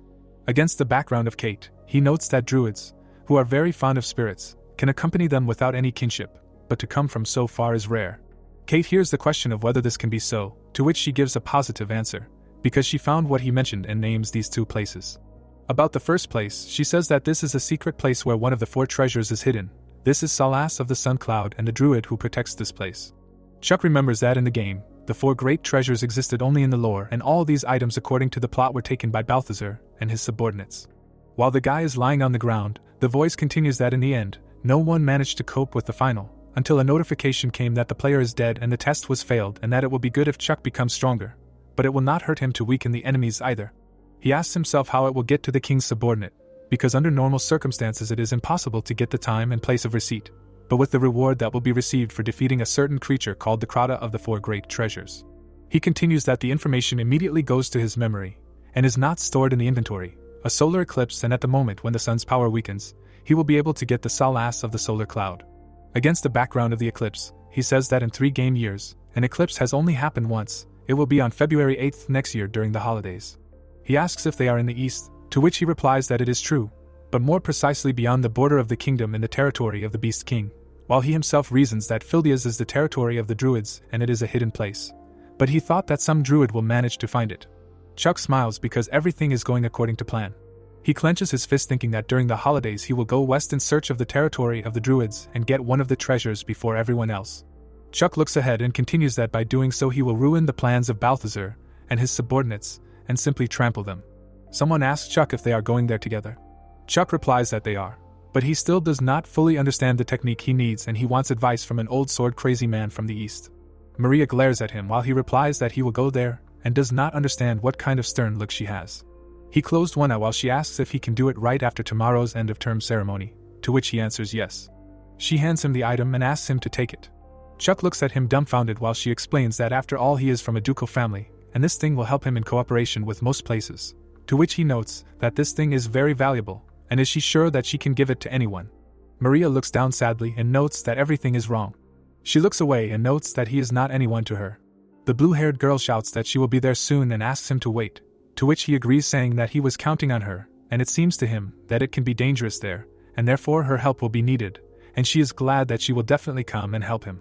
Against the background of the bed, the vampire asks him not to get hurt there, to make sure that he eats all the potatoes that she prepared for him and that he should not fall for the offers of strange women who will offer them to him until he understands whether he is a child or not. Chuck says he'll go then, but is stopped. Maria looks away, saying there's one more thing she wants to tell him before he goes, and asks him to do something just once. Chuck smiles. Against the backdrop of the luxurious walls, the guy assures her that she can drink as much as she wants, because for a while she'll have to rely only on blood bags, to which she thanks him. Against the backdrop of the doors, she says that in that case, she'll start. The guy stands there, displeased, and notes that he just sat there giving his blood and doesn't understand why he's so tired, until he remembers that it was the day before they left, and that he was only able to leave Maria after the start of the next day. Chuck goes into his room, noting that he barely slept, so he needs to rest a bit, and asks what all this means. Laura looks at him, displeased, and says that he's been there for so long, to which he replies that she doesn't care how long he takes to wash or not, and asks why she's here. Chuck holds up a finger, as she explains that she sleeps here, to which he counters that men and women over the age of 7 shouldn't sleep together. She recalls that last time he didn't care because they slept together, to which he replies that the situation was unavoidable because they needed to get out of the rain.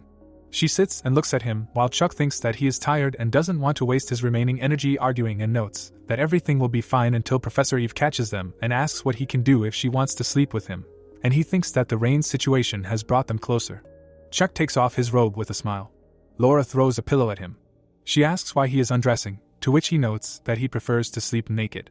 Laura looks at him with embarrassment, to which he explains that he was joking, but nevertheless he cannot sleep in them, because he has pajamas, to which she asks her to turn away. Chuck did not understand why this is so, if he needs to change. Against the background of the moon, someone offers to take a pillow.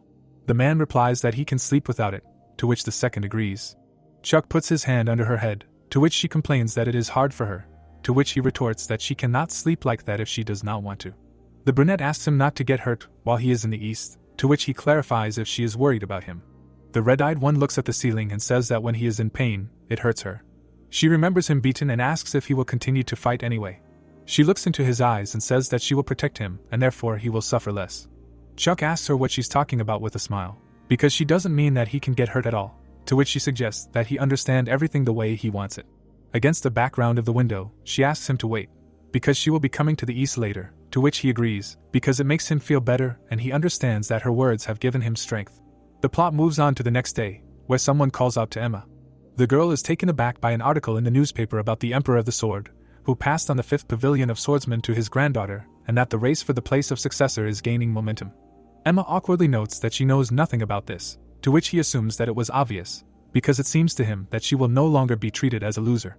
Chuck crosses his arms and clarifies if they forgot to take everything for cold weather and luggage with them, to which one notes that she has her backpack, coat, food and clothes with her, and the druid notes that she does not really need preparation, because nature is her protection. The brunette puts his hand on the table and notes that they are like newbies, and they did not understand why he said this. The girls do not understand what it means that they will fly straight to the east on the wyvern. Chuck explains with a smile. They hold on with all their might while he continues that they will both soon be in trouble. Emma screams in horror that she cannot open her eyes and asks for help. The druid also notes that nature does not protect her from everything and that people need to be explained more specifically. Chuck turns around and thinks that they are stupid newbies and that regardless of the time of year, you need to have special equipment and glasses when you climb a kilometer up and they should take advantage of this lesson. Amidst screams, they move to the east. Emma asks him to look away, to which he does not hear a damn thing. Elephants are running below. Elephants with red eyes are running somewhere. Emma looks at him and tries to shout that the village is in that direction, and it will be destroyed if the elephants continue to move there. Chuck looks ahead and understands that they are in no hurry, and there is enough time to save one village. The wyvern sharply moves down. Because Chuck decided to stop them, he asks Kate to grow roots on their way. The ground under the elephants glows. They are wrapped in plant roots. Emma attacks from above. The elephant counterattacks with a tusk and she wonders how he blocked it. The elephants go berserk and the druid shouts that the vines will not last long. Chuck asks them to focus on the leader and hold him back. Chuck looks ahead in horror. Someone on horses is coming their way. Someone cuts the elephant's leg. The elephants receive multiple cuts, while Chuck realizes that these are Emma's family monster hunters. He looks at the battle and understands that since they are here, it means. Emma hears someone remark that she is as pathetic as ever. Libby looks at her with displeasure and asks why she can't handle those slow and fat pigs. Kate looks at her and Chuck explains who it is. The older sister menacingly walks in saying that while she was trying to catch one monster, she could have caused more damage with her recklessness. Chuck wonders if she is threatening her because of that newspaper article. She throws something to her younger sister. Chuck also receives something. He sees a candy in her hand and asks what kind of honey bomb it is. Emma chews the candy saying that her sister is scaring her, to which she replies that her sister should be more careful next time because she can't rush into battle so recklessly. She moves on and turns to Chuck saying that she heard that he had advanced to first rank, to which he responds positively, and she remarks that he has made excellent progress and should continue in the same spirit, to which he thanks her. He looks at her, thinking that she is responding as dryly as always, because she was usually so cold-blooded, until she remembers that she had something important to tell him. She turns around. Libby is addressing him by name, asking if he will marry her. Emma and Kate are taken aback. Chuck, horrified, asks what she meant.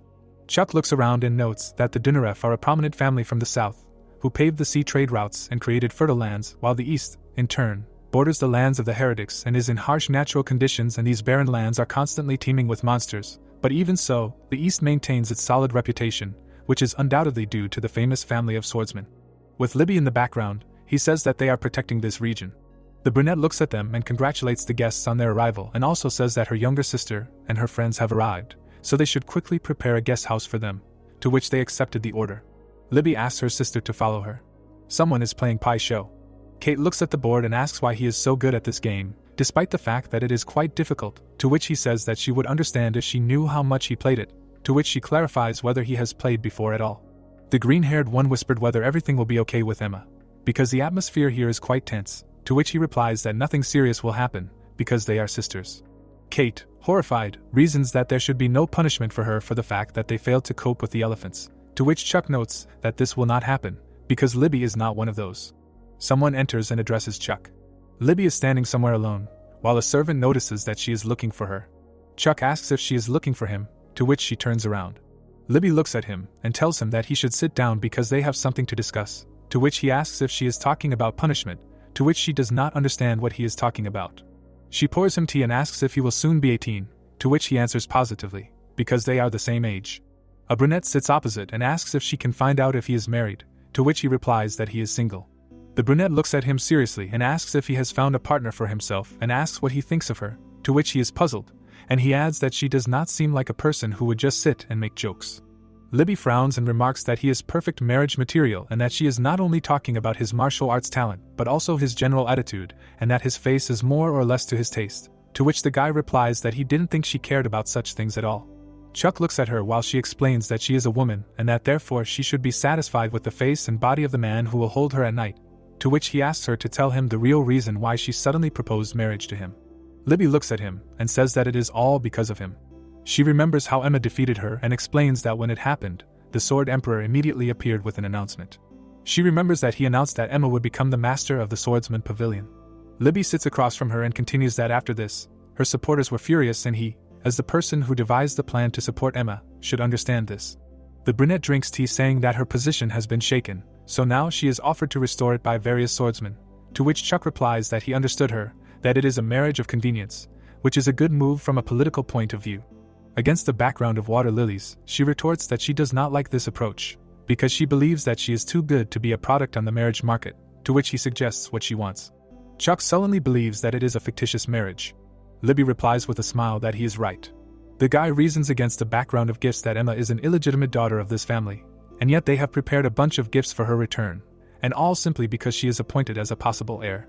Someone hands her a sword saying that she thinks that she has already heard rumors that her father wants her to become the master of the Swordsman's Pavilion, to which she gives a positive answer. Emma tries to retort, but in response she receives that in their family, father's orders are not disputed. The girl looks at her with displeasure and continues that her opinion on this matter, and in general, will not change anything. Chuck imagines the Emperor of the Sword and says that this is really all as he wished. Sophia looks at Emma and explains that when she takes on this role, she will have to defend the honor of the family and protect humanity, and with this symbol of the pavilion master she will have to choose those who will serve in her pavilion. Emma looks at the sword and agrees, while Chuck understands that she does not object, but cannot object. He imagines the pillars of her family with the words that everything has remained like childhood, the habit of obeying is still with her, and although she does not understand this, she will never be accepted by these people. The man in heels walks. Emma comes in while someone suggests that she try to think positively. She does not understand why Chuck and her sister are talking. Libby smiles and offers him to free up time tomorrow so that they can go on a date. Emma stands with her back to them and realizes that she had a slight smile and a more excited voice than usual. She remembers Libby's sudden question about marriage. The younger sister watches calmly and understands that everything is in her sister's style. She imagines the brunette and continues that there are of course reasons for marriage, but the essence was also in good intentions, and she felt it during that practical test, and Chuck was sympathetic and curious about her sister. She remembers the duel and continues that she respected him as a warrior who had achieved success in wielding a sword and who would strive for mastery. Emma smiles because she understands that despite all this, her sister would not have made him such an offer if she did not like him as a man, and says that it is glorious. The voice says that they both liked Emma. Someone imagines her as a little girl and reasons that one is the object of her admiration, her half-sister, who in childhood replaced her mother and, despite all the disagreements, sincerely wished her happiness. She remembers Chuck and the voice continues that he was special too because he was the one who believed in her talent and pushed her at the right moments, and also saved her from her sister's followers.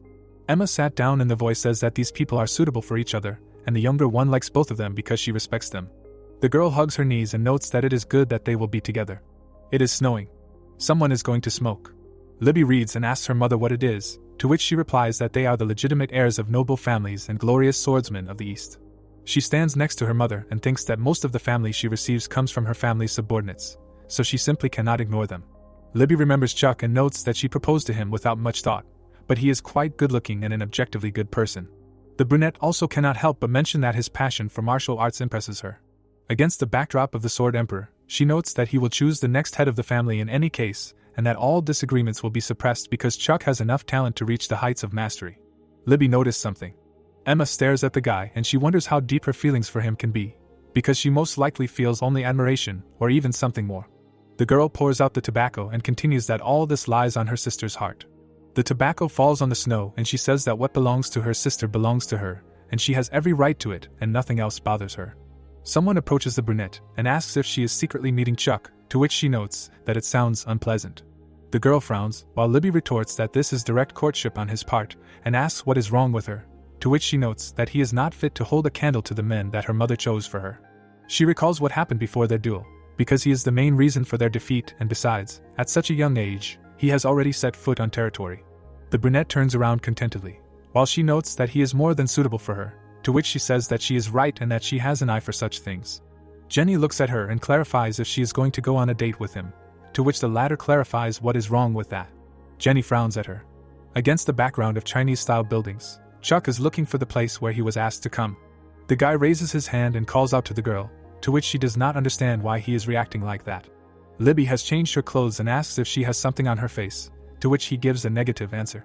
The girl takes him by the elbow and asks him to go, to which he agrees. Someone runs while the girl calls out to Libby, saying that there are traces of monsters at the border. Emma goes on the attack and orders them to head there faster. She looks ahead. Spotlights illuminate the room. The man in the mask is singing. Emma cuts the head of the monster. She is splashed with blood. The girl goes on the attack. Libby listens to music. The singer sings the chorus. Emma cuts another monster.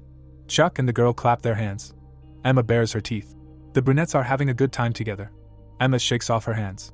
She stands covered in blood and says that they all worked hard. Against the backdrop of the sunset, one asks if he liked it, to which the second gives a positive answer, clarifying about the slogan about the heavenly head and that it was not empty words. Libby goes with him and clarifies that she asked if he liked it, to which he again agrees because it was a unique experience that he clearly enjoyed. She takes his hand, saying that it was good and most importantly, that he enjoyed himself. She kisses his hand and remarks that the day was wonderful.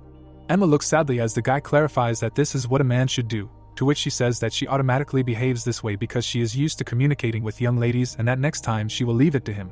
The younger one is stunned while someone says goodbye because he has many plans, and the second agrees that they will see each other tomorrow. Libby looks straight ahead. She sees the younger sister and notes that she does not look well and that most likely she went out of town. Emma sadly asks if she had a date with Chuck, to which she answers positively, clarifying that they spent time together in the city. Emma squeezes her bloody hand and says that she understands her. The older one smiles while the younger one remarks that it must have been a nice day. Libby walks past while the younger one remarks that she thought that she hadn't worn traditional clothes for about 7 years, and now she is, to which she interrupts. Emma turns to look at her, and is told that she will change and wait for her at the training grounds, and offers to spar.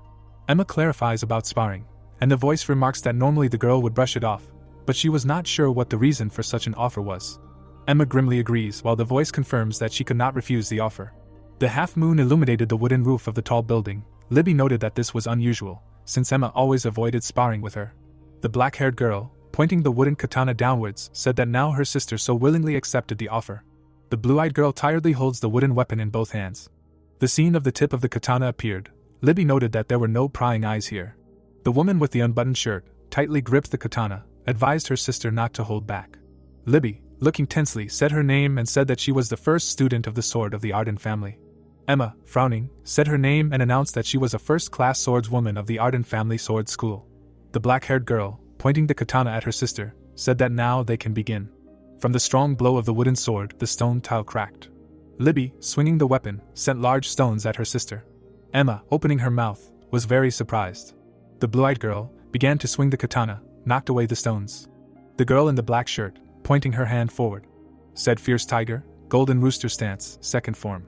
Libby, raising her blade to strike, asked if her sister remembered. The black-haired woman, looking down, told Emma to respond. The brown-haired girl turned around, startled. The girl with the unbuttoned shirt jumped, making multiple attacks with the blade. The young girl looked up. Her sister thought that it was obvious that such an attack was subject to Emma's perception, but not her reflexes. The blue-eyed woman, gritting her teeth, parried the multiple attacks of her opponent. The young girl flashed her eye. The black-haired girl, parrying her opponent's attacks, thought, from a pure flash to an actual blow, from the height of the sky to a bolt of lightning. Her hand intercepted the wooden weapon. Emma thought that if she could read her sister's attacks, and not just respond to them, she would win. The young girl, dodging her opponent's attack, thought that she needed to anticipate her next blows. Emma counterattacked, taking a stance. The blade flew straight at Libby, who was swinging. The black-haired girl dodged her sister's attack. The woman in the black shirt dodged the katana and raised her fist to strike. Libby hit her sister in the stomach with all her might, saying that she was out of breath. Emma flew back from the strong attack. She, resting her hands on the floor, looked up, incredible insight, nurtured by endless work and practice. Libby, looking down, told her sister that her skills had improved since last time, and then added that she clearly did not shirk her training, thanks to which the sword master became the guardian of the strongest class. The black-haired girl, lowering the katana, said that her sister must have changed thanks to the protagonist, to which she answered in the affirmative. Emma, lowering her head, thought about the protagonist. Libby looked at the young girl and asked if she knew what she and Chuck had in common. The black-haired girl, raising her katana against the ghostly protagonist, said that neither of them wasted their strength, and then added that they also shared the same philosophy regarding techniques. Libby, sending the blade at her surprised opponent, said that great techniques were not needed against people. Emma, raising her katana, dodged her sister's attack. The girl in the black shirt said that they needed to cover a deadly distance of 1 inch. The black-haired woman advised her opponent to dodge next time. The blue-eyed girl, her eyes widened in surprise. Emma was definitely reading Libby's attack. The black-haired girl with the blade, covered in a blue aura, created many magical katanas around herself and her sister, who thought about how to dodge such a blow. The wooden weapon fell to the floor. Emma admitted that she had lost. The young girl, holding a steel blade in her hand, turned her back to her sister. The brown-haired woman mentally explained that she thought she had at least made up for lost time a little, and having won that duel, she thought she had become a swordswoman who could be reckoned with. She realized that she had acted arrogantly. Libby, passing by her sister, recommended that she improve her skills. The older sister, leaving the battlefield, said that otherwise her sister would spend her life looking at her and the protagonist's backs. Emma thought that her victory was only luck, and there was an insurmountable gap in skill between her and her sister. The young girl sadly lowered her head. She clenched her teeth in anger, feeling very disappointed in herself. A few days later, a man bangs a log on a bell. Sophia, pouring Libby's drink into a mug, said that she had not married this year either. The woman with her hair tied up said that she had heard that her sister had recently started talking to a young man, to which Libby, drinking from the cup, said that it just happened that way. The girl in red, putting the kettle on the table, said that late-night walks can be arranged even after the engagement, and then added that in the end he is just a tool for raising the family's status. A frame appeared with Sophia and a black-haired man, Sophia Arden, formerly known as the greatest swordswoman of the East, but after the betrayal of her husband, Jade Arden, this girl's view of marriage was completely distorted. The older sister, looking closely, said that Libby should find someone who will bring the most benefit, to which Libby noted that she should not worry.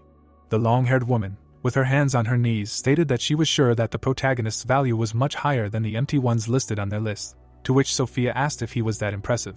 Chuck, covered in flames, struck the blade. Libby stated that he entered the territory when he was young, and then said that his talent in terms of martial skills was not inferior to his grandfather. The black-haired girl, with her eyes closed, said that it was talent, not brute strength, and then concluded that the protagonist could be classified as a type that leads to victory. The blue-eyed woman, looking forward, wanted to add something. Sophia, opening her mouth, asked what her sister wanted to say.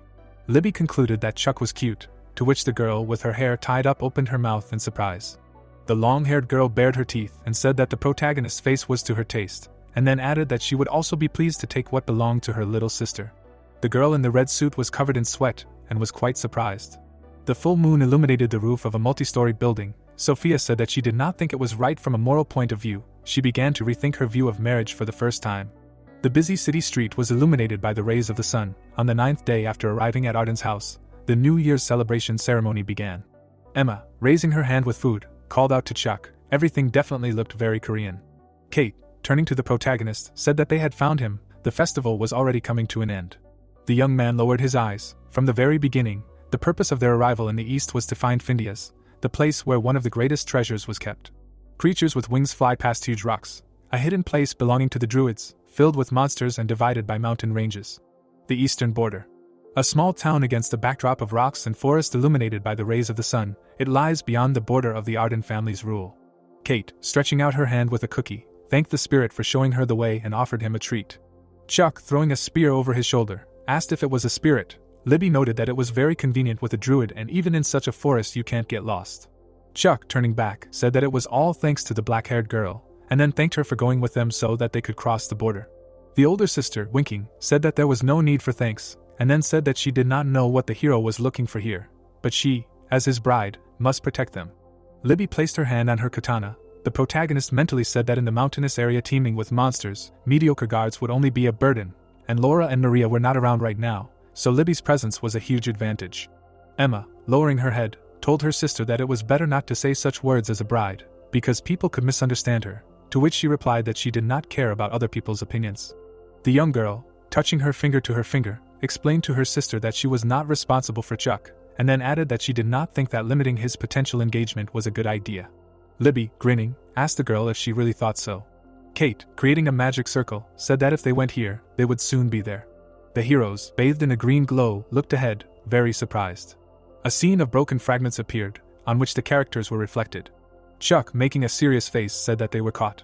The hero with a spear in his hand turned around and thought that this was what one would expect from a place guarded by a druid sage, and then asked out loud if he was the only one isolated here. A scene with a huge labyrinth appeared, along the edges of which there were figures. The young guy thought that this was a technique that confused those who crossed the border, and it was somewhat similar to the construction of 8 trigrams. The black-haired guy, throwing the spear over his shoulder, thought that this was a kind of test or check to see if the one entering was worthy of entering the hidden land, and realized that this was a very common technique. Chuck, taking a fighting stance with the spear, shouted that whether it was a monster or an illusion, he would deal with it. A man appeared behind the protagonist, who called him brother. The large youth, turning his head in fear, said that this voice was familiar to him. Jack, putting his hand on his belt, greeted his brother. The man in the black suit, licking his lips, said that they hadn't seen each other for a long time, to which Chuck mentally screamed that this was too much. The black-haired guy, smiling, said that he hadn't seen the protagonist for a long time. Chuck, jumping, said that he was his mouth. Jack, putting his hand in front of him, protected himself with a purple shield from the protagonist's attack. The young guy furiously screamed that his enemy was a fake. The man covered in a purple aura agreed. The black-haired guy, pointing his finger, said that Chuck was also fake. The long-haired guy, holding the remains of his weapon in his hands, thought that his opponent had gotten rid of his spear, and then mentally explained that, unlike him, Jack was a real player and the rightful protagonist of this world. The young guy, looking madly, exuded purple lightning. The man in black clothes, hovering in the air, created a magic circle. Chuck mentally explained that although his opponent was evil, his power was real and it would not be a mistake to call him a god, and he was much stronger than the hero now. Jack, having caught up with the young guy, noted that he should be proud that he was able to kill him in this way. The man with the glowing red eyes, mimicking the protagonist, said that he would save this world, and then asked if his opponent was sure that he had everything he needed. The large guy looked in front of him. The black-haired guy, against the background of a sign saying that the player was dead and the test failed, turned his head. Jack said that even he, who collected everything, failed, and then mockingly asked who the protagonist was and what he could do with his unfinished system. The man in black clothes asked if the hero could defeat Tate's Balthazar, being an additional player. Chuck, raising his head, said that he would steal one of the treasures to weaken the villain and defeat him, and then added that this was the whole reason for his journey here and concluded that he was giving it his all for a happy ending, to which Jack accused him of lying. The black-haired man, standing with his back to the protagonist, said that if he really wanted a good ending, then he should have chosen it, to which the protagonist replied that then his virginity would be at risk, and the man in black asked what was wrong with that and what the protagonist didn't like. Jack said the word sacrifice. Chuck's eyes widened in surprise. The black-haired man said that the protagonist sacrifices himself too easily for others. The protagonist's bloody body appeared. The guy in black clothes said that instead of wasting time on NPCs, the hero should focus on more. A scene of a pretty tired Laura appeared. Emma, bleeding, screams loudly. Jack explained that Chuck would have been much stronger if he had spent the time spent on bots searching for items. The white-haired girl frowned angrily. The black-haired man noted that the protagonist himself knew perfectly well that his game was not effective enough. The man in black clothes, coming up to the hero from behind, said that in order to get here, he sacrificed hundreds of thousands of people, and that is how the player becomes stronger, through other people's sacrifices. Chuck, gritting his teeth, turned his head. Jack, smiling madly, advised the protagonist to let the right number of people die and slowly save the world with him. The long-haired guy, unclenching his teeth, said that this was true. The main character, covering his fist with a black and red aura, replied that he started the game over and it would be a lie that he did not regret the events and items he missed. Chuck, covered in fire, prepared to strike. Jack gritted his teeth in irritation. The protagonist noticed that these dirty thoughts were still spinning in his head, and it must be because of this that such illusions were before his eyes. The young man hugged the white-haired girl. The protagonist said that he would save the world. The main character, taking the girl in the red hood by the shoulders, leaned his forehead against her. Chuck said that he had already managed to save Maria Dinareff, Emma Arden, Laura and Ran. The black-haired girl was crying. The long-haired man, clenching his fist, said that he wanted to create a world in which those he saved could live without relying on efficiency. Chuck looked forward angrily. The guy with eyes burning with fire jerked through his fist into Jack's face. The large guy, flying away from a strong counterattack from his opponent, thought that this was the world that he would save. His hand grabbed the handle of the weapon. Chuck noticed that he was frightened by such an illusion. The black-haired guy, putting his hand on his knee, mentally explained that all this helped him focus again, and he did not regret anything. The large man, putting his hand on his belt, thought that his choice would remain unchanged, even if he had to live through everything again. Chuck turned around because he was called out. The hero, turning his head, noticed that Kate did not fall under the technique, because she is a druid, and asked Libby how she got out so quickly, to which the black-haired girl answered that she had some kind of creature in the illusion in the form of her grandfather freaking out. The older sister, showing her katana, said that she cut that creature, to which Chuck thought that she really did not hesitate. The black-haired woman said that her younger sister is one of those who are vulnerable to such illusions. Emma opened her mouth. Kate asked if she would come to her senses soon. The Black Puma said that she was surprised that the heroes so easily bypassed the fog. Chuck and Libby, getting ready to fight, took up their weapons. The Black Cat, standing on the mountainside, said that the heroes were impressive guests, to which the protagonist asked if the talking leopard was serious and noted that he did not look like a monster. The Puma, covered in a green glow, apologized. The man with a long beard, looking down, greeted the young druid and her friends and said that he would show them Aaron, the keeper of Findias. Libby, looking up, was surprised at how beautiful this place was. The heroes walked through a city overgrown with plants, the territory that holds one of the great treasures, Findias. A scene of many residents of the city appeared. Chuck asked if they were all Kate's family, to which she answered in the affirmative, and then the hero noted that this was a nice place and asked if there was a chance to buy some property there. The green-haired girl, looking at the protagonist, asked if he was sure of his words, because people called this place the Green Belt, to which he replied that they would define everyone in the real estate industry. The guardian of Findias said that he heard from the spirits that a young druid was looking for this place. The protagonists go to a huge tree with a door. Aaron, sitting on the throne, asked what brought his guests here. Chuck, looking up, said that one of the treasures brought them here, or more precisely, Salas, the Sun Blade. The elderly man, frowning, asked if the hero was really looking for it too. The white-haired girl looks down sadly. The black-haired guy, squeezing his weapon, said that it was all because he was here as the first spear of the Queen of Paradise, Aaron Danua, thinking that this was not a lie. The protagonist thought that even after the regression, the fact that he was Aaron's successor had not changed. Chuck looked tensely, and a loud laugh was heard. A huge creature, entering the building, said that he could smell a strong scent of blood. Stephen, squinting his eyes, said that the child who had killed Mac had appeared before him and noted that he had expected to meet someone who was not so crazy.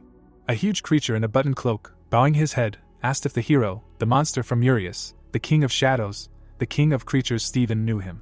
The King of Shadows, leaning towards the hero, asked if he was really the Queen's dog, to which he replied that the child and the throne were only one. The creature in the hat, smiling broadly, said that with the onset of the era of shadows, the creatures would devour the hero's goddess without leaving a single piece. Stephen, looking at the hero, remained silent. The creature in the buttoned cloak waved his hands and said not to call him. The King of Shadows smiled happily, asked for forgiveness, and said that they had a noisy one here, and then advised to get down to business. Aaron raised his hand and said that Stephen and the hero wanted to get Salas, but he had no right to grant this blade to either of them, because he could only test what the heroes were worth. Chuck put his hand to his mouth and thought that the druid was neutral, but there was nothing good in that, and he didn't know what exactly the test was connected with. Stephen put his hand to his face. The protagonist thought that he and the King of Shadows were in the same boat, but in his previous life all the treasures went to his opponent. Aaron asked the participants to wait in their rooms, and then added that as soon as he discussed everything, he would tell them. Stephen, looking at his hand, said that he loved tests. The protagonist thought that if everything went according to canon, then this degenerate was able to pass the test. Chuck turned his gaze to the monster, who again repeated that he was the child who killed Mac. The Shadow King, baring his teeth, said that he would be waiting for the hero with impatience. The crescent moon illuminates the rare clouds. Emma is sleeping in her bed. The girl closed her eyes. The protagonist in a suit, smiling, took Libby by the waist. The younger sister thought that two people she respected entered into an alliance and dedicated their love to each other. Small children hugged the girl sitting on her lap. Emma thought that 12 nephews hugged her and called her aunt. Such is the happiness that cannot be destroyed.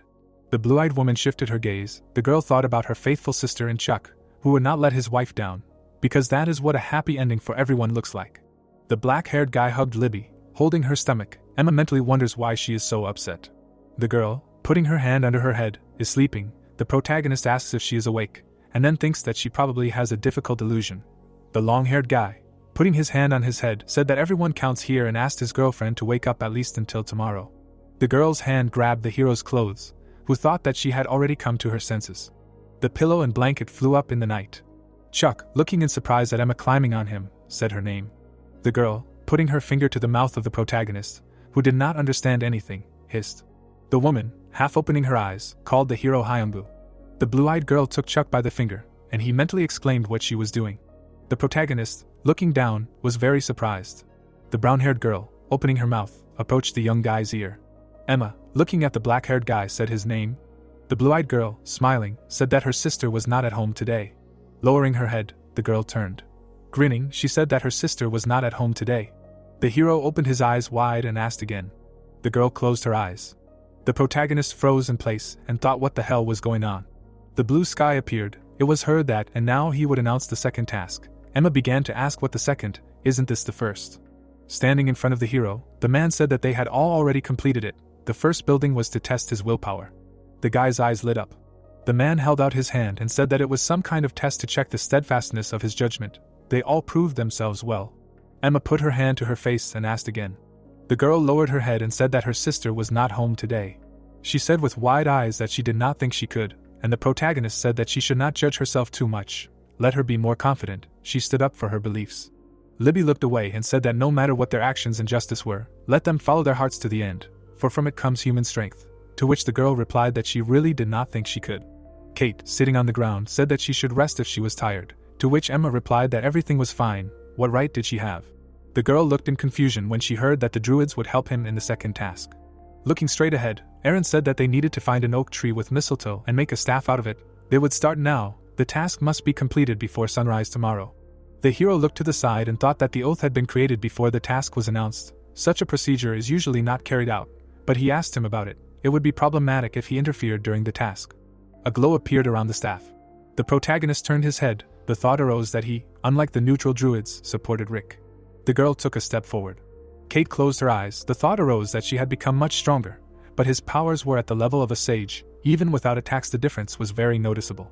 Looking to the side, she said that it was bad. The spirits did not respond, to which she was told that, as expected, they were probably all on his side. Frowning, the girl said that it would not be easy then.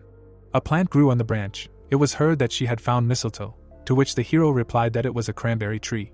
The protagonist looked away and thought that it was a perfect lottery. Firstly, it was rare to find mistletoe on an oak tree. Secondly, it was difficult to find an oak tree in such a huge forest, and altogether it was almost impossible. The magician raised his hand up. A thought appeared that it was difficult even with the support of the forest spirits, while they were all on the magician's side. Lowering her head, the girl said that she was sure she could cut it down, and Kate added that then it would lose its magical significance. The forest appeared. It was heard that he would complete the task. Let them get their staffs, which happened. Holding the staff in his hands, the monster said that he had prepared a strong and thick staff. Libby frowned, hearing that how they could look stronger and more, to which he replied that he should shut his mouth. It was none of his business. Looking down, the hero thought that Emma had attached mistletoe seeds to an oak seed, and Kate had grown them with magic. The man held the elixir in his hands. A thought appeared that usually such a creature quickly dies, but thanks to this thing from the east, everything was crowned with success. Looking straight ahead, the beast said that they had done well with the second task. Taking a step forward, he added that they were all going further, and now to the final task. People were walking through the forest. It was heard that in the forest that is north of here, there is a magical rowan tree with red berries. Let them bring these berries. Raising his head up, the protagonist said that he did not expect anything ordinary. Stones were flying through the air. Looking down, the monster said that they were looking for berries. Sitting on the ground, the golem said that let them show themselves then. The thought arose that the Sky Titan, he is the same race as the Titans guarding the sun in the heroic legends of Archon. Smiling, the monster said that this is a plump man. Looking straight, Libby said that it would be difficult to defeat him, to which Chuck replied that he should not even think about it. It does not matter, win or lose. They will not be able to get the treasure then. Looking straight, the hero thought that it was true. They would not be sent to fight such a giant based on the first two tasks, probably. Stretching his hand forward, the Titan said that he would test their wisdom, ask a riddle, and let them listen. Smiling, the protagonist asked what mythical creatures are crazy about riddles. They did not know, to which Kate answered that no, and Steven shouted that he loves riddles, wants to.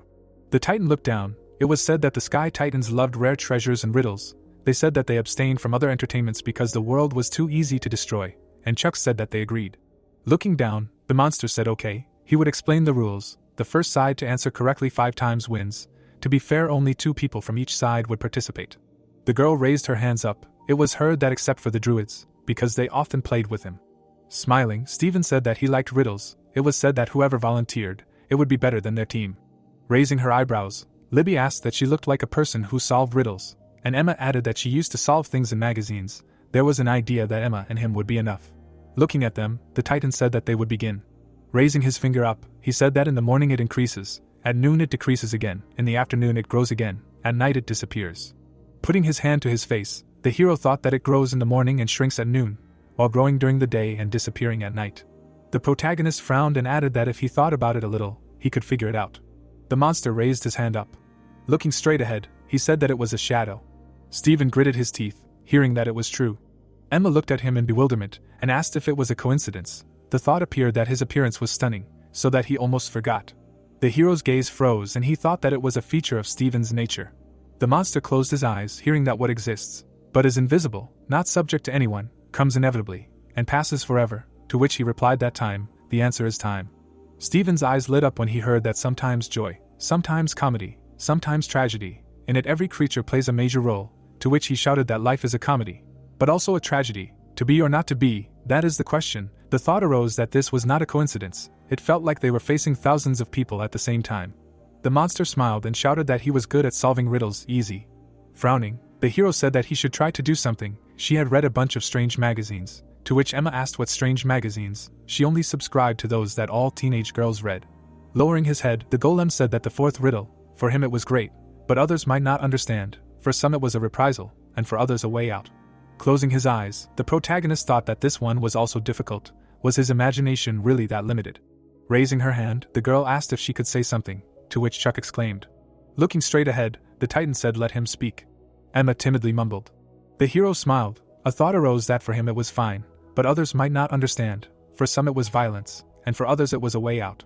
Smiling, the girl asked what adultery was. The protagonist looked away in amazement. The people exclaimed in bewilderment. The Titan stood in front of the people.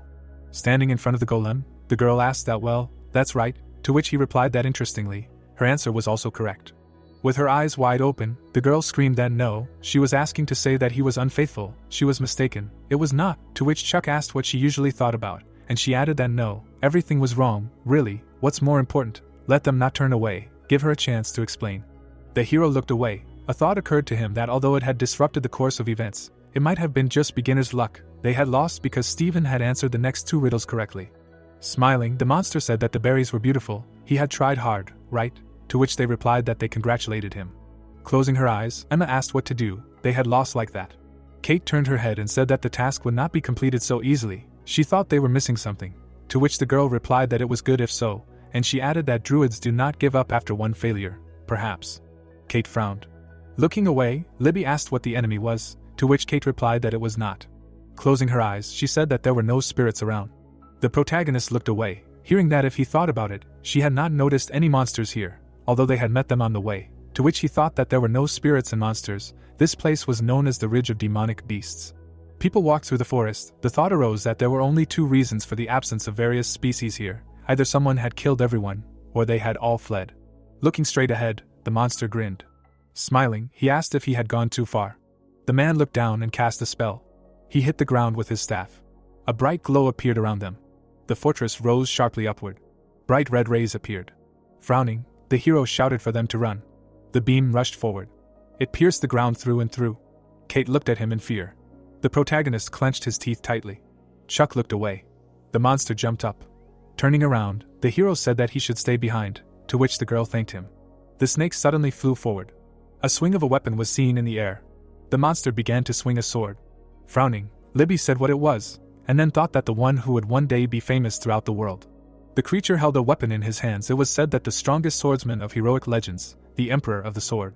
The creatures lay on the ground. It was thought that beyond the domain of Arden lies the territory of demons, a place where wild animals and monsters, claiming to be the masters of the forest, create a strange balance. The man's eyes lit up. It was said that but this balance was broken by a lonely old swordsman. Looking down, he said that the monster, this sword is his. It was thought that this creature was not called a demon. The limbs of the monster appeared. It was said that because it had animal roots. The body of the creature appeared. He held a sword in his hands. A glow appeared around him. The thought appeared that but occasionally humanoid monsters are born. I wonder if it is to survive or to die. The man raised his weapon up. It was said that when he came across the monster holding the sword, the old man smiled. Looking straight ahead, the man asked what the monster wielding the sword was. The thought appeared that this was how the one-sided relationship between the student and the teacher began, which only the latter knew about. The monster rushed forward. The man threw the weapon over his shoulder. His eyes lit up brightly. He swung the weapon sharply. Rays appeared around the creature. Gritting his teeth, Stephen asked what the hell he was. The creature's eyes lit up. Looking at him, the hero thought that the demon of the sword, now this name is known only to him, and that crazy old man. A glow appeared around the monster. A thought arose that in the future it will be known to the whole world, the name of the strongest swordsman of heroic legends Archon, a monster from Rick's side. The snakes rushed forward. A thought arose that, but judging by the fact that he attacked them, rays flew around the monster. The creature lowered its head. It was said that it seemed as if he had not yet taken their side. This is very fortunate, but it is too early to rejoice. The monster swung his weapon. A thought arose that how could something like this stop? Are they really next? The girl looked at him. Her eyes lit up brightly. She struck the monster. It was said that the connection born between destruction and depravity. The girl lowered her gaze. She slid along the ground. Libby frowned and said that the monster held a weapon in his hands. It was heard that where he learned this skill. Libby looked to the side. The creature swung the weapon. The girl dodged his blow. Her eyes widened. Looking to the side, Libby shouted that he was an impudent man. The monster swung the weapon. The girl jumped up and thought that not only his hands, but also his legs were used as blades. The creature's eyes lit up. The attack rushed forward. The thought arose that the sword demon, as if wielding several blades at once. The girl dodged his attacks. The girl frowned and thought that a person keeping his distance with only one sword. Her eyes glowed brightly. Red rays intersected with blue. The creature looked angrily. Libby stepped on his foot. Grinning, the hero said that it was time to finish. They swung at the monster. The sword demon jumped to the side. It was heard that it was dodging. Were they in a circus? The monster stood still. A glow appeared near the weapon. People rushed towards the creature, and the hero shouted that he would not let it escape. He opened his eyes wide. The monster smiled widely. A beam appeared in front of the demon. His eyes glowed red. The beams rushed towards the people. Frowning, the protagonist thought that even one step was difficult inside the territory. Even without finishing, he was able to make 8 attacks. The protagonist's gaze froze in place. The students swung their weapons. Gritting his teeth, Chuck thought that even fighting at full strength, they blocked only 5, and the remaining 3. The girl stood still. A thought appeared that they were aimed at Libby, although she could discern the territory, but she was moving too slowly. She clenched her teeth tightly, and Chuck thought that at this rate. He opened his eyes wide. Lightning flew around his hand. The girl stretched her hand forward. The thought appeared that this was something Emma was able to learn only at the very end, the best defensive technique of a swordsman. She raised the weapon up. The demon's eyes lit up brightly. The girl struck the monster. A blow flew at the monster's shoulder. Looking to the side, Libby asked that the blow did not hit the vital points. Rushing forward, she said that it was dangerous. We need to deal with him here. To which the hero answered that he agreed. The thought appeared that the sword demon was not yet at the level that he remembered. The protagonist frowned and thought that, however, the last secret skill that he would inevitably learn was a sword that cuts everything. The demon screamed loudly. The thought appeared that we need to finish him off here. Smiling, Stephen said hello. The monster looked to the side. The demon abruptly struck him. The hat fell to the ground. A glow appeared on the liquid. The snakes abruptly rushed forward. The demon clenched his teeth. His hands were constrained by the roots. A glow appeared around the monsters. The thought arose that here they were, the king's subordinates. Looking straight ahead, the creature growled. The demon abruptly waved his arms. He rushed forward. Stephen grinned. The thought arose that the creatures had almost infinite life force. The monsters looked straight ahead. It was said that the king of the beasts Stephen and the lawmaker Harry. Frowning, the hero said that some kind of monsters, and then thought that they should meet face to face with these enemies too. The forest appeared. It was heard that let them forgive. She could not do anything. Sitting on a chair, Emma said that she should not worry. It was inevitable, to which Kate objected, and she added that everything was fine. She was not really hurt. The demon held a weapon in his hands. It was heard that the monster used Arden's techniques. Looking away, the girl asked if he could read their manual, to which Libby replied that he shouldn't talk nonsense. It was still a monster after all. He would have to fight hundreds or even thousands of times to learn something like that. Frowning, she added that there was only one person who could have helped him do that. Emma looked away, hearing that it seemed like his granddaughter understood everything. The old man smiled and looked down. Frowning, the girl asked what kind of madness he had done, teaching a monster how to use a sword. Looking away, Herman said that it was just a pastime in his old age. But let's face it, he wasn't teaching, he was just showing. The man took a step forward. The man stood in front of them. Frowning, the old man said that the territory.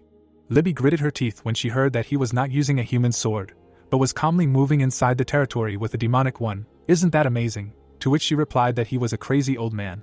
Looking straight ahead, Herman said that perhaps they would even soon witness a new level of swordsmanship. Looking away, the girl asked what the hell. She stood still. Monsters appeared. It was said that she no longer wanted to feel helpless. Looking straight ahead, the girl said that she should teach her how to use a sword. Smiling, the old man replied that it was fine, he would definitely do it. They looked at each other. The thought arose that the talent of being enchanted by a sword is how the awakening of madness begins. Standing in front of the man, the hero said that they failed to get the berries. But could they participate in the final test? To which he replied that it did not matter, but without the rowan berries. Steven smiled, hearing that the final would favor them. Looking straight ahead, the protagonist said that he shouldn't act like that just because he was a druid. They lost because of the swordsman who appeared. Maybe he would give them some advantage, and Aaron said that he would tell them about the final task. The man held a staff in his hands. Kate frowned when she heard that he should grow the staff that had been prepared earlier. Raising his hand up, the old man said that he would reach the very sky and would face the giant guarding the sun. The blue sky appeared, and the thought arose that there were 3 weeks left before the solar eclipse, and during this time they needed to grow a tree to the very sky. The girl opened her eyes in amazement, and the thought arose that a kindred spirit, a demonic nature, lay in the obsession with the desire to cut. The demon held a weapon in his hands. It was said that this is why he understands his talent and demonic nature. The girl clenched her teeth and thought that this is what frightened her. Wounds appeared on her body, and the thought arose that he was stronger than her. Emma frowned, hearing that her knowledge of the basics was still pathetic. Standing in front of her, Herman said that, however, to think that she herself asked the old man to teach him, it was worth it to raise her student, to which the girl asked what student. This is about that monster, why did not he kill him? Holding the weapon in her hands, Emma heard that he could not. He is a talent who will master the heavenly sword, to which she replied that she had never heard of such a level, and he said that of course she had not heard. The girl frowned, hearing that because he created it. She bent her knees. Swinging, Emma said that he should stop mocking. Raising the weapon up, the man said that the one who mastered this level will be able to cut the heavens. Gritting his teeth, he added that the whole world, he longs to see such a swordsman. Swinging the weapon, the girl shouted that the old senile. Looking at the girl, Herman said that he was becoming more and more like his sister. A view of the southern castle opened up. Maria raised her eyebrows and asked that she could go now. The girl put on a dress. It was said that the holidays would end in 4 days. Chuck had just left her a mark. Maria put on shoes. The thought occurred to her that he had said to find him before the solar eclipse on February 8th. Of course there would be plenty of time if he flew on a wyvern, but the girl was sitting at the table. Maria frowned and thought that she was worried. The guy opened the doors and shouted that where she was going, the holidays should be spent with the family. Suddenly a blow flew at him. It was heard that she would create a new family there. Closing her eyes, the girl said that their Maria was at the age when it was time to get to know a man. She grinned and added that he should go there and give him a brother or sister as soon as possible, to which Maria shouted that she was looking for Dad. The bird rushed forward. The thought arose that maybe, due to the intuition of a high-ranking vampire, she instinctively knew. The bird flew high in the sky. It was said that she had a new rival. The blue sky appeared. It was heard that it was a nun apprentice. The view of the main cathedral opened up. It was said that this is how, let her enter. The girl walked forward. A glow appeared near her hair. Grace lowered her head. Gritting her teeth, she exclaimed. Grace hugged the girl, said that it was Laura, to which she replied that she should let go. Laura frowned, hearing that she heard, during the festival she had to face difficulties. She was fine, of course not injured, but to which she replied that the golden seal. Grace closed her eyes, hearing that he should take it off, to which she asked why. Raising her head, Laura said that it was annoying, let him just do it. The girl lowered her eyes. Louise's sister smiled and said that she greeted the saint. She was of the same opinion, they needed power, to which she asked what for what. She closed her eyes and said that she wanted to become a good wife for her husband. Grace looked down. The girl took off her hood. Looking straight ahead, she asked that the restriction was lifted, right? To which she was told that yes, until the first seal, and she said that it was great. Turning around, Laura said that she was leaving right now, and the professor said that it was 24,000 kilometers from here. It would be better to use a wyvern. Frowning, she replied that she was faster, besides. Looking to the side, the girl said that she could not give in to her and come later. Rushing forward, the professor shouted that it would take her 3 weeks, and why she was escaping through the window, to which Laura replied that she would get there in 2 days.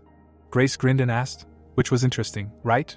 The images of the girls appeared. It was heard that the vampire Maria, the swordswoman Libby, Emma, who came face to face with them, from the conquest of the king of the Iron Mountain to the transformation of Laura. Looking straight ahead, Grace said that so many things are connected. Gritting his teeth, the hero said that this old man does not stand on ceremony with anyone. Sitting on a bench, he added that she would bleed to death before she climbed the tree, to which Emma screamed that it seemed like she was dying. Looking to the side, she added that but still. The staff stood by the tree. It was heard that she thought she would be able to climb to such a height. A tall tree appeared. Looking straight ahead, the girl said that it looked like it would be difficult, to which the protagonist replied that he should not worry, everything would work out somehow. Emma raised her eyebrows and wondered how it was always like this, whether it was taming a huge boar or facing a professor, even when facing an invincible demon, how he maintained such determination. Chuck looked up and thought that it seemed as if, even in the face of impossible tasks, he was looking to the future. A question was heard about what he wanted to do. Walking forward, the man said that even late at night he worked hard. Harry raised his hand and turned. Gritting his teeth, he said that he wanted to talk to him at least once. Frowning, the hero asked again. It was heard that why they, humans, are trying to stop the coming of heaven. Raising himself, the protagonist said that many will die. Of course he should understand this. Gritting his teeth, Chuck asked why he was a druid, who puts nature first, on the side of heaven, to which the man asked, isn't it obvious? Looking straight ahead, Harry said that a life of hundreds of years had led him to one conclusion, to protect nature. Frowning, he added that people had to die. The girl asked again, widening her eyes, and then thought that it felt like he wasn't human at all. Those eyes seemed to belong to a plant. Looking at the druid, she added that there was great anger directed at the world. Emma looked in surprise, hearing that he should look closely. Frowning, the hero said that what he wanted was to kill everyone like him.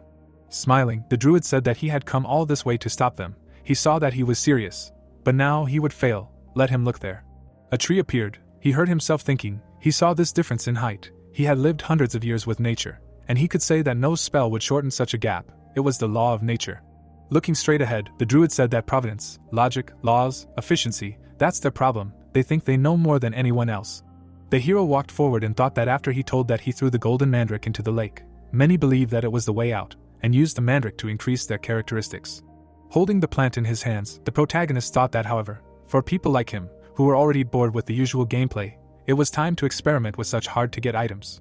Smiling, he added that he was sure he was the only one who did this with such a rare item. The girl held the staff in her hands. The thought arose that the massive staff from the first task was the result of a couple of drops of dough. The elixir poured out. It was said that even after living hundreds of years with nature, he would not see this. He prepared this golden ingredient himself.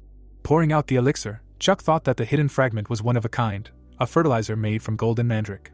The girl stood in front of the druid. It was heard that he usually called those who just started playing newbies. Harry frowned, hearing that he did not know how many years he had lived.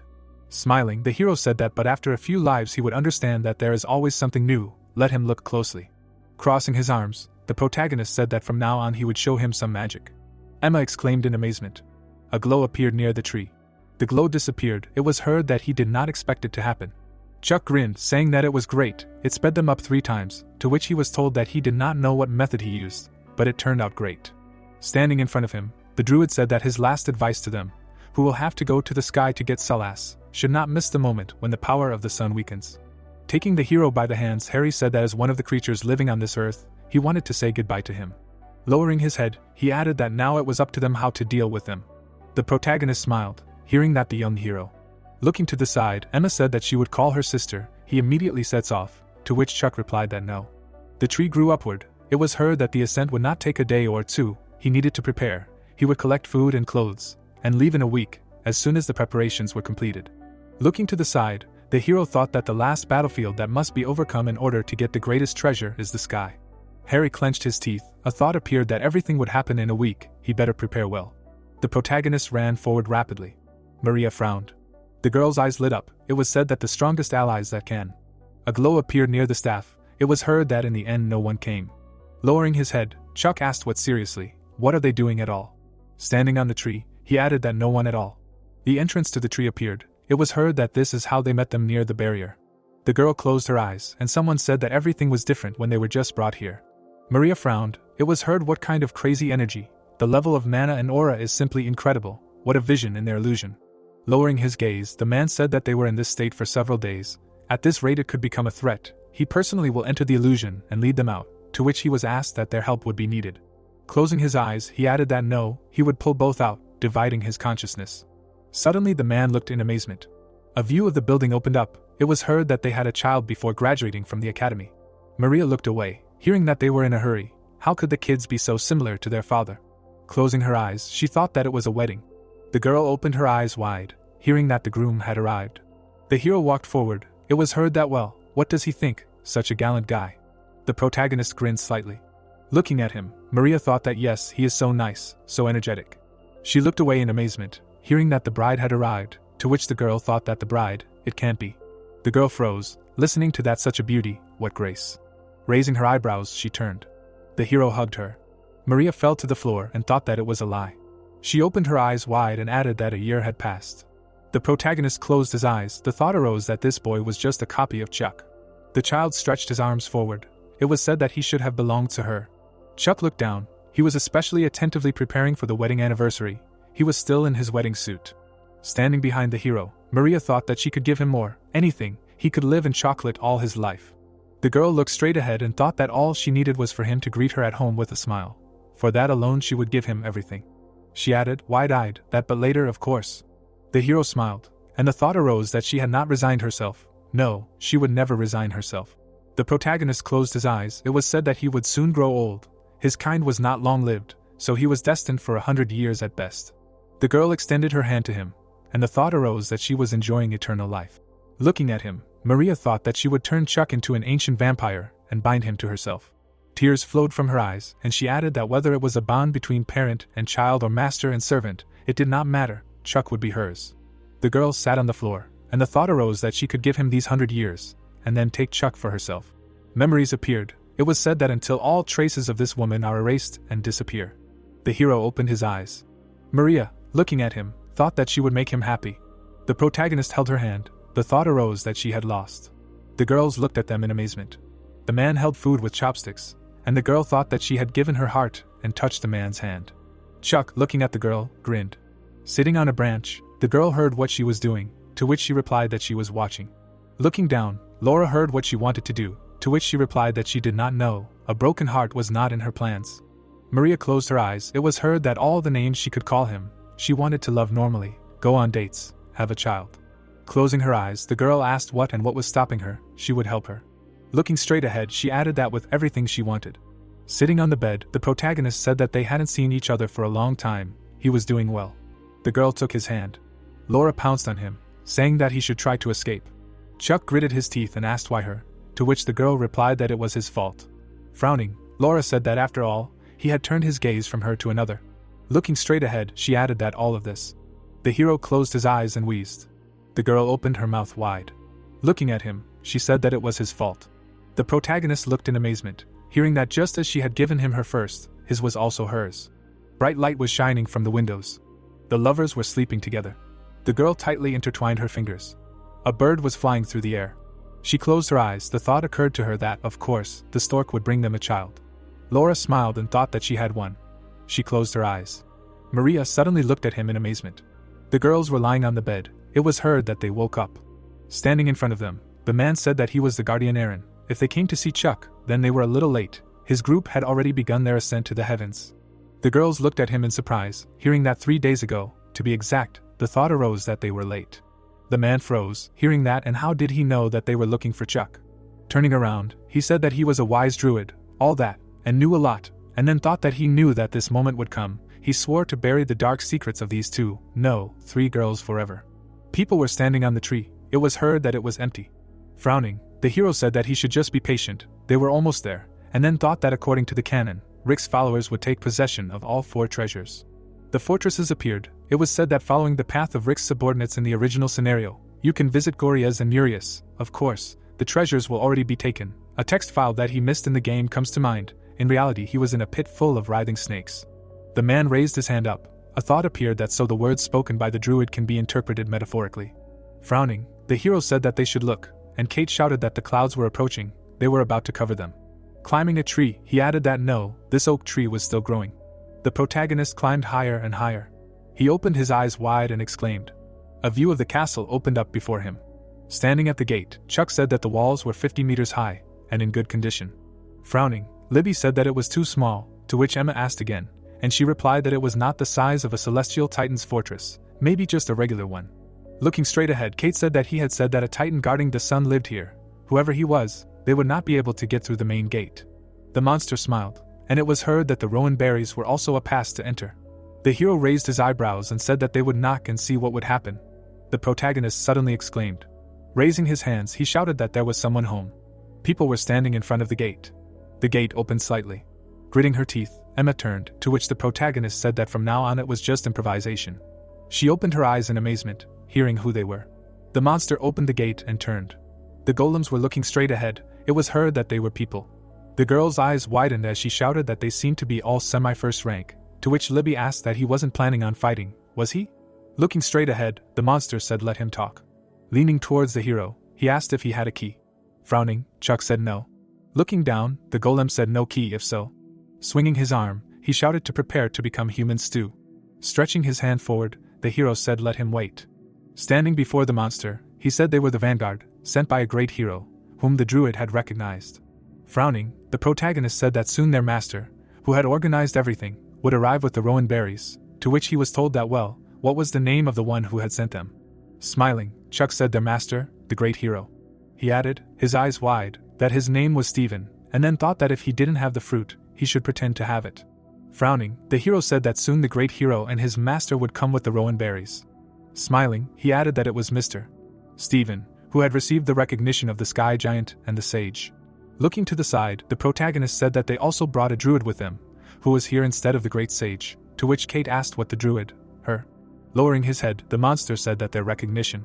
Smiling, Chuck said that he should try to do the same. A green glow appeared around the staff. Suddenly, the vine man rose up. Looking at the hero, the giant said that they knew about the red rowan berries, and his druid could control a man with a vine. He could well be a representative of the sage, but the key, to which the protagonist replied that he knew, without the red rowan berries they would not be able to take the sun. The monster smiled, hearing that, but their hero told them that it would be polite to first announce their appearance to the great giants, to which he replied that this was true. The gate opened slightly. It was heard that okay, he will accept them as guests. Turning his head, the giant said that but the sun, to which the protagonist replied that of course, as he says. Smiling widely, Chuck asked how easy, let him say. Looking down, the girl asked that this was his plan, to which the hero replied that this was just the beginning. Smiling, he added that from now on they will clean everything here. The people walked forward, just in case they left Libby and Emma to stand guard, and they themselves headed to the treasury of the giants. The guy raised his hand up. A thought occurred to him that it was a little strange to talk about it, but stealing was part of his life, and in the last attempt, as a player, Jack had a universal cheat called inventory. The hero clenched his teeth and thought that, and therefore, no matter what location or zone he was in, he always looked for the treasury first, and the girl asked that he was in the castle of the giants for the first time. How did he manage to immediately find the location of the treasury? To which the protagonist replied that the treasuries are always in approximately the same places. The problem is different. Going to the treasure, he added that they need to find the sword of the sun among all this. The moon appeared. It was heard that the ceiling was open, and there was no guard at all. During the day it should absorb light, so it can only be obtained at the time of a solar eclipse. When its powers weaken, then can't they get it at night? Emma raised her weapon and asked if they could find it in such a place, to which the protagonist replied that he thought why no one was guarding it. A pile of gold appeared, and she heard that they seemed to want to say that it was simply impossible to find a needle in a haystack. Now she was beginning to understand why there was no guard here. The chicken stood near the gold, and the girl said that she was a little small for giants to eat. Looking to the side, Chuck shouted that someone was coming. Let him hide, to which Emma asked where. Smiling widely, the giant asked why she was here. Lowering his head, he added that they're cutie. The hero looked away, hearing that he should come here, to which he thought that he was simply asking to pass by. The chicken looked at them, and a thought occurred to him that she had seen them. She turned her head, and it was heard that there it was. She silently looked forward. Suddenly, the chicken hatched an egg. Frowning, the protagonist said that it wasn't even a goose. Did all the gold in this treasury really come out of her ass? To which the girl replied that he had chosen a slightly strange expression. Lowering his gaze, the giant said that they would go with their dad, and the hero said that he had taken her. If they had removed the chicken, they would not have cared about money all their lives. To which Emma replied that she should control herself. They came here for the sun, not for gold. Lowering her head, she added that it could have ended badly, even if she didn't say. The girl opened her eyes wide. Looking down, she said that her sister was not home today. A thought arose. Why did she suddenly remember this? Gritting her teeth, the girl asked what he thought of her sister. Looking at her, the protagonist asked what about Libby. Well, she is an outstanding person, he likes her. Lowering her head, Emma asked again, to which Chuck replied that she is a good person, she has good skills, she is beautiful and kind. I bet any man thinks the same. Looking at her, the hero heard that it is clear, to which he replied that in any case they will continue the search. In 2 days there will be an eclipse, and it will last only a couple of hours. The protagonist raised his head and said that if they do not make it before that moment, then Stephen will go through all the stages properly and get the treasure, to which she replied that it is clear. Emma frowned and objected. Looking straight ahead, she said that there was something strange, to which she was asked what, for a start, maybe move. The girl looked up and wondered what a place where he could enjoy the sunlight during the day, but at night it was out of reach. With wide eyes, she said really, and then thought that but despite this, he was weakening on the day of the eclipse. The moon appeared. It was heard that today should not be a full moon. The sun, mistaken for the moon, hovered above the sky island. Sitting in front of the hero, Kate asked what it meant that during the day it appeared as the sun, and at night it turned into the moon above the sky island. Looking straight ahead, Libby heard that the distance to it was not as great as to the real sun or moon, but this hovering in the air must be due to the barrier around the island, but it was not at arm's length, to which Kate asked if there was a way to reach it. Putting his hand to his face, the protagonist said that he did not know. At the moment it was impossible for them, but they still had 2 days before the eclipse, so they would calmly look for a way. The moon appeared. It became light outside. The moon was shining brightly. It was hiding behind the clouds. Looking up, Chuck thought that, however, contrary to his plan, during this time they still had not found a way to reach the heavens. Nothing came to mind. Stephen smiled widely, and he added that Stephen and Harry would get here soon, so they had wasted their head start. The hero's eyes widened, hearing that they could at least eat the rest except for the druid. Standing behind the door, he heard that he should wait, they could be different, to which he thought that they had held up to their standards for quite a long time. Giants of the Sky Castle, the Sky Giant had written it into their lineage. The druids appeared. The thought arose that they should not attack them, but those who brought red rowan berries. A glow appeared near the hands. It was said that they would give the sun. Smiling broadly, the giant said that as soon as they gave them the sun, they would be free, and when they were done with their duties, they would go down the tree and feast on people, to which they answered that yes, he heard that Stephen had prepared a gift for them. They say that he was carrying a lot of snakes and toads with him. Grinning, the protagonist said that it was not in vain that they came early. A view of the sun opened up. It began to fade. Looking straight ahead, the monster said that it was not here, so it must be difficult for the sky giants to live here, but, stretching his arms out to the sides, he added that he was so excited. The gates opened slightly. It was heard that it was time to get the sword of the sun. Stephen grinned, hearing that let them stop him, immediately catch him. The giant stood in front of him. Stephen looked in amazement when he heard that his master, his great master, had finally arrived. Holding the chicken in his hands, the hero shouted that he had carried out his orders. The monster looked at him in confusion and asked what was going on. Suddenly, a blow flew at the giant, and it sounded like thieves. The creatures rushed forward and shouted that how dare he steal their treasure. The monster looked angrily and shouted that he would kill them. Suddenly, his eyes widened in amazement. Kneeling, the hero said that he had stolen the treasure from those stupid giants, as he had asked, to which Stephen asked again. Smiling broadly, the protagonist said that now they would kill those idiots together. Looking straight ahead, the druid said that they had been tricked. The giants rushed forward, shouting that they should kill everyone, eat them. The giants struck. The giants grabbed the people. It was heard that they should save him and not eat him, and the giants said that Stephen had prepared a whole feast for them. The monster looked at him in bewilderment. Suddenly the snakes attacked him. Gritting his teeth, Harry said that he was a scoundrel. Smiling broadly, Chuck thought that no one would stop him. If he did not get the sun, then he would rather turn it into a mountain of ash. Looking straight ahead, he said that now let them fight. It would be even better if everyone died, to which Libby asked that he was not ashamed. They slid down the tree. It was heard that the invincible had no shame, to which the girl asked what kind of invincible. Looking to the side, the girl said that she should erase it, although she should accept any side of her fiancé, but this was too much. Emma raised her eyebrows and said that but what if Stephen dealt with all the giants and got the sun, to which the hero replied that it didn't matter. Smiling widely, the protagonist said that as soon as they got to the ground, he would cut down all the trees, to which Kate replied that he looked like a villain. No, he was just a demon incarnate. Raising his hands up, he shouted that history is written by the winner, and then thought that of course it would be great to get the sun, but if he went down first and cut down the tree. Looking straight ahead, Chuck thought that the 2 servants of the king would remain in the sky forever. That was his plan. Frowning, Libby asked what and what was this.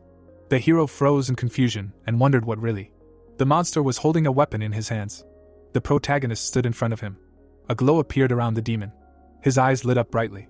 Suddenly, he rushed towards the hero. Raising the weapon, the girl said that she would take it upon herself. She used the defensive barrier skill. Libby looked at him in confusion and thought that he ignored her. Frowning, she added that he really wanted to attack the users of the territory first. The monster rushed forward. The thought arose that the sword demon, the strongest swordsman in the heroic legends of Archon, who later becomes the king's subordinate. He smiled widely. It was said that but now he is just a monster and has no special connection with the destruction of the world. Chuck clenched his teeth tightly. He swung towards the demon and thought that he could not rely on it. Bright beams appeared in the air. The hero looked angrily and added that the help from the commandments. The demon struck the protagonist. A blow flew at Chuck. He flew into a tree. Emma looked to the side and turned around. She opened her eyes in surprise when she heard that he should not come near. Gritting his teeth, the hero said that during the fight. Frowning, he added that he should only look forward. The girl looked at him in fear, hearing that he should retreat. Holding the weapon in her hands, Libby said that how dare he.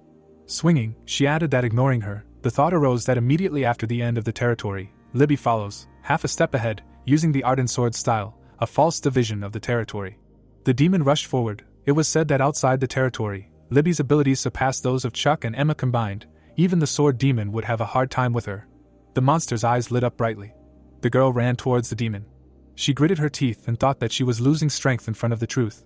It was difficult to enter the territory once, and now she would have to do it again. Particles appeared around the demon. Looking to the side, Libby thought that this time he was not aiming at her again, but at the users of the territory. She added with wide eyes that when that territory ended, she would use the half-step she had been given and deal with that sword demon properly. Emma froze in place, thinking that, however, her sister could only block 3 of his attacks when that territory ended. Gritting her teeth, she exclaimed. She looked away angrily. The demon opened his eyes in confusion. Emma froze in place. She opened her eyes wide. The demon swung his weapon. Libby frowned and said that the damn territory. She waved the weapon in her hand. The girl clenched her teeth tightly. Sticking out his tongue, the monster screamed loudly. He bit the girl sharply. Emma swung the sword. Lowering her head, she turned to her sister and said that her body is now. Looking straight ahead, the girl said that having entered the fight, he should not turn back. Emma opened her eyes wide and turned. She looked to the side and objected. A glow appeared around the demon. A thought appeared. How can he defeat him? The monster looked forward. The giant swung the sword towards the demon. Kate raised her eyebrows and said that he should run now, to which Emma asked that a person is a vine, but to use it twice without a victim. The giant stretched out his hand forward. The demon raised his head up. He looked to the side. The creature raised the weapon up. He swung the weapon sharply. Kate closed her eyes and exclaimed. Emma froze in bewilderment. Looking at the people, Emma thought that she was scared. She was afraid. She wanted to run away from here. Suddenly the demon jumped up. She parried his blow and thought that he couldn't do that. The monster swung his weapon sharply. Holding the elixir in his hands, the hero said that it was a curse, to which Kate asked that he was okay, and he replied that everything was fine. Let him take care of Libby first. Kate gave the potion to the girl. The thought arose that she would recover over time anyway, but in such a state it would be difficult to cope with this situation. The protagonist frowned, hearing that it seemed that he was badly hurt. Steven smiled widely. He grabbed the hero by the head and said that he was in no position to worry about them now. Kate looked in amazement and screamed. They began to fall down. Smiling, Steven shouted that the child who killed Oliver should let him admire his skills, to which Chuck replied that he was a bastard. The hero gritted his teeth and said that thanks. The protagonist extended his hand forward. The weapon flew forward rapidly. Chuck looked at it. He used the skill Dizzying Spear. The hero struck the tree.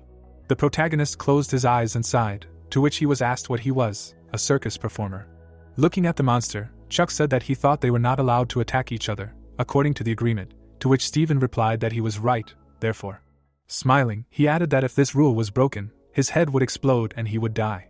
Taking off his hat, the monster said that well, something like that, to tell the truth, he did not care who solved all the riddles first and got the Sword of the Sun. Looking down, he added that in any case, you can just kill this person and take him. Clenching his fist, the hero replied that he knew. Smiling, he added that he thought exactly the same. The bloody spear pierced the monster. Frowning, Maria asked that he was okay. She looked in amazement, hearing who they had here.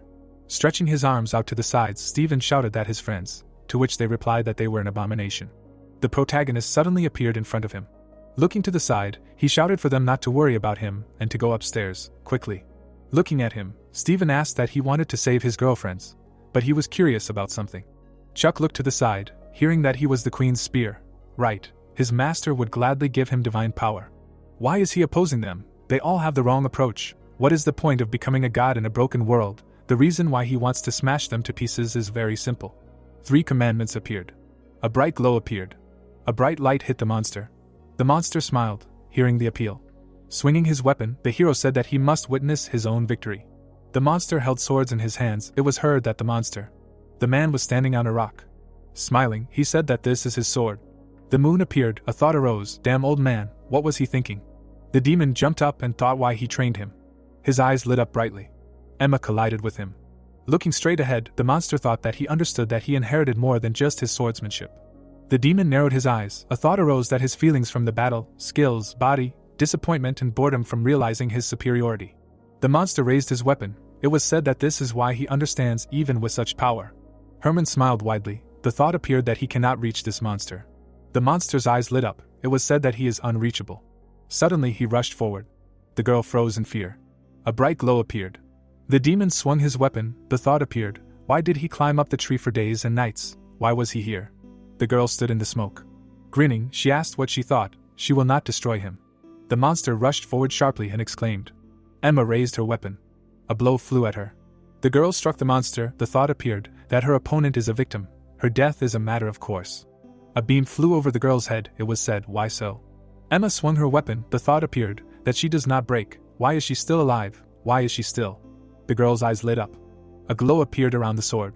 A blow flew at the demon. Emma smiled and said that it had become slower. The monster exclaimed loudly and thought that he was still full of strength. He had not slowed down. The girl raised her weapon up. She struck the demon several times. The monster screamed in pain. They looked at each other. A beam flew past the girl. She deftly dodged the blows. The girl jumped up. Looking straight ahead, the demon thought that he had not hit with a single attack, as if she knew exactly where he would hit. The girl frowned. Libby rushed forward sharply. The monster was standing in front of her. A blow flew at the demon. Gritting his teeth, he thought that now he understood why he came. The hero and Emma pulled their weapons forward. The thought appeared that she was the same as he, obsessed with the mastery of the sword. He came to defeat her. Emma gritted her teeth and thought that if she succeeded, she would reach this monster. The man smiled widely. The swords were pointing towards each other. Maria looked away. It was said that he had felt her all the time. The girl's eyes lit up. A thought appeared, but not now. The beams rushed forward. A thought appeared that her birth, life and efforts, her entire existence was created for him. The girl stood in front of the monster. A glow appeared around the demon, and he thought that when there was nothing left but the readiness to strike, he would reach the top. The monster crossed his arms. Many limbs appeared. The demon used the technique of 1,000 dancing blades. Many red beams appeared. The limbs were cut by them. The monster lowered his head. He froze in bewilderment. The girl stood behind him. A bright beam flew through the giants. The giants looked at the demon. Looking to the side, he wondered if there was really another peak above the readiness to strike. Libby lowered her head down. Frowning, she said that when he fights, he should not turn around. Sitting on the ground, the hero shouted that he should look only forward. The girls walked away from each other. Emma gritted her teeth. She took a step forward. The girl used the form of the heavenly sword and thought that the previously unattainable level, the spirit of the sword. Standing still, Emma thought that a step beyond the limit created a real miracle. The giants were defeated. Looking to the side, the demon thought that he understood. This is why he was trained with the sword. The girl raised her head. The thought appeared that for this new step, the tree branch was cut. It began to fall down. Gritting her teeth, the hero thought that even just climbing was difficult. Swinging his weapon, the protagonist said that enough is enough. Smiling, Stephen asked that he was tired. A glow appeared around the monster's head. The thought arose that Stephen was called the king of beasts for a reason. There was more than one life in him. One death meant nothing to him. A bottomless pit of shadows. Inside there were countless snakes, toads and 3 dragons. The snake opened its mouth. It was said that this was one of the 4 great treasures. The monsters rushed forward. The protagonist turned around, hearing that he was caught. Grinning, he said that the soul of a pathetic animal could not cope with him. A glow appeared around the spear. Standing in front of the monster, Chuck heard that he was a collector of souls. Rushing forward, Stephen said that he could continue indefinitely. There was enough mana. Jumping up, the hero replied that he seemed to understand, but he was so slow. Turning his head, the monster said, "Really?" A view of the tree opened up. The thought arose that the oak tree created by a unique fertilizer reached the heavens. His roots showed, they endlessly accumulate mana. Standing on the weapon, the protagonist thought that all these lands were grown by him, his territory. Crossing his arms, he added that his mana is infinite. Chuck looked surprised, hearing the appeal. The monster smiled broadly and said that he admits, in this form he cannot win. The snake twisted around the tree. It was heard that how long ago. Looking straight ahead, Stephen said that the Legion did not become one. Smiling, the hero thought that one of Stephen's final forms, and then said that it was a bit thick.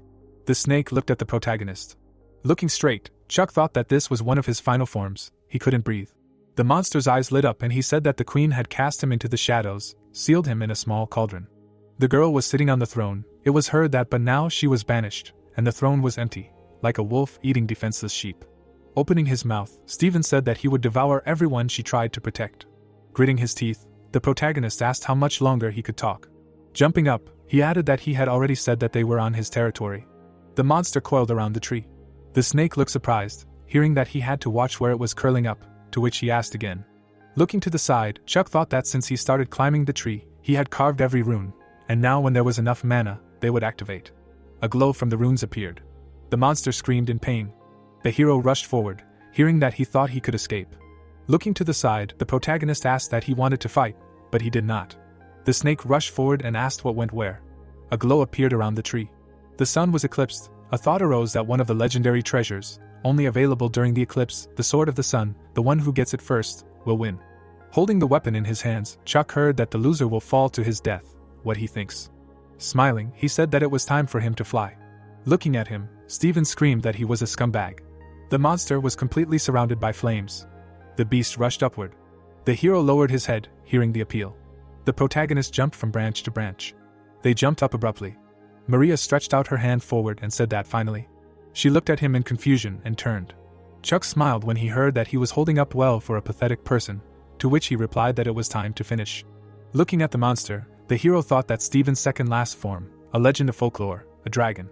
A glow appeared around the hero, and he added that he was not just bragging.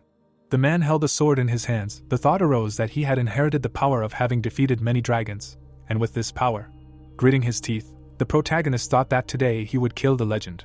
He used the skill of the first demonic spear. The monster opened its eyes wide. Smiling, Steven said that he was caught. Chuck opened his eyes in amazement, and thought that he had changed form to dodge. Stretching his hand forward, the monster said that now let him watch. The hero brandished his weapon. He frowned and said damn, and then thought that his strongest blow just missed. The protagonist's eyes widened as he heard that the conditions for the red rowan berries to germinate were such that it could be.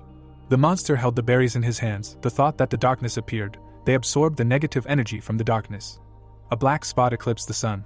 Looking at his hand, the creature said eclipse. A glow appeared around the sun. Roots appeared around the sphere. The hero looked at the monster. The monster stuck out its tongue and laughed. The thought that in the cat sealed by the goddess, there were countless frogs, toads, bulls, and dragons. The horns of the monsters appeared. It was said that the king was now in front of him. The protagonist held a spear in his hands. The snakes looked at the monster. Chuck held the weapon in his hands and thought that now he had a treasure in his hands, the Sword of the Sun. The beast stretched his arms out to the sides and screamed loudly. Frowning, the hero thought that he was lucky to go against the sun twice. A view of the fortress walls opened up. A blow flew along the wall. Gray smoke rose up. Frowning, the protagonist exclaimed. He landed on the ground. Looking at him, the bull asked what he had prepared in advance. The beast stood still. It was heard that he probably whipped them day and night. Flames flew towards the monster. A glow appeared around the weapon. Looking straight ahead, the bull said that it was futile. The thought occurred to him that no fire could compare to the sun. Chuck gritted his teeth and said that the hell, and then thought that he couldn't even buy time. Flames flared up in front of him. A devastating explosion thundered. Stones flew to the side. The hero slid along the ground. Swinging his weapon, the monster screamed that he should die. He struck the ground. Looking straight ahead, the bull asked how much longer he was going to run, to which the protagonist replied that he should look at himself. Looking to the side, Chuck said that a bull with a sword was just ridiculous. The monster suddenly rushed forward. Swinging, he shouted that he should die. The hero pulled out his spear forward. The weapons hit each other. The protagonist's eyes lit up brightly. The spear flew to the side, to which Chuck thought that he had lost his weapon. A glow appeared on his body. A thought arose that the cannonballs were almost completely empty. The bull looked to the side in bewilderment. It was said that it was time for the last ace in the sleeve. The hero looked at him furiously and thought that the spear, piercing even an indestructible body, was a reckless and suicidal attack. The protagonist used the skill Absolute Abyssal Fist. An explosion erupted in the middle of the fortress. Gray smoke dispersed through the air. The horn lay on the ground. Chuck clenched his fist tightly. Gritting his teeth, the monster exclaimed. He opened his mouth wide and laughed. With his eyes wide open, the hero thought that even if he did everything possible, he would not win. A view of the island opened up. The giant gritted his teeth. The thought occurred that when they reach adulthood, they become demons of at least the first rank. The giant held a club in his hands. Suddenly, a blow flew at him. Stretching her hand to the side, Maria said that they need to hurry. Chuck needs help. The thought occurred that now they have 2 special ranks. With wide eyes, Laura said yes, but...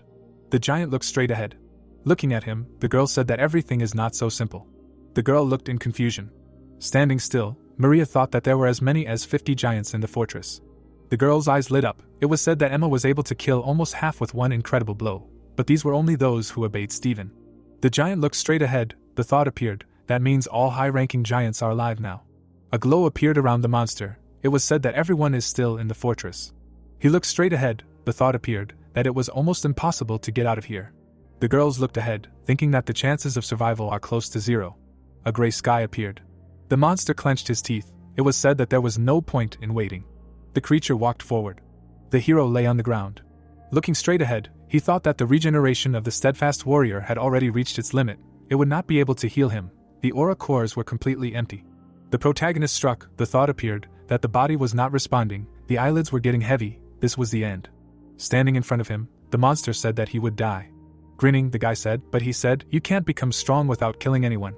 Looking down, he added that he had reached the final battle, and he would simply be killed by one of Rick's henchmen. The boy put his hand to his face and asked if he understood that his pathetic attempts to be right had led to this nightmare. His eyes widened, hearing that he did not. Lowering his head, the hero said that he had reached the end. That was true, but he did not understand anything, and all because he had never seen anything yet. The girl stretched her hand to the side. It was heard that as a vampire, despite her essence, with a smile makes others smile. Laura slapped her hand on the ground. It was said that as two girls, almost one, come to terms with who they are. Libby carried Emma on her back. It was heard that step by step they overcome the boundaries of the possible. The guy smiled widely and said that it seemed like he was enjoying what was happening. While striking, he added that he should rest then. He had already done what he wanted, to which the protagonist replied that if he were in his place. Stretching his hand to the side, Chuck said that he would understand that there was no time to rest. The bull turned his head and asked what magic was left to restore. The spear suddenly rushed forward. Holding the weapon in his hands, the bull asked what he was doing again. Gritting his teeth, he added that if he wanted this spear so much. Suddenly, the monster sharply threw the weapon forward and added that he should catch it. A blow flew at the hero. Swinging the weapon, the creature said goodbye. The protagonist stretched his arms forward. He screamed loudly in pain. Closing his eyes, Chuck screamed. A powerful flame flared up. The hero was lying among the ruins. The monster held the weapon in his hands. He slowly walked forward. The creature looked in bewilderment. The protagonist lowered his head down. Gritting his teeth, the monster asked that he was still not dead. Suddenly he threw the hero up. Chuck was flying in the air. Holding the sword in his hands, the bull said that if he turned him into a pile of ash. Raising his head, he asked that he would not be able to recover. The hero stretched his hand forward, hearing that he was still trying to return the spear. Enough. The dragon released flames at him and said that he should burn in hellfire. A sphere of fire appeared. Looking straight ahead, the creature asked that his flames were being consumed. Raising his head up, he asked what was going on. A bright glow appeared around the weapon. The rune of return lit up on it. A beam flew at the monster. It was heard that again. Gritting his teeth, the hero asked that the snake, the toad and the bull, and now the dragon again, be that as it may, he is the king's subject. Smiling, he asked what and who he was. Releasing flame, the dragon shouted that he was just a pathetic worm, let him die. Stretching the weapon in front of him, the protagonist thought that last time he and Jack reached the final boss, which meant that the king's subjects, the owners of the 4 great treasures, were defeated. The weapon lit up brightly. The thought appeared, so what happened to these treasures? A sphere appeared near the hero's hand. It was said that yes, he is the queen's first spear. The protagonist grabbed the sphere and thought that the only person in this time who knew the true power of the sun was the one who owned it last time. Chuck frowned. Flames appeared around him. Notifications appeared that he had absorbed the sun. It was choosing an owner. It had recognized him as its champion. The hero's hair turned white. A message appeared that he had acquired the light of the sun. While the sun was shining, he was under its protection. The dragon suddenly released a flame. A glow appeared from the fire. The monster raised its head up. The hero took a step forward. Gritting his teeth, he said that this was the second time he used the power of the sun. Swinging his fist, the monster shouted that he was a scumbag. He struck the ground with his fist. Looking to the side, the protagonist said a spell. Runes appeared on the stones. Flames appeared around. Looking straight ahead, the bull shouted that he was a beast. The weapon glowed brightly. It was said that it absorbed heat and fire nearby. The protagonist pointed his spear at the monster. The thought that all the fire created by the runes was gathering at one point, and that point. A bright glow appeared. Lightning appeared around. The bull's eyes widened and he screamed. The glow completely engulfed him. The protagonist pulled his weapon to the side. Dust flew in the air. Chuck took a step forward and thought that 1,000 or 10,000, 100,000 or 1,000,000, no matter how many there were, he would not retreat. Gritting his teeth, he added that the world was not saved yet. Laura was fighting the giants. Clenching his fist, the giant shouted that how dare she kill his friend. The shards flew forward. The giant looked away. The blow landed on him. Frowning, Maria turned to the girl. Gritting her teeth, she asked what she also felt. Chuck was in trouble. Looking straight ahead, Maria said that, but it would not be easy to help him. The giants were moving forward. It seemed that there were too many of them. Looking at them, the girl said that then she and Archie would deal with it, and she. Raising his head up, the giant shouted that it was the same. A bright sphere appeared. The hero flew up. Raising his eyebrows, he thought about the divine power of the sun. A bright light appeared in front of his hand.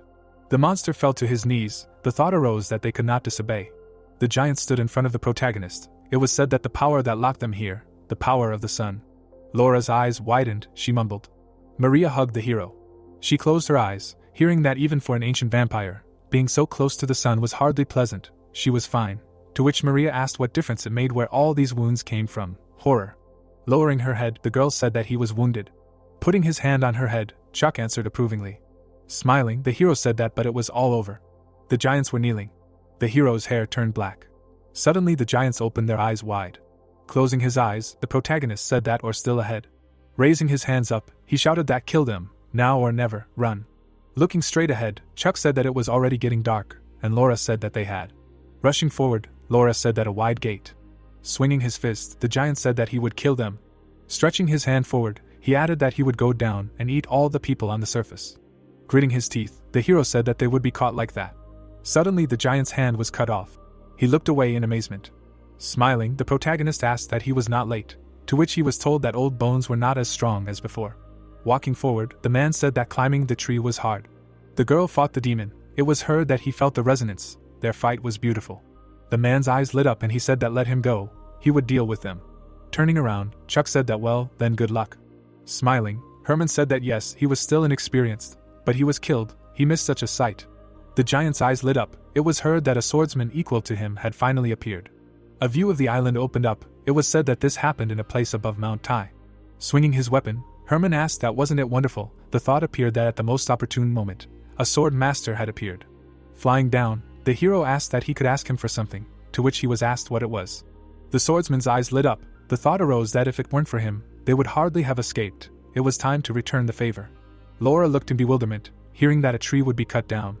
The monster crossed his arms. It was said that he almost died in a battle with the swordsman he raised. When he remembers, he trembles. The old proverb comes to mind, a gentleman will repay a debt, no matter how many years have passed.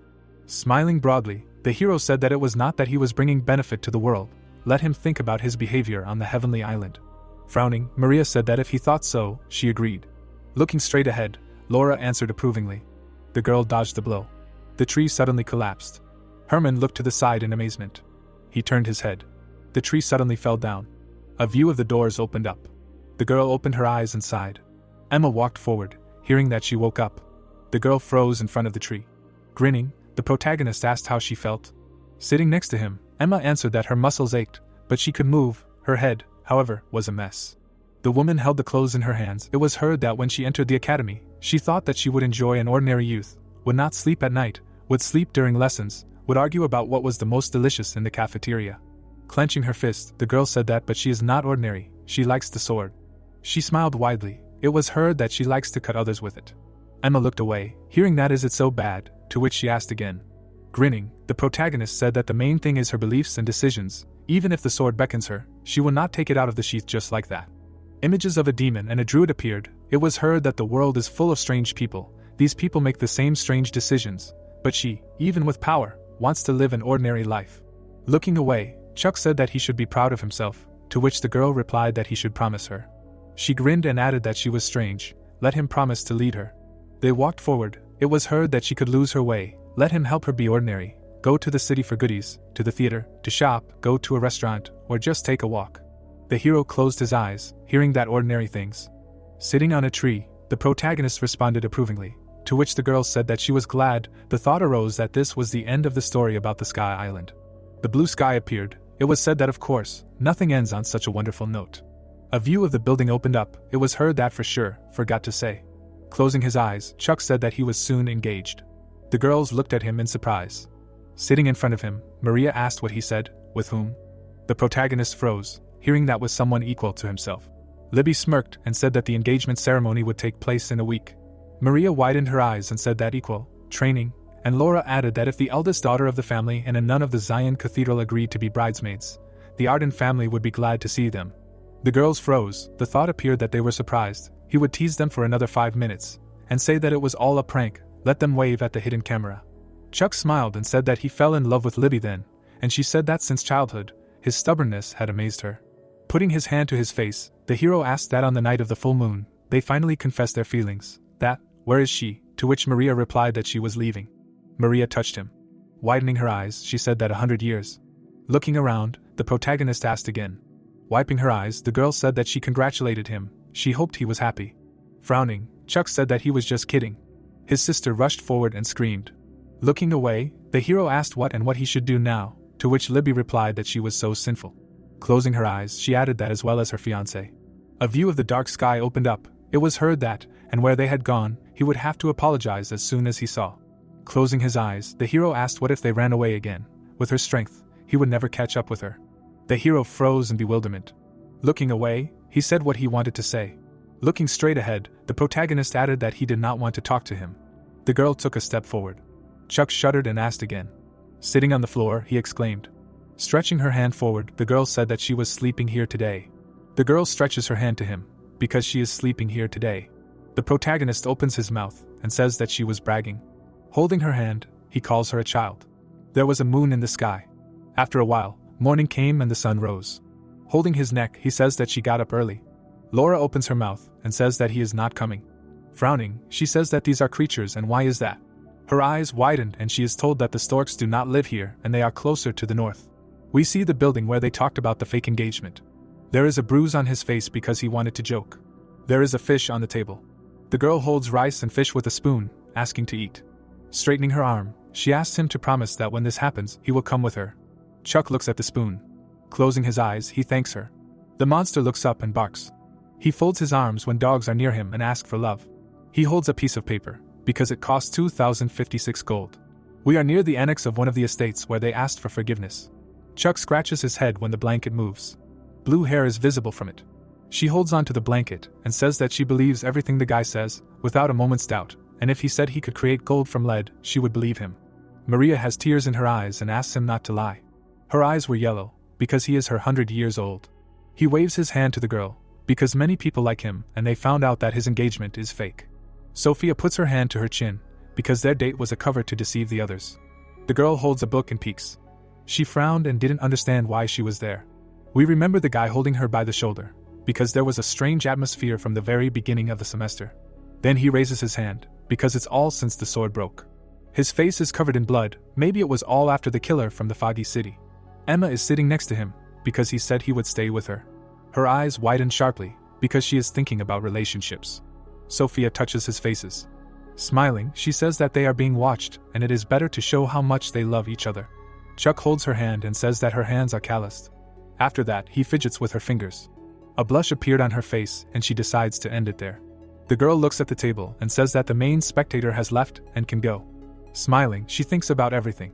Closing her eyes, Sophia says that the goal is accomplished and would gladly go on another date. People are standing in luxurious suits, because it is the day of the ceremony. One of the girls had a big hairdo with flowers. Sophia is holding a bouquet and was wearing a wedding dress. Chuck closes his eye and is called a flatterer. He holds her by the waist as the engagement ceremony begins. His eyes widen as he is asked to wait. Emma is standing on the red carpet and says she does not agree. Tears are streaming down her eyes and she did not agree with the engagement. Sophia is holding a baby in her arms and calling her cute. Frowning, she says that this is her little sister. She holds a candy and says that she has grown more than a meter and will become a great swordsman like her.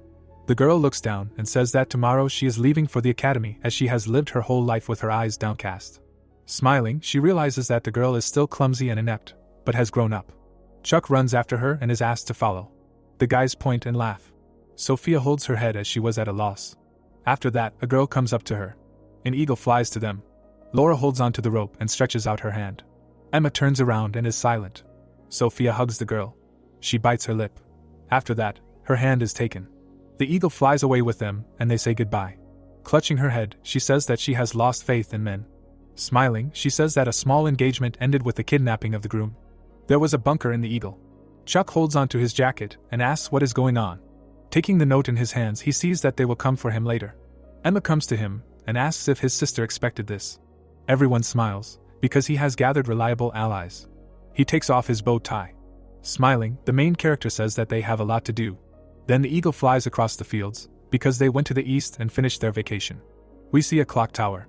Someone is fighting monsters for the third night. Eren is drawing something with her hands. A fire appears near the monsters, which ignites them. The skull's eyes glow, because the army of the undead king is getting stronger. If he cannot keep his promise and cleanse this place, then the baby's life will end. The leg stands on the ground. Eren holds the spear and behind her is a skeleton, because she would like it if the baby died. Her face is blushing, because this meant that Chuck would return soon. 3 years ago, he was presented with a weapon. Closing his eye, he says that he lost. Eren holds the spear and says that it is clear that he trained and the basics are well established. Walking away from him, she notices that he spent more time with the spear of 8 trigrams. His face was dirty and Chuck says that it is easier with him than with the sword. Turning her head, she understands that this is reasonable. Waving her hand, the girl says that she will absorb him and let him learn the spear of 8 trigrams for at least another 6 months. Raising his hand, he looks into the distance. We see a man, because the secret technique of the final boss, 6 steps of the spearman, and wanted to learn it. Looking down, he says that the art is voluminous and even after a month, there was almost no progress. Holding a spear in his hands, we are told that he envied Jack, because it was enough for him to open the skill panel, and he could easily use high magic. Looking at the weapon, the protagonist thinks that envy alone will not lead to anything. After that, he holds out his hand. At night, he trains with a spear. He makes blows with it. Then he trains with it some more. He jumps near the moon. His spear glows because he uses 8 advanced forms. It was already night and birds were flying. Opening his mouth, Chuck is surprised because it worked. They take his hand and say that in just 2 months. Eric stands next to him and says that she thought it would take more than 6 months. Opening her mouth, she says that Jack is already strong enough. Holding a spear in his hands, he says that the hero also needs a partner, and this is someone who will help him move forward. A blush appeared on her face, because the stronger, the fewer people will die. Smiling, the guy says that he is an ordinary person. She opened her mouth and smiled. We see 2 silhouettes, and these are the tower mages who have united with Oliver. The guy has white eyes, because they broke the shell of a person who changed his appearance to the chairman. The girl raises her head, because as soon as the shell was destroyed, the real Eren returned to the world. According to the scenario, she will die later. Something glows in Jack's hand, because she left her will to the players to protect the world, and so the treasury of sorrow opened. She pulls him along the street, because the event that was beyond the power of any player to stop, at least everyone thought so. They hold hands because her hand is warm and her voice is kind. Eric closes his eyes, but she will die soon. Chuck walks with her, but he can no longer smile next to her. We see her feet on the floor. Looking at her in surprise, we learn that he knows her story. The man holds a weapon, because his goal was to summon heaven, in other words, to destroy the world. She stands with her back to us, because she refused the last step of passing on the legacy, and this was her greatest and most tragic mistake. A star flies near her and Eric says that she doubted and suffered. After all, it did not always work out, many mistakes, many wrong choices. The guy stands behind when he is called. Putting her hand on her chest, Eren asks if he will accept her as a mentor. His eyes widen because this is an event available only to players who fit a whole bunch of conditions and have accumulated enough karma. Kneeling, the protagonist agrees. She puts her hand on his neck. Chuck did not care about knowing the game. She hugs him and says that it is not scary to make mistakes, the main thing is to try. His eyes widened and she asked him to trust his heart. After that, the girl kissed him on the forehead, because she decided to give the blessing of the goddess. There were stars around them. It was night in the village, because for 300 years, the same night of death was repeated. Someone was running on the ground, because the army of the White King was getting stronger, holding the balance for 300 years. There were monsters behind Eren. She frowned and thought that this was the third night. At this rate the White King would become a Lich and time was running out. Her eye widened, because she was asked not to be afraid. Chuck approached her and asked her not to rush, because there was still a lot of time. Smiling, he said that he came to save her. There were pieces on the ground, because when the White King is killed, time in the city turns back for 3 days. All the summoned undead disappear. Morning came in the city and 1,200,000 people lived in it. The stone had a letter, because if the undead escaped its borders, the entire continent would be destroyed, so the mentor made a contract with the Reaper. The city was divided, because during the day it was an ordinary city, at night a city of the undead, and this cycle has not been interrupted for a long time. Chuck stands near the monsters, because in order to continue it, you need to kill 3 bosses. One opened his mouth and disappeared.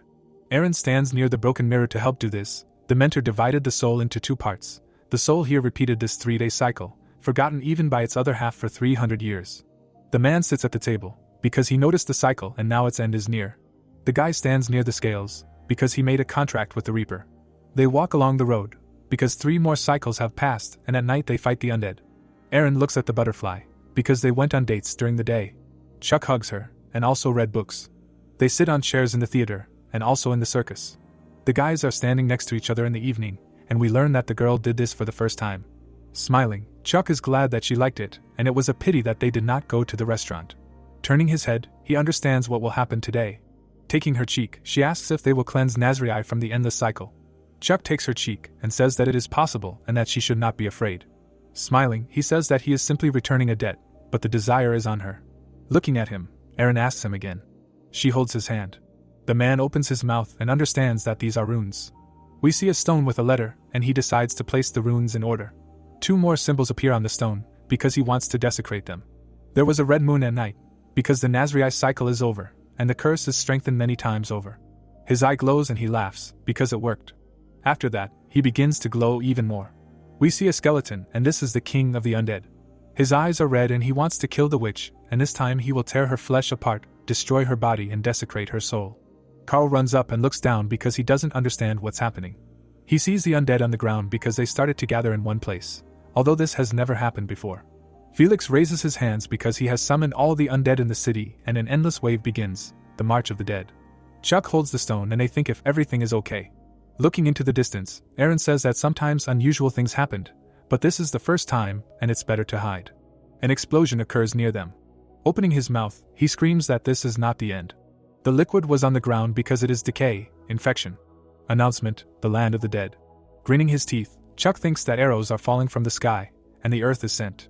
After that, they run and the girl says that Felix has probably become a full-fledged Lich, and that means that the magic in the city is almost endless. There were 3 monsters on top of them. These are the undead hunters.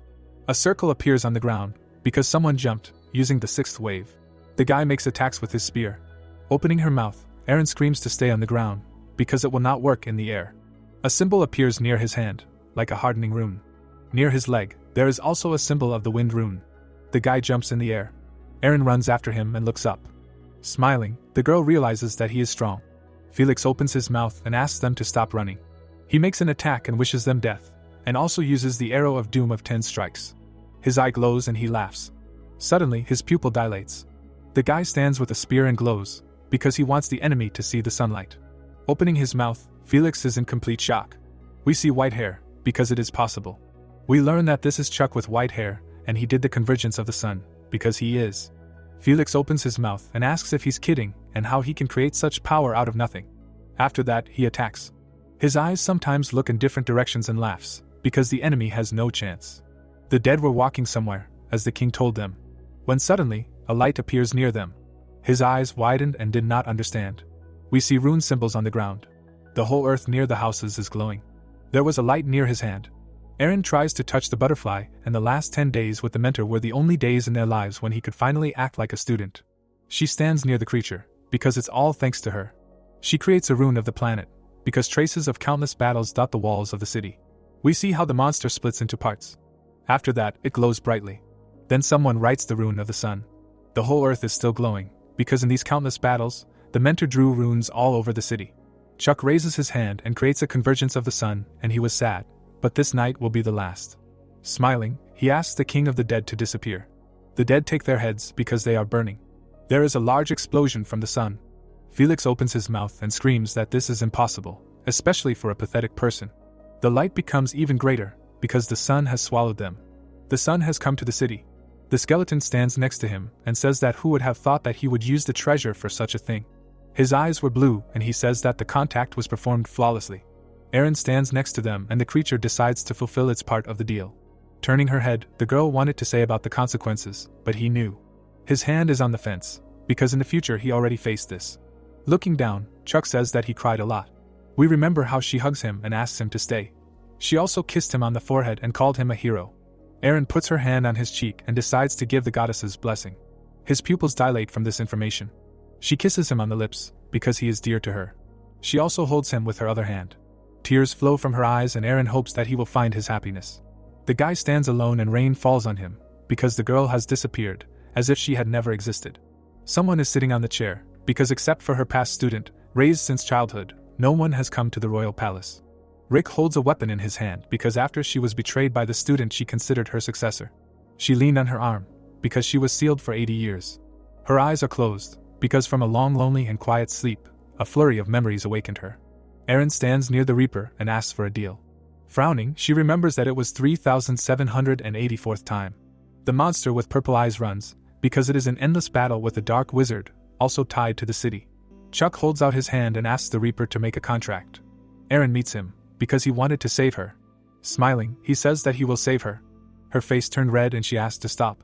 We see how they kiss and she gives the blessing of the goddess. A portal appears in the room. Eva holds a book and asks to read. Erin holds her head and screams that she has gone crazy. She touched her lips because the memories merged together. Her face turned red, remembering the main character. We are near the great cathedral. The man is kneeling and says that it is as if the sun has appeared, humanity will rejoice. She gets up from the chair. The girl was a saint, rumored to have the most incredible power in history. 4 years ago, she visited Felix and cleansed him with rituals, but 3 days later, the curse returned. We are in a room with only 2 people, and Felix has always been humanity's biggest problem, but he has been kept under strict control. Grace holds her head, because its owner is unknown. She opens her mouth and says that she must find out, and the news of what happened swept across the continent like a storm, touching all political and other forces, from the Tower of the Magicians and the Old Church. It was winter, and we are on the Dingle Peninsula. The man looks down and shivers, because in this corner of the world, teeming with various creatures and shrouded in terrible frost, the Northerners are always ready for war. As a result, strength here has become the only measure of human dignity. Next to him stands a creature, and the man apologizes, because 80 years ago a warrior appeared here and immediately began to sit on its top. When suddenly near him, they struck. The guy threw a spear at him. Sitting on the throne, he thinks about the son that was stolen. Leaning on his hand, Rick asks who it was. Stephen takes his cheek and says that it was Chuck and he was the one who killed Felix. Smiling, the guy said the man's name. Harry with a beard asks about him, and we find out that Rick knows him, because he is an enemy.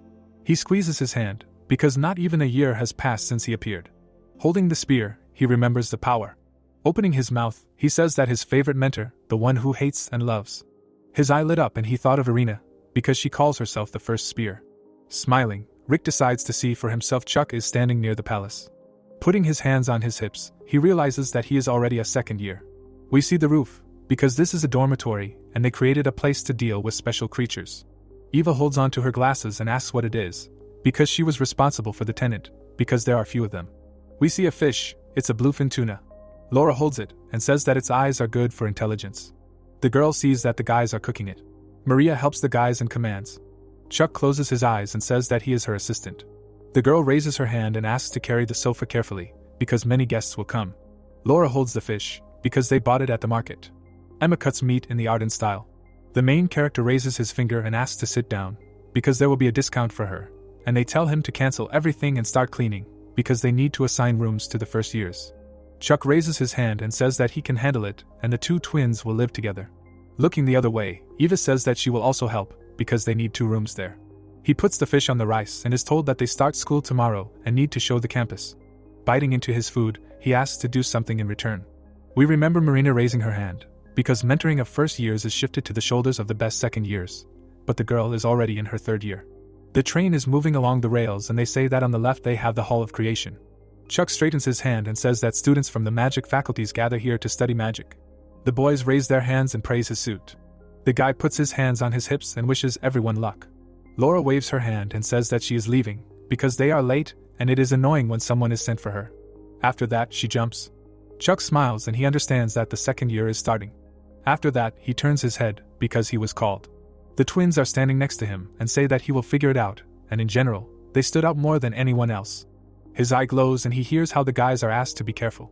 Emma is standing next to the train and he asks her if she is responsible for the western gate. His eyes turn white, because he was called. We see a stick on the ground and we meet him. The girl with red hair was called Elizabeth. Chuck kneels down. He kisses her hand, because she is the second princess of the country and the greatest villain of heroic legends. She smiles and asks where he learned manners. Holding her hand, the protagonist says that he learned from a close person. We see a girl with red eyes, because when he met her, he was taught proper manners. She also kissed him on the shoulder. There is a blush on her face, and she asks if their daughter is beautiful. The guy looks down, because they met in the past, but not at the academy. His eyes widen, because according to the script, It is too early for princesses to appear here. Grace comes out and asks to shake hands. They shake hands and are happy to meet. She stands next to Elizabeth and calls her little. There is a blush on her face and she asks to call her big sister. Frowning, the girl says that they respectfully address those who are higher in status. After that, she leaves and says that she is going to the Hall of Freedom. Emma holds her head and thinks. His pupils have become smaller, because he is finished. We see a palace with a red roof. Ron holds his sister's shoulder and says that the palace is big. He notices that someone has come up from behind. They turn and apologize. Elizabeth holds out her hand and asks to shake his hand. Suddenly, his hand is grabbed. The girl opens her mouth and says that they were supposed to finish off every beast man, but apparently there were street puppies left. Ron started crying and they tell him that if he touches the staff again, he will end up in a cage. After that, she leaves, and Rune calms his brother. The situation was not easy and it is impossible to predict what can happen. We see two girls, because they are from the end of the game, who never appeared at the academy and now both are here at the same time. Chuck looks at the city and thinks that maybe it is about the purification of Nazar. He sits at the table and understands that if this happens again, they will be covered by a typhoon. Edward comes and calls Chuck, because he is in the clouds. Pointing to himself, he is asked to explain the concept of the magistrate. Frowning, he gives him -10 points. We see a building with a red roof. The protagonist walks down the corridor and talks to himself that the first day is usually an introductory day. Everyone is greeted and released early, such is the law. He passes by the door and wonders if the others have finished. We remember Eve because several people were supposed to move into a special dormitory. His eyes widened, because he understood everything. The girl has pink lips and she greets him. Sitting on the couch, she asks to show etiquette and kiss her. Standing not far from her, Chuck says that a gentleman does not kiss a lady's hand twice a day. Smiling, she asks to get down to business and let her support him in the race for the inheritance next year. He looks away and calls himself a pathetic guard, and does she really need such support? He had white shoes and they tell him that a knight called by the old church and the new one, who owns a holy relic, does not sound so sad. Smiling, she calls him by another name. Coming up to him, Elizabeth asks a question, suspicious? After that, she puts her hands on his neck. Then she drags him to her and asks to show the advance. They are on the floor and Chuck is on top of her. She crosses her legs and asks to tell why he needs the status of nobility, and will gladly show all the pleasure of the world. There is a blush on her face and she asks for forgiveness. The main character looks with her red eyes and is silent. She is still lying and says that she allows him to do with her whatever he wants, she can just whisper words of love. They hold hands. Her eyes shine and she asks to absorb her, to make her his. Elizabeth opens her mouth and moans. Suddenly, Chuck removes his hand. There is sweat on his face. Smiling, he understands that the girl did not disdain the aphrodisiac, it was not noble. Sticking out the tip of her tongue, she says that having a husband chosen by the god of the sun is a good lever for pressure. Marriage and childbirth are some of the oldest currencies. He buttons his jacket and asks what he means by fate. The protagonist leaves and asks not to take candles with him next time. Turning his head, Chuck says that one of his friends said that you need to beware of beautiful women. After that, the door slammed. She puts her hand to her chin and says that there is a hard road ahead. Chuck stands behind the door and thinks that it was dangerous, and too often lately he finds himself in such situations. We remember how Maria sits on him and thanks for the day. Emma holds his neck. Then she climbed on him, because she wanted to play cheating. They hold hands. Laura was holding his hand, as she did at every opportunity. Her face was flushed. Chuck was standing next to her, as she said it was nice to touch him.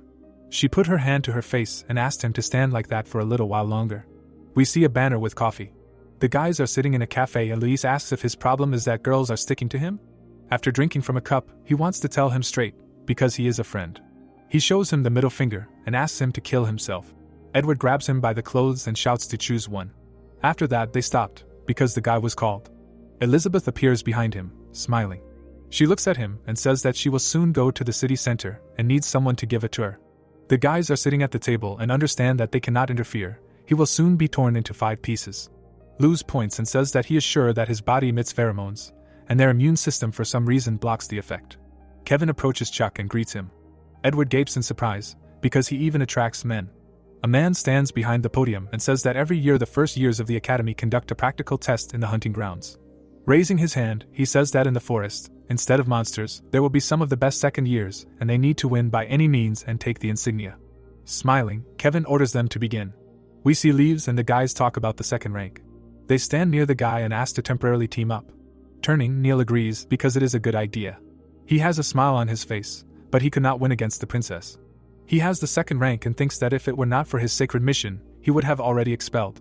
We remember how Chuck killed people, because last semester, a group of the Order came undercover to the academy to clean up the monsters, but they were caught.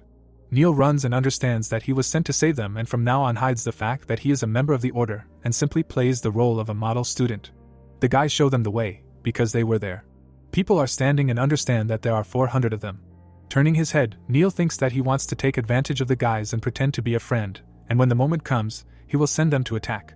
Suddenly, something begins to glow near him. We see a big explosion. It was Eve, who is standing on a branch. Chuck is eating fish and asks certain students to participate. With her mouth open, she wonders if she made a mistake. The guys look up, because the newcomers did not even imagine. Kate is sitting on a robot, because the first years did not know the second years. The girl smiles, because she mastered the Wicker Man, the highest technique of the Druids, in just 6 months. The guys are holding swords and trying to run away. Ethan is writing something with his hand, because he got an incredibly expensive set of magic swords because of a very profitable investment. Eric is sitting on the Gomel, because he owns it and got it because of a profitable investment. Laura squeezes her hand, because she does not need to be introduced. There are people lying behind him, and she is trying to restrain herself. Someone takes out a sword, because this is another of the candidates. It was Emma, who has a smile on her face and people were running away from her. Pointing to her face, she says that she just likes to smile. The guys are running, and Neil is just standing there and does not know what to do. Someone was holding a spear in his hand. You can see nerves on the guy's face. He is still walking towards her, there is a purple aura around him, and Neil says that the guys ran away from the clown. We see a person in his eyes. There is a fire rune drawn on the ground. After that, there is a big explosion. The guy opens his mouth in shock.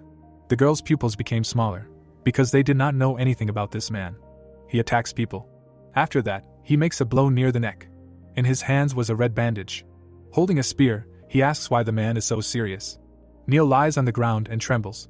Opening his mouth with all his teeth, he asks to smile. Fire engulfed the forest. Neil ran, clutching his stomach, thinking about the fact that he was born and raised in the holy monastery of Michael, under the patronage of the old church, walking the path of faith all his life. The spear stuck in the ground in front of him. The guy dropped the sword, stumbling over an obstacle, thinking about how many times he doubted whether there really is a God. The young man looked back in horror and realized that now, there is one thing he is ready to believe in without any doubts. The clown stood there grinning and said, "Okay, that's enough." Neil thought about demons existing. He covered his ears with his hands from the loud sound. The boy looked up when he touched his head. The clown was talking about how he was tougher than he thought. The demon offered him his hand and said it was nice to meet him and that his name was Chuck. Neil watched, not understanding what was happening, and put it together in his head. He remembered his fight and thought about how this was the same one who brought the battle to a draw with the sword master Libby. The clown held out his hand, smiling, said that he was looking for capable freshmen and not counting the princess, he was the best, after which he offered to team up with him. Neil grabbed the hand with both of his own and heard that strong guys are always welcome. He said that he agreed. Chuck closed his eyes, saying that was wonderful, thinking about how his first job on the hunting grounds was to follow Herman, the old church spy. Neil was examining his hand. Chuck walked on, plotting something, thinking about keeping friends close and enemies closer. The boy, smiling, told him to take care of himself. The enemy charged, screaming for the animal to die. The girl parried the blow, crushing the opponent. Rene turned and told Ron that again. She stood with her hands on her hips, telling him that he needed to check his back pockets and make sure he had everything, that he needed to take off the blindfold and clean him out. Ron felt through his pockets and said he understood. Rene said that if he was done, it was time to go. The boy followed the girl and said that more and more of their classmates were tracking them, emphasizing that they were demons. Rene got angry and said that they wanted to steal their headbands because they were second-class warriors. The main characters were depicted. The girls said that the headbands of the elders gave more points, but they were too strong, so they had to be content with them. In the green forest there was a house. Rene said that at the final point of the test inside the hut, you can exchange headbands for rewards, and told him that you need to hurry. The demons looked ahead carefully. When Rene asked that they were almost there, weren't they, talking about the hut. The boys looked at the burning building and the girl wondered why the hut was on fire. The demons carefully assessed the situation and Rene, with her mouth open in fear, asked if it was an earthquake. Ron pointed at something rising from the ground and wondered what it was. The sign said that the awards were at the top. They were discussing the older second years. The boys looked up at the tower and wondered what the hell they were doing up there. Elizabeth smiled and concluded that it was fun and she liked it. She touched her fingers to her lips and added that except for the stench of animal fur, of course. The girl went inside, wondering if it was built by a druid, so it would be difficult to destroy, they would have to move forward. The boys raised their hands and wondered what he was doing, indicating that he should follow the princess. Ron and Rene watched him go and asked what they should do. The girl turned and, after thinking for a moment, suggested entering through the back, to which the boy agreed. The boys walked into the unknown and Rene said that she would rather die than go the same way as her. A magic sword flew past the girl. The children dodged the attack. The girl assumed that maybe and should have just gone with them. Ethan attacked the children, many energy swords, they wondered if it was too strong. A magic ball grew from the guy's outstretched hand. It said that this is what the client ordered, who ordered you not to spare. The ceiling was shown. Someone appeared on the ceiling. It was said that the penetration was complete and the structure of the building is simple. There was a diagram of the characters in the tower, and it was said that 3 entrances, 3 rooms, 3 guards, the paths merge, and on the 2nd floor there are 2 rooms. The ghost watched the clown and reasoned that further on the 3rd floor. Chuck twirled the spear in his hand and said that it was impossible that someone had already passed among the new students this year. The spear was enveloped in pink magic and he wondered what it was. It was an unsettling feeling, as if something was touching his soul. A magical ball appeared, shrouded in energy. It was the sphere of the Reaper, which separates the soul and body, although its effect is minimal on complex creatures such as humans. The boy watched the magic in fear and reasoned that his concentration was breaking, and his stealth technique was dissipating. Rashid looked forward when he was noticed, saying that he was a first-year, second-year student, and questioned about this stealth technique from the clan of assassins. The boy wondered how he knew about the clan. A blade fell from his hand and he apologized. Rashid swung the knife at Chuck's back, indicating that he should not have said that. The hero, with a blow, repelled the attack of his opponent. The boy rose from the floor, wondering about what that was. Rashid swung the whip and said something that did not matter to him. The whip flew in front of Chuck's face. The hero playfully dodged his blows, noting that it was not bad. Rashid reached for his sword and said what would happen if he chose this. It was about underground clans of assassins. Chuck looked at the flying enemy and asked him what he would do then. The guy thought about how he hated this blood-soaked doctrine. The young man looked down and thought about how, having escaped, he came to the academy. Hoping for a life outside of murder, he left the clan. He took the whip in his hands. The protagonist looked, his eyes wide open, thinking about what if his identity was revealed and the whole clan would be in danger because of this. The guy flew at Chuck, showing the explosives in his clothes. There was an explosion, and he thought that he should take the secret with him to the grave. Bright flames enveloped everything around. Rashid looked questioningly at the hero and listened about how he was going down a dangerous path. The hero smiled, holding the energy ball in his hands, telling him that luckily for him, the heat and flames were in his palm. The boy opened his eyes wide, watching, and heard something else. Chuck touched him and said that he didn't care what he studied, assassination, fencing, or magic. He remembered the stealth technique and said that he thought he would need it in the future. The hero turned his head and said that he would work with him, and thought that his second goal in this exam was to test the abilities of promising individuals. The children ran away from Ethan, who stuck his finger up. Laura stood in front of them and told them to try their best. Ron opened his mouth and told the girl about a smell. She said that she knew. The blade of a spear flashed when someone asked about him being here. The hero turned around after being called. Renee raised her palms and asked what was going on. She said that she heard that this year's exam was much worse than last year's. Something flew past the girl's head. She looked questioningly at the spear that fell next to her. The girl opened her eyes wide and screamed, cursing. Chuck hit the boy in the chest while Renee ran in the other direction. Ron took a powerful magical blow. Chuck put his hand on his belt, looking at the demon, and noted that if he was in a fight, he should never let his guard down, and warned that one more mistake and he was dead. Renee watched carefully. The hero attacked the girl in rage, activating the furious bull tiger swing. He shouted at her, asking if she heard him. Everything around the opponents lit up red. Chuck landed, thinking that he did not like this, but there was nothing to be done. He looked at her carefully and said that it was difficult, really difficult, thinking about the fact that this was his final task for this exam. He drove away in his mind at the last one. Something was flying from one side. The unknown was approaching from the other. Chuck, burning with magic, prepared to fight 2 fierce monsters, thinking that he needed to make sure that these brats could stand up for themselves, and he needed to help them grow up. The hero pointed his spear and offered to finish this exam. The moon hung in the night sky, and it was said that while the moon in the sky is not full, it is not difficult to suppress animal instincts. The fierce demon growled, drooling. It was said that in not a full transformation. The hero raised his spear and activated 100% pure violence. He held the weapon tightly in his hands, smiling, thinking that in their true form, they can even maintain a human appearance. But they are still babies, so they have to be beasts. But isn't it more difficult? The monster raised its head, opening its mouth. It was said that in this form, Ron, who is usually meek as a lamb, turns into a bloodthirsty mad dog. The demon surrounded Chuck, and he thought about the fact that he would have to fight both of them. There were children depicted with half a face, for comparison, and the hero thought about the fact that they did not even need to communicate, because in this form they understand when someone wants to attack and act in unison. They are brother and sister, who have overcome adversity shoulder to shoulder all their lives, and they did not expose themselves. The ferocious animal opened its mouth. The guy's eyes lit up when he clenched his teeth. He attacked one monster with a blow of a spear. The second demon growled furiously, watching what was happening. Chuck asked if he would save his sister. The hero stuck his spear into the ground and urged him not to stop, and instead of trying to save her, Chuck jumped on both of them, saying that they need to attack the enemy. Two monsters flew to the side from the blow. One of them growled towards the hero. The guy swung his fist and said that this was another mistake, because it is better to restrain rage. The hero sent the demon out with a sharp blow. The monster sat and listened to him say that if he was going to yell, he should look him in the eyes, because a second of distraction was a second of action on the enemy. The second one was approaching behind Chuck. The guy said that it was great, concluding that the older sister was better than the younger brother. The hero gritted his teeth and said that you need to hit wisely, because rage overshadows the mind, and attacks become too spontaneous. The guy stopped the attacker with a swing of his spear, saying that you need to aim at vital points. The blow hit the ferocious monster in the body. The hero lowered his spear and stood between the defeated monsters. They both lay on the ground when Chuck ordered them to get up. The hero looked away and said that continuing to crawl, even when all the cells of the body refused to listen, is life. The beaten Rene, sighing, tried to get up. The blade of the raised spear glowed purple as the girl reasoned that they knew nothing, asking if her older brother had ever experienced such a thing. Rene grabbed her head as the spear stuck into the ground nearby. Her eyes filled with tears. The boy, smiling, took her in his arms and thought that maybe enough. As he expected, it would not be possible to offend them for long.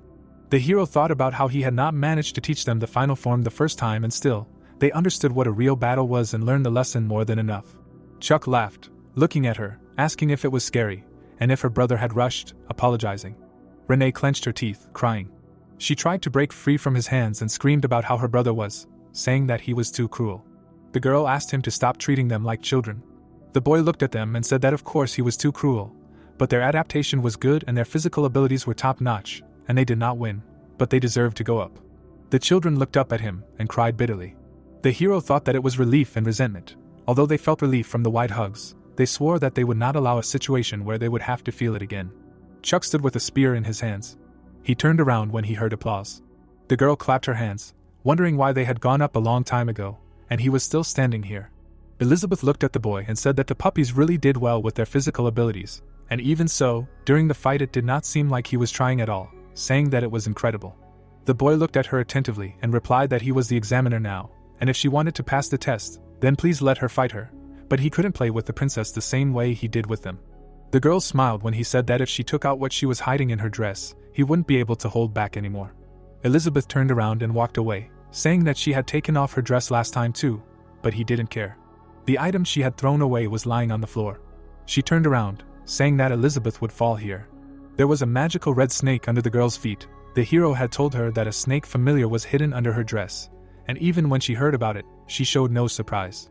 The boy put his spear on his shoulder and sighed, thinking that it would be hard like last time, because he didn't know what to do with her. The top of the tower. The soldiers looked at the sign and wondered what it was and what it said. The sign said directions back to the entrance. They were furious about what was happening, asking questions. The moonlight illuminated the tower. The boys walked through the forest. One of them called the clown stinking. Another boy noted that he shouldn't call an older one that, remembering who Chuck was. They discussed the fact that according to rumors, he was the future adopted son of Maria, but also engaged to Libby. Someone exclaimed that he was a lecherous pig. The young man, hearing laughter, was horrified by what he saw. The clown stood on one leg on a pile and said that welcome, dear freshman. The demon drank a glass of wine, laughing and asking if it was fun. Someone screamed that he was going to pass out soon. The liquid was spreading over the pile as the hero was telling them that these were all the rewards they were supposed to get for the test. These were 4th and 5th rank magic stones and other rare items. The clown jumped off the pile, asking if they knew what they and the others had in common. He snapped his fingers and said that it was flammability. The guy threw up his hands and everything around caught fire. Someone shouted that he was crazy. He laughed and said that the fruits of their training were shining like the sun. The guys were fussing about these being their rewards so that the freaks would let him go, shouting that they would go crazy. The young man looked away in surprise. Maria flew in on the dragon holding the chest and greeted the guys, who were screaming at her. The chest opened and someone shouted that it couldn't be. The box was full of stones. The guys were discussing that these were 2nd and 3rd rank stones. The hero shouted that the generous artisans who would personally work on their new weapons were the best blacksmiths in the capital. Laura applauded, listening to the need to applaud those who delivered the materials and volunteers. These were third-year Maria and second-year Laura. Emma picked up the cloth and asked if they were hungry, saying that these dishes were made from the highest quality ingredients, and there was even a honey bomb. The stones were shown and the girl said that they should eat, drink, and not be shy, because this is how they become stronger. The guys were happy and were told to enjoy themselves. The clown held out a glass against the background of exploding fireworks, said that today was their day after all. The guys wondered why they did not recognize the hero in him. Maria was handing out potatoes from a basket when the young man noticed her beauty. The hero reasoned that the ingredients and cooks were delivered by Maria. Laura was handing out stones from the chest. People were saying that she was so scary, and now she was kind. The guy was telling that at the same time, the swindler's blacksmiths were delivered by Laura through blackmail. Emma was watching Chuck, who was watching the soldiers' feast. The girl looked at the hero and asked if everything was okay, because he had given these stones to 400 people at his own expense. Chuck was wiping his face, answering that if you count the liquid income from the inn, he had spent all his money. The hero looked ahead and said that money was not the main thing. Emma was horrified to see him, screaming that this was disgusting. The young man watched what was happening and was told that there was something more valuable than money. People crawled on their knees, asking for help. They screamed that they did not want to die. Chuck continued that these were their lives. The hero smiled in sunglasses. He stood in a field in front of several people. Chuck thought that from the very beginning he tried to get money for this moment. As planned, he was able to get both the craftsmen and the stones. The guys were having fun and called the elder to dance. The hero thought that expensive weapons alone would not make them strong, but it would make it easier for them to survive. Emma turned around and called Chuck. He thought that no matter what he did, the anxiety would not go away, especially now. The hero remembered shaking the guy's hand, growing the energy ball, fighting the monsters with his brother and sister, and reasoned that with Germain nearby, the acquired Rashid, the trained Ren and Ran, it was just part of the preparation. The girl looked into the darkness and looked for where Chuck had gone, who was thinking about the next test looming. In the distance from the building in the forest, something was blazing. It was said that it was already approaching the Merkaba Academy. Someone was holding a lantern in his hand. Adam looked ahead and said that this experiment, either man nor beast, should become theirs. Bill stood opposite and said that all the preparations were finished. There should be no problems, especially with the participation of the Golden Magician. Two magicians discussed the girl with red eyes. Adam said that Maria is a vampire. Bill clenched his teeth and said that she should belong to the Tower of Magicians. The hooded men were walking towards the building. It was said that the main scenario was about to begin, and in the original, they would have kidnapped the vampire, infiltrating under the pretext of studying the archives of the Great Library, and experimented on her. The mages were looking at the tower. Chuck was talking about how history was changing. Chuck was standing at the top, and it was said that it was because he was waiting for it. The building was shown on a sunny day, and it was said that the special dormitory was where the key figures that the Academy considers important live, that at first only the hero and Laura lived there, but now the dorm is almost full. The guy was laughing when the girl was angry, and he was thinking that every morning he had a row with Laura. The hero hung a towel around his neck and was thinking that he was taking a shower and going upstairs to find all the unexpected students there. Chuck was looking down the hallway and noted that at the end of the hallway were the rooms of the two princesses, and the first princess, Grace, had gone to the cathedral for morning prayer. Chuck was drying his neck with a towel and thinking that the second princess had probably gone to her own place, and unlike the original story, both princesses were in the academy, which made him worry about possible accidents. Someone grabbed the door handle, talking about what was on the other end. The hero put his hands on his waist and told the twins that it was time to get up. The children were lying on the bed and asking him for a few more minutes. He was thinking that in the original story, these cuties should have grown up to be villains. Chuck was with the children at the sink, telling them that it was time to brush their teeth. The girl was crying and saying that the toothpaste was too hot. He was thinking that he really pushed them hard for the test, so it was no wonder they were tired, but they were still children. The boy and the girl looked at each other in front of the cross. The hero noted that in the original story they were intermediate bosses and quite strong. Thinking about the upcoming trials, he would be glad for them to quickly reach their final forms. Chuck looked in the mirror as the children rinsed their teeth, thinking about how, no matter what, they became villains after going through something terrible, but now they are so cute. The hero smiled and thought that, watching these children, he did not feel any doubts about changing their destined future, and he has no doubts. The sign indicated that this was the rector's office. It was announced that the magicians from the Magic Tower had arrived. The guy stood at the rector's desk and asked what the reason for their visit was. He was told that they were here to access research materials from the Great Merkaba Library and study the dossier of students of the magic faculty. Eva listened attentively to the fact that the Magic Tower always lacks recruits, so it is logical that they are interested in the students' dossiers, and these days, guys would rather become professors at the academy than join the Magic Tower. The girl asked if he knew much about the Magic Tower. The tower stood under the rays of the sun. It was said that initially, the Magic Tower monopolized all magic and magicians, It was a hole of corruption, exploitation of young magicians, while the elders appropriated all the benefits. The academy was shown, and it was said that with its heyday, the magic tower lost its undivided position and became a rival of the academy. It was said that around the same time, the witch hunt of the old faith began. Men in hoods standing shoulder to shoulder, it was said always looking down on the academy and treating demons as guinea pigs, the tower naturally became a pawn of the old faith. 3 characters were shown with guns, and it was said that in response, the heroes of the academy intervened and put an end to the witch hunts. An event known as the Witch Revolution. Chuck watched intently and said that he could not know the magic tower better than the professor, because he was one of the key figures in the Witch Revolution 80 years ago. The woman adjusted her glasses and stated that this was ancient history, and besides. Kevin lowered his head, hearing that she was not alone in it. Rick stood with his back. The chairman said that he and Rick were too. It was said that talking about Rick, the student who betrayed them, is an uncomfortable topic, but they have to use you what they have. Chuck stood in front of them and thought about the fact that these two believed that he was Rick's official student. The guy lowered his head and said that the magic tower is connected to Rick. He was thinking about leaking some information about the future, as if it was part of Rick's plan. Eva began to talk about the guests of this tower. She thought about Chuck being the person who provides information about the future.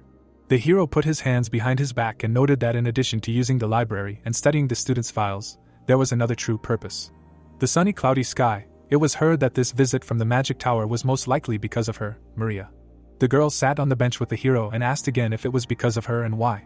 He introduced the girl with glowing eyes and told her that the vampire blood she possessed was what the magic tower, which was obsessed with demonic research, desired. Maria adjusted her hair and asked that if they were to deal with her, they would be in serious trouble, wouldn't they?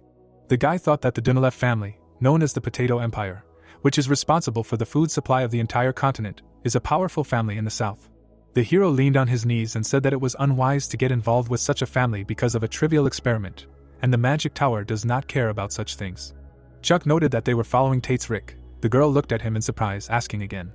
The hero thought it was time to talk about it. He said that what he was about to say should remain between them about Rick and the goals of his faction. Maria lowered her head and said that if she understood correctly, the spoiled student of the rector, and that they were planning this coming of paradise. Above the burning academy, stones and weapons were hovering in the air. It was said that after the gathering of the 4 primordial runes and the 4 great relics, the guy put a cone on the square, and it was said that they would use this power to destroy all civilizations on the surface. The hero looked ahead and spoke about how the old faith and the magic tower following Rick did not care how strong their opponents were in the current world. Stephen, Norman, Adam and Bill were depicted, and it was said that they believed that everything would disappear, leaving only what they wanted. Maria grabbed her hand and said that they were doing something terrible like this, and it might sound crazy, but Rick had the power to do it. Chuck looked at the girl and said that it might be a burden, but he wanted to ask for something. Maria held a potato and said that she was happy because she thought he could handle everything without her, but it seemed there were things she could help with. The girl blushed and said that he didn't need to beg for help, just ask and she would do whatever was needed. Chuck closed his eyes and smiled, saying that it was good and that there was something they needed to do together today. The hero left and asked to meet her at the Happiness Inn at midnight. He said that he needed to get ready. The potato was lying on the floor, and the girl screamed that she understood. The girl burned with shame, clutching her face, talking about how good it was at night in the tavern with Chuck, and whatever he wanted, she would agree to everything.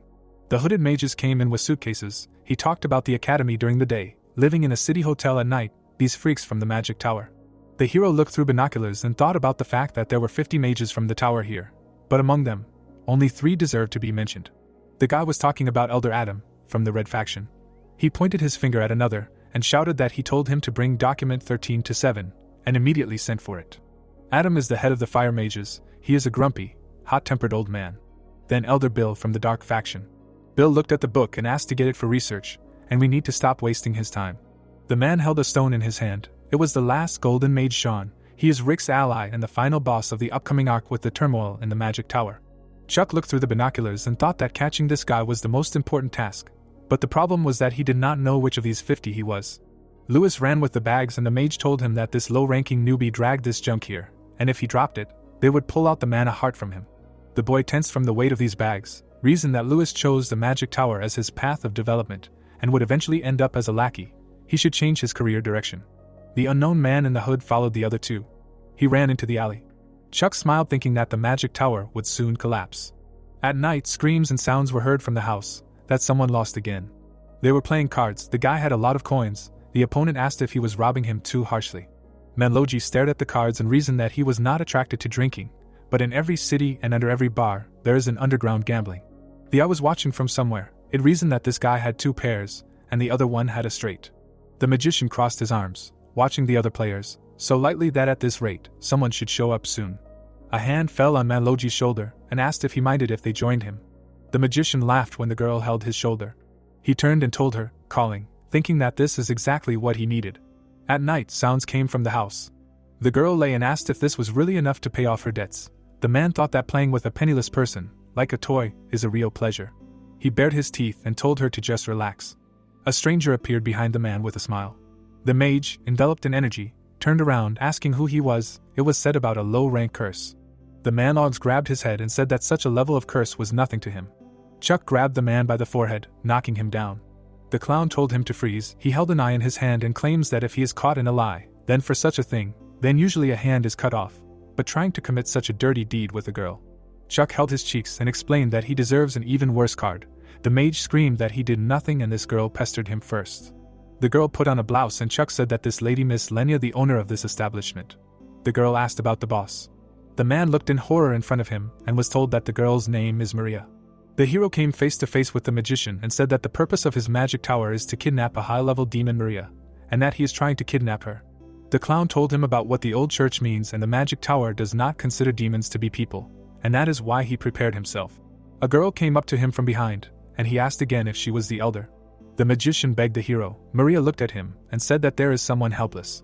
Chuck looked at his face and told him that he is a bastard. The girl stood behind the smiling clown. When the man asked to make him a vampire, Maria replied that if this is what he wants, then she will do it. The guys in the library of the Merkaba Academy discussed where Steve went, because they had not seen him since yesterday. With her hands behind her back, the girl assumed that he took up gambling again. He often spends his days drinking in gambling houses. The old man frowned and stated that he had emphasized the importance of the operation, and then asked what kind of faction of black magic would be in the eyes of Master Sean if they were to be so irresponsible. His face was puzzled. He pictured the boys and wondered if Sean had been pretending to be Steve all this time. The stranger imagined the people in the tower and emphasized the fact that Sean was the only one in contact with Clint, so it was difficult to understand what was going on. No one knew what he was planning with the Reds behind their backs. Waving his hand, the old man shouted for Rennie to find out where Steve was right now. His face was puzzled. Ron and Rune were walking through the library and saying that they needed to watch themselves there. The man looked at them. Licking his lips, the stranger asked if they were beastmen. Sitting at the bar, Rennie asked where she was taking Steve and why they were still hanging things like that on her, even though she was on the third floor. Frowning, the girl said that after this she would switch to the red faction. She just had to suck on that old man. She turned her attention to Chuck, who asked for 2 martinis. He handed the glass to Rennie with a satisfied look and asked if she was alone there. Rennie was sitting next to him and asked if he was too young for such a pickup line, to which she received the answer that all the girls in the magic tower were beautiful. The protagonist began to examine the glass. Closing his eyes, he said that even young bees perfectly understand when there is a flower in front of them. He remembered standing on stage with Emma and thought that after that acting lesson with her, his test was complete. This script was flawless. Furious, Rennie asked what the little guy was doing at the bar, noting that he should go home. The confused protagonist apologized. He was upset when Rennie started screaming again. Emma watched him and mentally asked how he could screw up. Grace touched the girl's lips and asked her to stop saying bad words, adding that she should be more elegant in her speech, especially with such soft lips. Rennie was embarrassed. Grace, looking pleased, asked if she could buy her a drink. The dumbfounded boys wondered what the saint was doing there. He imagined Grace praying and thought that she was the first princess, and also the favorite of the gods, an all-powerful saint. Her only problem was her character. The girls bumped beer glasses. Grace hugged Rennie and said that they were the same age, after which she suggested having fun together tonight. There were many empty glasses on the table, while the plot told us that she was an absolute narcissist, and also a hedonist. Grace touched the girl's cheek, and we were told that her beauty was enough to win the hearts of both men and women. Rennie, with a flushed face, swore that she was not drunk. She hit her head on the table. Getting up from the bar, Chuck said that they would take her. He even went to theater classes to prepare for this mission. Grace, looking pleased, said that this was only possible thanks to her beauty. She saved their mission, and they would just leave. She snapped her fingers. The warriors surrounded the guys, while Grace said that they had also been planning this for a long time. Emma got into a fighting stance, shouting that they should move away, because they were both first-rank knights, and Chuck asked her to stop.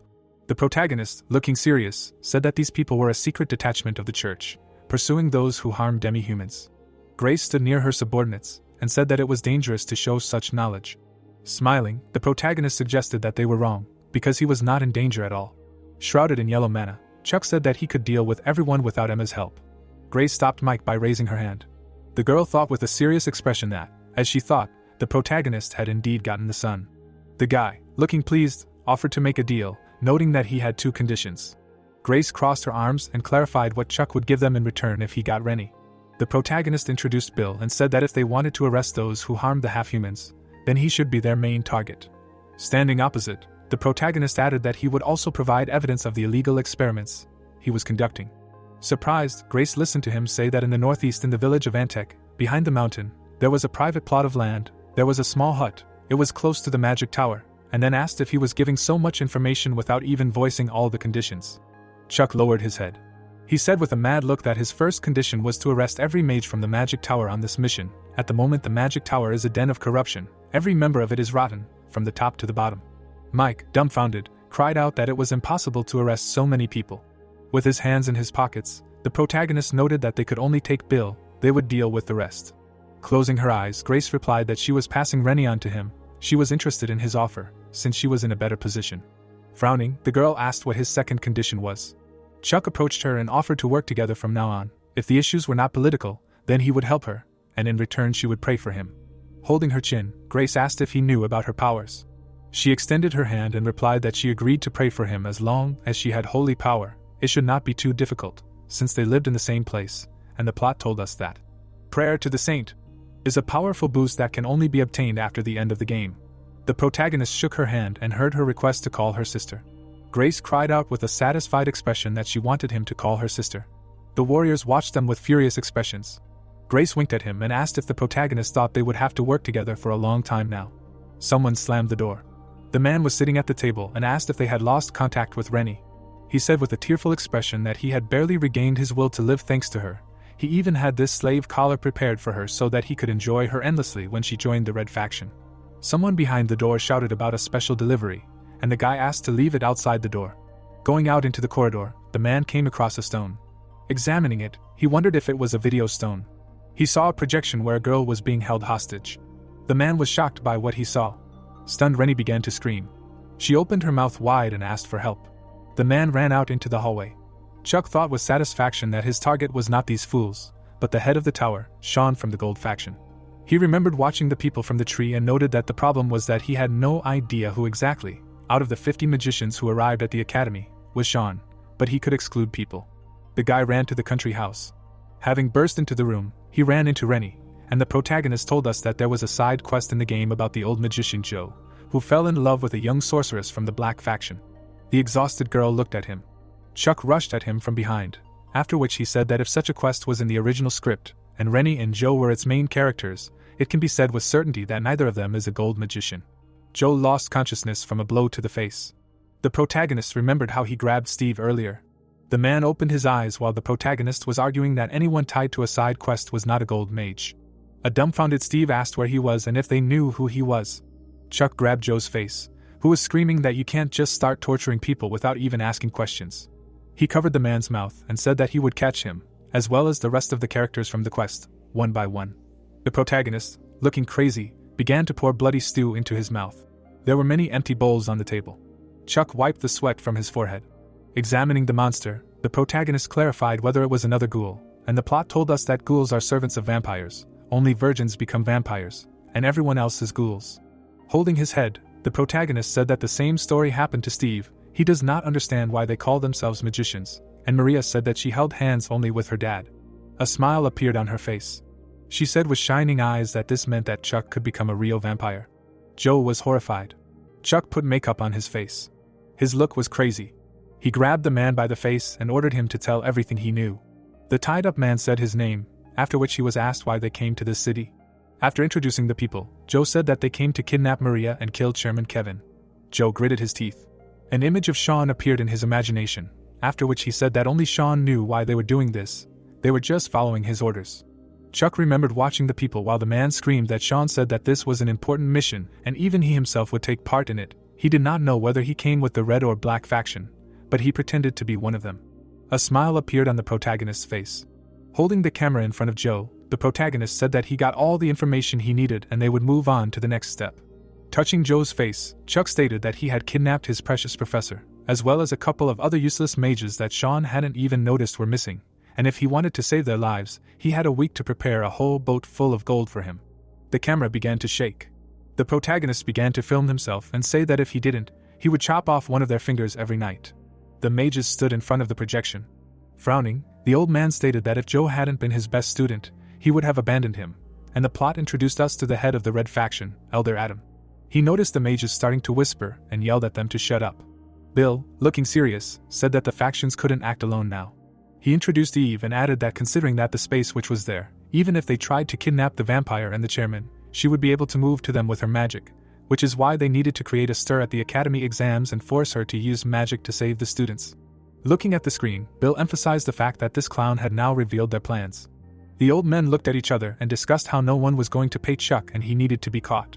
Looking at the man, Bill stated that they would first track him down. One of the people they sponsored had gotten into the academy. Adam looked at him from under his brows and replied that it was true. The old man imagined Elizabeth, and stated that she would definitely know at least something about the identity of this clown. Chuck remembered holding the spear behind his back and thinking that Elizabeth had seen his suit at the hunting grounds. Since the Magic Tower was her main sponsor, she would definitely give them his identity. He imagined himself surrounded by magicians and added that in this case the Magic Tower would immediately switch to catching him. They would attack a special dormitory to catch him.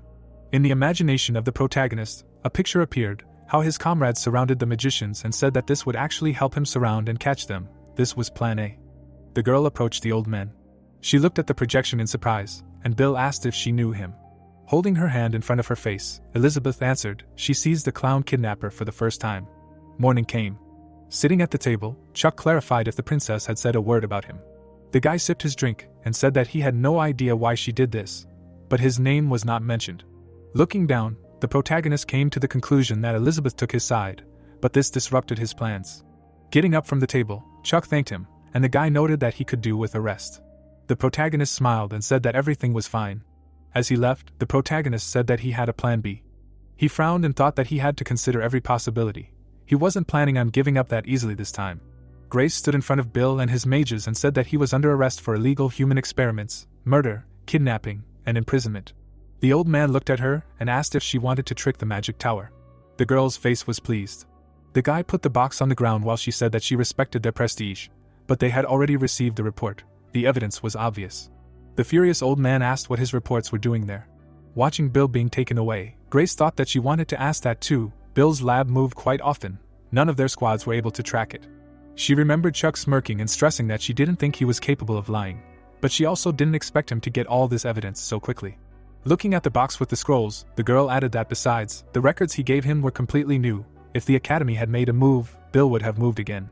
Crossing her arms, Grace wondered if the protagonist had done all this in a matter of days and whether he really wanted to destroy the Magic Tower. We were shown burning people and told that sacrifices were necessary for the improvement of the academy. Witch hunts began with punishments and racism against half-humans. But the old church and the tower lost to the three heroes who united with the Protestants. Chuck introduced the heroes and added that the event became known as the Witch Revolution, and the old church and the Magic Tower began to lose their influence. At the moment they joined forces with Rick and planned to destroy the academy. A powerful energy emanated from the people, while we were told that they thought that everything would go smoothly, but not now. Screams were heard in the building, as the magicians asked how these protesters were able to attack the secret lab. The dumbfounded guys discussed that they need to change their plans before the head was arrested. They must burn the academy, and use the chaos to save him. Adam, engulfed in flames, stepped forward and ordered everyone to be silent. A fire spirit was flying next to him. The guys were shocked by what they saw. They looked at Adam's face. The dumbfounded elder began to loudly call Sean. Standing before the mages who had knelt, Adam declared that now that Elder Bill had been taken, his powers were not enough, and that Sean, the leader of the tower, must help them. The boy in the crowd listened to this in silence. The old man's spirit dissipated. Projections began to appear in the room. Adam was shocked by this. The mana formed into an inscription that a witch must be caught. Turning around, the old man asked again if a witch must be caught and how to do it. The letters formed into a message that said that this was the method. Smiling, the man replied that he understood. He said with a satisfied look that it was time for them to go. The building stood in the middle of a field. A mark was engraved in the chimney, after which we were told that it was engraved during a witch hunt. The mark began to glow, and the plot told us that only two people knew the secret, Aaron and Eva. Eva teleported to the roof of the building, and we were told that when this mark gave a signal, she thought it was sent from Aaron. She was surprised. Concentrating energy in front of himself, Adam said that he was glad to meet the witch. The magicians released a powerful stream of flame. Eva covered herself with a barrier. The enraged girl asked if he had activated the mark and how he knew where she was. The old man, with a satisfied look, said that the head of the tower has a very powerful employee. Another person knows about this mark. He imagined Rick among the girls and thought that 3 people participated in the witch revolution. Stunned, Eva thought about Rick. Standing in front of the magicians, the girl asked if they really united with him and how they planned to deal with the consequences. Adam, with burning eyes, answered that now these rules are nothing to them. Magicians should never have followed them. He presented Laura, Maria, and Ron with Ren, and then told her that it was foolish to protect test subjects for ethical reasons, and they went so far as to accept almost untalented students and teach them the secrets of magic. The academy only dishonors the power of mages. Eva gritted her teeth. Standing in front of the mages, she said that they, humans, never change. First they switched from hunting demons to hunting half-humans, then witches. They destroyed everyone who opposed them or used magic without their permission. Eva remembered sitting in captivity. The mages stood in front of her while the girl told her that after completing the hunt, they kidnapped her as a child, and began to discuss what they would do to her, pondering what would be better to use, black or fire magic. Screams were heard in the hallway. Tears streamed down the girl's face. Erin, with a smile on her face, said that she came to save her. Enraged, Eva screamed that they were not interested in magic. They were fools who could not survive without expressing their hatred. The barrier around her began to grow. Adam noted with satisfaction that this was expected from the main person of the witch revolution. The barrier was destroyed, after which the old man asked her to stop resisting. Stretching out his hand, Adam emphasized the fact that this way he could seal her for 3 days. He introduced people in dark cloaks, saying that he was sorry that the main event had to be left to the black faction, but while they were there, the magic tower would calmly kill the chairman and take the vampire. The old man screamed with a mad look that the academy would disappear in 3 days. Only the chosen ones would be able to learn magic. A new paradise would come. Adam was taken aback when he heard Chuck's voice, who said that it would rather take 3 minutes. Turning around, the old man asked who it was. Streams of flame were moving towards the main character. Eva, dumbfounded, told him to get out of there, because he was an elder. She was taken aback when the protagonist asked if she knew why these people didn't change. Lowering his head, the protagonist said that they hadn't experienced real pain yet. Holding a spear in his hand, Chuck said that they needed to be given a good beating. Ron and Rin ran near the carriage. They were trying to catch their breath. Crossing his arms, the guy cried out that he told them that today was the first day they would hunt monsters. He knew that the fanged boar was only a 4th-rank monster, but the 2 of them still didn't look focused. He hated repeating himself twice, after which the plot introduced us to the night professor, Mason. The guys all started shouting in unison that a good guard should be skilled, but more importantly, be on time. Getting into the carriage, Mason said that now they were leaving, their mission was to kill the fanged boar. While the guys discussed that it was all because Chuck was gone, he usually woke them up every morning. The protagonist stood in front of the magicians. He, with a satisfied look, suggested starting with a good thrashing. Surprised, Eva clarified how he got there. He imagined how Sean ordered to capture the witch and thought that it was simple. It was obvious that the magic tower would target her when she was in a hopeless situation. He prepared a plan B. There was a tracking rune on the girl's jacket. Taking a step forward, Chuck said that he was disappointed in Adam. The place where he should be now is not there, but next to his lovely students. The protagonist, with a mad look, rushed into battle. The stunned old man cried out that he was that clown. He remembered how Chuck had blocked the attack and assumed that he was being too conceited just because he was able to block one measly mid-tier spell with fire resistance. Adam created a cloud of fire mana above his head and asked the protagonist if he thought the leader of the red faction, the Elder, would be an easy opponent. The mages began to feed his spell. A huge sphere of fire was created in the air. Adam smirked and said that there was nothing that the flames of the red faction could not burn. The fireball began to fall towards the protagonist. His face was impassive. Chuck suddenly smiled. A powerful stream of fire fell on him. The old man thought it was impossible in surprise. The protagonist's eyes began to glow brightly. He said with a mad look that as long as they used fire, they were no match for him. Energy began to hover around him. Raising his spear above his head, Chuck cast Clium Solace, Concentrated Sun, and told us that he couldn't do it alone, but with so much fire around, it wouldn't be a problem for him. He pointed the spear at the mages. The sun began to incinerate them. People tried to stay on their feet. Adam, scared, said that it was impossible. Clouds of smoke hung over the battlefield. The protagonist lowered the spear. Standing in the crater that had formed, he sighed. He smiled when Eve remarked that it was impressive, and replied that it was one of the 4 treasures of Danon. The girl landed on the ground and said that she was talking about him. The sun was a worthy counterargument against both the red faction using flames and the black faction with its dark magic. Standing in front of him, Eve assumed that he must have foreseen the actions of the magic tower, and was well prepared for it. Watching him, she thought that there were many strange things about Chuck. It was absolutely true that she should be wary of him. She remembered the protagonist kneeling in front of Kevin. In her imagination, she saw a picture of him holding out a spear and began to reason. The silhouette of this young man, as if carrying such a heavy burden, coincided with the symbol of justice. She saw the image of Aaron helping Chuck walk. Eva came to the conclusion that from now on, she would help him without hesitation and asked what the next plan was. Looking at her, the protagonist answered that the next target should be Maria. He had completed his preparations on this front. Imagining a dead director and a chained girl, he said that the magic tower has two goals: to kill Kevin and capture Maria. He imagined the image of Elizabeth and said that he originally planned to be their target, but the princess acted unpredictably and covered for him, which ruined everything. People gathered in the city. Maria walked down the street and said it was not a burden and would leave the cleaning to them, and Chuck said that she would participate in the event, deliberately revealing her location. The girl moved along the streets of the city, while the protagonist reasoned that she would slowly leave there, to a less crowded place, which would be ideal for an ambush. The boys watched her while Maria wondered in her mind if they would go for it, adding that there were still too many eyes there. Frowning, the girl noted that they should be careful, and Chuck told her that if they did not attack, Maria would continue moving as if she was waiting for a carriage. She walked out to the carriages and came to the conclusion that if they came, it would be there. Looking at the carriages, the girl thought that as the protagonist said, if they wanted to kidnap her, they could take a carriage and immediately run away with it. A red aura enveloped her. In the alley, she was met by two mysterious people. Maria was surprised. In front of her stood Laura and Emma, who said that Chuck said to prepare there for the arrival of the mages. Looking at the girls, Maria wondered why no one came. The boar began to squeal loudly.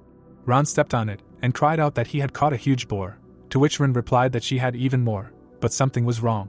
Ron looked at her, surprised. The girl imagined boars and said that she had heard that there should be many more of them. Last year, Professor Amanda had bought many of them for experiments. Squinting, Rune asked why there were so few of them, although they had already gone deep into the forest, and her brother asked if she smelled anything. Frowning, the girl sniffed. Turning around, she came to the conclusion that it was the smell of rotting flesh and asked who was there. The man came out from behind the tree and said that the elder vampire was of amazing value. He noted with a smirk on his face that the wolves with golden fur would not yield to him, and the plot introduced us to Bill's elite student, Professor Richard. He imagined the boys walking around the library and noted that there were two of them. They were still immature, so they would be easy to catch. He said with a mad look that every fanged boar on this mountain was already dead. The beasts surrounded the boys. The wolves frowned. Richard said with a satisfied look that it was a shame that they decided to fight. He pointed his finger at the children and shouted that Bill would be furious if the test subjects were badly damaged. The boars rushed at them. A powerful blow was heard in the forest. At the same time, at the entrance to the forest, Mason waved his spear and shouted that everyone should form a defensive formation around him. They should group up and protect each other. Looking at the monsters, the boy thought that fang boars, due to their reproductive abilities and extensive diet, were classified as fourth-rank monsters, requiring annual population control. While killing the boars, Mason cried out that he had brought the students out to take care of them, but he had not expected them to come back to life. The mages stood among the trees and listened to the knight shout that they could not hurt the academy students. It was a grave breach of the agreement. The mage came out to him and stated that he was not interested in him or the students. If they stopped resisting, they would not harm them. Mason was furious when he heard that their target was those two wolf monsters. The surprised mage listened that it was a pity, because he hated to be told twice. The boars rushed at the boys, while Mason said that the two might not be very skilled, but still, they were still growing. Many blows were aimed at the beasts. The boars were killed. Blood ran down the claws of the wolves. Ron and Rune transformed into werewolves. Mason, covered in a red aura, said that it didn't matter if they were demons or werewolves, as long as they were studying at the academy, they were his students, and the mage asked him if he intended to challenge the magic tower face to face. The professor rushed into battle. He flew at the mages, saying that they were the ones who touched his students. Mason's face was furious. Screams were heard in the special dormitory. Stunned Maria stood in front of Chuck and said that she did everything exactly as he said, but there was no ambush. The protagonist imagined the arrangement of the mages and emphasized that their original plan was to attack Eva, Maria and Kevin at the same time, which is why he prepared a trap and began to wait. He imagined the red faction mages being crossed out and added that instead 30 mages from the black faction disappeared into thin air. He got rid of the red faction mages, but he had no idea where the rest were. The girl opened the door and asked if he wondered where the rest of the mage tower had gone. Elizabeth appeared before them. She had a smile on her face. The mage was horrified when only the corpses of the boars remained in front of him. Looking at the golden wolves, he supposed that their value would truly be equal to even the high-class vampires. The mages were enveloped in purple mana. Richard raised his head and wondered if the pathetic beasts thought they could resist their magic. The surprised wolves raised their heads. They began to run away from the huge monster. They screamed in fear. The wolves fell to the ground. The dumbfounded boys breathed loudly. Watching the monster, they wondered what kind of destructive force it was. Richard wiped beads of sweat from his face and assumed that the beast would have a hard time realizing that it was the essence of life magic. They jumped up when the magician shouted that he had studied the pinnacle of life synthesis, having learned to enhance the physical strength of living beings by increasing the density of their muscles. If you schematize their muscle density and carefully lay out the muscle fibers, then not only strength, but also durability will be doubled. Ron and Rune struck the monster. They were surprised. Examining their opponent, the guys realized that they had not caused any damage. Landing on the ground, Ron said that he noticed that the monster was fast and strong. They dodged the attack. The guys remembered standing in front of Chuck, who said that the academy was full of people faster than him, as well as those with whom he could not compare in strength. He noted with a satisfied look that even so, he would emerge victorious from any battle. The surprised wolves asked how this was possible. The werewolf began to run along the monster's hand. His eyes began to glow. Rune charged while they remembered to grab the enemy's attention and outwit them. The girl aimed at the enemy's leg. She began to bite into it. The monster howled in pain. The boys stepped back shouting that victory was assured. Rune, looking pleased, declared that this was the end. She suddenly began to cough up blood. Falling to her knees, the girl mentally asked how this happened. Ron was shocked by what he saw. The monster swung its paw at her. Its hand was enveloped in energy. Rune's body was pierced through. The girl was dumbfounded. Richard, looking pleased, declared that this was a stupid beast. The flesh of the chimera itself was poisonous. They did not even know this, continuing to bite her incessantly. The furious wizard asked why the chimera had killed her before they could conduct the experiments, adding that this was why he had said that it was necessary to focus not only on muscles, but also on intelligence. Enveloped in an aura, Ron ordered him to be quiet. He rushed at him with a furious look. The chimera covered Richard with its hand. Pointing a finger at the monster, the man ordered him to make sure that he left it alive, although he did not mind if Ron lost a leg or two in the process. The monsters rushed at each other, while the plot told us that there is a special bond between related wolves, who rely on each other and showed deep care. Ron made a powerful series of attacks. The chimera began to bleed. The monster managed to scream before dying. Richard was horrified. He watched the main character closely. A powerful aura hovered around the wolf. Furious Ron screamed that he would kill them all to the last one. Richard began to tremble with fear and cried out that they needed to get rid of him. Experiments were no longer needed, they just needed to kill him. The magician stood in a row and began to cast spells. The boy rushed between them. He killed each sorcerer. Looking at the pools of blood, Richard cried out that this could not be. The guy rushed into battle screaming that he wished the man death. A powerful blow was heard. Chuck stopped the boy. He began to cry and asked why he was not with them. Ron began to beat the protagonist. Striking the ground with a spear, the protagonist thought that the native wolves, who lived in perfect harmony, if one of them died, the second would go berserk and lose all sanity. The protagonist hugged the wolf and assumed that an eternity had passed for him. The wolf was taken aback by the words that Rune was alive. Maria poured the potion into her mouth while Chuck said that she was seriously injured. If they hadn't arrived in time, no one knew what could have happened. Rune's face turned red. The boy began to sob. Closing his eyes, the protagonist said that everything was fine and everything would be fine. He opened his eyes. He remembered Elizabeth telling him with a satisfied look that the mage tower had set out to hunt those wolves. Stunned, Chuck wondered why she was telling him this, noting that a princess supported by the mage tower should have no reason to voluntarily reveal his location to the mages. Elizabeth, with a satisfied look, emphasized that she had done him a disservice. Something like that would not happen again. Leaving the room, the protagonist stated that he owed her a great debt. Watching him go, the princess said that the opportunity to pay would come very soon. The enraged protagonist cried out that he didn't care what faction they belonged to. The mages had to stand in line, kneel and put their heads on the floor. Mason stood in front of him and said that fortunately none of the first years were seriously injured, to which he replied that it was all because he stood up for them without sparing himself. Mason, with a smile on his face, replied that he wasn't that much use. He looked at the guys and said that this year the students' equipment was especially excellent. They were able to stand up for themselves thanks to expensive equipment created using magic stones. He introduced his comrades and said that it was all thanks to the seniors, who spent their entire life supply of luck to achieve such a result. Holding the back of his head, Chuck replied that they didn't spend all of their supply, but about half. Eve appeared there and screamed that they had an urgent situation. The dumbfounded girl said that the chairman's marker had reacted. The protagonist was shocked. He remembered Elizabeth saying with a satisfied look that the opportunity to pay would come very soon. The protagonist imagined two battles and emphasized the fact that the red faction had set a trap for Eva, while the black faction had attacked Rune and Rune. An image of Sean appeared in his imagination, and he came to the conclusion that there was no gold mage in either group. Closing his mouth in horror, Chuck thought that this was a simultaneous attack. Despite the desperate struggle of the regressor, the scriptwriter insists on his classic development.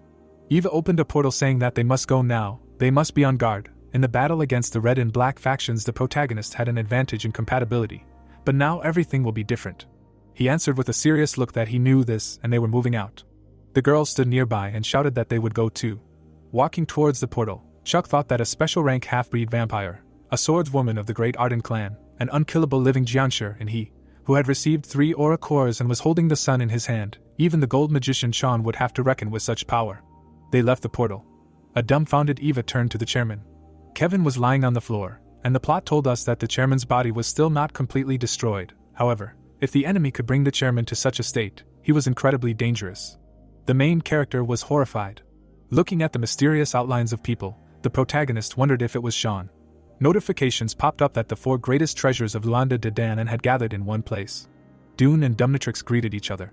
The guy said with a satisfied look that they had already met on the narrow bridge of fate, and we were introduced to Ohard. The castle collapsed, after which a message appeared that the quest, Coronation in Paradise, was unlocked. Looking at the enemies, Chuck studied their significance. The protagonist was scared. Rick stood in front of him and said that fate had intertwined their destinies. He was enveloped in dark mana, after which Rick clarified whether the protagonist was prepared enough, after which a notification popped up that this was the final boss.